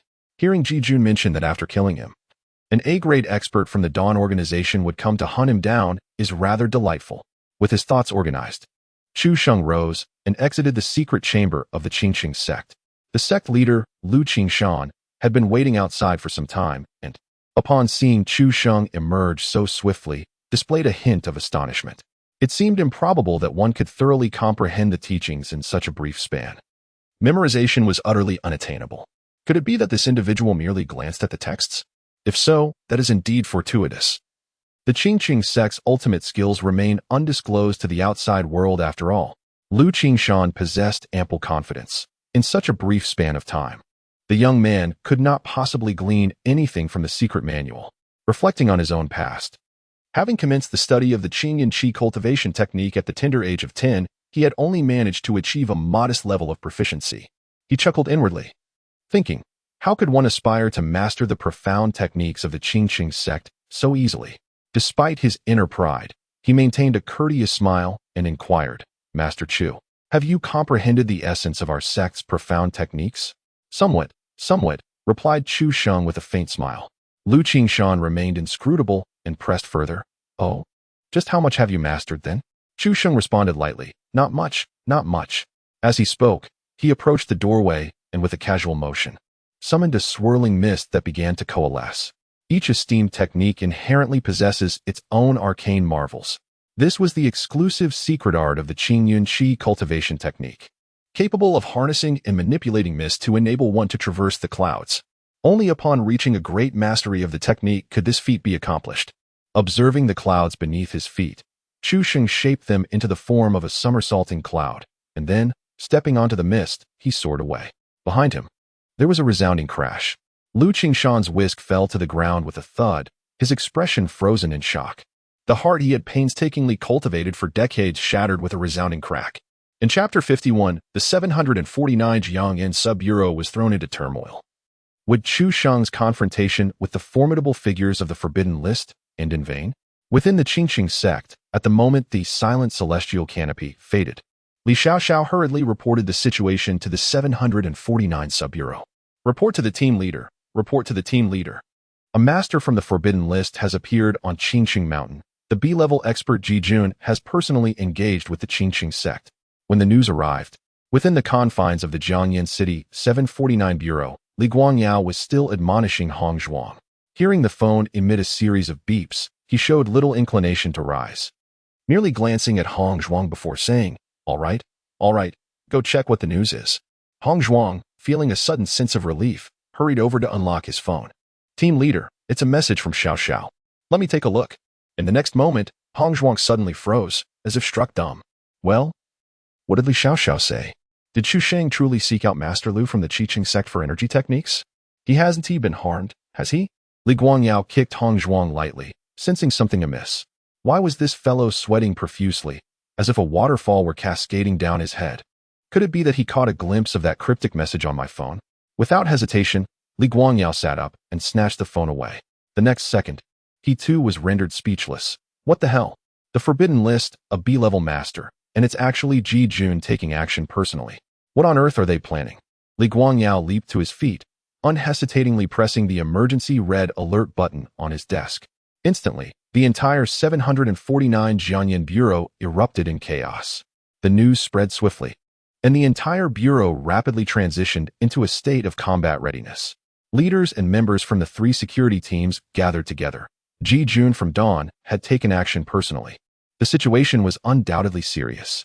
Should the Qingqing sect be annihilated, the consequences would be dire, inciting the wrath of many high-ranking officials within the 749 Bureau. We had promised to ensure the safety of the Qingqing sect. Another paramount concern is that Chu Sheng, the invaluable talent of the 749 Bureau, has just ventured to Qingqing. Despite his astonishing progress, which could only be described as extraordinary, he remains no match for the B-class expert, Ji Jun. Moreover, Ji Jun's involvement signifies a premeditated operation by the Dawn organization, undoubtedly accompanied by other formidable adversaries. After a brief discussion, the Bureau resolved to dispatch all members of 3 teams who possess C-class capabilities or higher to Qingqing Mountain for a rescue mission, while simultaneously requesting reinforcements from the provincial branch. However, they harbored little hope. Ji Jun's modus operandi has always been characterized by efficiency, swiftly eliminating targets with merciless methods. Li Xiaoxiao had lost contact, likely due to the activation of the silent canopy, a familiar tactic. Alas, one can only hope that Chu Xing, with his resurrection abilities, manages to survive. At Qingqing sect, Li Xiaoxiao held her phone, attempting to send messages for an extended period. Unfortunately, perhaps due to the mountainous terrain and the lingering effects of the silent canopy, only 2 of her messages were successfully dispatched, while 2 others lingered in the sending process. Never mind, it was safe now. She could report back in due time. Just as she set her phone down, she beheld Chu Sheng frolicking in the air atop a cloud resembling cotton candy, thoroughly enjoying himself. With a sudden crash, her phone fell to the ground. As an inner disciple of the Qingqing sect, she was undoubtedly aware of the significance of the cloud. According to legend, before its decline, many ancestors of the Qingqing sect were capable of traversing the skies upon clouds, a testament to the mastery of the Qingyun Qi cultivation technique. Regrettably, in recent generations, no one had achieved such a feat, and the secret art of cloud riding had been entirely lost. Chu Sheng mentioned his intention to seek out the sect leader to review the premier techniques of their school. Yet, it had barely been an hour since his declaration, and he had already perfected the Qingyun Qi cultivation technique? Was this truly absurd? Did the Qingqing sect have no dignity left? Li Xiaoxiao felt utterly numb. Nevertheless, her mindset had improved, having witnessed Chu Sheng's remarkable and often outrageous exploits. However, the other elders and disciples within the Qingqing sect were far less composed. Each one gazed upward, their eyes nearly bulging in disbelief. Especially the elders, who shared sentiments akin to those of sect leader Lu. Sigh, an overwhelming weariness suddenly enveloped her. No more cultivation. What is the point? I shall descend the mountain to dance and pursue romance.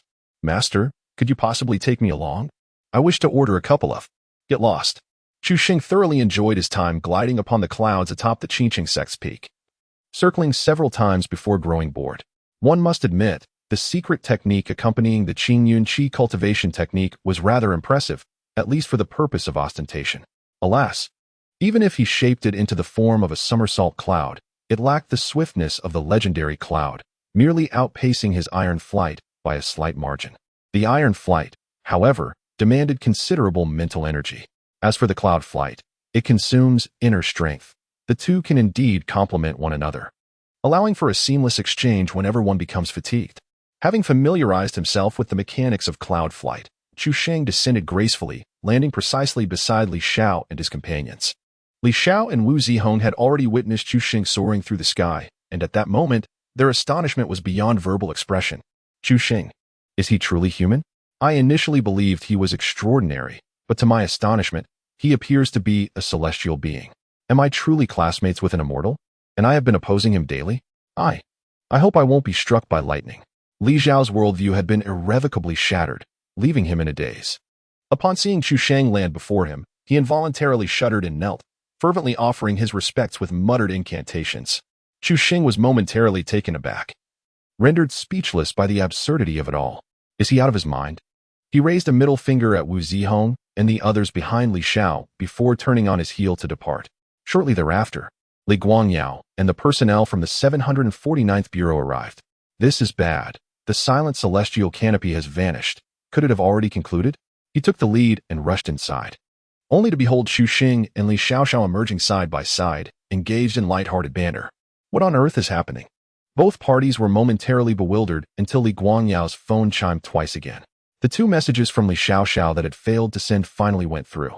However, rest assured, team leader Ji Jun has perished, slain by Chu Sheng. The Qingqing faction is now safe. Chu Sheng, insert Ji Jun. No, I recognize each of these characters, yet I cannot comprehend their meaning. Li Guangyao cast a suspicious glance at Li Xiaoxiao before shifting his gaze to Chu Sheng. It's all right, it's all right. Genius often exhibits peculiar behaviors and hobbies. It is understandable. After spending half a day, Li Xiaoxiao finally recounted the complete account to Li Guangyao. The entire 749 Jiangyan branch arrived with a desperate resolve to rescue, only to find that their efforts were in vain. However, this was not the crux of the matter. The real issue was that Chu Xing was now capable of single-handedly eliminating Ji Jun, a master ranked on the B-level forbidden list. This implied that this individual, who had merely awakened his extraordinary abilities just days prior, could now overpower him with ease. Can one fathom such a reality? Is there any semblance of reason, justice, or law left? Yet, not long after, Li Guangyao came to terms with this revelation. He approached Chu Sheng with an ingratiating demeanor and shamelessly inquired, "Pigeon, what do you desire this time?" Chu Sheng nodded appreciatively and simply replied, "Money." Chapter 52. A meal costing 100,000. Quite reasonable, wouldn't you agree? In the days that followed, Chu Sheng neither took a life nor faced death himself.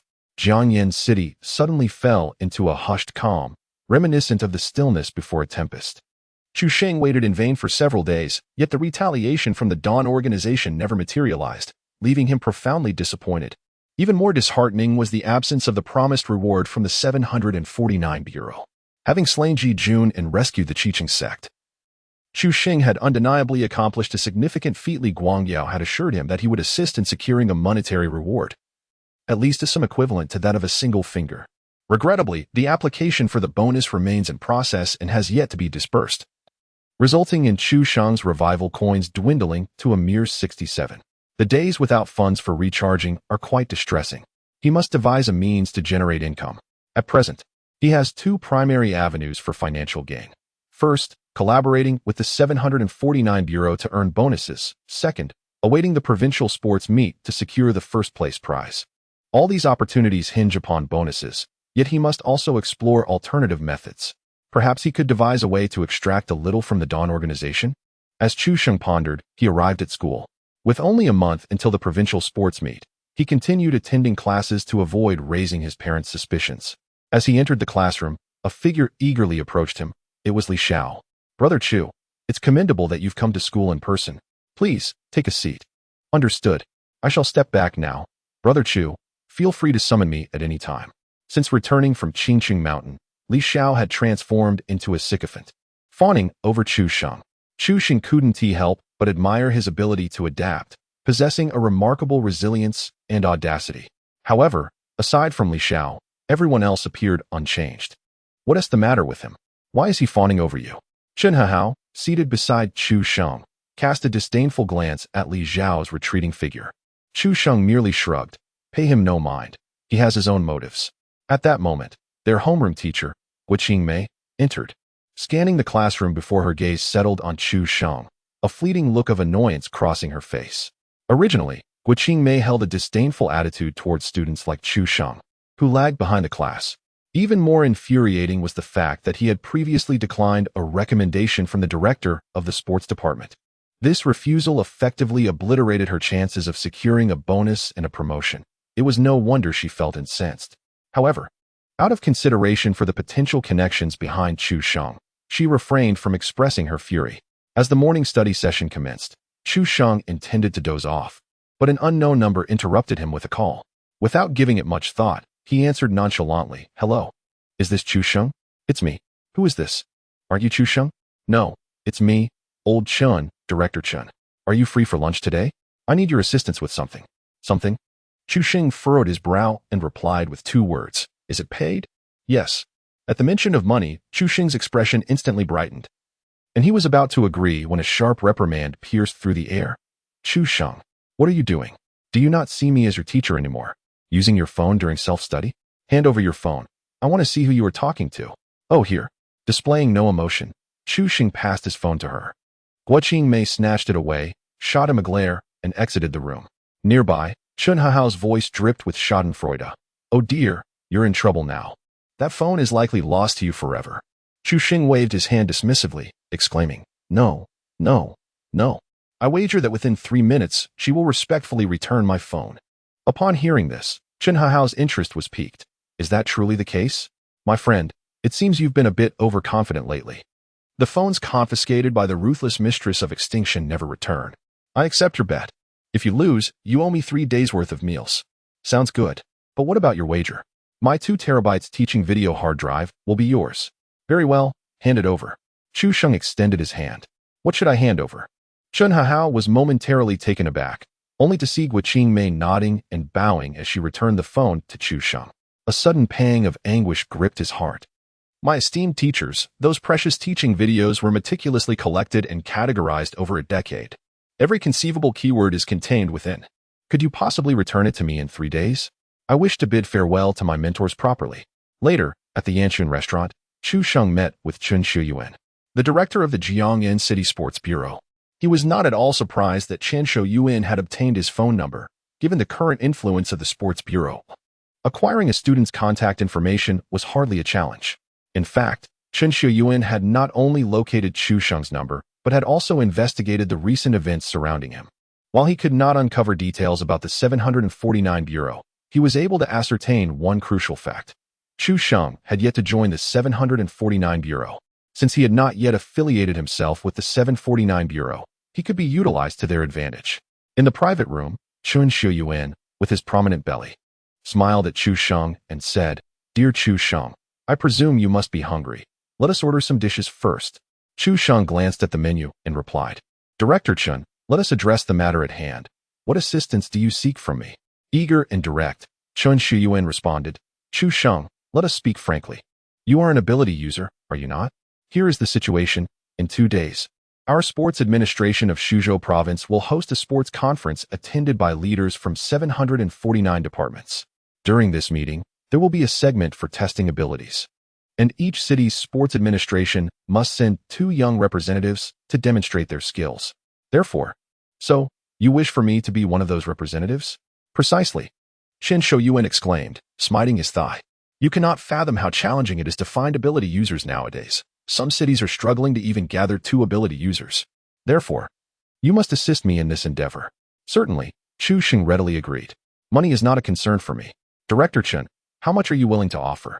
Chen Xiyin was momentarily taken aback. This student seemed to be preoccupied with monetary matters. After a moment of hesitation, he extended 2 plump fingers and said, 2 million. 2 million? Chu Sheng shook his head, finding the offer insufficient. We need to negotiate a higher sum. Upon witnessing Chu Sheng's reaction, Chen Shuyuan's eyes briefly reflected a sense of exasperation, yet he maintained a smile as he spoke. Classmate Chu, 2 million is no trifling sum. This is indeed my utmost limit. Furthermore, should you secure first place in the upcoming conference tests, an additional 5 million awaits you. For Chen Shuyuan, it would be ideal if Chu Sheng could claim that first position. However, if he failed to do so, it would bear no consequence for him. After all, it was merely a matter of drawing the outline first. To him, Chu Sheng was merely an alternative. His genuine aspirations were pinned on another representative.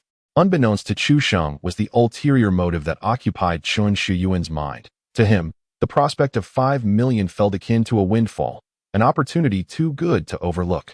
The total of 200,000 plus 5 million, amounting to 7 million, seemed rather enticing. After a moment's contemplation, Chu Sheng readily agreed. 2 million, please transfer the funds. Additionally, I believe there is no need to order these dishes. Let us settle for a direct cash equivalent. How does 100,000 sound for this meal? Chapter 53. Has the director of the sports department considered Chu Sheng merely as a backup? Once Chen Shuyuan exited the private room, the smile on his face evaporated instantly. Parting with 2 million left him with a palpable sense of loss. Nevertheless, there was no alternative. For the sake of his promotion, he must secure first place in the representative tests during this conference, leaving a favorable impression on his superiors. At present, the sports department was virtually defunct, gradually transitioning into the Bureau of Supernatural Management, with the primary objective of aiding the 749 Bureau in locating and developing individuals with supernatural abilities. Consequently, each director of the sports department was assigned specific targets and performance metrics. The greater the number of individuals with supernatural abilities unearthed each year, and the higher their innate talents, the wider the opportunities for advancement.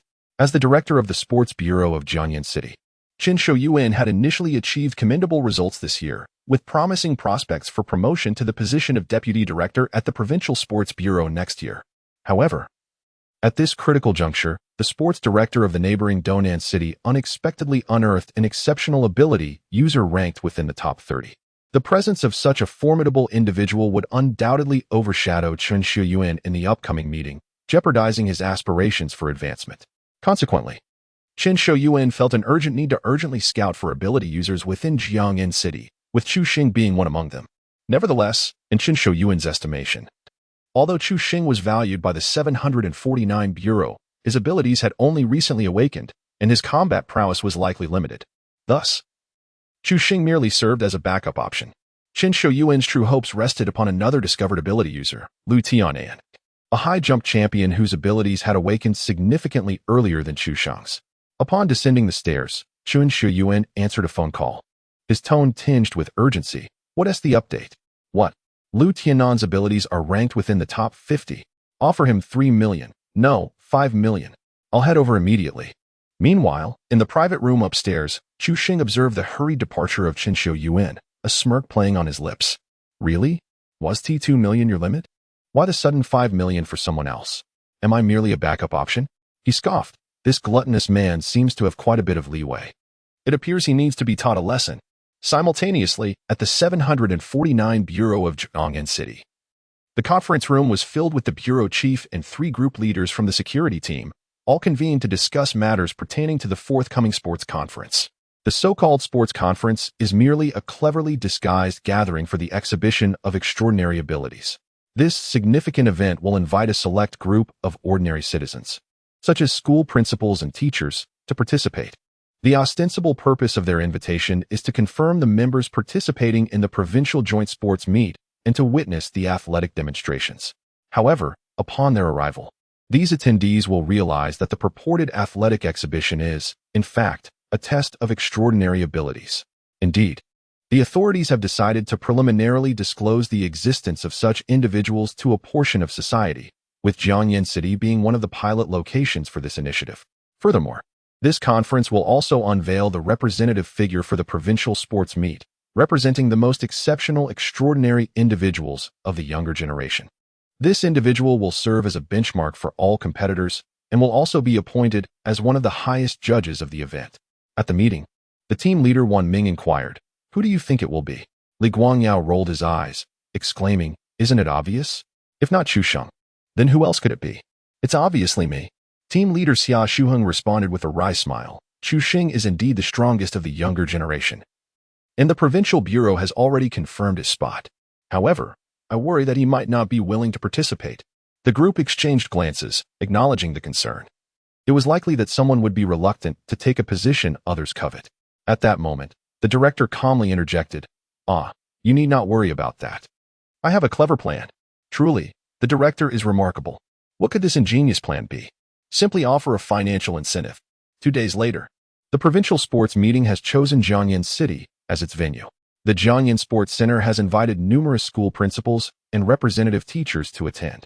Among them are Wang Jigang, the principal of Jiangyin No. 1 High School, along with several physical education teachers. Curiously, class teacher Guo Mei also found herself amidst the gathering. The invitation to such a prestigious event filled them with a sense of pride, particularly as the director of the Provincial Sports Bureau would be in attendance, with whispers suggesting that leaders from a national-level mysterious department might also grace the occasion. Upon entering the sports center, attendees were assigned their seats, and Wang Jigang and his colleagues, as representatives from the host school, enjoyed a slight privilege, being fortunate enough to sit in the second row. The first row, adorned with red cloth, was naturally reserved for the directors of the Sports Bureau.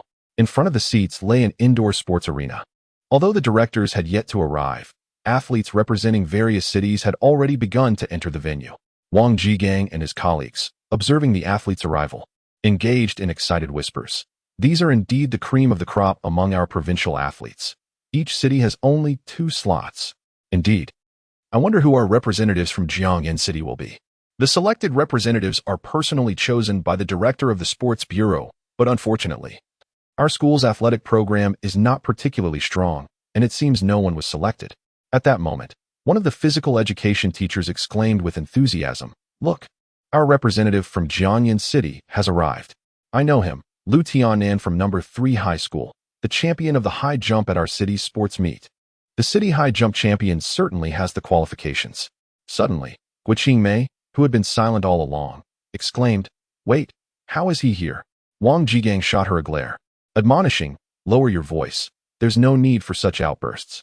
At our age, we ought to maintain our composure." "Him? Who's here?" As he spoke, he followed Guo Qingmei's gaze.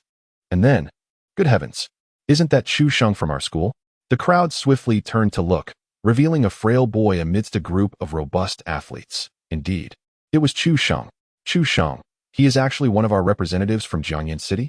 How was I unaware of this? Guo Qingmei recalled the principal's call from 2 days prior and remarked, perhaps Director Chen pulled some strings. Just look at his skinny arms and legs. Anyone could probably knock him over with a single punch. Wang Jigang nodded in agreement. Chu Sheng must have some powerful backing to be able to maneuver his way into such a prestigious event. Several physical education teachers concurred, exclaiming that it was not merely strong backing, but rather formidable support indeed.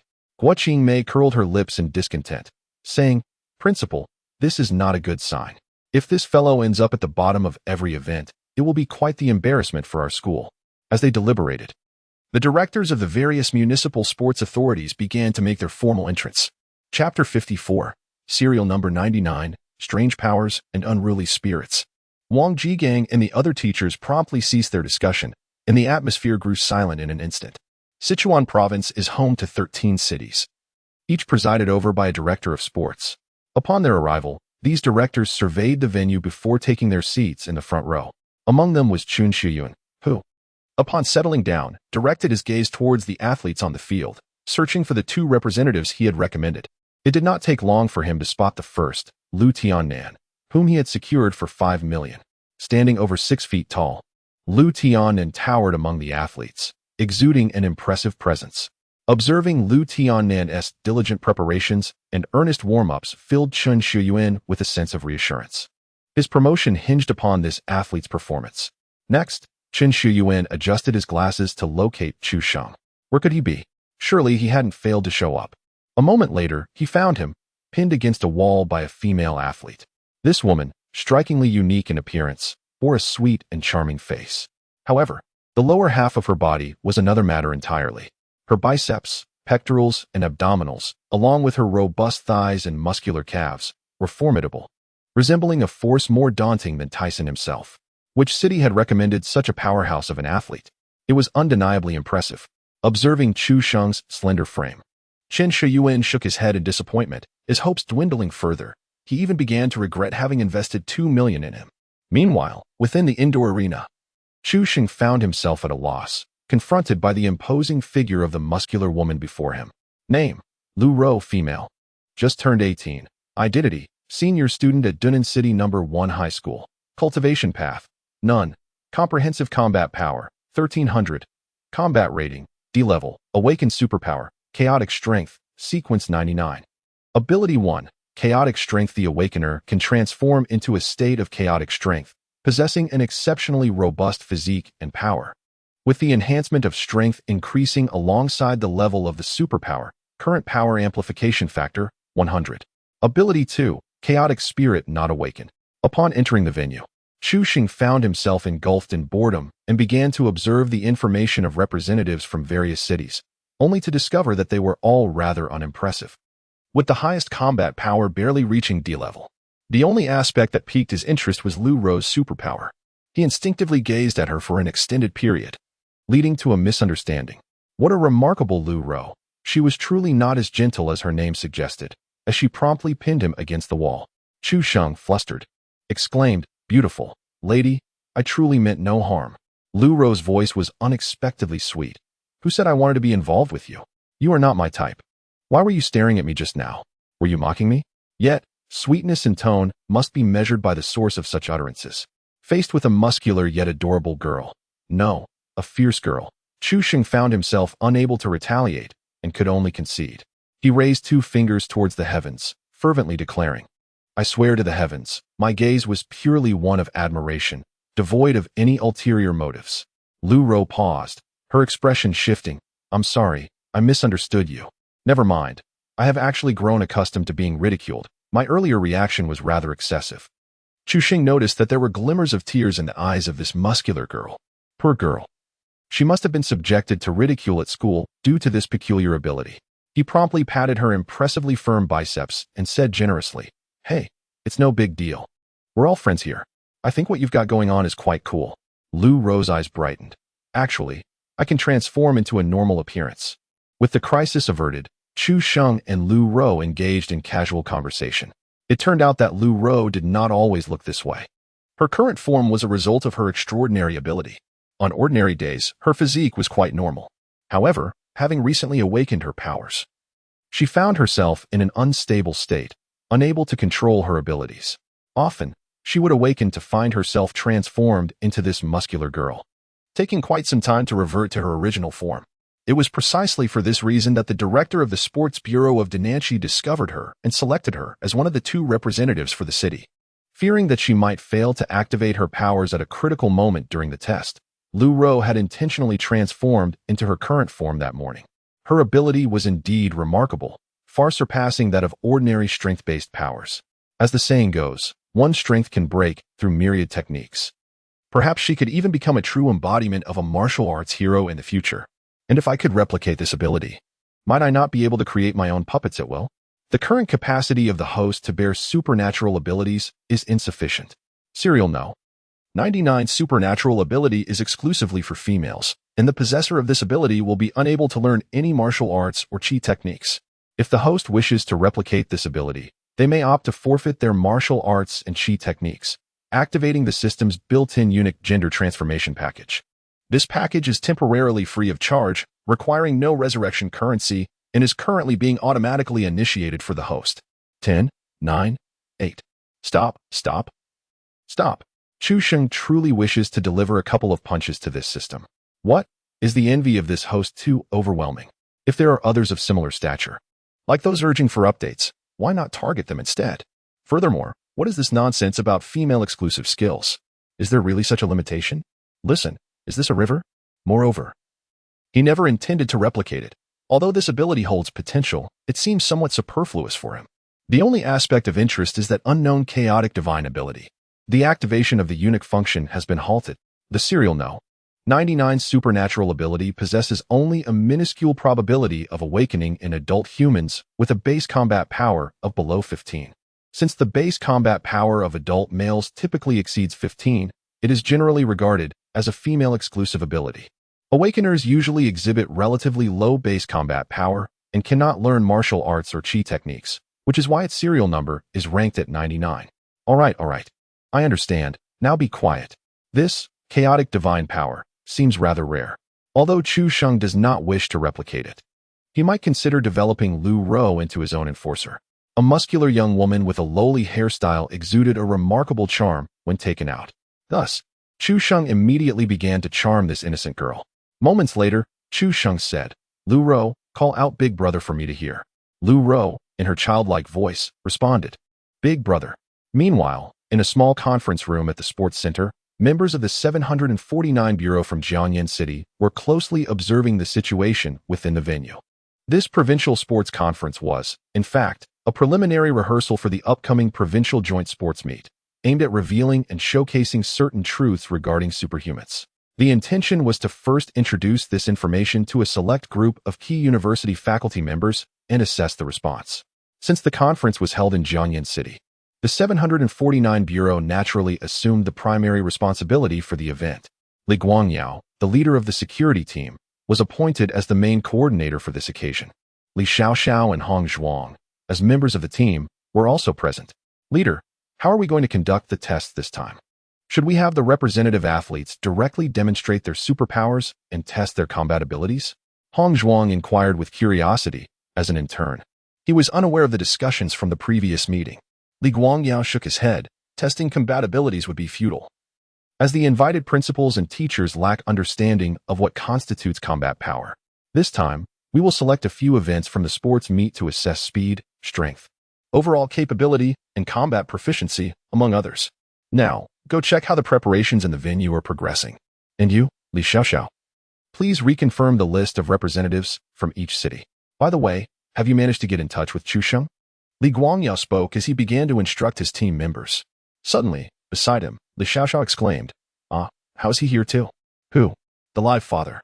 Chapter 55. The physical education teachers were stunned. This is just the beginning. In the small conference room of the Jiangyan City Sports Center, Li Guangyao gazed at the screen displaying Chu Sheng, slapping his forehead in disbelief. No, how could this live father be here? You, someone capable of defeating top-ranked experts, dare to participate in such an event? What's left for the others to compete for? Team leader, this guy must be here for the prize. He caught the scent and came running. Li Xiaoxiao immediately deduced Chu Sheng's intentions. Li Guangyao sighed. I can't blame him. I overlooked this point. Chu Sheng is indeed still a student and hasn't joined the 749 Bureau, so he is qualified to compete. Well, there's nothing we can do then. That prize is certainly his. Li Guangyao shook his head. Let us set the prize aside for now. The main concern is that this guy is quite the troublemaker. What if he performs a stunt, like racing while holding his own head? Our goal this time is to popularize superpowers, not to showcase the supernatural. This is a high martial arts world, not a horror revival. Given Chu Sheng's previous outrageous behaviors, it was entirely possible that such an incident could occur. He even dared to showcase his head art in front of the provincial bureau chief. Imagining such a scene unfolding in front of everyone made Li Guangyao shudder. It is absolutely unacceptable for such an event to occur. If Chu Sheng were to act recklessly, it could frighten several principals and teachers, thus ruining the conference entirely. As the person in charge, I would undoubtedly face repercussions. How absurd. As the head of the safety team, why must I be tasked with such a responsibility? No, we must postpone the conference for a moment. Immediately summon Chu Sheng. I need him to exercise discretion. Attention, please, Chu Sheng from Class 2. Year 3 of Jiangyan High School. Please report to the conference room immediately. The announcement echoed. Moments later, Chu Sheng appeared in the conference room, casually taking a seat. Li Guangyao promptly engaged him in a private discussion and, at the cost of a single W, secured a commitment from Chu Sheng. He could participate in the conference test, but must remain discreet, and once more discreet. Chu Sheng had initially been reluctant to accept the W, yet Li Guangyao insisted, claiming it was for his peace of mind. Thus, he reluctantly accepted it. After all, a currency is still currency. By the way, Chu Sheng, there is another matter. As the representative contestant, your phone should have been placed in the storage room, hence you missed the message. During this conference, we have decided to introduce the benchmark athletes for the upcoming provincial joint sports meet, and you will also serve as one of the highest judges. This position has been allocated to you by the provincial bureau. Chu Sheng was somewhat perplexed. How could one be both a contestant and a judge? However, he was too indifferent to ponder it further and simply inquired, how much? Li Guangyao's lips twitched. This fellow, rather than inquiring about the availability of funds, had directly asked about the amount. The exemplary contestant hails from our Jiangyan city, bringing honor to our municipal bureau. Thus, we have awarded a prize of 2 million. Chu Sheng tilted his head, inquiring, is there truly no possibility for more? To which the response was a definitive, no, we are nearly drained by your demands. Deal. As the gathering commenced, restlessness began to permeate the atmosphere due to the prolonged delay in starting the meeting. Hadn't all the directors arrived? What could be causing this holdup? Look, there is still an empty seat in the middle of the first row. Is another leader expected? The contestant from Jiangyan No. 1 High School was called away, and speculation arose regarding the reason. Could it be related to a doping inquiry? Wang Jigang and others resumed their discussion about Chu Sheng. What is going on? Why was Chu Sheng summoned, and where has he gone? Guo Qingmei chuckled lightly. It must be that he was caught trying to exploit connections. I mean, how could he possibly maneuver in a meeting of this level? Not only that, but he embarrasses our school by being singled out in front of so many leaders. He is likely to be forcibly removed from the contestant roster. Should that happen, Jiangyan City would lose a contestant, someone remarked. If he is removed, so be it. Allowing him to participate would only bring shame upon us. With his physique, which event could he possibly excel in compared to others? In the front row, Chen Shiyuan also took note of the situation, his brow furrowed in concern. Why is Chu Sheng being so unreliable? At that moment, Huang Guohong, the director of the sports department of Dananxi, spoke up. Old Chen, what is going on? Could it be that you couldn't find a capable individual and ended up settling for a counterfeit? Chen Shiyuan snorted disdainfully. Huang Guohong, don't think that just because you found a D-level capable individual, you're assured of victory.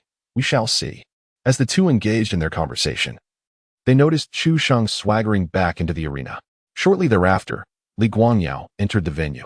Upon his arrival, the directors of the sports departments in the front row promptly rose to their feet. The principals and teachers behind them, unfamiliar with this leader, also stood up immediately. After a brief address, Li Guangyao announced the commencement of the first segment of the conference, which was the athlete demonstration segment.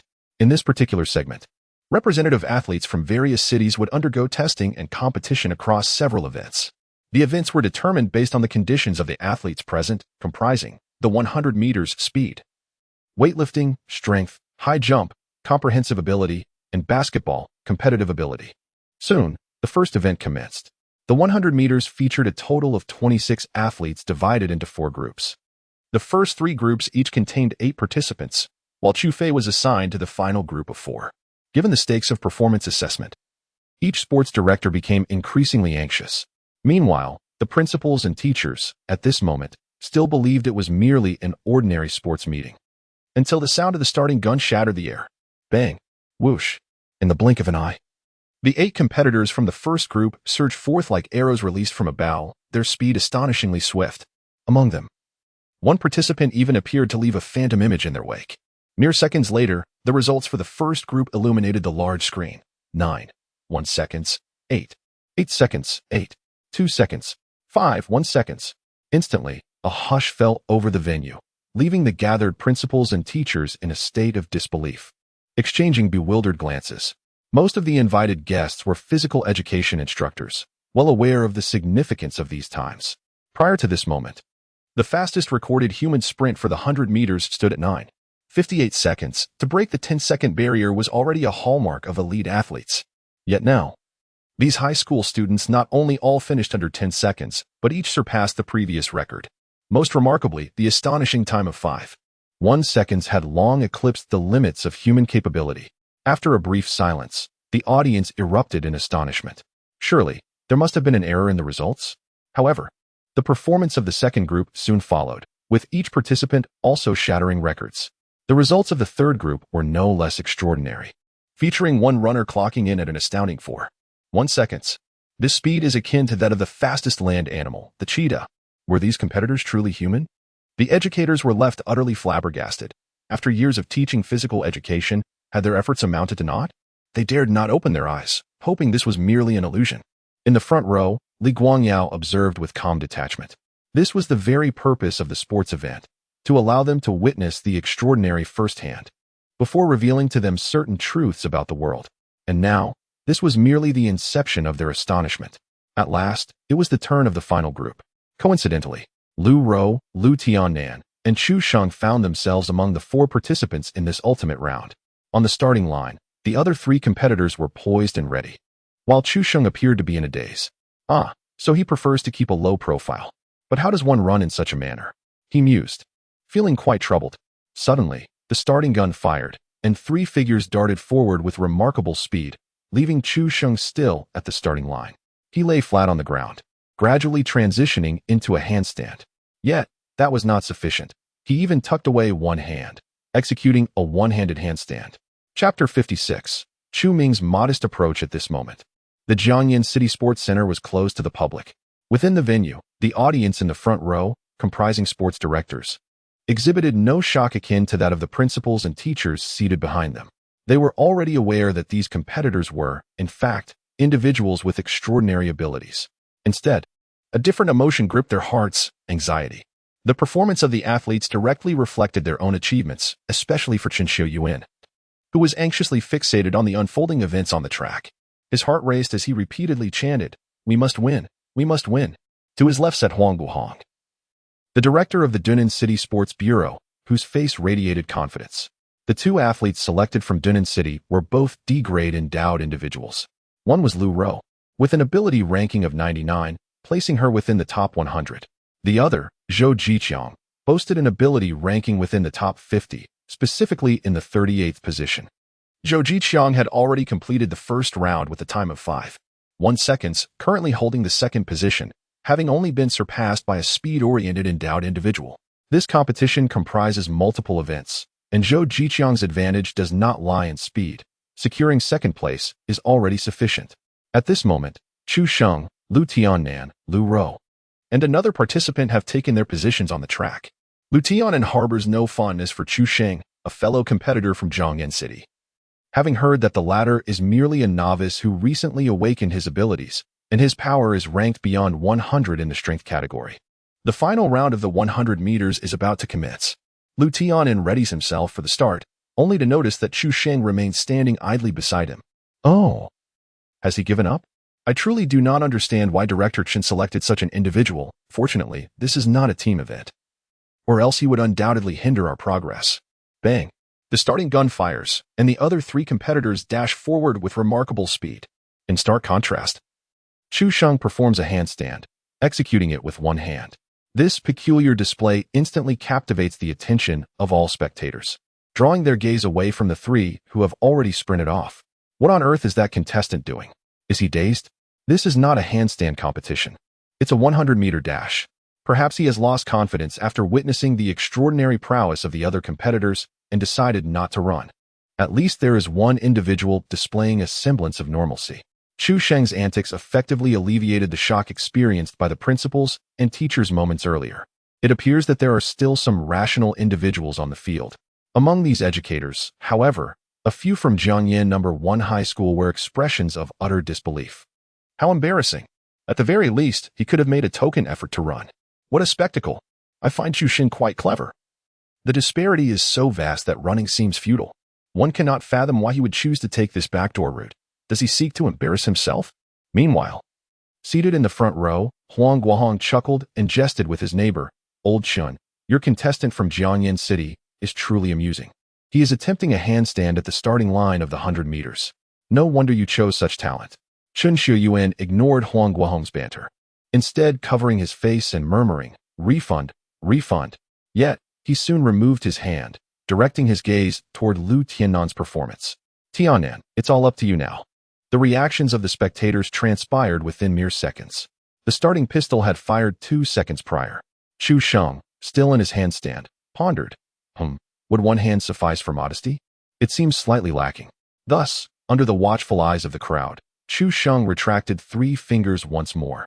Now, only 2 fingers remained, firmly planted on the track. That should be sufficient, right? In his inverted position, Chu Sheng observed the 3 competitors who had already sprinted ahead for 3 seconds and quipped, "Well, I'm coming for it." In an instant, all eyes that had been fixed on Chu Sheng lost sight of him. Where did he go? On the track, Lu Tiannan was dashing forward. The physical prowess of an ability user typically surpasses that of ordinary humans, easily transcending human limits. Lu Tiannan, already a D-class ability user, may not specialize in speed, but his physical attributes alone allowed him to run with extraordinary swiftness. He effortlessly surged to the forefront, feeling quite pleased with himself. At that moment, he suddenly sensed a slight tremor on the track. To his astonishment, a muscular girl, a veritable oddity, had caught up with him, running shoulder to shoulder, and even exhibiting a tendency to surpass him. How infuriating. This bizarre girl was surprisingly formidable. No, the first place must be mine. Lu Tiannan pushed himself to the limit, sprinting fiercely, and finally regained the lead. Just then, a fleeting shadow zipped past. What was that? No matter, just keep running. Meanwhile, the audience remained perplexed by Chu Sheng's sudden disappearance. At last, the enormous screen displayed his figure. It was a slow-motion capture from a high-speed camera. There was Chu Sheng, running swiftly. However, while others used their legs, he relied solely on his 2 fingers, his index and middle fingers, alternating on the track, propelling his entire body forward at an astonishing pace. The sight of those rapidly moving fingers was comically absurd. What? Witnessing this scene, everyone in the venue simultaneously leaned forward, mouths agape, eyes wide, and heads adorned with question marks. Is this what you call running? 100 meters, with just 2 fingers? Moreover, the speed was astounding. Even in slow motion, he appeared nearly as a blur. The shock of this bizarre and outrageous spectacle was utterly distinct from before. Even the directors of the Sports Authority, well aware that the audience comprised extraordinary individuals, were left utterly dumbfounded. In the center of the venue, only Li Kuan Yu covered his eyes, his face marked with disbelief. All right. So you prefer to keep a low profile, do you? Suddenly, before anyone could collect their thoughts, the results were announced. First lane, Chu Sheng, 3, 8 seconds. Second lane, Lu Tiannan, 5, 9 seconds. Third lane, Lu Ro, 6. 0 seconds. Fourth lane, Triple X, 8. 9 seconds. The astonishing time of 3. 8 seconds left the crowd in utter shock. To achieve such a remarkable feat while running on 2 fingers, and under circumstances where he had almost a 2-second advantage. Was this the only person they had deemed normal moments ago? This was beyond human capabilities. This was akin to a beast. No, even a beast could not run this fast. The fastest cheetah on Earth would be utterly outclassed. Even the Xiaomi Suchi Ultra could not outrun him on a 100-meter track. What on earth was happening in this world? At this moment, the invited teachers were not merely astonished, they were bewildered, beginning to question their very existence. Chapter 57. Zhou Jiqiang approaches Chu Xing on the track. Lu Tianan was gasping for breath. Suddenly, he noticed Chu Xing standing before him, composed and unflustered. When did this guy arrive? Instinctively, he looked up at the results, only to feel his mind go blank, a buzzing sensation overwhelming him. Next to Chu Xing, Lu Ro approached with admiration. Wow, big guy. I had no idea you were this incredible. Chu Sheng raised a hand to signal for modesty. Let us keep it low-key, low-key. As he spoke, he cast a knowing glance towards Li Kuan Yu in the audience, signaling, how's that for modesty? Li Kuan Yu remained silent. Nearby, competitors from other cities regarded Chu Xing with eyes akin to those of a monster. Ultimately, the results of the first 100-meter event were revealed. Chu Sheng claimed victory with a remarkable time of 3.8 seconds. Huang Jia, a speed-oriented ability user, secured second place, followed by Zhou Jiqiang in third, Lu Tianan in fourth, and Lu Ro in fifth. Upon witnessing this outcome, Chen Shouyuan was so exhilarated that he nearly leaped from his seat, abandoning his previous cries for a refund. Truly, he was someone sought after by the 749 Bureau. Indeed, he possessed extraordinary talent. Now it was his turn to gloat. Chen Shouyuan patted Huang Guohong beside him and grinned. Old Huang, it seems you still have some work to do. Huang Guohong snorted and brushed Chen Shouyuan's hand away, retorting, the competition isn't over yet. It's just a matter of speed. We shall see. Chen Shouyuan chuckled. Oh, are you anxious? Not far behind them. Wang Jigang wiped away his saliva, just emerging from his shock. A few physical education teachers shared his astonishment. They stared at the leaderboard on the large screen as if in a dream, where the name Chu Sheng was prominently displayed, followed by the words First High School of Jiangyan City. Was this favor granted through backdoor dealings? Whoever dares to say that Chu Sheng arrived through such means, Wang Jigang, will be the first to confront them. This is undoubtedly our most outstanding and proud student from Jiangyan No. 1 High School. I have made up my mind. I shall award Chu Sheng a scholarship upon my return. Wang Jigang spoke with fervor, his voice resonating loudly, his face flushed with excitement. Only Guo Qingmei muttered, it's just the first event. We still don't know how the rest will unfold. Many shared Guo Qingmei's sentiments, particularly the other competitors present, like Zhou Jiqiang. Speed was not his forte, and his unique abilities did not enhance his swiftness. However, in the subsequent 3 events, his powers would undoubtedly come into play, ensuring he would not falter. Soon, the second event commenced. What was it? High jump. This was a test of overall physical prowess. Upon witnessing this challenge, the audience, who had been questioning their life choices, breathed a slight sigh of relief. They had come to terms with the extraordinary physical capabilities of the competitors, but had yet to consider the implications of their unique powers. After all, it was merely a matter of jumping high. Could one truly soar to the heavens? As the staff brought forth the necessary measuring apparatus, the high jump test officially began. The rules were straightforward. One simply needed to clear the height of the jump apparatus. There was no bar, nor was there a horizontal pole at the center of the jump apparatus. However, as long as one cleared it, the optical instruments at the base would register the height achieved. The competition still featured 26 participants. Due to Li Guangyao's special arrangements, Chu Sheng would compete last in each event. Initially, the first few jumpers exhibited no extraordinary feats. They merely jumped a bit higher than usual. The best result reached 5 meters. Though this surpassed the human record for high jump by a considerable margin, the principals and teachers were not particularly astonished. They had grown somewhat desensitized to such feats. However, it was not long before the first contestant to utilize their extraordinary ability in high jump made their appearance, Lu Tianan. A champion in high jump by his own merit, Lu Tianan's awakened power proved to be remarkably advantageous for this event.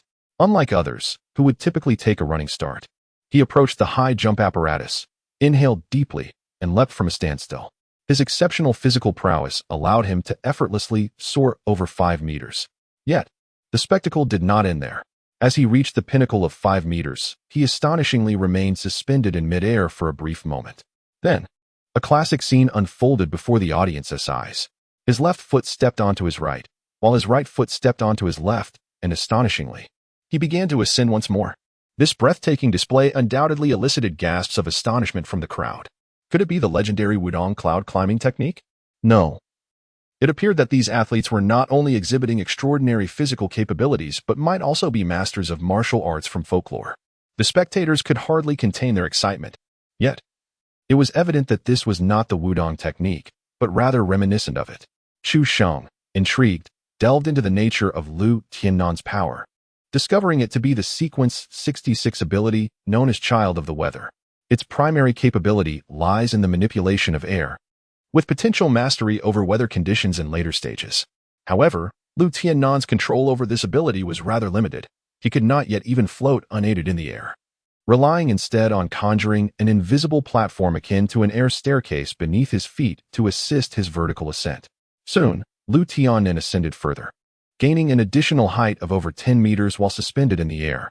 At this moment, due to the considerable mental exertion required for consolidating the air, the D-rank Lu Tiannan soon found himself unable to continue. Upon reaching a height of 20 meters, he finally ceased his ascent, surpassing the high jump apparatus. Lu Tiannan declared, "My score is 83 meters." Chu Sheng held a keen interest in Lu Tiannan's extraordinary ability. Although he ranked only 66th in the sequence, his potential was immense and well-suited for ostentation. If this ability were in his possession, he could manipulate it to remarkable effect. Floating techniques, wind movement, air cannons, commanding storms. Chu Sheng resolved that once he could accommodate additional abilities, he would contemplate replicating this weather child talent. Lu Tiannan was quite pleased with his achievement. Casting a proud glance at Chu Sheng, the subsequent contestants, lacking any abilities that would aid them in high jumping, failed to surpass Lu Tiannan's score, including Lu Rou. Despite her formidable physique, her stature proved to be a hindrance, resulting in a less than stellar performance. Soon, all 24 competitors had completed the high jump, with Lu Tiannan maintaining his lead. The 25th contestant was Zhou Jiqiang. Name, Zhou Jiqiang, male, 20 years old. Identity, second-year student at Dunnan City Vocational Technical School. Path of cultivation, ancient warrior. Comprehensive combat power, 3,200. Combat rating, D rank. Awakened ability, gravity manipulation, rank 38. Ability, the capacity to manipulate the gravitational values of objects within a certain range, not mass, with both the range and the magnitude of the values increasing as the level of the ability rises. Zhou Jiqiang appeared exceedingly confident in himself. He did not take a running start but instead approached the high jump apparatus. Suddenly, an idea seemed to strike him. He turned his head and addressed the final competitor, Chu Sheng, saying, "Hee, how about we jump together simultaneously?" Chu Sheng was momentarily taken aback, then narrowed his eyes and chuckled. "Sounds good." Chapter 58. This is high jump. The reason Zhou Jiqiang approached Chu Sheng was that he perceived Chu Sheng as his greatest threat to securing first place. This was already the second event, and failing to achieve first place would severely jeopardize his chances of overall victory. Furthermore, Chu Sheng was the last to compete, presenting an unpredictable variable. Thus, Zhou Jiqiang proactively extended the invitation for a simultaneous jump. He was confident that if Chu Sheng agreed, victory would be assured. Indeed, upon hearing Chu Sheng's affirmative response, a subtle smile graced the corners of Zhou Jiqiang's lips. As for Chu Sheng, he was indifferent to Zhou Jiqiang's intentions. Did he wish to engage in a bit of fun? Very well, let it be. On the field, the referee glanced towards Li Guangyao, who gave a slight nod, thereby granting Zhou Jiqiang's request.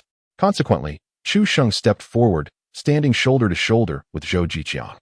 Zhou Jiqiang cast a sidelong glance at Chu Sheng and inquired, "You don't need a running start either?" Chu Sheng replied, "And what's wrong with that?" Zhou Jiqiang, "It's nothing. I hope you perform excellently."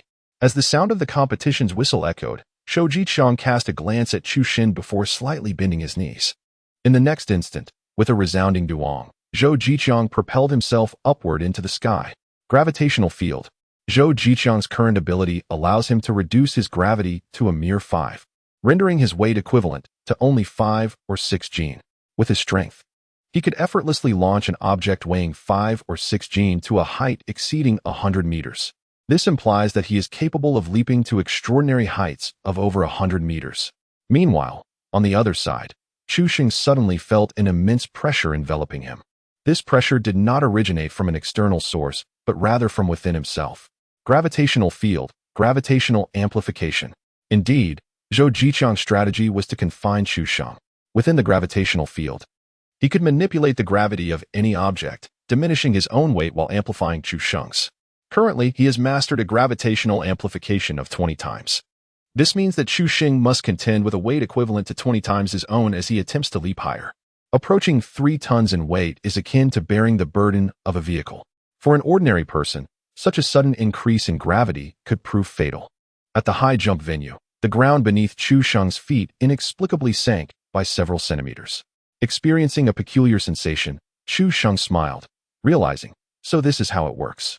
All right, if you wish to play, I shall indulge you in this game. Given Chu Xing's foundational combat power exceeding 20,000, the weight of a vehicle is but a trivial matter to him. He casually pulled out 2 coins and tossed them onto the ground, then stepped on them. Subsequently, his body ascended straight up into the air. What was this? He hadn't even jumped. He was simply propelled skyward. Could it be that he was using wires? In midair, Zhou Jiqiang had already leaped to a height of several dozen meters, far surpassing that of the sports center. His gaze remained fixed below, and only when he noticed Chu Xing had not yet ascended did he finally exhale in relief. He chuckled, "Apologies, but I've already secured this first place." "What are you saying?" Zhou Jiqiang was taken aback, and upon turning his head, he was startled to see Chu Sheng right beside him, nearly causing him to lose his composure. "You, when did you come up? How is that possible?" "I clearly." Zhou Jiqiang continued to ascend, while Chu Xing followed him into the sky. "Clearly what, my friend? You really want to win, don't you?" "If that's the case, this altitude is insufficient," he inquired. "How about I lend you a hand?" The two of them soared together, soon reaching an altitude of around 100 meters. Zhou Jiqiang glanced at the smiling Chu Sheng beside him, feeling an inexplicable sense of dread. Gritting his teeth, he overloaded his abilities. Gravity domain, gravity amplification, 30-fold enhancement. This 30-fold amplification was the limit for Zhou Jiqiang, a D-level ability user, and at that moment, blood began to trickle from his nostrils due to the strain.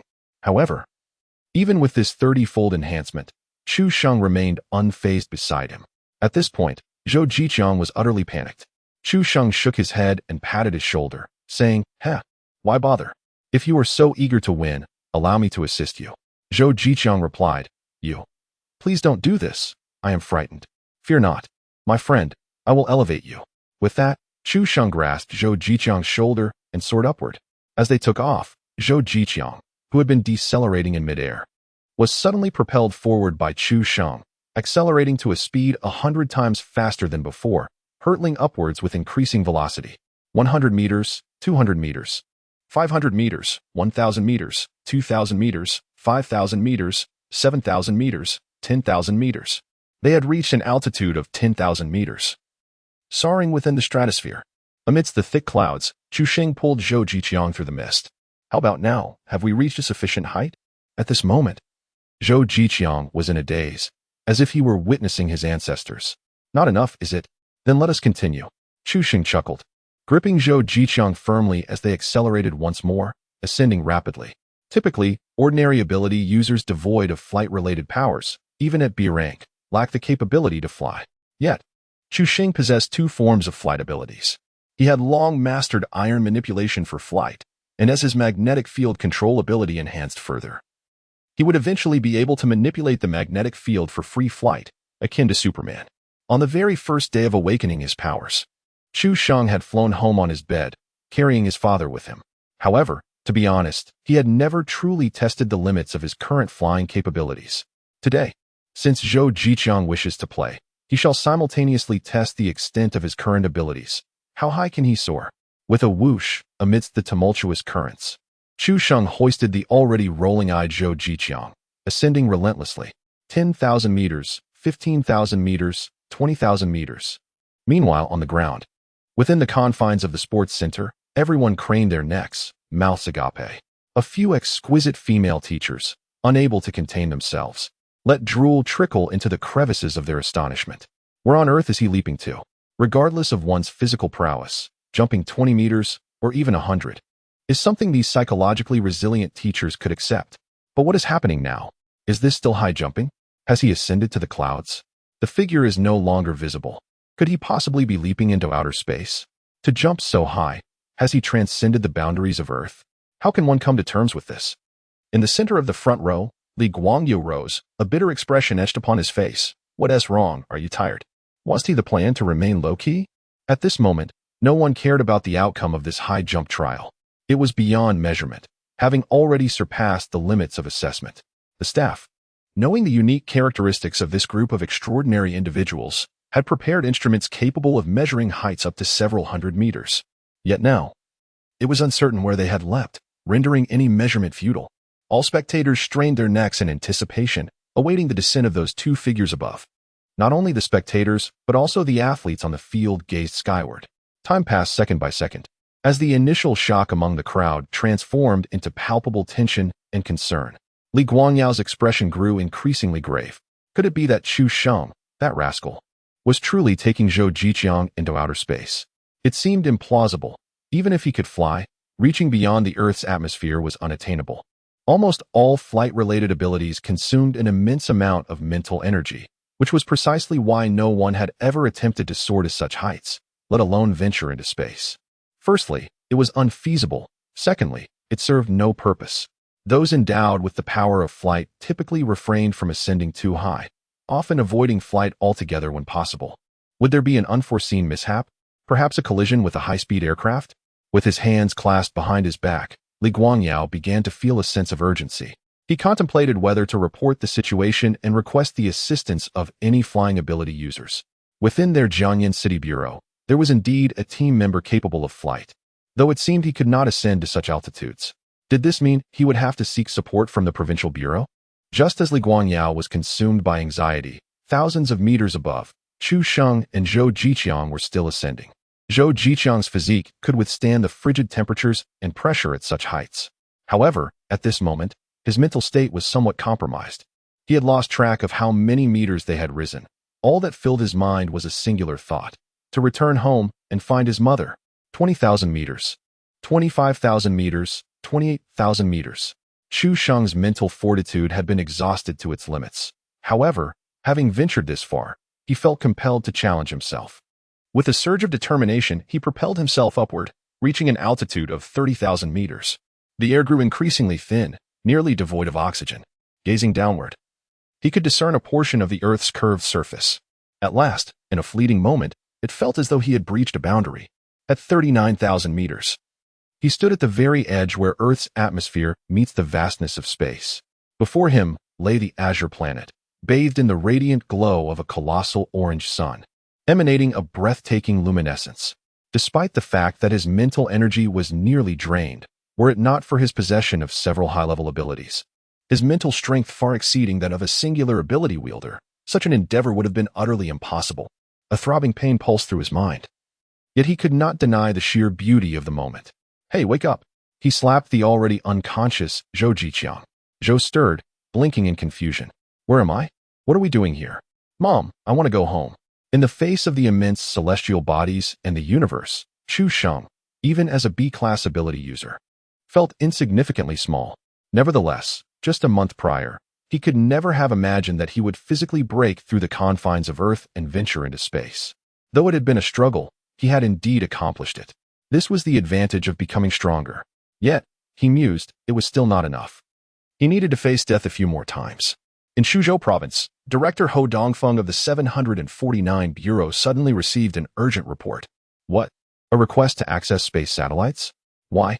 During the sports competition, there were rumors that a contestant might have soared into outer space. Ho Dongfeng was left speechless, exclaiming in disbelief, "What nonsense! The participants of this sports event are merely students who have just awakened their extraordinary abilities. How could they possibly reach space?" It was rumored that this incident stemmed from a high jump. Ho Dongfeng, infuriated, retorted, "Jumping high enough to reach outer space? Do you hear the absurdity of your words?" Director Ho, it was reported by Li Guangyu from the Jiangyan City branch that the individual who may have flown into outer space is Chu Sheng. Oh, well, that is a different matter, Ho Dongfeng mused. That fellow might genuinely attempt something like that. He recalled the times when Chu Sheng insisted on him taking his life multiple times, which made his head throb with pain. This young man had accomplished much, yet he was also a source of considerable trouble. The crux of the matter was that the 749th branch had to indulge this character, treating him almost like a treasure. Otherwise, if his thoughts were to stray and he were to join the Dawn organization, the consequences would be dire indeed. Director Ho. Li Guangyao has reported that there are intentions to deploy a satellite to locate Chu Sheng, fearing he might encounter an accident. Utilizing a satellite to search for someone was unprecedented, yet it underscored Chu Sheng's undeniable value. Should he face an unfortunate incident in space, even if he were to resurrect, the odds would likely be grim. With this thought in mind, Ho Dongfeng promptly approved the request. Meanwhile, at an altitude of 39,000 feet, Chu Sheng, having endured the experience for a brief moment, could no longer withstand it. It was time to return. He grasped Zhou Jiqiang and hurled him downward before plunging after him with great speed. On the ground, within the sports center, the spectators had already strained their necks from gazing upwards. Why has Ti descended yet? Could it be that he has truly leapt beyond the confines of Earth? How is that even conceivable? Aren't you a teacher? How could you utter such preposterous statements? You are indeed a teacher, and you possess remarkable prowess. So, enlighten me, what kind of individual can execute a 100-meter run while inverted in a mere 3 seconds? What sort of person can leap to heights of several thousand meters, leaving no trace behind? Wang Jigang. Teacher Zhang, do you think our school has produced a superhero? A certain teacher. Have you ever heard of a technique called the descending palm? Suddenly, amidst the intense anticipation, a voice cried out, "Look, he is coming down." Everyone hurriedly focused their gaze above, where 2 figures were plummeting rapidly towards the ground, one trailing closely behind the other. Goodness, they are truly descending. At this velocity, they are bound to crash into a mere pulp. Pulp? Upon hearing this word, Li Guangyao's heart raced uncontrollably. He was not particularly concerned about Chu Sheng becoming a mere mass of flesh. Rather, he feared the prospect of a revived Chu Sheng emerging from such a state. Captain, what should we do? Perhaps you should catch him. At that moment, Hong Zhuang and Li Xiaoxiao also arrived behind Li Guangyao, their eyes fixed intently on the sky. Me? Li Guangyao swallowed hard. I feel quite certain that I cannot catch him.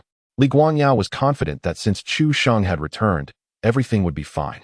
Even if he were to meet his demise, he could surely resurrect. The real concern lay with Zhou Jiqiang. What possessed you to provoke him? He is not someone you can afford to antagonize. Our district, the 749 Bureau, must cater to his whims. On the ground, Li Kuan-yu stood ready, attempting to catch the 2 individuals plummeting down. Beside him, the muscular yet charming Lu Rou seemed eager to test her strength, hoping to catch her own substantial descent. Just as the 2 were about to hit the ground, gasps erupted from the crowd, many shutting their eyes in terror.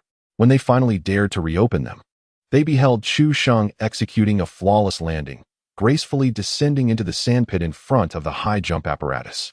Beneath him lay Zhou Jiqiang, sprawled on the ground, his complexion ashen, resembling a lifeless canine. Chu Sheng offered a polite smile, inquiring, "How was that, my friend? Enjoyable?" Zhou Jiqiang remained silent, merely foaming at the mouth. Chapter 60. The Dragon's Regret. A whirlwind dunk. The high jump assessment had concluded, yet the performances of 2 participants remained unmeasured. Consequently, the judges approached to inquire. Contestants 25 and 26, what was your final height? Chu Sheng replied nonchalantly, "I have no idea. All I can see is that our blue star has become a sphere." Zhou Jiqiang continued to roll his eyes, spewing foam. The judge pressed on. "So, which of you 2 jumped higher?" Chu Sheng crouched down and playfully punched Zhou Jiqiang's stomach, teasing, "Are you alive? Speak up if you are." Zhou Jiqiang quickly scrambled to his feet, exclaiming, "He jumped higher. It must be him. All right, you can continue foaming now." Chu Sheng chuckled as he playfully punched Zhou Jiqiang again. Moments ago, Zhou Jiqiang had experienced a 30,000-meter free fall, undoubtedly buoyed by Chu Sheng just before his landing. It was merely a playful endeavor, yet there was no need to push someone to their limits. Ultimately, the results of the high jump test were announced. Chu Sheng achieved a remarkable 39,000 meters, followed closely by Zhou Jiqiang at 38,999 meters, and Lu Tianxiong with a modest 20.83 meters. Upon the revelation of these scores, the atmosphere erupted in astonishment. 39,000 meters? Had he truly leaped into the void of space? Regardless, I had grown numb to such spectacles. What was the next event again? Weightlifting, perhaps? At this point, I would not be surprised if he lifted the entire planet. Excuse me, teacher, but your physics lessons must be taught by a physical education instructor. It is impossible for a person standing on Earth to lift the Earth itself. I am indeed a physical education teacher. If a person can leap high enough to breach the atmosphere, what else could possibly be deemed impossible? I am uncertain whether it is I who have lost my sanity or if the world has turned upside down. I observed that those seated in the front row, the directors of the sports department, appeared less astonished. Perhaps they were privy to some hidden knowledge. Indeed, I sensed that something significant was destined to occur today. The extraordinary performances and results in consecutive events had begun to acclimatize this group of educators.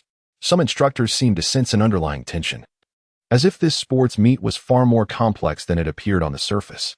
As we transitioned to the third event, the weightlifting competition was not nearly as extravagant. Under the somber gaze of Li Guangyao, Chu Sheng refrained from any antics, instead treating several 500-kilogram barbells as if they were mere pins, executing a flourish of barbell spins. In the realm of weightlifting, Chu Sheng once again claimed first place. Firstly, he is undoubtedly destined to win, given the allure of the 5 million prize. Secondly, it should have been Zhou Jiqiang, whose expertise in gravity manipulation would have greatly benefited him in this project. However, he has completely faltered this time, ultimately finishing in last place.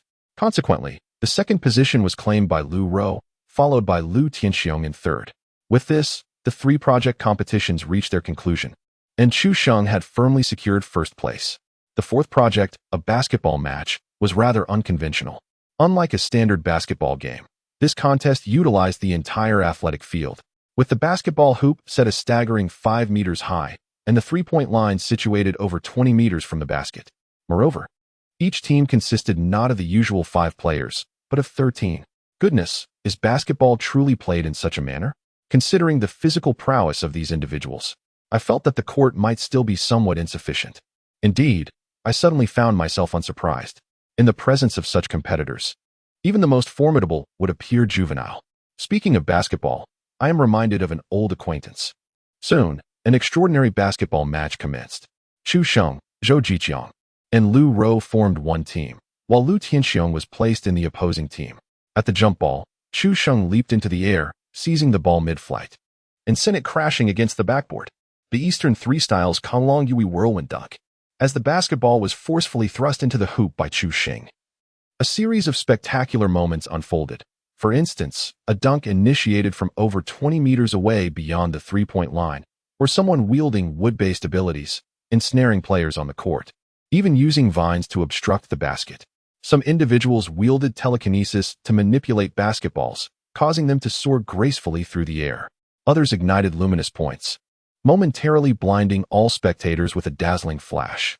Some harnessed fiery abilities, enveloping the basketball in flames. Apart from a whirlwind dunk at the beginning, Chu Sheng refrained from further participation, having already secured first place in this athletic event. He preferred to allow others to showcase their talents.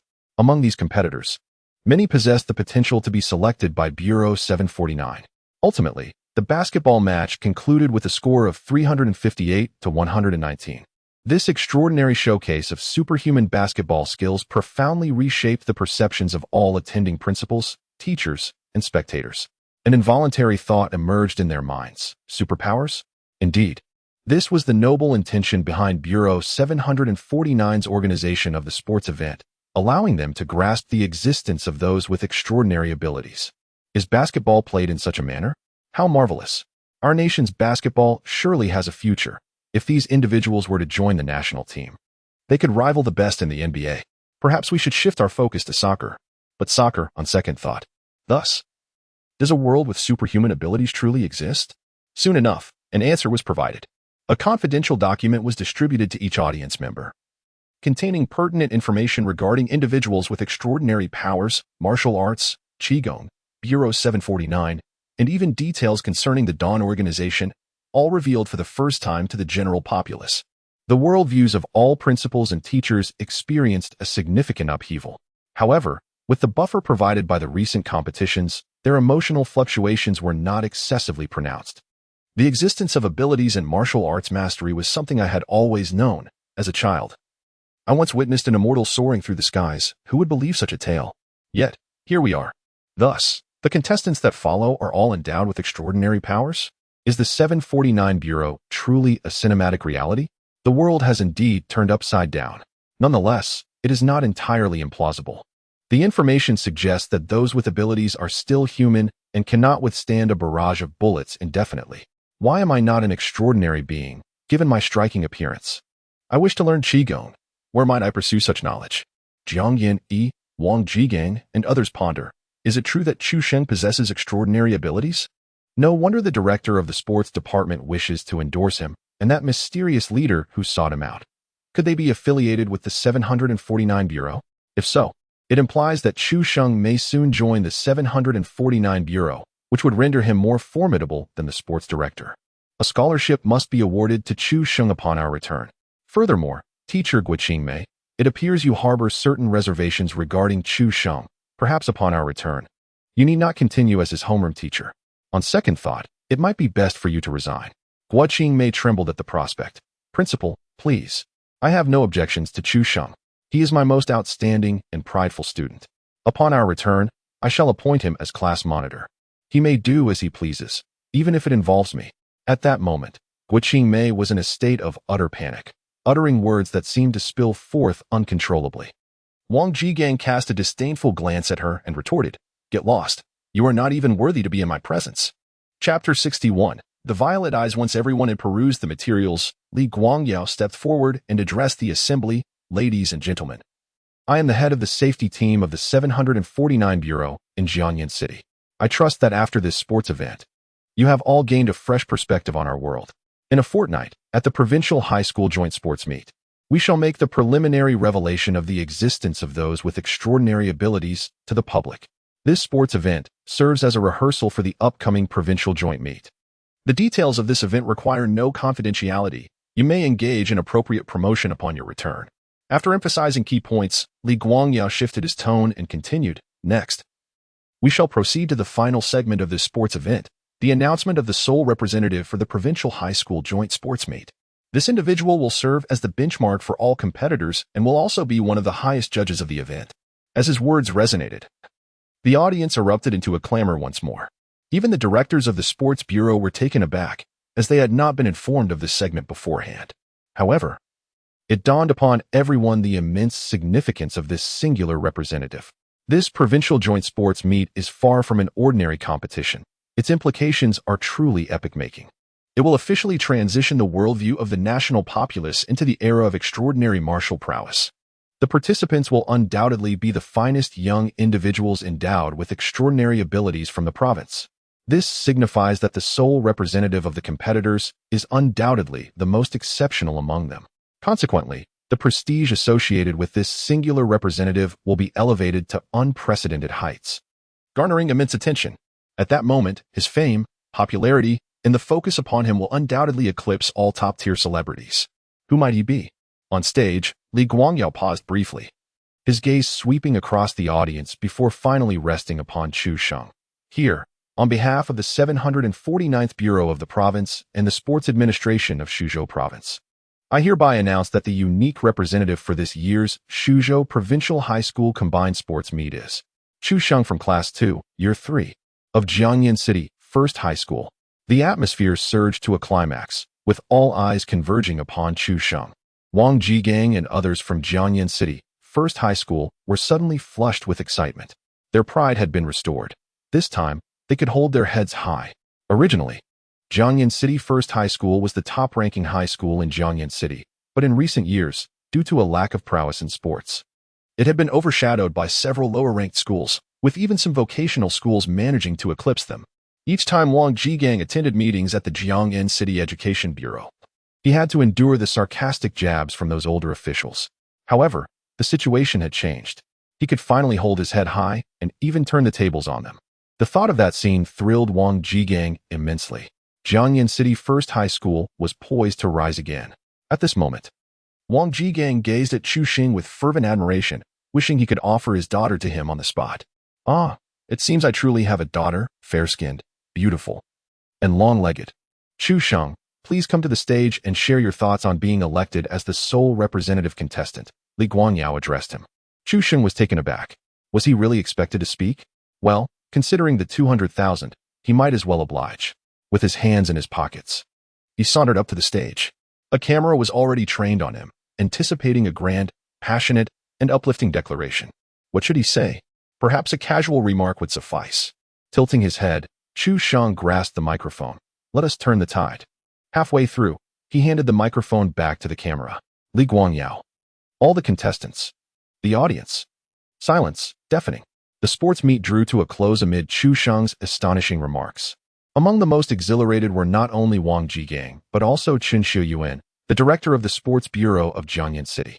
In the restroom of the sports center, Chen Xiuyuan excitedly relieved himself, then lit a cigarette, feeling quite pleased.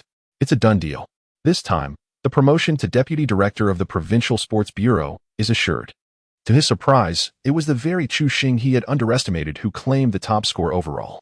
Particularly in the high jump event, he decisively bested his rival, Huang Guang. Ultimately, Chu Sheng was elected as the sole representative contestant for the provincial games. And all of this was thanks to his own efforts. As he reveled in his delight, a hand suddenly landed on his shoulder. Startled, Chen Xiuyuan turned around to find Chu Xing squinting at him. Feeling somewhat guilty, he forced a smile and said, "Oh, it's you, Chu. Are you here to use the restroom as well?" Chu Sheng chuckled softly. No. I'm here to discuss a refund." "Refund? For what?" Chen Xiuyuan's anxiety deepened. Chu Sheng continued, "I've just learned that Director Chen has granted 5 million to another contestant, while I only received 2 million. It seems Director Chen believes I'm unworthy of further investment, so I'd like to request a refund for the 2 million. Despite his words, he made no move to actually return the money. A bead of cold sweat trickled down Chen Xiuyuan's forehead. He had anticipated that his treatment of Chu Sheng as a mere backup would become apparent. Given the current rapport between Chu Sheng and 749, a single misstep could jeopardize his chance for promotion. He hastily replied, No, Chu. It's all a misunderstanding. Your 2 million was merely in advance, and there's still the final payment, which I was just about to arrange for you." Chu Sheng responded nonchalantly, "Oh? The final payment, how much?" 3 million. Chen Xiuyuan exclaimed. "In that case, I think I'll still opt for a refund." Wait, for million. Refund. 5 million, 5 million. Refund. At his wit's end, Chen Xiuyuan gritted his teeth and declared, 8 million. I'll add another 8 million to the initial 2 million, totaling 10 million. Chu, this truly is my utmost limit. With a cold chuckle, Chu Xing mused that Director Chen had indeed reaped a considerable bounty. However, he found himself disinterested in such affairs and simply extended 2 fingers. Chen Xiuyuan swallowed hard. Another 2 million? Double that. Ultimately, Chu Xing agreed to assist Chen Xiuyuan by speaking favorably about him to the 749 Bureau, receiving a sum of 16 million. Adding this to the previous 2 million, along with the 5 million prize for securing first place in the sports competition and the promised 2 million for being the sole representative athlete at the provincial games. His total earnings from this sports event amounted to an impressive 25 million. Oh, and there was also the 10,000 that Li Guangyao discreetly provided, though that was transferred via WeChat. Now, his bank account had swelled to 25 million, equivalent to 2,500 revival coins. Moreover, an additional 10 million reward for eliminating Ji Jun had yet to be credited. Time to recharge. With revival coins in hand, it was only natural to seize the opportunity to meet his end swiftly. Clutching his phone, Chu Xing exited the sports center with exhilaration. Just as he intended to discreetly hail a taxi home, a striking red Ferrari pulled up before him. The tinted window gradually descended, revealing a stunning visage adorned with sunglasses. "Brother, would you like to join your sister in a delightful escapade?" Chu Xing replied, "I would." Inside the car, the woman flashed a seductive smile, removing her sunglasses to unveil her enchanting purple eyes. "No, it is you who desires it." Chapter 62. Su Huanli's probe instinctively. Chu Sheng gazed into the woman's violet irises, and in an instant, a buzzing sensation enveloped his mind. "Oh, how I long to enjoy an adventure with my sister." In the vehicle, the woman smiled with a hint of mischief. "That's a good boy, get in." Chu Sheng mechanically opened the door and settled into the car. At that moment, a sudden, piercing alarm echoed in his somewhat dazed consciousness. Beep, beep, beep. Beep, beep, beep, beep, beep. Warning, warning. The host's mental awareness is being compromised. Due to this system's fastidious nature, it cannot tolerate any form of intrusion upon the host's consciousness and is preparing to initiate the mental protection mechanism preparing to activate the B-level mental protection mechanism. Once the B-level protection is engaged, it will be immune to any form of mental influence at B-level or below. The B-level mental protection mechanism consumes 1 revival coin per minute, with a minimum deduction of 1 minute if less than a minute is utilized. This activation is automatic, with a default duration of 60 minutes. Initiating countdown, 3, 2, 1.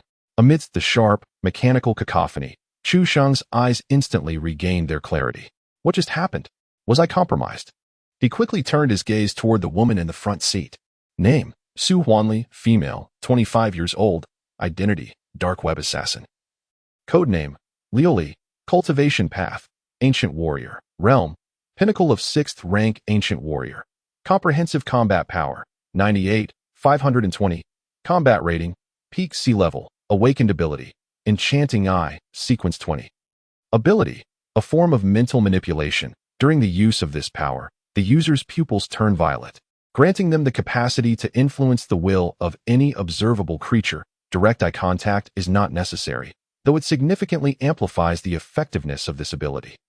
This encompasses a range of mental faculties including charm, control, illusion, and dream manipulation.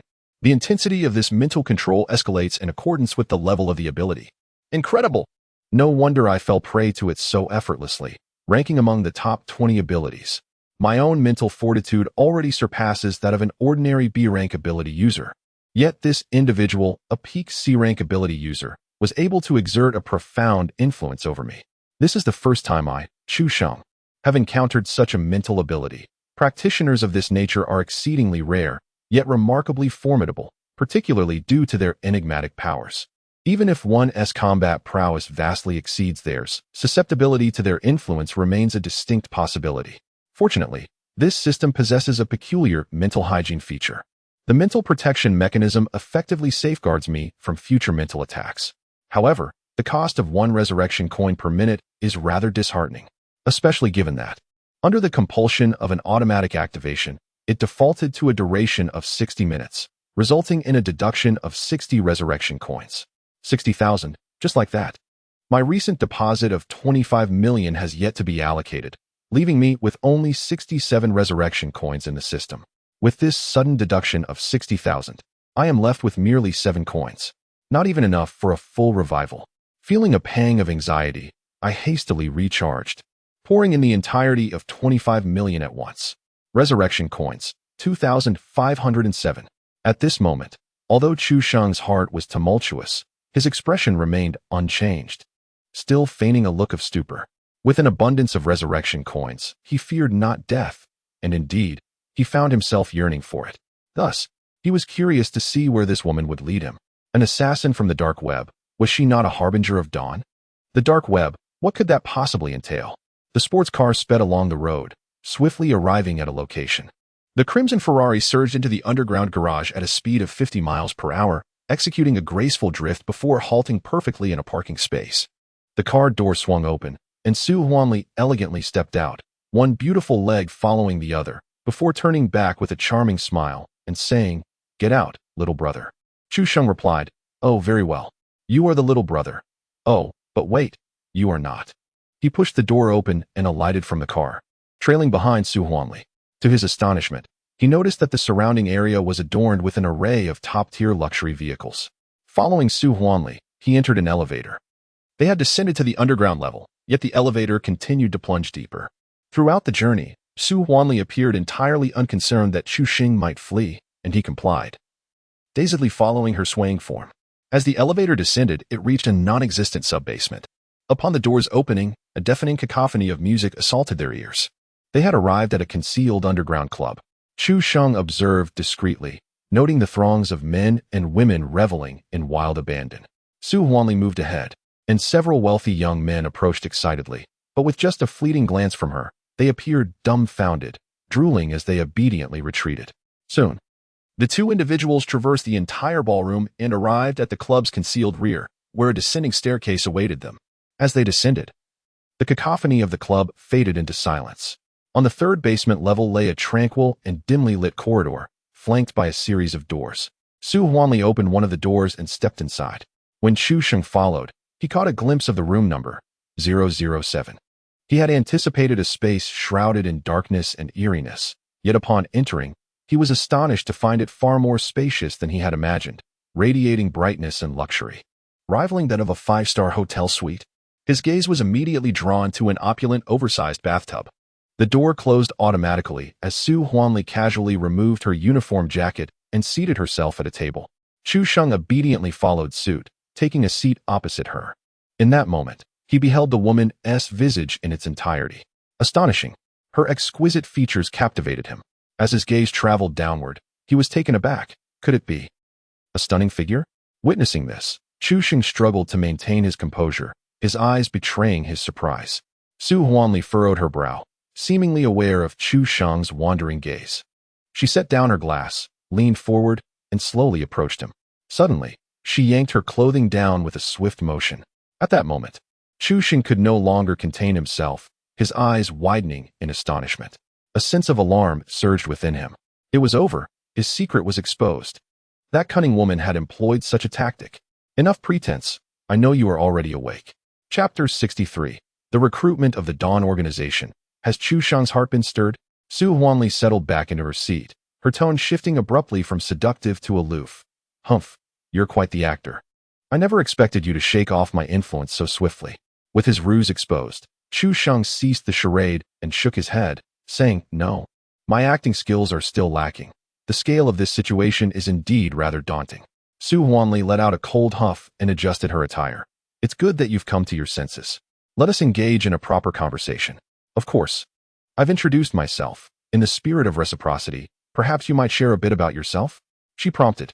Su Huanli did not refuse and instinctively began.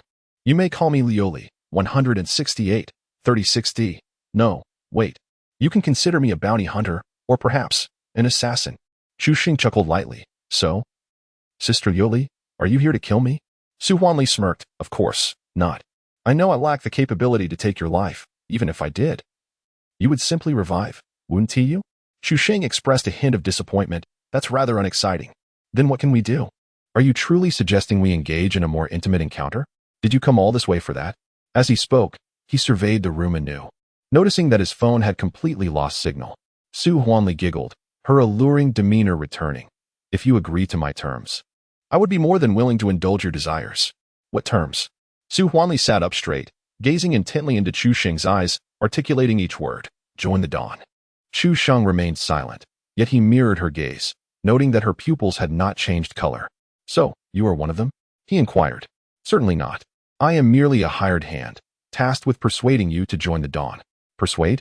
Then let us rest first, he replied, unceremoniously taking her hand. Su Huanli allowed him to caress her hand, and continued. Chu Sheng, I am quite serious.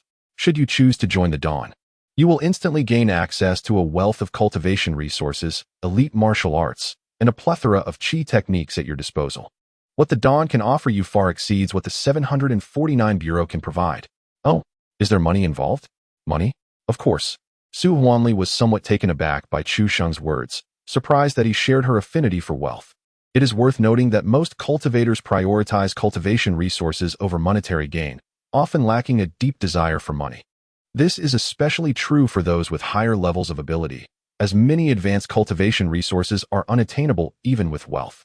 However, being merely an 18-year-old, it is understandable that he would be drawn to money. Upon hearing the mention of wealth, Chu Sheng felt a stir of interest. It appeared that Su Huanli was not lying. She was indeed sent by the Dawn organization.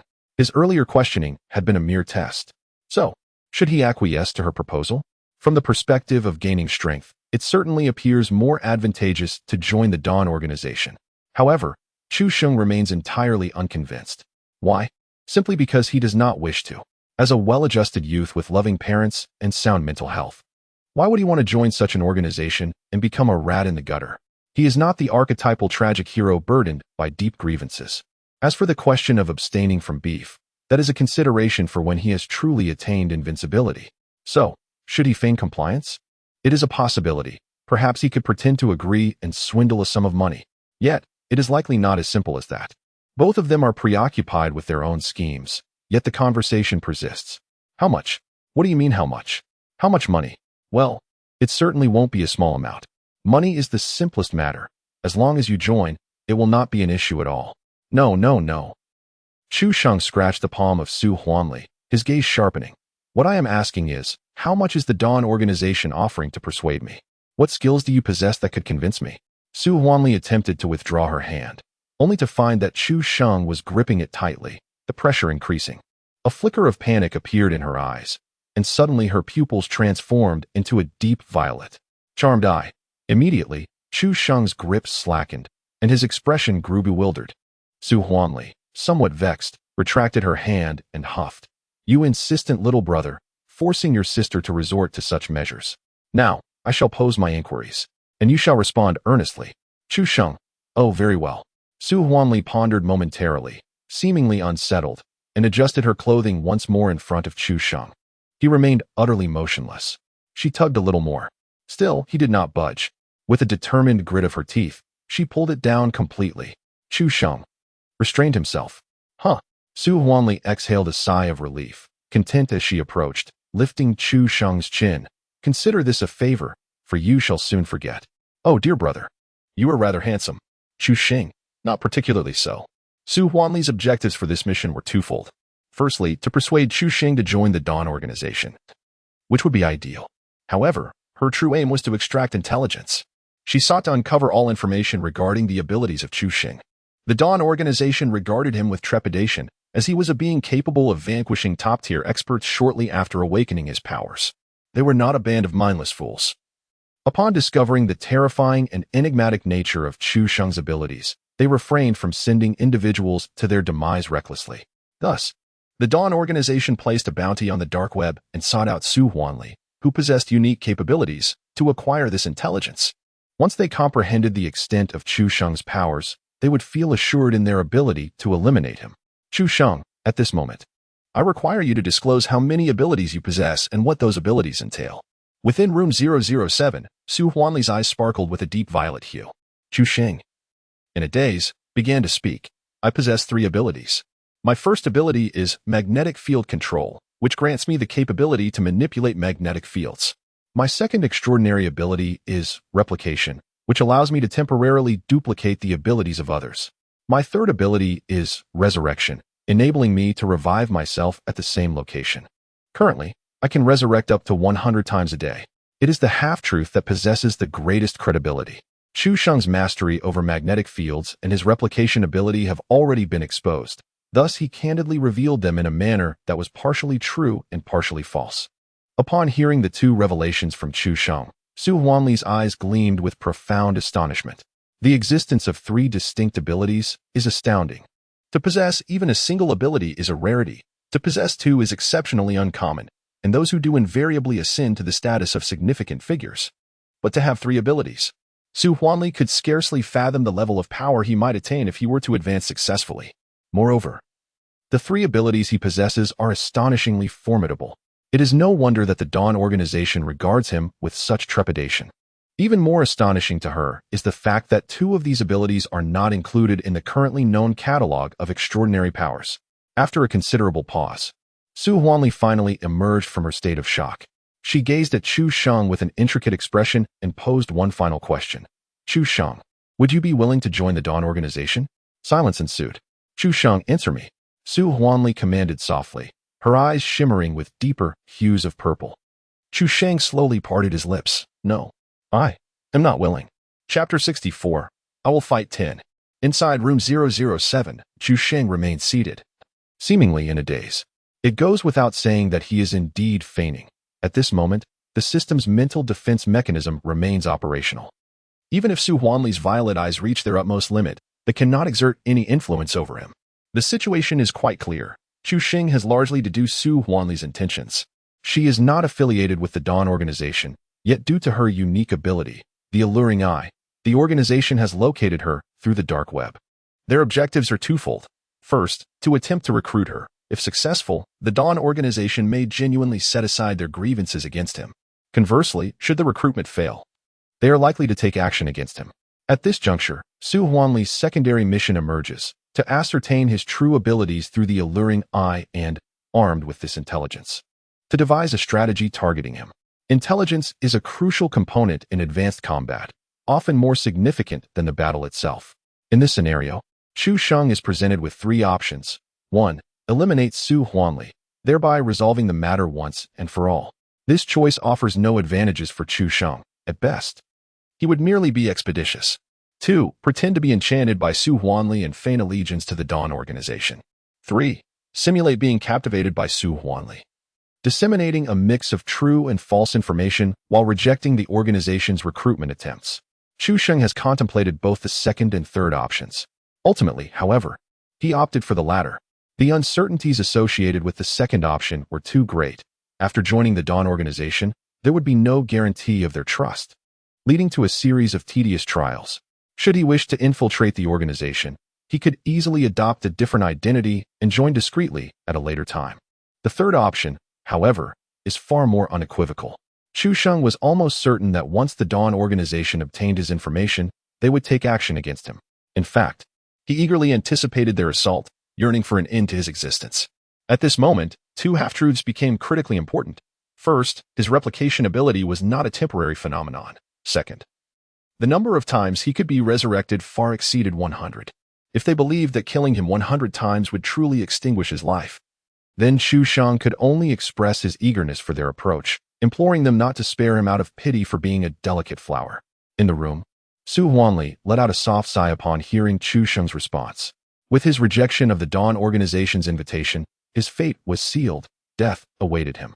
However, this was of no concern to her. She was merely a mercenary, driven by financial gain.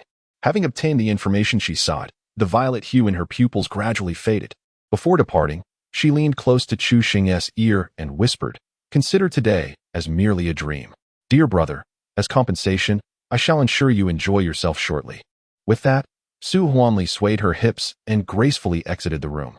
Once she left, Chu Sheng ceased his pretense, his gaze clearing. It soon became evident what Su Huanli meant by letting him enjoy himself. A graceful woman clad in a chi pao entered, greeting him. "Hello, guest 007. I am the room service you requested." Chu Sheng was taken aback. "How much for your services?" 888. What? Has payment already been processed? It will be automatically deducted from the guest's card." Chu Sheng's eyes sparkled with excitement. "Then let us select 2 more. No, I shall choose 10. Soon." He extracted information from the lips of the woman in the chi pao. It turned out that this place was a clandestine underground hotel, concealed beneath the opulent facade of the rich club known as the Shadow Corridor. Only a select few were privy to the existence of this establishment, which offered an array of unimaginable services with the utmost respect and safeguarding of its patrons' privacy. Furthermore, upon entering the Shadow Corridor, all means of communication with the outside world ceased. This was seemingly not a feat of technology, but rather an enigmatic power enveloping the space. Clearly, Su Huanli was a long-standing client of this hidden sanctuary. Moments later, 9 more women entered room 007. Chu Sheng cast a glance. While all 10 women were indeed alluring, none possessed the captivating essence of Su Huanli. Rising to his feet, he cleared his throat. Is it possible to receive a refund? If the cost is 888, returning 80,000 would suffice. The remainder can be used for sweets. Please do not return through the same route. Refund it here instead. Here, this is the payment code. Indeed, this was Chuming's plan, to select several and then request a refund.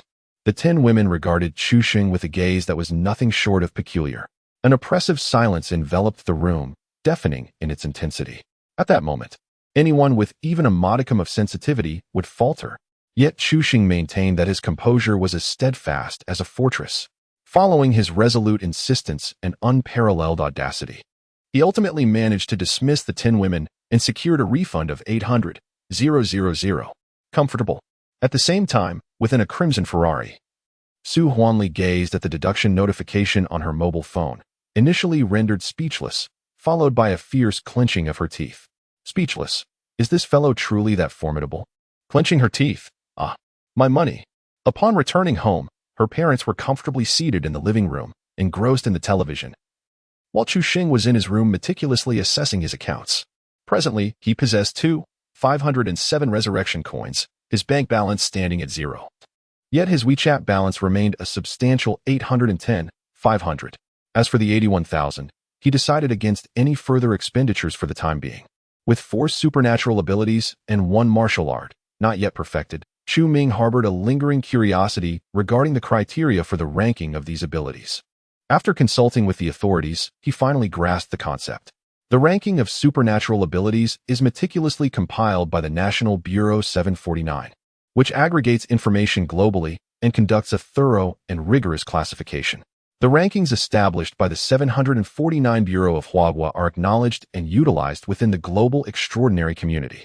A dedicated department and skilled personnel oversee this realm, primarily tasked with collecting data on various abilities. In addition to the ability rankings, the celestial, terrestrial, and forbidden lists are also managed by this department. The rankings of supernatural abilities are updated approximately every month.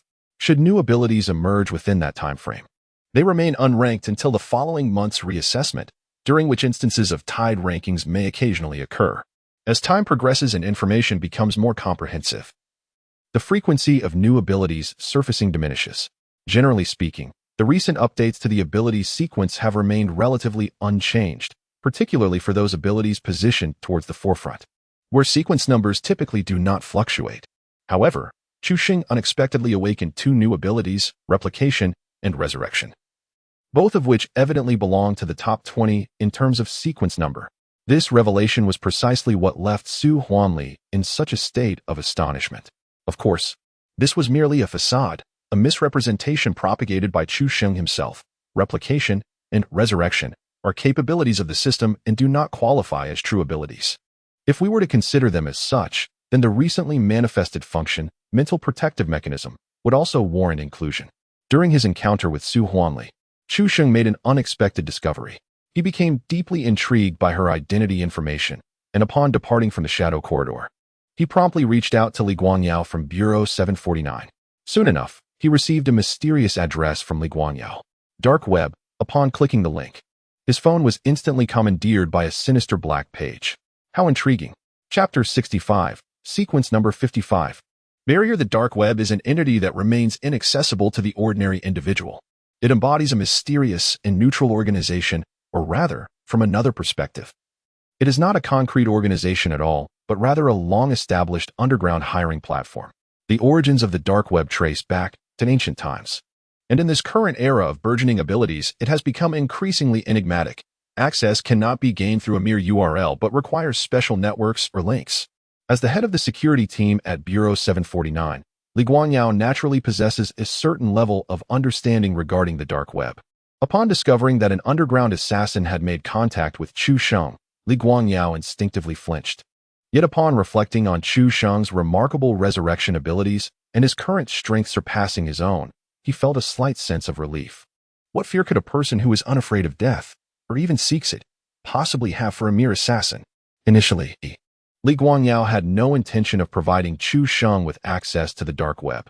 In his subconscious, he considered Chu Xing merely a high school student, a fledgling who had recently awakened his extraordinary powers and thought it inappropriate for him to delve into such treacherous realms. However, with Chu Sheng's insistence, he found himself with no choice. Ultimately, after seeking approval from the director, Li Guangyao sent the dark web link to Chu Sheng. Upon accessing the dark web, Chu Xing swiftly navigated through its interface, which was remarkably simplistic, predominantly showcasing various employment tasks, most of which pertained to assassination. After browsing for a while, he encountered a prompt to register. To his surprise, the registration process was unexpectedly straightforward, requiring no personal information of a sensitive nature. However, applying for certification as a dark web assassin proved to be a more convoluted affair, and Chu Sheng had only managed to create a basic account for the time being. The final step required him to designate a code name for his dark web account. After a moment of contemplation, he typed in the name Li Hahao, but quickly deleted it, opting instead for I love Lao Tong. Please click on all images containing sidewalks from the selection below. Incorrect selection. Please click on all images containing traffic lights from the selection below. Incorrect selection. Please click on all images containing fire hydrants. Selection error. How infuriating. After enduring half an hour of torment, Chu Xing finally succeeded in registering an account on the dark web. But why did Chu Xing wish to create an account on the dark web? Was it to place an order for murder? Certainly not. Quite the opposite. His intention was to hire someone to end his own life. It is said that the dark web is filled with experts, boasting not only A-level professionals but also PK level and S-level masters. As long as you can afford the price, There is virtually no one you cannot have killed. This was precisely what Chu Xing desired. The stronger the assassin, the better. Most importantly, he was invulnerable. If he could not be killed, the assassin would fail the mission, and he would not have to pay a single penny. If the assassin could not receive their payment, they would have to return repeatedly to attempt to kill him. If an S-level master were to try to kill him dozens of times, wouldn't that be an exhilarating experience? I must be a genius. This dark web is truly an exquisite loophole, a perfect means for him to continuously enhance his combat prowess. Without hesitation, Chu Xing decided to attempt posting a task. However, he soon discovered another issue. Posting a task required a deposit of 10 of the reward amount to be paid to the dark web as a guarantee. He currently possessed only 800,000, which allowed him to post a task with a reward of merely 8 million. Even hiring a B-level expert would be a challenge with that amount. Reluctantly, Chu Xing had to temporarily abandon his plan to post a bounty on himself, deciding to wait until he had more funds. To post a task, he would need to offer at least a reward of 1 billion to potentially attract an A-level expert. Ultimately, it all came down to a lack of funds. On the path to becoming stronger, money is absolutely indispensable. As Chu Xing pondered how to dispatch a few kills, the television in the living room was broadcasting a sports news segment. Li Fengxia, engrossed in the report, suddenly exclaimed, "Dear, look, is that our son? Our son is on television." On the sofa, Chu Bangyun stole a glance at the screen and shouted in astonishment, "By heavens, it truly is our son. How did he get interviewed?" The report was covering the Suzhou Provincial Sports Games, and he was the sole representative athlete. On the screen, Chu Xing was addressing the camera, declaring, "Let's turn the tide." Chu Bangyun smacked his forehead, baffled by such a ridiculous statement. After finally making it onto television, this was the best he could come up with? Wait a moment, a representative at the games? His once frail son, who had always been plagued by health issues, was now a representative at the provincial games? The only representative? Chu Bangyun exchanged glances with his wife, Li Fengxia, both sensing something amiss. Indeed, it was profoundly amiss. Just then, Chu Sheng emerged from his room, instantly feeling the piercing scrutiny of two electric gazes directed at him. The message was clear: confess freely or face severe consequences. Upon glancing at the television, Chu Xing quickly understood the situation. The authorities had finally begun to generate buzz, and there was no longer any need for concealment. After all, in just over half a month, his parents would inevitably find out. Thus, Chu Xing decided to drop the pretense and lay everything bare. "Father, do you remember the incident with my second cousin getting bitten by the electric wire? You must know he is an ability user. In fact, I am one as well. Moreover, I am even more formidable." After much deliberation, Chu Xing finally provided a brief explanation regarding his circumstances. He merely mentioned that he had awakened an extraordinary ability and caught the attention of the 749 Bureau. Chu Bangyun, having previously signed a confidentiality agreement, was already aware of the existence of those with such abilities, thus grasping the situation was not particularly difficult for him. Always aspiring for his son to achieve greatness, he was quite exhilarated. "Very well, my dear boy. You truly are my offspring. Now I need not worry about your future. The 749 Bureau must be quite formidable." Having encountered personnel from the 749 Bureau before, Chu Bangyun recognized the high caliber of their operations. In contrast to Chu Bangyun's excitement, Li Fengxia exhibited noticeable concern. "What future are you talking about, son? That bureau, they won't involve you in any perilous endeavors, will they?" Chu Xing took the time to reassure them, managing to somewhat soothe their anxieties. In the depths of the night, after both parents had retired to their bedroom, Chu Xing stealthily opened a cabinet and retrieved a pack of his father's hidden Zhonghua cigarettes. He leaped out the window and soared to the rooftop. There, a shadowy figure sat in tranquil meditation. "Brother, care for a smoke?" Chu Sheng tossed a cigarette over and casually perched himself at the edge of the rooftop. The figure was a specialized talent dispatched by the 749 Bureau to ensure the safety of his parents. Transferred from the Provincial Bureau, this individual possessed a relatively modest overall combat capability, rated at sea level, yet his ability was quite unique, classified as Barrier, with the serial number 55. Chu Xing is unafraid of death for himself, yet he harbors a profound fear for the safety of his parents. Thus, he feels immense gratitude and satisfaction towards the individual dispatched by the 749 Bureau. The ability of this peculiar power is exceptionally suited for protection. In the darkness, a spark ignites as the man lights a cigarette, offering Chu Xing a warm, earnest smile. They engage in a casual conversation, exchange contact numbers, and then Chu Xing leaves from the building to return home. Simultaneously, a plethora of videos begins to circulate online. Initially, a rather indistinct clip of a superpowered basketball game captures significant attention.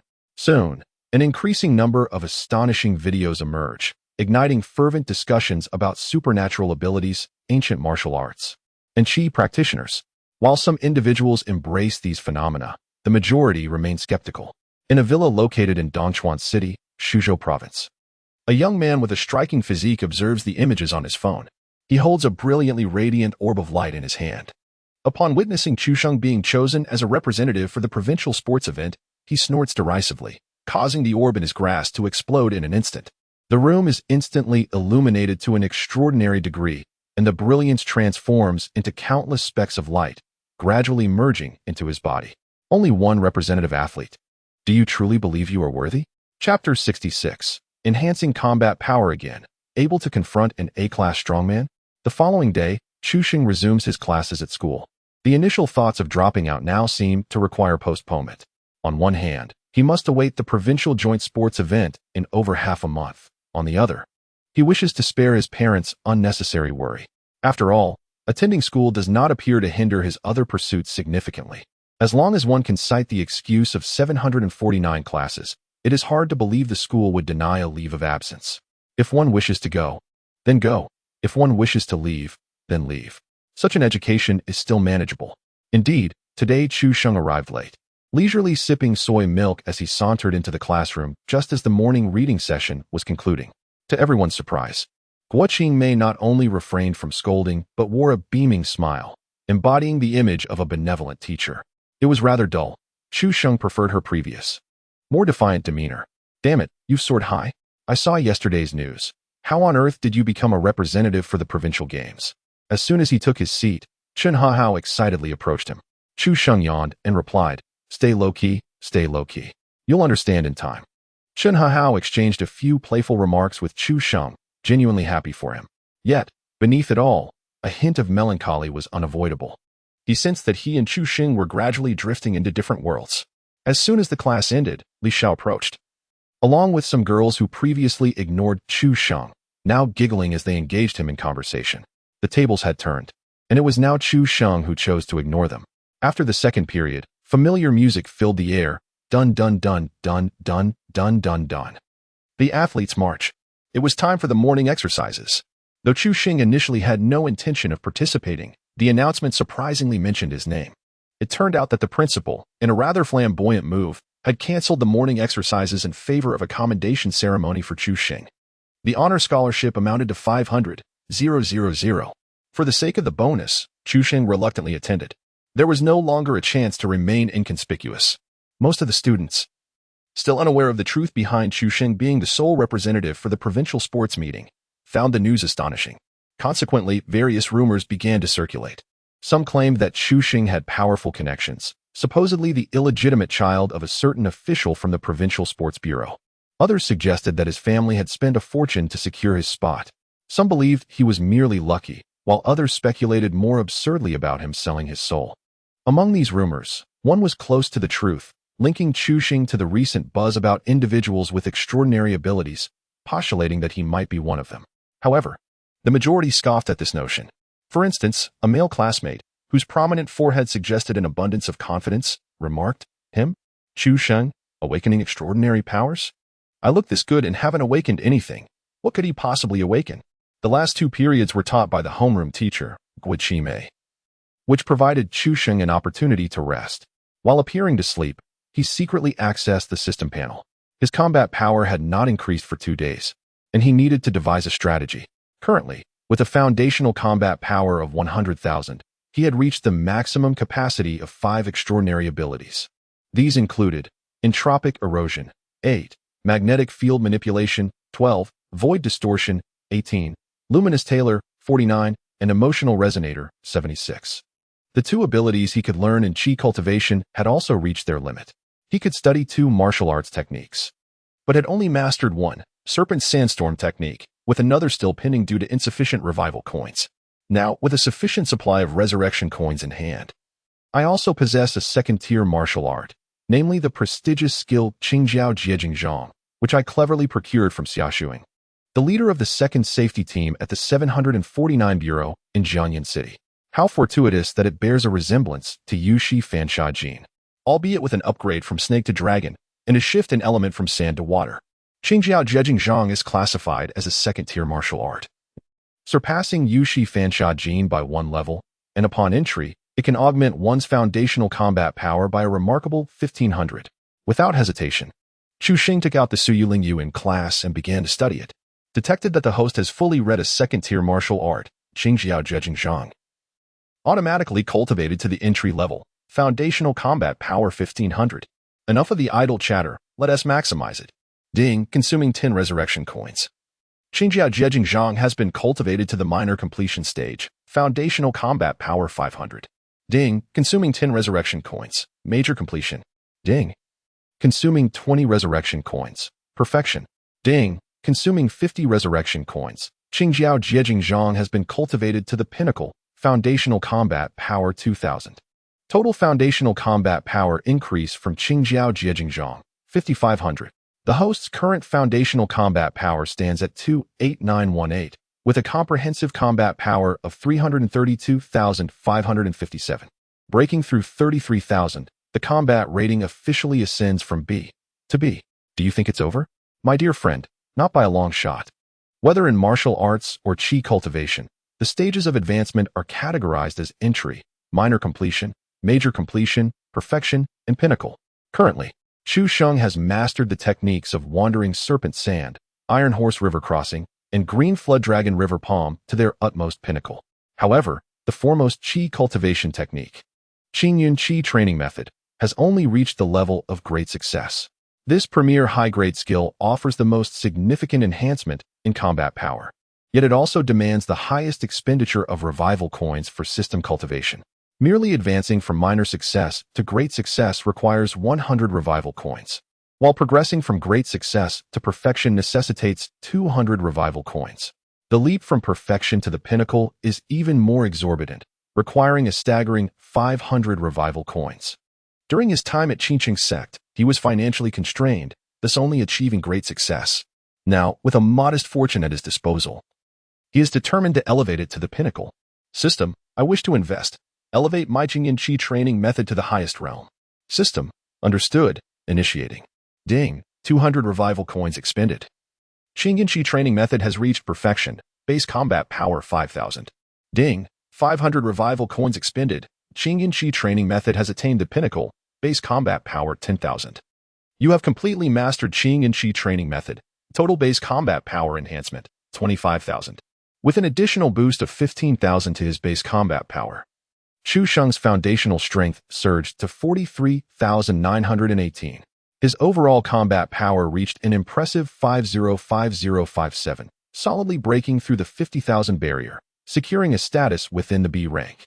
When considering the maximum potential enhancement of the emotional resonance body, his theoretical limit could even temporarily exceed 1 million, allowing him to contend with the rank experts. Exhilarated, Chu Sheng momentarily lost himself in joy, letting out a loud shout in the classroom. Moreover, the expression bore an air of intrigue. Instantly, the classroom fell into a profound silence, with all eyes fixated upon Chu Sheng's visage. Feeling somewhat embarrassed and on the verge of uttering a response, he was preempted by the disciplinary committee member, Li Xiao, who spoke first with an air of enchantment. Huh? It is evident that classmate Chu Sheng has been profoundly moved by this article, truly lost in the moment, displaying an effortless charm. My admiration for Chu Sheng is akin to the ceaseless flow of the Yangtze River or the surging torrents of the Yellow River, unstoppable and overwhelming. Concurrently, Gu Qingmei at the podium nodded vigorously. Yes, indeed. Chu Sheng. Chapter 67. Chu Sheng's cousin, the extraordinary ability. After enhancing his combat prowess, Chu Sheng began to calculate the expenditure of revival coins for this instance. A total of 790 revival coins had been consumed, equivalent to a staggering 7.9 million renminbi, dissipated in an instant. Just a week prior, he could scarcely fathom even having 790 yuan, let alone 7.9 million. Current revival coin count, 1717.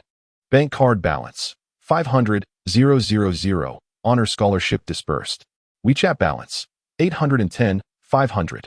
At present, his extraordinary abilities and martial arts have reached their zenith. Before his foundational combat power reaches 100,000, it appears the only remaining method to enhance his strength is to embrace death. Wait, has he truly reached the utmost limit? Within the realm of martial arts, only the Qingyun Qi cultivation method is of first-rate quality, the rest falls short. If he were to acquire a new first-rate technique in the future, could it possibly replace the methods he has already mastered?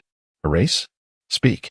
The martial arts and Qi techniques that have been cultivated can be nullified, but the resultant combat power enhancement will also be forfeited.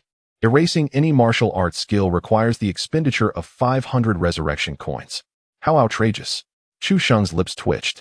Although it is indeed costly, it can be considered a means of enhancing combat prowess. However, first-rate techniques are not easily found. The 749 Bureau in Jiangyan City does not possess them. And the only existing volume in the entire city belongs to the Qingqing sect, which has already been acquired by me. If one desires such a technique, the only recourse is to target the provincial 749 Bureau or the Dawn Organization. As it stands, the enhancement of combat strength must rely on resurrection alone. I am still approximately 100,000 in basic combat power short. Who will come to slay me? What purpose does the Dawn serve? Why have they not yet arrived? Damn! Speak of the devil, and he shall appear. In the suburbs of Jiangyan City, within a concealed, abandoned villa, a middle-aged man with a gloomy demeanor stands with his arms crossed. His gaunt features and sharp, hawk-like eyes betray a keen focus on a message in his hand. Soon, a cold smile creeps upon his lips, and the atmosphere grows exceedingly somber. Behind this middle-aged man, several men and women hold their breath, awaiting his command. Each of them bears a common golden sun emblem on their attire. This is indeed a temporary stronghold of the Dawn Organization. This middle-aged man is Mo Yuan, the deceased Ji Jun's master. Ji Jun, Mo Yuan's most treasured disciple, has met his untimely demise, igniting an unparalleled fury in Mo Yuan, akin to a bereaved father. He was determined to rush to Jiangyan City at once to avenge his disciple. However, he was intercepted by the higher-ups of the Dawn Organization. The upper echelon of the Dawn Organization signifies a predominant inclination towards recruiting talents such as Chuxing, should they succeed in assimilating Chuxing into their ranks. The prowess of the Dawn Organization would experience a significant augmentation. Particularly, their operations in Jiangyan City would unfold with greater ease. Although Jiangyan City is merely a small town, it has become a focal point of contention for the Dawn Organization due to the emergence of the Entropy Void Eye. The intentions of the higher-ups are not to be defied, and thus, through the dark web, they sought out the enchantress Su Huanli, leading to an intersection between her and Chuxing. Now, with Su Huanli having completed her mission, the information that Mo Yuan just reviewed was transmitted by her. The first piece of intelligence revealed that, in a subconscious state, Chuxing is reluctant to join the Dawn Organization. This pertains to Chuxing's extraordinary abilities. Observing Chuxing's refusal to align with the Dawn, Mo Yuan could not help but smirk inwardly, for this was precisely what he had anticipated and desired. He turned to address the assembly before him. As I surmised, Chuxing is indeed unwilling to join the Dawn. Therefore, let us proceed according to the plan I previously established. Immediate action is warranted. This time, not only Chuxing, but the entire 749 Bureau of Jiangyan City shall pay the price alongside Ji Jun. Mo Yuan's strategy is rather straightforward.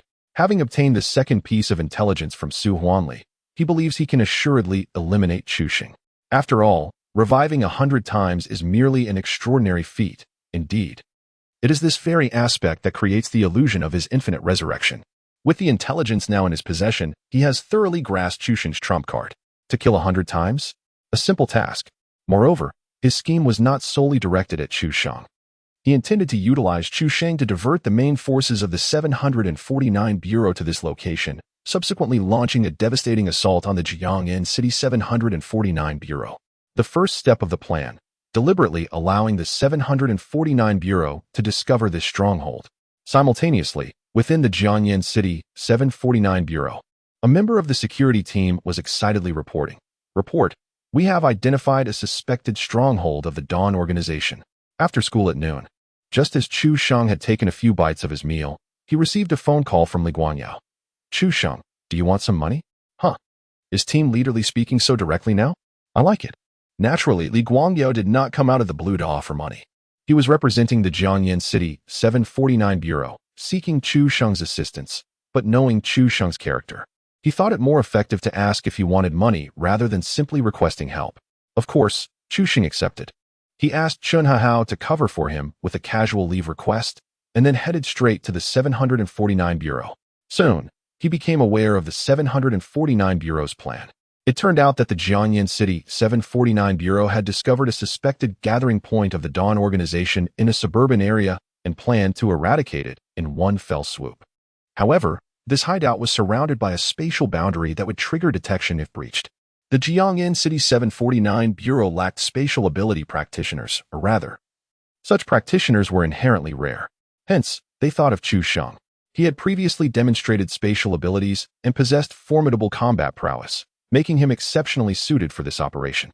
Within the conference room of the Jiangyan City 749 Bureau, Chu Sheng nodded and spoke, "Eliminating the Dawn organization is my duty. How much are you offering?" The three leaders of the security team exchanged glances, and Li Guangyao gritted his teeth. 5 million. Chu Sheng furrowed his brow. Previously, the reward for taking down Ji Jun was 10 million, and why has that payment not yet arrived? Li Guangyu replied helplessly. That amount was a bonus applied for from above, and I do not know why it is stuck. I will expedite the process for you. For now, the budget for this operation is limited, so let us agree on a commission of 5 million. If the operation goes smoothly, I will apply for additional bonuses. Nearby, the leader of the second team, Xia Shuheng, added, "Indeed, there will be bonuses if there are significant figures from the Dawn organization at this hideout. The bonus will surely start at 500,000. So, it will be at least 10 million then?" Chu Sheng responded, "Deal." Not joining the 749 Bureau was indeed a wise choice. Otherwise, there would be no commission, and the bonuses would likely be far less. This operation would be led by Wan Ming from the first security team. Among the three security teams, Li Guangyao had the lowest combat rating of C. The leader of the first team, Wan Ming, had recently advanced from C to B- grade. The leader of the second team, Xia Shuheng, had also been rated C. But he had an epiphany recently and perfected the Qing Jiao Jiejiang Zhang, elevating his combat power to the pinnacle of C grade. Thus, at present, Wan Ming was the pinnacle of combat strength in the Jiangyan City 749 Bureau. As for the director of the Jiangyan City 749 Bureau, it is generally understood that the director is not necessarily the most formidable presence. Their primary responsibilities revolve around administrative duties, while the main combat strength is concentrated within the security team. To Chu Sheng's surprise, as he accompanied Wan Ming on their mission, he spotted his cousin, Chu Yun, within the action group. Instinctively, he cast a glance at Chu Yun, who had awakened an extraordinary ability, Thunder Baby, Sequence 125. In this chapter titled New Abilities, not in sequence, 2 modified vehicles were deployed for the operation, and Chu Sheng casually chose one to ride in, leading to a fortuitous reunion with his cousin. Chu Sheng was vaguely aware of Chu Yun's circumstances, but did not anticipate that he had joined the first security team, nor the peculiar name of his ability, which left him curious about the individual responsible for such a designation. Despite its oddity, the ranking of Sequence 125 is commendable, thus making Chu Yun's position in the first team quite reasonable. Conversely, Chu Yun was unaware of Chu Sheng's involvement with the 749 Bureau, and upon seeing him, was filled with excitement. "Wow, cousin, you're here too? You've awakened your powers, right? No wonder you made it on television. If I hadn't already graduated, that would have been me on screen. By the way, little brother, you must have just awakened your abilities, right? No worries, I've got your back at the 749 Bureau. I'm quite the treasure of the first security team, you know. Our team leader really values me." Chu Yun, who stood nearly as tall as Chu Sheng, but with a more robust physique, embraced him with enthusiasm, chattering endlessly. Chu Sheng mused to himself that with such a name for his ability, wasn't he just a treasure in his own right? He effortlessly brushed aside Chu Yun's arm and remarked, "I am not part of the 749 Bureau." Chu Yun was slightly taken aback by Chu Sheng's strength, but dismissed it, saying, "You haven't joined yet? Then this must be your assessment. No worries, just cling tightly to my leg, and you'll surely pass." Chu Sheng initially intended to clarify, but soon grew weary of being interrupted by this loquacious cousin and refrained from further explanation. The vehicle sped toward their destination. And feeling idle, Chu Sheng began to scrutinize his cousin's information.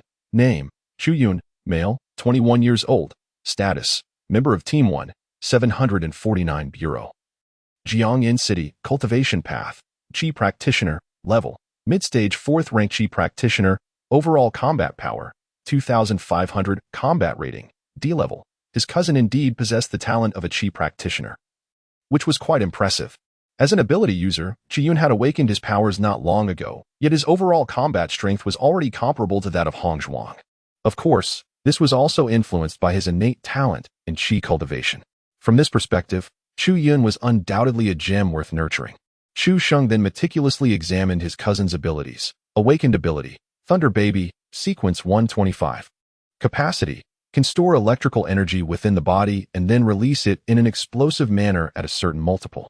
The amount of energy stored and the explosive multiple increase with the level of the ability. Current multiple, 10 times. What a remarkable power bank. Finally, after nearly an hour of travel, they arrived at their destination. To avoid alarming any potential threats, they disembarked from the vehicle at a considerable distance and proceeded stealthily. Chu Yun, foolish younger brother, stay close to me. Chu Xing, understood. Under the guidance of Wan Ming, the group soon beheld an abandoned villa, or rather, an uninhabited estate. Leader, we are approaching the area of spatial confinement. I have personally witnessed several individuals clad in garments bearing the emblem of dawn enter there. Wan Ming nodded, scrutinizing the scene. The entire estate appeared to be enveloped by a transparent membrane. Under its influence, the interior seemed to be obscured by a hazy filter, rendering it difficult to discern clearly. He cautiously approached and picked up a twig, prodding it against the membrane. Instantly, the twig was effortlessly severed, with one half remaining in his grasp while the other vanished into thin air. This seemingly fragile membrane possessed a terrifying attribute of spatial cutting. The entire estate was shrouded within this membrane, completely severed from the outside world. As Wan Ming pondered, he could not associate this phenomenon with any known abilities on the list of supernatural powers. Could it be a newly awakened ability? Or perhaps a spatial-related power? Or even a member of the Dawn organization with an ability that had yet to be revealed? Regardless, this indicated the presence of at least one member of the Dawn organization possessing spatial abilities. The most troublesome aspect of spatial abilities lies in their unique and formidable nature. Generally, only spatial powers can counteract other spatial powers. With this thought in mind, Wan Ming turned his gaze towards Chu Sheng. Just as Chu Sheng was about to approach, Chu Yun mistakenly believed the leader was calling him, and he immediately strode forward with confidence. However, he was met with a roll of Wan Ming's eyes. He casually pushed the fool aside and turned to the following Chu Sheng, lowering his voice. Chu Sheng, this appears to be a spatial ability not recorded in the sequence list. See if you can enter without alerting those within. Nearby, Chu Yun widened his eyes, astonished by the leader's courtesy towards his cousin, but he quickly came to a realization. It must be due to Chu Sheng's special abilities. Chu Sheng did not respond but approached the spatial membrane. Generally speaking, as long as one enveloped oneself in spatial power, they could become immune to the effects of spatial abilities. At present, he possessed 3 spatial abilities: entropic erosion, space bending, and gap weaver. After a moment's contemplation, Chu Sheng decided to use space bending. The other 2 abilities could inadvertently cause harm when applied to others, whereas space bending was purely a displacement capability. He intended to use space bending to create an opening in the spatial membrane, allowing everyone to slip through. This Sequence 18 ability, in its early stages, was quite deceptive. It had a long casting time, a short distance for the spatial wormhole, and a brief duration. However, as one's combat rank increased, these drawbacks would gradually dissipate, and it would begin to exhibit the true qualities of a Sequence 18 ability, allowing the user to go wherever they wished. Just as Chu Sheng was about to cast space bending, within the villa of the manor, stood a man and a woman before Mo Yuan. Master Mo, they have arrived. And Chu Sheng is among them. Mo Yuan's expression remained impassive. Very well, there is no need for further effort. You know what to do. Bai Qianyu. The 749 Bureau in Jiangyan City is entrusted to you. I desire that not a single living soul remains within the 749 Bureau. Su Duan. You shall go and prepare to welcome our guests. Very well. Outside the manor, Chu Sheng merely needed to create a small aperture in the spatial membrane. As the distance was not considerable, thus requiring minimal preparation time, he activated the void induction, and within a mere minute, a ripple of spatial fluctuation undulated across the membrane. Soon, a quivering gap manifested, akin to a bubble that had been punctured. However, this opening was rather narrow, necessitating a stoop to enter. To avoid alarming any lurking dangers, Chu Sheng resolved to create only a modest opening. Success. Wan Ming's eyes brightened, and he then saw Chu Xing take a step and slip through the aperture. Wait. Wan Ming attempted to intervene, but Chu Xing had already crossed over. Alarm surged within him, and he swiftly rallied the others to prepare for passage through the gap. Yet, at that moment, the spatial membrane began to writhe ominously. This is bad. Wan Ming dashed forward, only to witness the opening in the membrane rapidly constricting, vanishing in the blink of an eye. This is dire. Wan Ming's expression darkened. Although Chu Xing had not officially joined the 749 Bureau, he was a figure of considerable importance to the higher-ups. Nothing must go awry. Nevertheless, he quickly steadied his mind with Chu Xing's combat prowess. He should not encounter immediate peril. Now, the most pressing matter was to devise a means of swift entry. There was no time to worry about alarming potential threats. A forceful assault was imperative. Wan Ming promptly issued a directive for a vigorous assault. You few, divide into several positions and encircle the entire estate. Exercise caution and refrain from striking hastily. Your task is merely to observe. The rest of you, join me in dismantling the spatial barrier. Although spatial abilities are notoriously challenging, tangible barriers such as the one before us can be obliterated with a sufficient application of energy. Chu Yun, come here. Upon witnessing her cousin in peril, Chu Yun felt an overwhelming urgency and hurried over. Simultaneously, Wan Ming, without hesitation, clapped his hands together, palms joined, unleashing his extraordinary power. Sequence 35, Heavenly Thunder Command. Chapter 69. Excellent. A combination technique. Within the abandoned estate, Chu Xing turned to observe the vanishing wormhole on the spatial membrane, his brow slightly furrowed. It seemed that this unknown spatial ability user was far more formidable than he had anticipated. However, soon enough, excitement coursed through him. The stronger, the better. Chu Xing, I have long admired your reputation. Lord Mo Yuan has been awaiting you for quite some time. Please follow me. A figure appeared silently beside Chu Xing, quietly observing him. Chu Xing turned his gaze and discovered a man in his 20s, wearing a mask and clad in black attire, adorned on the left chest with a golden sun. Su Duan, a 27-year-old male, is a member of the Dawn organization at the yellow level. He is a practitioner of ancient martial arts. Standing at the pinnacle of the 6th rank, with a comprehensive combat power of 182,580, rated as B level. His awakened ability, the Weaving of the Void, sequence undecided, grants him the power to manipulate space. He has developed skills including spatial membrane, spatial bubbles, and spatial folding pockets. Chu Xing, slightly disheartened, scoffed at the notion that a similarly ranked assassin could only yield a mere 100 points upon his defeat. However, he held a glimmer of hope regarding a certain Lord Mo, wishing for a more substantial challenge. Very well, Su Duan, let us proceed, he casually agreed, leading the way towards the villa within the estate. Upon hearing Chu Xing's words, the masked man stood frozen in disbelief, his eyes wide with suspicion. The composure he previously exhibited vanished, and a bead of sweat formed on his forehead. What are you waiting for? Let us go, Chu Xing remarked, glancing back at the masked figure with a smirk. He relished the discomfort he had instigated, finding the masked man's aloof demeanor irksome. As Chu Xing advanced, he noted the eerie absence of others within the estate. Soon, he entered the grand hall of the villa, discovering it was occupied by but a single individual. Was it truly the case that only 2 members of the Dawn organization resided in this vast estate? This seemed improbable. Lord Mo, Chu Xing has arrived, Su Duan said respectfully. Yet he remained just outside the villa's entrance, refraining from stepping inside. In the grand hall, Mo Yuan turned around.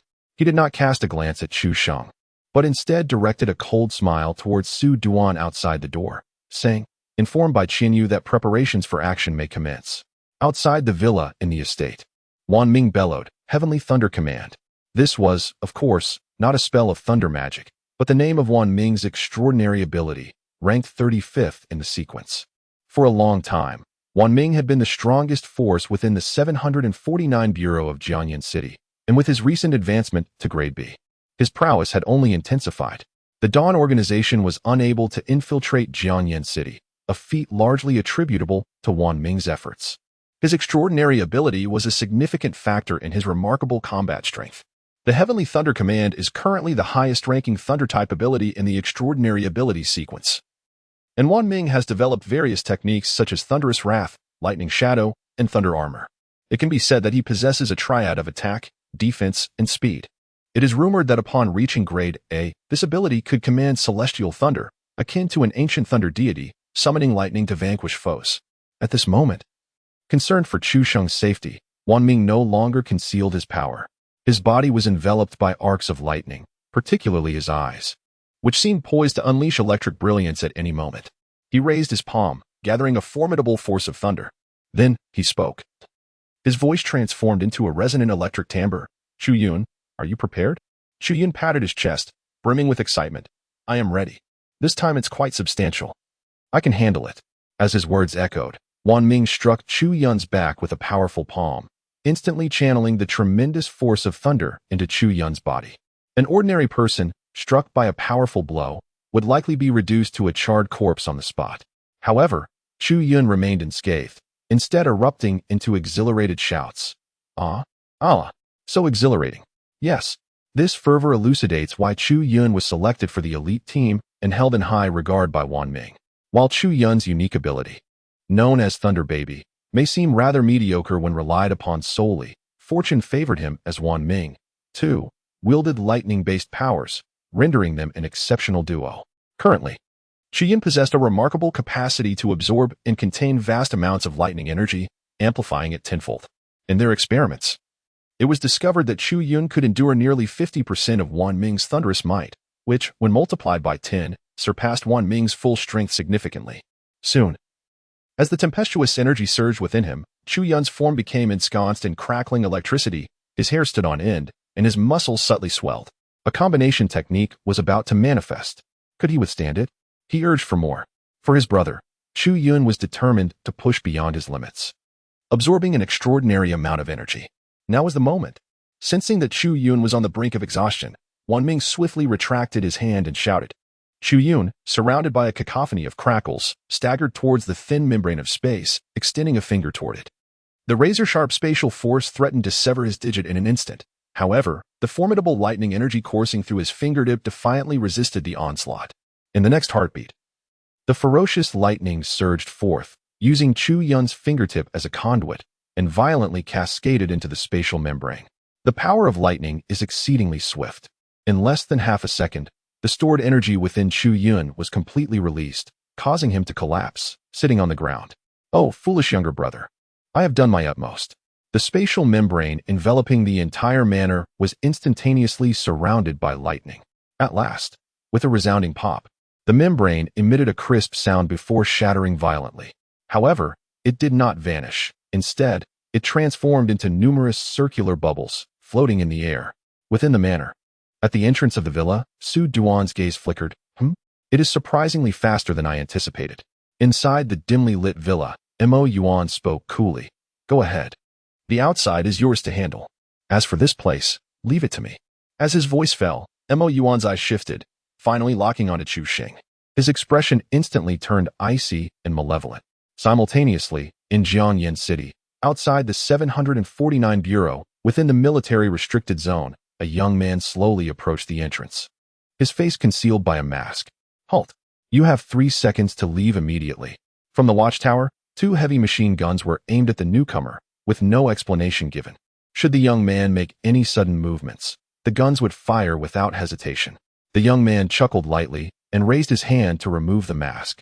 No need to be alarmed. It's me. Beneath the mask revealed a handsome face. It was none other than Chu Sheng. Chapter 70. The Energy Forbidden Zone. Is Chu Sheng unable to be resurrected? In Jiangyan City, in the desolate outskirts, within the dilapidated manor, Mo Yuan cast a cold gaze upon Chu Sheng. Chu Sheng also directed his gaze towards him. Old fellow, could you please exert yourself a bit more? Name, Mo Yuan, male, 47 years old. Identity, member of the Dawn Organization. Profound rank, cultivation path, ancient warrior. Realm, initial stage of 8th rank ancient warrior. Comprehensive combat power, 1, 444.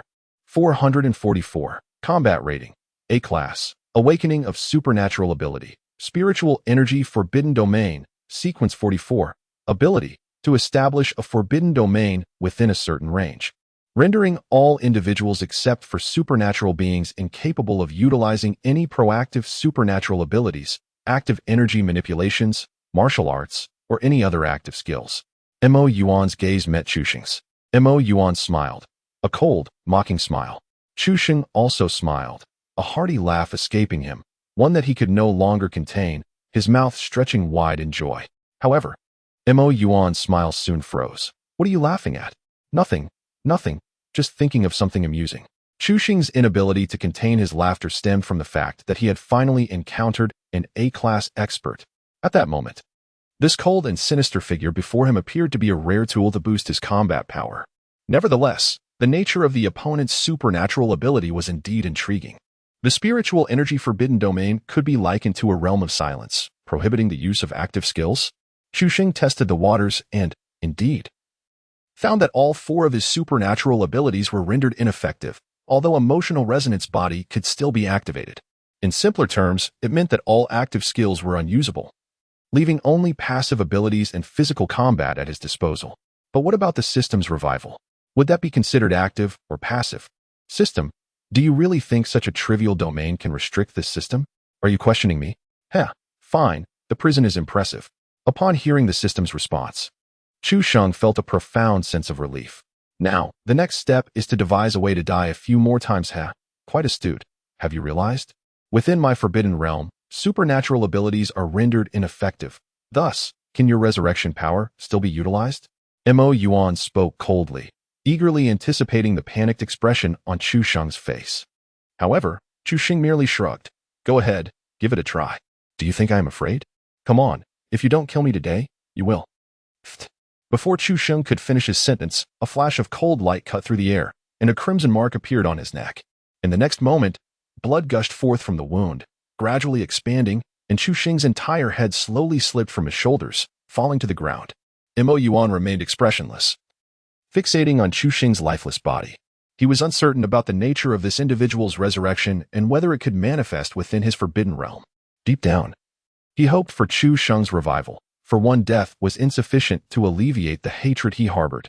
Soon, his wish was granted. Suddenly, Chu Xing's headless corpse began to move. It slowly crouched down, hands brushing against the floor until it found its head, cradling it carefully before placing it back onto his neck. You will reduce by 10 meters. Once the head was reattached, Chu Xing promptly resumed his unfinished statement. However, due to the slickness of the incision on his neck, just as he completed his sentence, his head slipped off once more and fell to the ground. Enough, enough. I shall accept this as it is. The head rolled twice upon the ground, yet the mouth remained steadfastly in motion, continuing to articulate words. Even though Mo Yuan had witnessed numerous grand spectacles and had taken countless lives, he found himself momentarily stunned by this scene. What is this? Has he truly been resurrected? Or was he never killed to begin with? However, as an A-level master, Mo Yuan quickly regained his composure after that brief moment of astonishment. Humph, regardless of your tricks. The only solution is to continue eliminating you. With a swift motion, 2 glimmers of cold light flashed as Chu Xing's body was severed into 2 halves. The head similarly cleaved. 1 second, 2 seconds. In the next instant, the 4 segments of Chu Xing began to writhe independently. Kill. Mo Yuan, without hesitation, unleashed a frenzied barrage of 10 strikes. Chu Xing's blood drenched him completely, and his form was thoroughly reduced to fragments. Yet soon, Mo Yuan perceived something amiss. The blood upon his face and body abruptly vanished, and the scattered remnants on the ground disappeared in the blink of an eye. He spun around abruptly, only to find Chu Xing standing behind him, unscathed. Mo Yuan's gaze sharpened as he retreated several steps, and then, he suddenly burst into laughter. I see now. This is your first resurrection, is it not? Your extraordinary ability, apart from resurrection, also grants you remarkable vitality. Chu Xing, with his hands in his pockets, replied, exactly. In fact, I have already been resurrected 3 times, twice with consciousness restored, and once fully revived, costing a total of 12 revival tokens. As for my base combat power, it has increased by 1,500. Upon being slain by an adversary of superior strength, one's foundational combat power may increase by 500.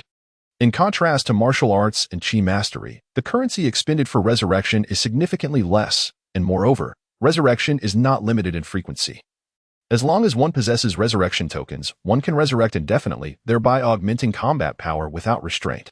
Meanwhile, Mo Yuan believed he had uncovered the truth behind Chu Xing's ability to resurrect and continued. You think I cannot kill you, do you? But what if I were to assert that I am aware of your hidden trump card? Chu Xing raised an eyebrow, inquiring, what trump card? Mo Yuan replied with a cold smirk. You rely on your tenacious vitality and the seemingly endless opportunities for resurrection to create the illusion of infinite revival, instilling a sense of despair in those who attempt to vanquish you. However, although your resurrection counts may be numerous, they are not limitless. Upon hearing this, Chu Sheng's expression shifted, and he feigned composure, retorting, "Oh? Then tell me, how many times can I resurrect? If you possess the audacity, come and slay me again, and let us see how many times I can return." Observing the change in Chu Sheng's demeanor, Mo Yuan's smile widened. "Your daily limit for resurrection is 100. Thus, if I were to slay you consecutively 100 times, you would face true and utter demise. Am I not correct?" As he spoke, a cruel grin spread across his lips. Chu Sheng's face paled dramatically. "You? How could you possibly know?" "No, you are mistaken. I can resurrect infinitely. You shall not kill me." With that, Chu Sheng turned and fled towards the villa's entrance. However, within this realm of psychic prohibition, Mo Yuan was an overwhelming presence, effortlessly crushing Chu Sheng. As Chu Sheng took merely 2 steps, numerous beams of cold light caught up with him, tearing him into shreds on the spot. Only 98 lives remain. Soon, I shall rend you apart time and again. This is the price you pay for slaying my disciple, Ji Jun. Mo Yuan gazed at the resurrected Chu Sheng, laughing maniacally. Ding, consuming 10 resurrection coins. Host is undergoing full resurrection. Detected that the host was killed by an A-class ability user, exceeding the host by 1 major level. Resurrection strength increased by 500. Ding. Host has perished. Do you choose full resurrection? 111. Chapter 71. Chu Sheng chuckled, his strength nearing 1,000,000. At the entrance of the military restricted zone of Jianyan City, Bureau 749, a figure strikingly similar to Chu Sheng successfully entered the forbidden area. A smug smile curled at the corner of his mouth. This individual was certainly not Chu Sheng. Had Chu Sheng been present, he would have discerned the following information. Bai Qianyu, male, 25 years old. Identity, member of the Dawn Organization. Yellow level, cultivation path, Qi practitioner, realm. Initial stage of 7-stage Qi practitioner, comprehensive strength, 135,800, strength rating. B class, awakened ability, illusory form. Sequence 87. Ability, can perfectly mimic the appearance of others, create illusions, and even briefly simulate abilities. Note, perfectly mimics appearance, including genuine gender. Chu Sheng, how have you returned? What is the situation? What about the others? In Bureau 749, Team 2 leader Xia Shuheng approached Chu Sheng with a hint of confusion upon seeing him. Bai Qianyu swiftly retracted the smile from her face, instantly adopting an anxious demeanor. Leader Xia, it's bad. There are ambushes in the villa, and the members of Team 1 are trapped inside. I managed to escape with the help of Team Leader 1, utilizing my spatial abilities. What? Xia Shuheng's expression shifted. What is their current condition? What are the casualties? Bai Qianyu replied urgently. Several team members are injured, and the condition of the others is unknown. Leader Xia, you must organize a rescue team at once. Understood. Xia Shuheng, without a hint of doubt, promptly began assembling Team 2 members for departure. Before leaving, he turned to Chu Sheng. Aren't you coming along? Bai Qianyu's eyes flickered as she replied, You go ahead. I will join you shortly. Although Xia Shuheng found this somewhat peculiar, the urgency of the situation left no room for further inquiries, and he set off immediately. Watching Xia Shuheng and the others depart, Bai Qianyu couldn't help but reveal a triumphant smile. According to the intel, there are only 2 B-rank experts in Bureau 749, and now both are absent. Who could possibly stand in my way now? Hee, completing this mission will bring me 1 step closer to the Xian rank. Chu Sheng? What are you grinning about? I heard something happened to Team 1. What is going on? The group leader, Li Guangyao, accompanied by Hong Zhuang and Li Xiaoxiao, hurried out only to encounter Chu Sheng, who wore a smug expression, his hand covering his mouth, with his index finger positioned just beside his left nostril. Li. Leader Li, indeed. Something has occurred in Group 1. Please come over. I shall explain in detail. Bai Qianyu smiled faintly and approached Li Guangyao, who promptly quickened his pace towards her. However, behind him, Li Xiaoxiao displayed a look of confusion, and suddenly she shouted, Leader, don't go over. He is not Chu Sheng. Li Guangyao, having reached Bai Qianyu, was momentarily taken aback by her words. In the next instant, he swiftly retreated, narrowly evading the dagger that Bai Qianyu had lunged at him with. Bai Qianyu's expression froze, and she tilted her head to regard Li Xiaoxiao. How did you figure it out? Li Xiaoxiao remained vigilant. Chu Sheng could never make that kind of movement. He had previously complained to me that only a fool would perform such an act. Who are you really? A fool. Quite the fool indeed. Bai Qianyu had not anticipated that a mere gesture would lead to her unmasking.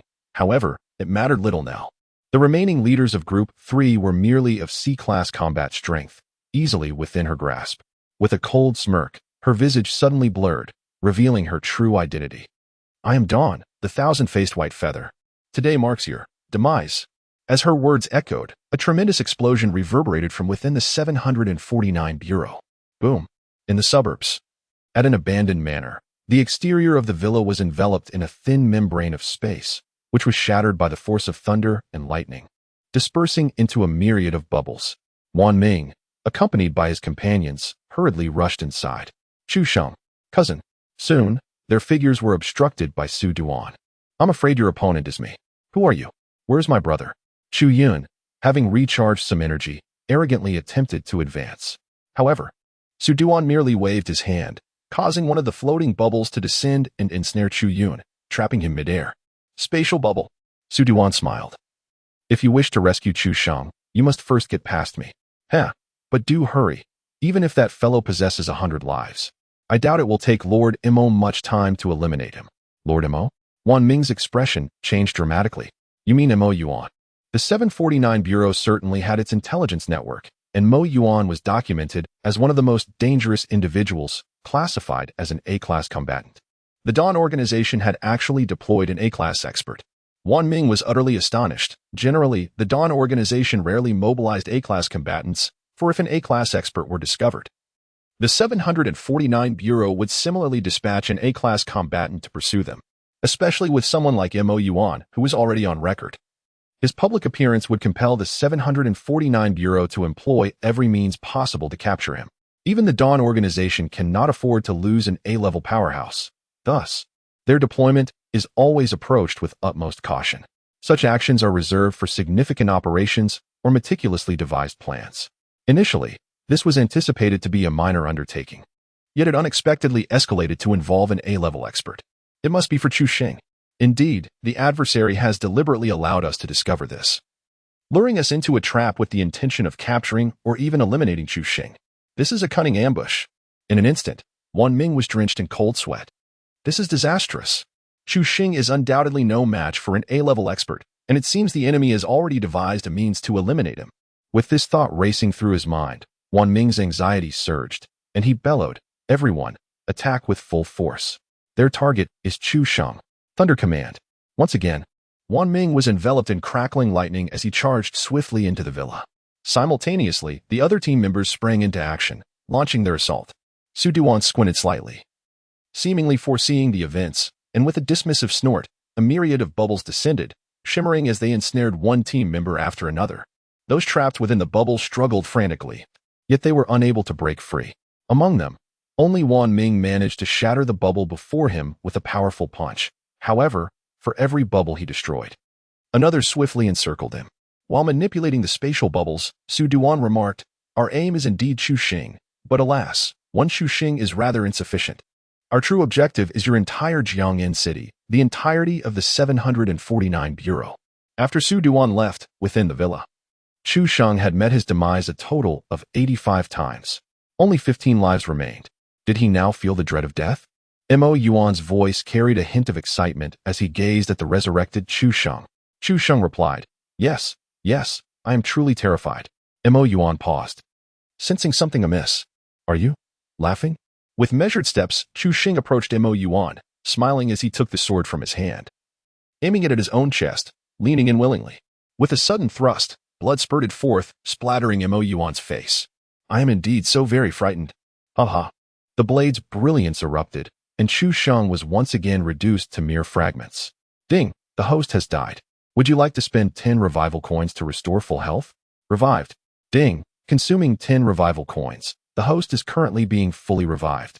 Detection indicates the host was slain by an A-class ability user, exceeding the host's level by 1 rank, granting an increase of 500 combat power. Current base combat power is 86,418. Comprehensive combat power is 993,807. 1 million combat power is within reach. Chapter 72, The Plan to Exploit Weaknesses. Shocking the 749 Bureau. Why did Mo Yuan, an A-class expert, not single-handedly venture to annihilate the Jiangyin City 749 Bureau, because it is exceedingly difficult. Moreover, the risks are immense. Each 749 branch is heavily fortified, guarded by formidable firepower that even A-class strongholds cannot entirely disregard. A frontal assault would entail facing a barrage of heavy artillery, rendering a direct breakthrough exceedingly challenging. Although the 749 Bureau in Jiangyin City boasts only 2 B-level experts, their formidable firepower enables them to effectively impede Mo Yuan. In such a scenario, Mo Yuan would inadvertently reveal his whereabouts, making him susceptible to counterattack by the 749 Bureau. Consequently, Mo Yuan refrained from acting recklessly and meticulously crafted a strategic battle plan. The plan, dubbed Violent Assault on the 749 Bureau, consists of several key steps. First, through Su Huanli, intelligence regarding Chu Shang's extraordinary abilities will be acquired. Second, a deliberate leak of the base's location will be orchestrated to lure Chu Shang and the 749 Bureau's first security team, thereby executing the initial phase of the ruse. Third, Bai Qinyu will infiltrate the 749 Bureau to further deceive the second security team, thereby completing the second phase of the diversion. Finally, the plan will culminate in a decisive finish, first eliminating Chu Shang, followed by the annihilation of the first and second security teams, and ultimately, the remaining personnel within the 749 Bureau. Currently, the plan has reached its preliminary success and is entering its concluding phase. At this moment, the battleground within Jiangyin City is divided into 4 distinct arenas. Battleground 1. Inside the Villa Estate, Mo Yuan has already dispatched Chu Xing 85 times, according to the plan. He only needs to carry out 15 more executions. Battleground 2. Outside the Villa Estate, Lu Duan, wielding the unknown ability of void weaving, has ensnared the members of the first security team while engaging Wan Ming. Though both are B-level, Lu Duan is currently unable to best Wan Ming. However, as long as he can contain him, once Mo Yuan has dealt with Chu Shang, he can eradicate the entire first security team. Battleground 3. Within the 749 Bureau, Bai Qinyu has successfully lured out Xia Shuheng of the second security team. Initially contemplating a stealthy ambush, he was recognized by Li Xiaoxiao due to a slight misstep. Consequently, he abandoned subterfuge and launched a direct assault within the 749 Bureau, relying solely on his prowess. Due to the outbreak of conflict within the 749 Bureau, the various heavy weaponry deployed on the periphery proved to be of little assistance. The remaining security team 3, relying solely on the C-class Li Guangyao, stood no chance against Bai Qianyu. The fate of all personnel within the 749 Bureau hung in the balance. Battlefield 4. On the route from Jiangyin City S749 Bureau to the suburban villa. At this moment, other members of the Dawn organization were lying in ambush, preparing to launch a surprise attack on the deceived security team 2, with the sole objective of delaying them. The second battlefield, within the abandoned manor, peculiar bubbles of space, reflecting strange hues, floated in midair. Each bubble contained a member of security team 1, who struggled futilely within, as the seemingly fragile membrane of foam was, in fact, a spatial barrier. At the entrance of the villa, Lu Duan gazed at Wan Ming with a smile. Wan Ming, crackling with electric energy, had nearly unraveled the entirety of the Dawn organization's plan, his anxiety mounting. As time slipped away, he remained ensnared by the spatial bubbles controlled by Lu Duan. Is Chu Sheng alive? What is happening at the 749 Bureau? What should I do?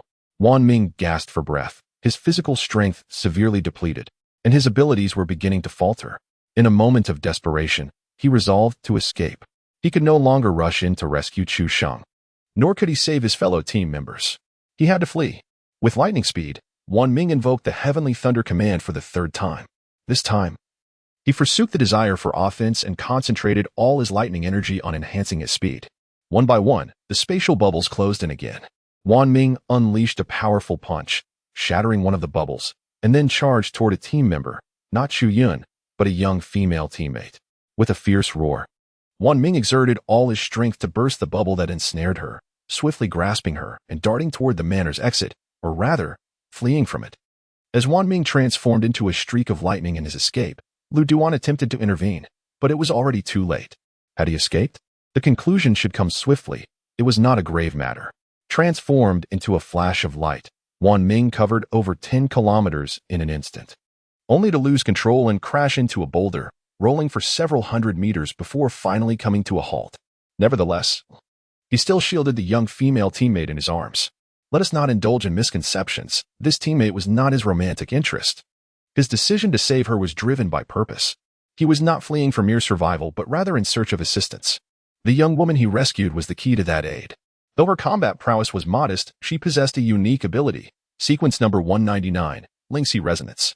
This ability allowed for one-way or two-way information transmission to one or multiple linked targets within a certain range.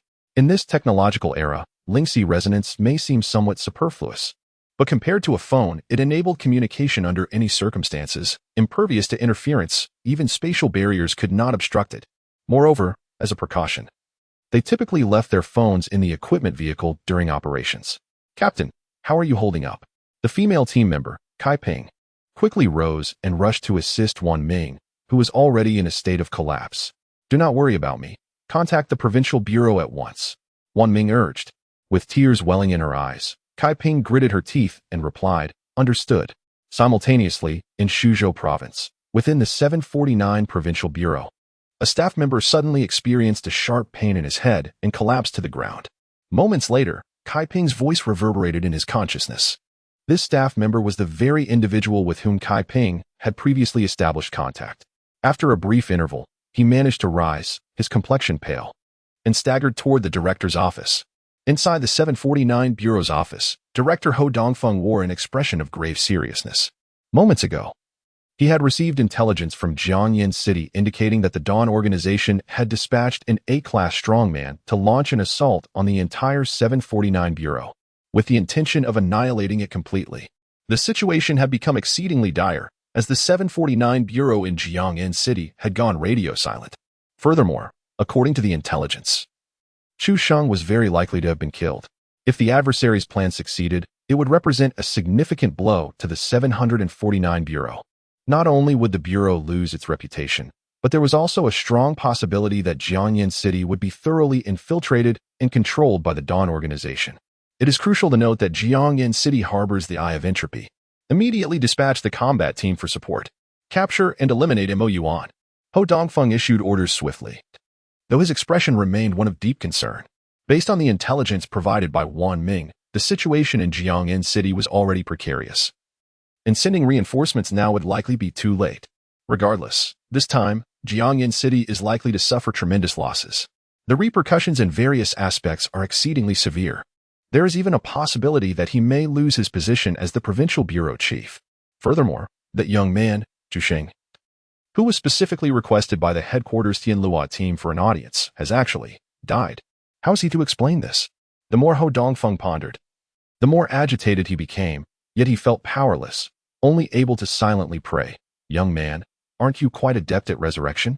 If you can survive this time, I shall acknowledge you as my son and marry my daughter to you." Chapter 73, The 101st Resurrection. Mo Yuan could no longer hold it together on the front line. Within the villa, Mo Yuan was utterly desensitized to killing, despite having taken countless lives. This was the first time in his life he had killed a single individual nearly 100 times in succession. Had he not received prior intelligence indicating that eliminating the target 100 times was necessary, he would have truly been unable to continue. Killing 100 times might seem trivial. At the outset, witnessing Chu Shen's panic brought him immense satisfaction, the thrill of vengeance reaching its zenith. Yet gradually, he noticed something amiss. The more he killed, the less frantic Chu Shen appeared. At times, he even seemed to chuckle, as if he were experiencing something exceedingly joyous. What was this? I am in the act of killing you, reducing you to mere pulp with each strike, and yet you find amusement in this? Your life is dwindling, and paradoxically, you seem to revel in it. Now, it has escalated to the point where you cannot contain your laughter in my presence? Is there no shame left? To speak candidly, had it not been for Mo Yuan's exceptionally strong psychological resilience, he would have already succumbed to despair. After forcefully stabilizing his mind, Mo Yuan turned to gaze upon Chu Sheng, who had resurrected once more. It was the 86th revival. With just 14 lives remaining, no matter what tricks he employed, all that was needed was to strike him down. Simultaneously, Chu Sheng was monitoring his own data in real time. Ding, consuming 10 revival tokens. Host is in the process of full resurrection. Detected that the host was killed by an A-level ability user, surpassing the host by one major level. Resurrection increases battle power by 500. Current base battle power, 86, 918. Comprehensive battle power, 999, 557. Soon, he would reach 1,000,000 in battle power. Only one more revival was necessary. Just one more resurrection, and his comprehensive battle power would surpass 1,000,000. I am quite curious. Do you truly fear death? Fear your mother.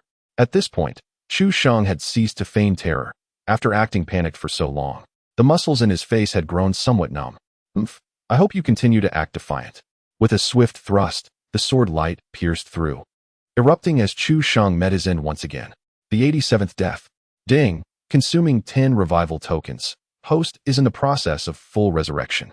Detected that the host was killed by an A-level ability user, surpassing the host by 1 major level. Resurrection increases battle power by 500. Current base battle power, 87, 418. Comprehensive battle power, 1,005, 307. Congratulations to the host for surpassing 1,000,000 in comprehensive battle power. Battle power rating, A level. What a thrill. This time, the exhilaration was truly palpable. Mo Yuan, it seems, is indeed a remarkable individual. He had amassed nearly 50,000 in fundamental battle power, while his comprehensive battle power skyrocketed by over 500,000. Thank you for your warmth throughout the seasons. In the dimly lit, eerie hall of the villa, a serene melody suddenly echoed. The resurrected Chu Sheng, for the 87th time, could not help but sing along. Mo Yuan was taken aback, instinctively retreating a couple of steps in fear. His body trembled slightly, teetering on the edge of collapse as he swung his sword. This time, he did not reduce Chu Sheng to mere fragments. Instead, he merely severed his head. As the head rolled to the ground, after a brief moment, the mouth continued to move, producing a raspy sound. Thank you for making the world more beautiful. This was unbearable. How could someone so twisted exist in this world? Mo Yuan finally lost his composure, charging forward to strike at Chu Sheng's head with relentless blows. This time, he refrained from employing any martial techniques. It was purely an outpouring of his rage. I want to let you sing. I want to let you sing. I want to let you sing. Beep. The host has perished. Would you like to spend 10 revival coins for a full resurrection? The 89th death. Resurrection. Beep. Consuming 10 revival coins, the host is undergoing full resurrection. Detected that the host, an A-rank ability user, has been killed by an equal-level adversary, granting an additional 100 fundamental battle power upon resurrection. Alas, it is unfortunate. After reaching A rank, he was now on par with Mo Yuan. Hence being slain resulted in an increase of 100 fundamental battle power. During the recent 88th and 89th instances of consciousness revival, only a meager increase of 200 in basic combat power was achieved. Current basic combat power stands at 87, 618, with a comprehensive combat power of 1,007, 607. No matter, it is better to have something than nothing. This time, it has turned out to be quite profitable. Subsequently, the increasingly deranged Mo Yuan plunged into utter madness. The moment Chu Sheng resurrected, he charged forward with frenzied attacks. At long last, Chu Sheng experienced his 100th revival. Mo Yuan's eyes were bloodshot, his expression twisted as he fixated on Chu Sheng. Are you afraid now? Tell me, respond to me. Tell me, darling, are you frightened on your last life? Chu Sheng raised his hands in a gesture of surrender. All right, no need to get worked up. I'm scared. Is that better? Come on, shall we continue? Seemingly convinced that Chu Sheng was on the brink of total demise, Mo Yuan's composure finally returned. Just as he was about to speak, a sudden ringtone interrupted him. Frowning, Mo Yuan realized it was his phone ringing from his pocket. It was a video call, displaying the face of Bai Qianyu. The two B-level subordinates Mo Yuan had brought along possessed contrasting personalities. One, Su Duan, was cautious, low-key, and meticulously careful. The other, Bai Qianyu, was flamboyant and eager to showcase himself. Only he would dare to make a call at such a moment. However, Mo Yuan was also keen to learn about the situation at Bureau 749, so he pressed the button to answer. Upon connection, Bai Qianyu's proud visage appeared on the screen. Lord Mo, it's me, Bai Qianyu. I am about to wrap this up. Take a look. Upon returning, you must ensure to commend me, for I am the MVP. With that, Bai Qianyu turned the camera towards the front. The video revealed a corner of the 749 military restricted zone. The ground was stained with blood, and directly facing the camera was Li Guanyao. However, his condition was evidently dire. He was spitting blood, one of his arms broken, yet he gritted his teeth to shield those behind him. Behind him stood Hong Zhuang, Li Xiaoxiao, and others from the 749 Bureau who had not ventured outside, all bearing varying degrees of injury. Fortunately, there had not been too many fatalities. Naturally, Li Guangyao was no match for Bai Qianyu, but leveraging the weapons within the military zone, he managed to stall Bai Qianyu for a considerable time alongside his companions. Ultimately, however, the disparity in strength, compounded by the inability to utilize heavy weaponry effectively within the 749 Bureau, led to their inevitable defeat. Now, Li Guangyao had completely lost his fighting capability, and the situation was even more dire for those behind him. The personnel from the 749 Bureau found themselves cornered, with no means of escape, resembling lambs to the slaughter. At this moment, Bai Qianyu could easily take their lives. Yet, due to his nature, he could not resist the urge to flaunt his victory, resulting in this video call to Imo Yuan. Haha, Lord Imo, I have commenced recording. Please give the order. I shall eliminate this group at once. Upon witnessing the plan's success, Missouri Yuan smirked coldly and said to Chu Xing, behold. This is what they call the 749 Bureau. Chu Xing, like all these others, deserves to perish. Now, join them and accompany my disciple to the grave. With that, Moi finally struck, extinguishing Chu Xing's 100th life. In that fleeting moment of taking a life, Moi's heart raced uncontrollably. He vowed he had never felt such trepidation even during his inaugural kill. Why the anxiety? Because he feared Chu Xing might rise once more. Scanning the entirety of the villa, he sighed in relief upon realizing Chu Xing had not returned. Dead. Ha ha ha. Chu Xing, you are finally dead. I wonder if you can still muster a laugh now. Go on. If you possess the audacity, resurrect, and continue your laughter. Moi unleashed the torrent of emotions that had nearly driven him to the brink. Yet suddenly, a familiar voice emanated from his phone. Old man, are you calling for me? It was Bai Qianyu's voice, but rather, Chu Xing? Moi's body trembled. As an A-level master, he almost lost his footing, hastily gazing at the phone screen. There, within the frame, stood Chu Xing, whole and hearty, smiling back at him. Even waving politely. You. Moi felt as if a boulder had struck him, causing him to plummet to the ground.